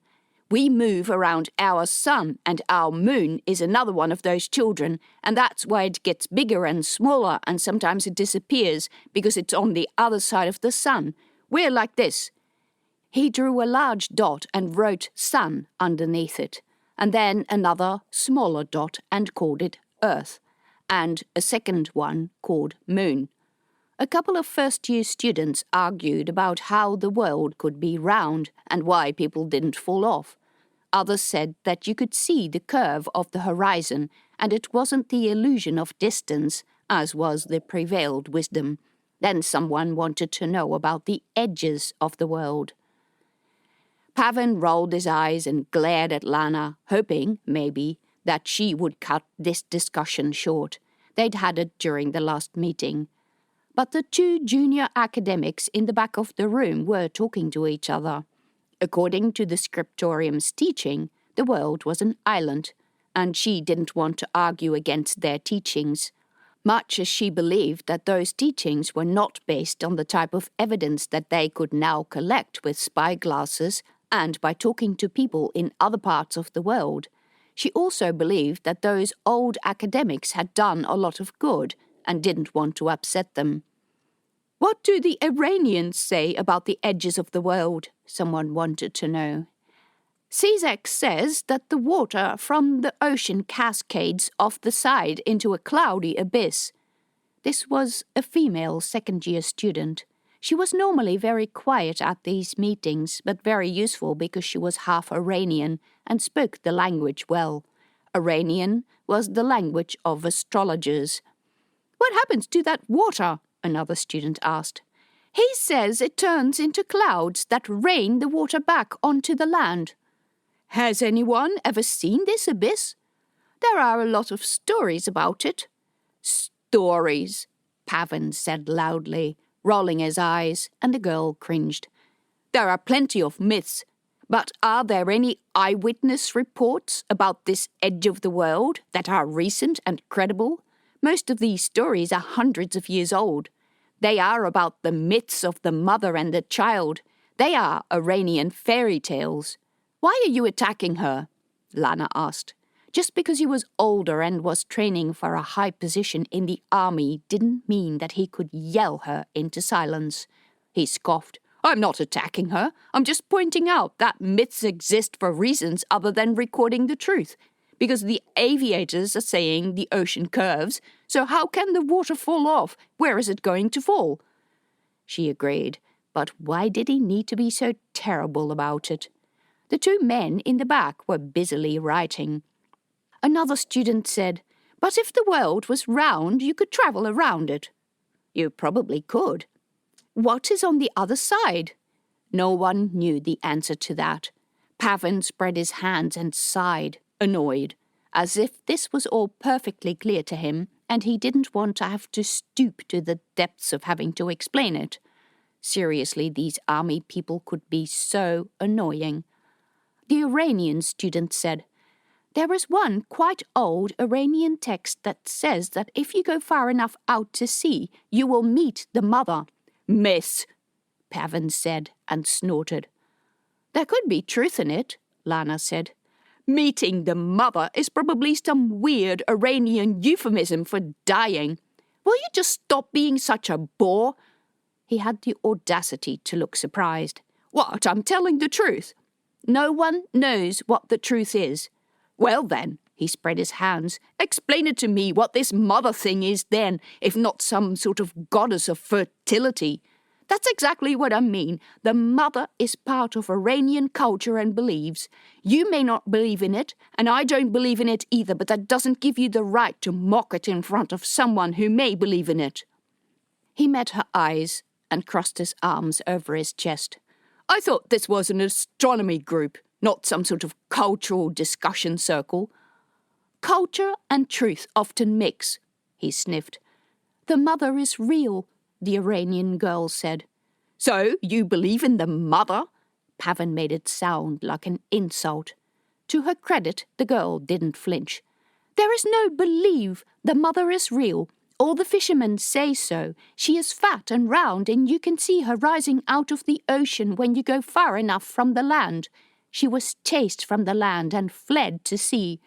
"Well, that's no surprise, that," Pavan said. "Seeing as how Iranians treat their women, you seriously believe a goddess lives in the sea?" Lana glared at him. She resisted asking him whether this was how he talked to his mother. Likely it was, and likely he wouldn't even get the irony. If only he wasn't so genuinely smart, then she'd have kicked him out of the group long ago. Lana apologized to the girl after the meeting ended. "It's all right," she said. "I get this all the time. People see that I'm half Iranian and they want to make me look ridiculous or try to get me to make a fool of myself. I'm still sorry. I sometimes want to kick him out, but he makes a lot of very good points. I just wish he wasn't so arrogant about it. I enjoy your cultural comments, if that's worth anything." Thanks, she smiled. Lana stacked her light plates between her books, inserted the whole pile into her bag, and grabbed her coat. Then she turned down the wick in the lamp so that they went out, and left the room, and almost ran into someone. "Whoa, what?" "Calm down, it's me." Her father. What in all the heavens was he doing here? Worse, how long had he been here, and how much had he heard? He jerked his head. "Come." They walked silently for a while. The meeting had lasted so long that the library was deserted. Most of the other students had gone home. Librarians had turned off the lights and were preparing to go home themselves. Then he said, "I didn't know you were with the astronomy crowd." Lana cringed. No, she had never told him specifically about these meetings, because meteorologists couldn't be seen to be studying the sky beyond weather and clouds, because, if he'd known, he'd probably tell her not to waste her time. So what was this going to be? A lecture about how she needed to be more serious about her studies? We talk about all kinds of things. Mainly stars and skies. I noticed young Pavinius there. He's a very smart and assertive young man. He'll go far. He's an asshole. I think the study of stars and sky complements meteorology. They're unrelated. Meteorology is an essential science. The study of the sky is a bit of frivolous fun. It's not frivolous. Aranian astrology? You could not call that serious with all the will in the world. Lana clamped her jaws. It always came down to this, and she was sick of this discussion. Would he still talk like this when they proved that the world was round and that you could sail around it, and that on the far side there was another land with untold riches? Anyway, I haven't come here to argue with you. From rumours that are circulating around the halls, I'm guessing you're getting enough arguments already. No, you've come to drag me home again. I'm no longer a child. Although his tone disturbed her.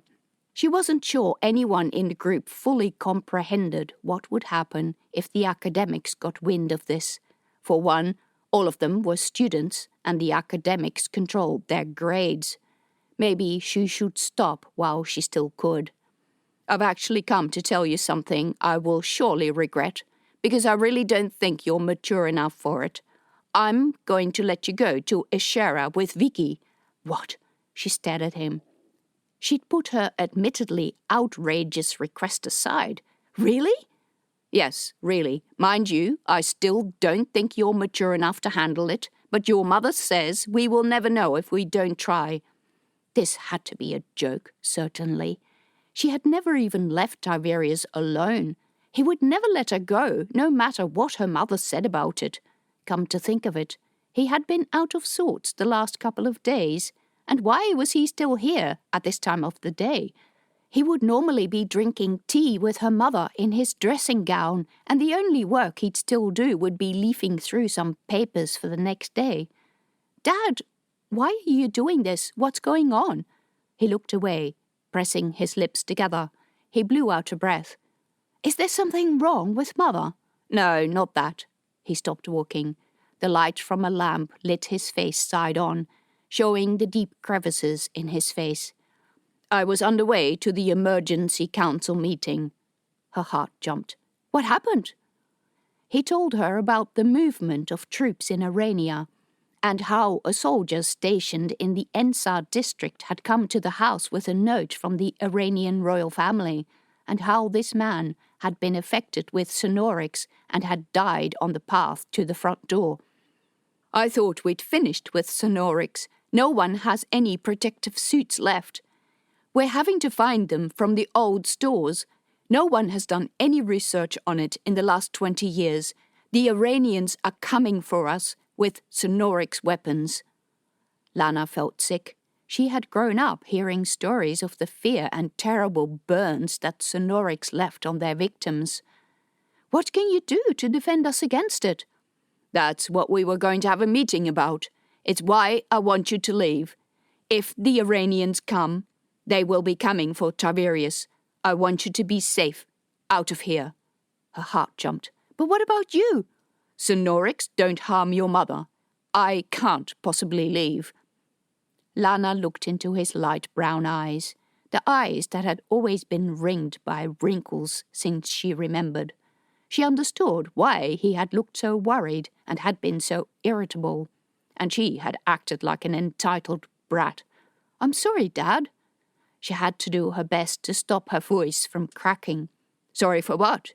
"For thinking only of myself. Astronomy is not as important as everything else. It's an indulgence. I love you. I don't want you to be killed either. I want to stay here and help." "For once, I want you to do as I say. Please go with Vicky and be safe." He hugged her. Chapter 25. During the next few days, the daily reports delivered to Isandor by the knights contained a lot more violence than usual. A man was murdered in an inn room, and 3 shops suffered arson attacks. The knights had to defuse a street brawl, and 2 men were put into the dungeons for thuggery, but 2 more escaped by ship. The perpetrators and victims had one thing in common. They were all Aranian. The news chilled Isandor because the register of foreigners was still incomplete, and Ryder Barton had not identified the main troublemakers. He called for the council's Aranian advisor, Ryder Ferry, who was half Aranian and who had served in the Knights for a long time. "The rumours are that Prince Nyack was killed," said Ferry. "No one can definitely confirm it, but the powerful men are so keen to win the favour of the king that they jostle for the best positions anyway."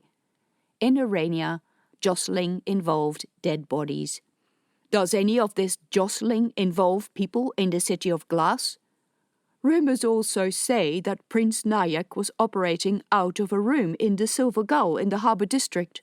I have not been able to verify that. I've been to the room, and the people who have seen the man in question certainly describe a man of high ranking, but if it was the prince, he was not using his own name." "What would he be doing here?" Ferry spread his hands. "It could be something as harmless as business interests." "But because he was here under a false name, it is probably not as harmless as that." "Iranian princes often travel under false names. They have rivals everywhere. The truth is that he was well disguised, and I wasn't aware of his presence until I heard rumours that he might have been killed this morning." "Where did this happen?" "Again, I'm not clear on the details. I don't think it was in the city, because we would have heard more, but many of the Iranians are nervous for what's going to happen next. Prince Nyack is considered a forward-looking moderate. He's too interested in money to want to go to war. He'd rather trade with us than fight a costly war. Some of his rivals, in particular his older brother, are a lot more traditional. Those rivals have had pledges and promises from friends and backers that they will be pulling in now that they have a chance of getting selected as the king's heir. That is probably why we are seeing these small disagreements between Iranians. The pledges to the rival princes may have been small, a certain amount of money, 2 sons to go into the army, a daughter for the harems." Isandor closed his eyes and blew out a breath. This was what he had feared. Foreign events influencing a significant part of his city. The heir doesn't just get selected based on how many children he has. That's a myth, isn't it? "It's not the only issue that determines selection, but it's an important one. The heir gets selected because of how useful he is to the king.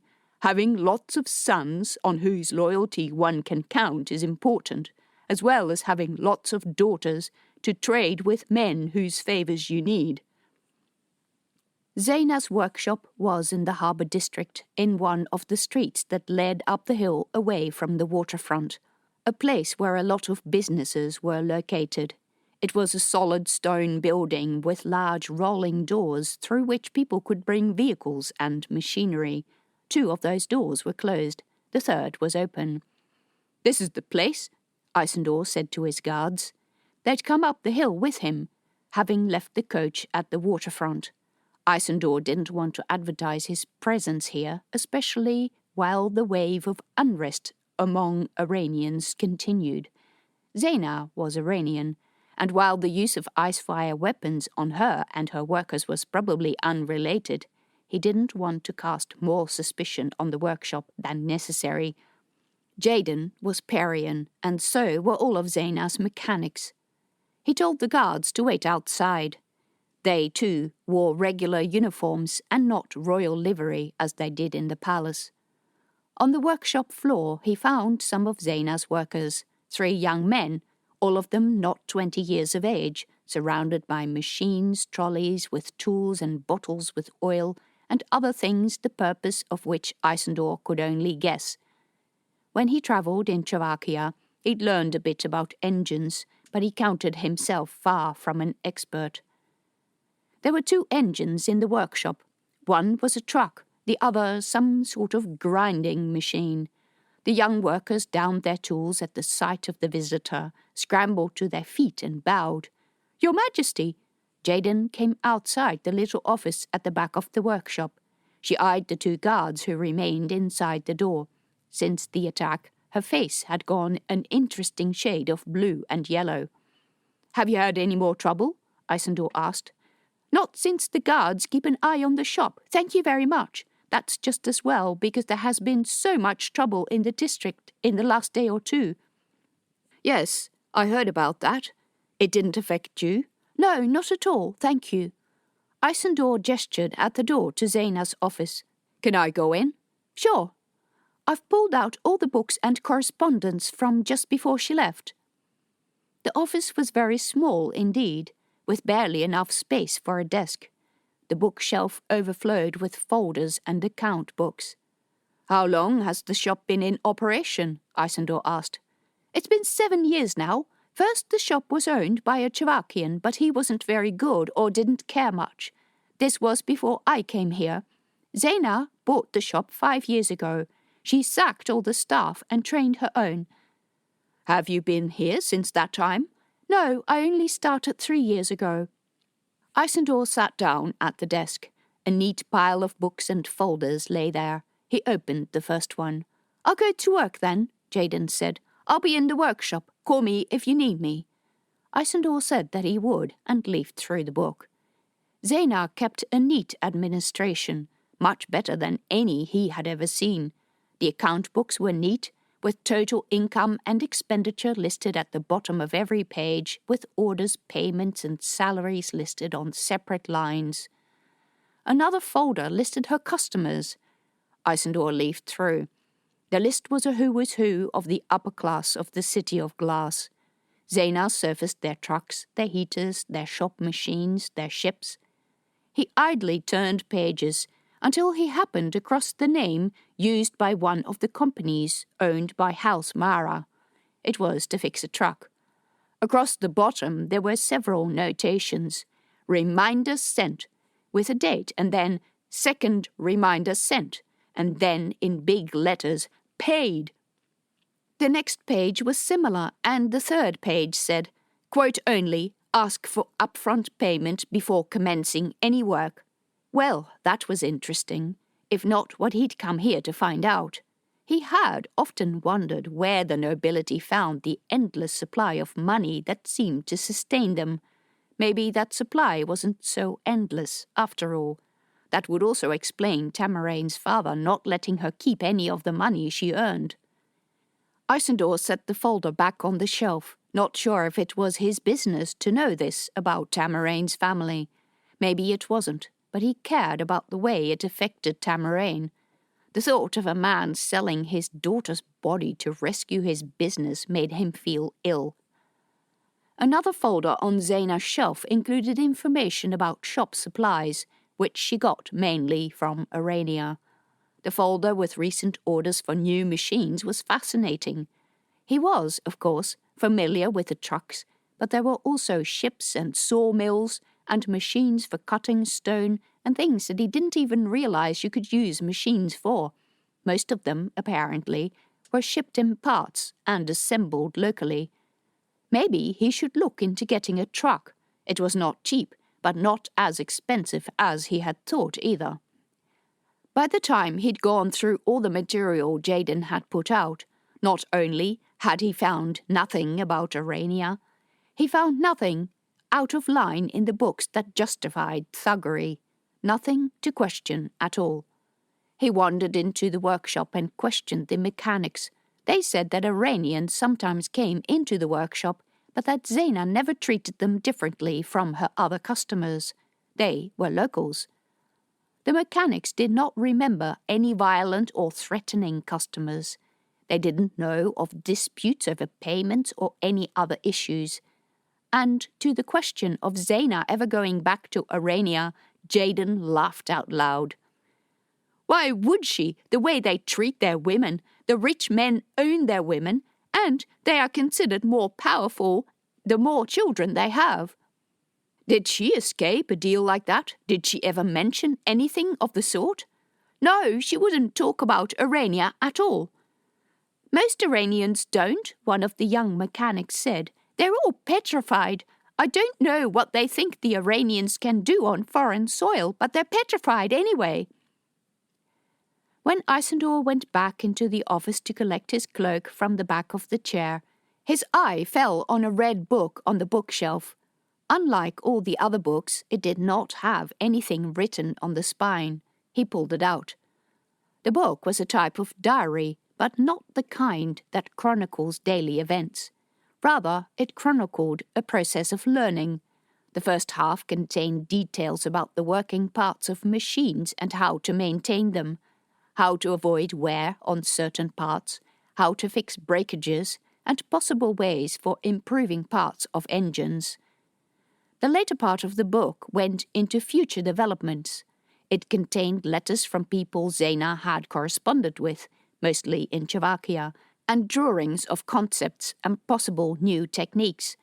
Often she would have noted things like, "This method needs better control of pressure to be safe enough for public use." Some of the discussions would venture into the realm of using icefire, with the notes that it was certainly not safe. Isandor felt slightly uneasy reading this. This woman was not a simple mechanic. She was highly literate and studied machines. Isandor leafed through the loose letters inserted in the back of the notebook. One letter of several pages in Slovakian described the machine in great detail. At the bottom it said, "Mind you, I'm not sure that this was how it worked. Unfortunately, the thing is broken, and it has been for a long time." The writer of the letter had made a sketch of a square-looking contraption that looked like a bundle of pipes folded like a sheet. The notes included no reference to the size of this machine, but it had to be quite big. The design reminded him of drawings he had seen in the very old books, which described even older technology. Was this the second heart they were looking for? No, the writer said that the machine was dead. But where did he find this? On the back of the last page, where the outside of the letter had formed the envelope so as to save weight, the name of the sender was listed as Shen Mani, and it was stamped at the telegraph office in a place called Ishara. Where was that? Isandor closed the book, put the other items he had collected on top of it, and draped his cloak over his arm. Jaden had taken a part of the truck's engine apart. Metal rods, gears, and cylinders lined up on a wooden table. "I finished," Isandor said. Jaden straightened, wiping her hands on a cloth blackened with grease. "Did you find anything?" "Yes and no. Your boss runs a very efficient business, and I can't find any evidence for extortion or foul play, but I'm taking this notebook." He held it up. "I'll bring it back soon." "Oh, I'm not familiar with that one. I guess we could miss it for a few days."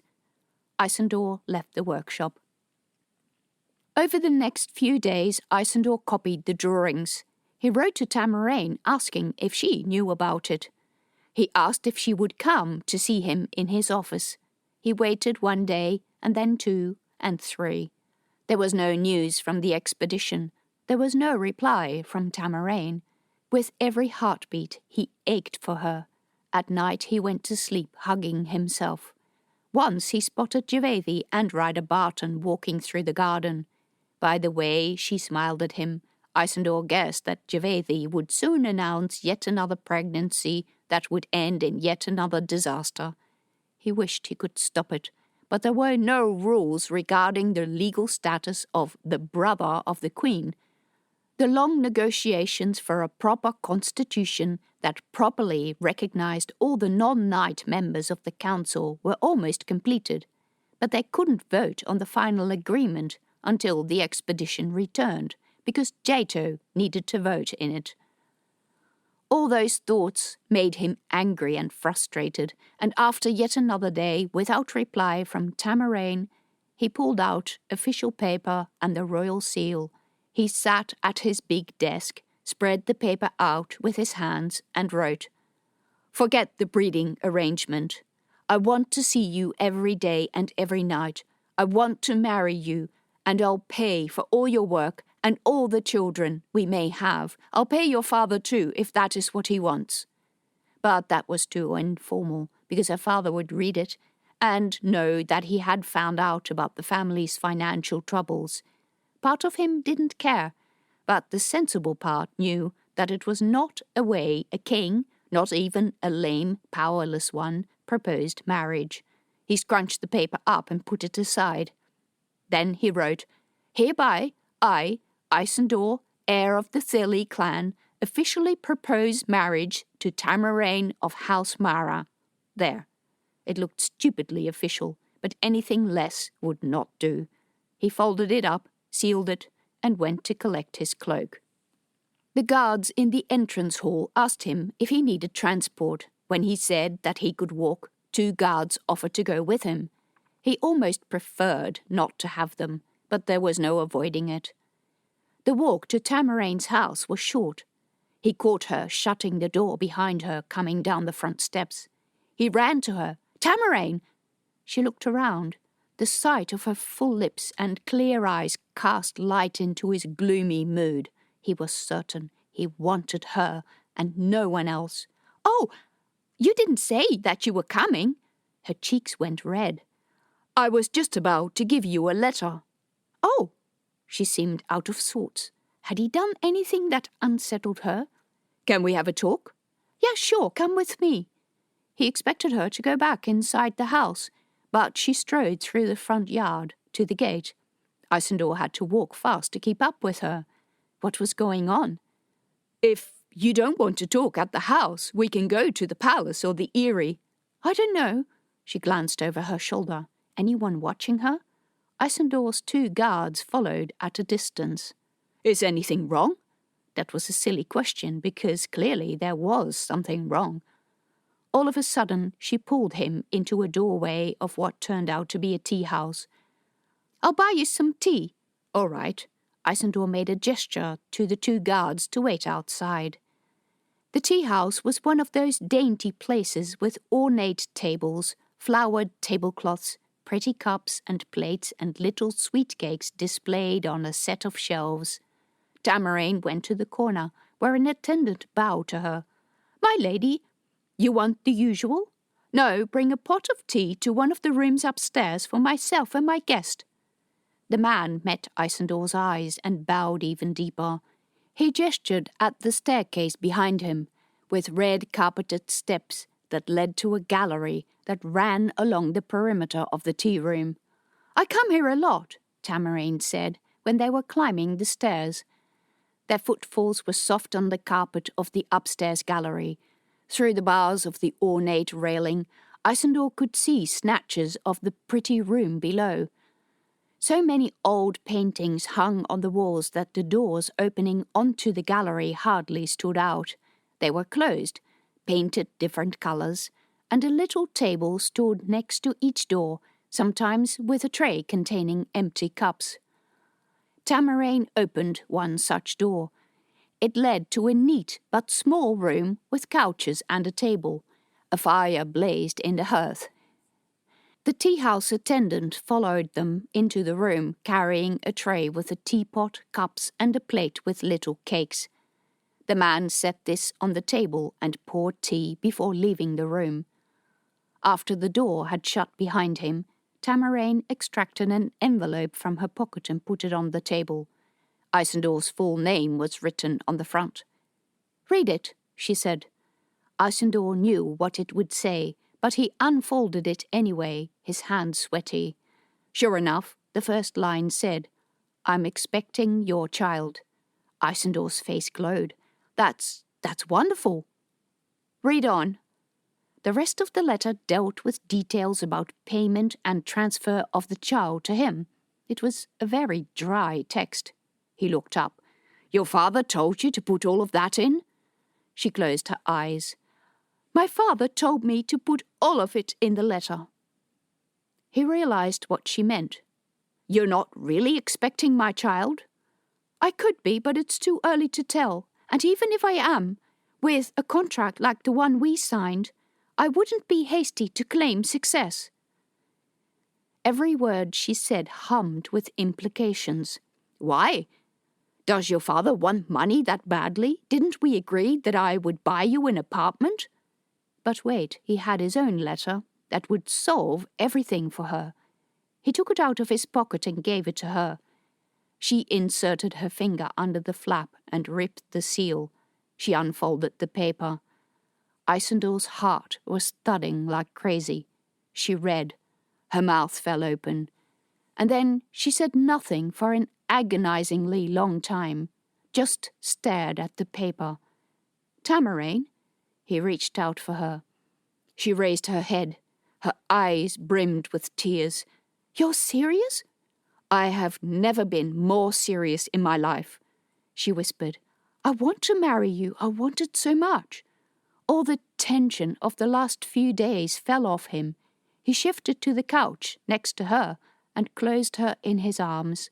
She buried her face into his shirt, sobbing. "Calm down. It's all right now. I'll look after everything." Including Gervaithi. She would just have to get used to the fact that she didn't own him. Tamarain pushed herself away. Her face was red and blotchy. "No, it's not all right at all. I really want to marry you." Her voice choked with tears. "But I can't." "What? You're serious?" "You think I'd say something like that just to tease you?" Tamarain wiped her eyes with the back of her hand. "I'm not the teasing kind. I love you. For the past few weeks I've lain awake at night wishing, hoping that you'd come back. No one has ever taken my interest seriously. No one has ever taken me seriously." "Then marry me." "I can't. It's the ugly truth." "But by the skylights, why?" "I can't talk about it." Her shoulders shook. "My father." "Stop worrying about your father. You're old enough to decide for yourself. I will tell him to leave you alone. I'm the king." Without any form of legal authority. Lidor would know that. Tamarain hid her face in her hands, shaking with sobs. "Let me talk to him." "There is no point." "Of course there is a point. I'll pay him money if that's what he wants. I don't care how much. I don't care about money. I just want you." Hell, he was close to losing it himself. Why was this man so terrible to his daughter? "Please stop, or I'll kill myself." She rose from the table. "I shouldn't be here." She threw her cloak over her shoulders and went to the door. He cut her off. "Just tell me why you think you can't marry me. Whatever the problem, I'll solve it. I'll pay. I'll order things done. I'll fight. We have a contract." She faced him, her cheeks wet with tears. He felt like someone had stabbed a hot knife into his heart and was twisting it with both hands. She said in a low voice, "Something has happened. Please don't get involved, because they will kill and crush you, and the queen, and the knights, and everyone and everything in this beautiful, little, vulnerable country. Keep safe." She went to the door, opened it, and then she was gone. Thank you very much for listening to Sand and Storm. In Book 2 of the Moonfire trilogy, Sea and Sky, Jabez faces a long journey back to Tiberias in the company of a whiny little girl. Both Sadie and Isandor are caught on the back foot by Arania, and one person finally breaks through Gervaithi's shell. Find out more on my website, pattyjansen.com.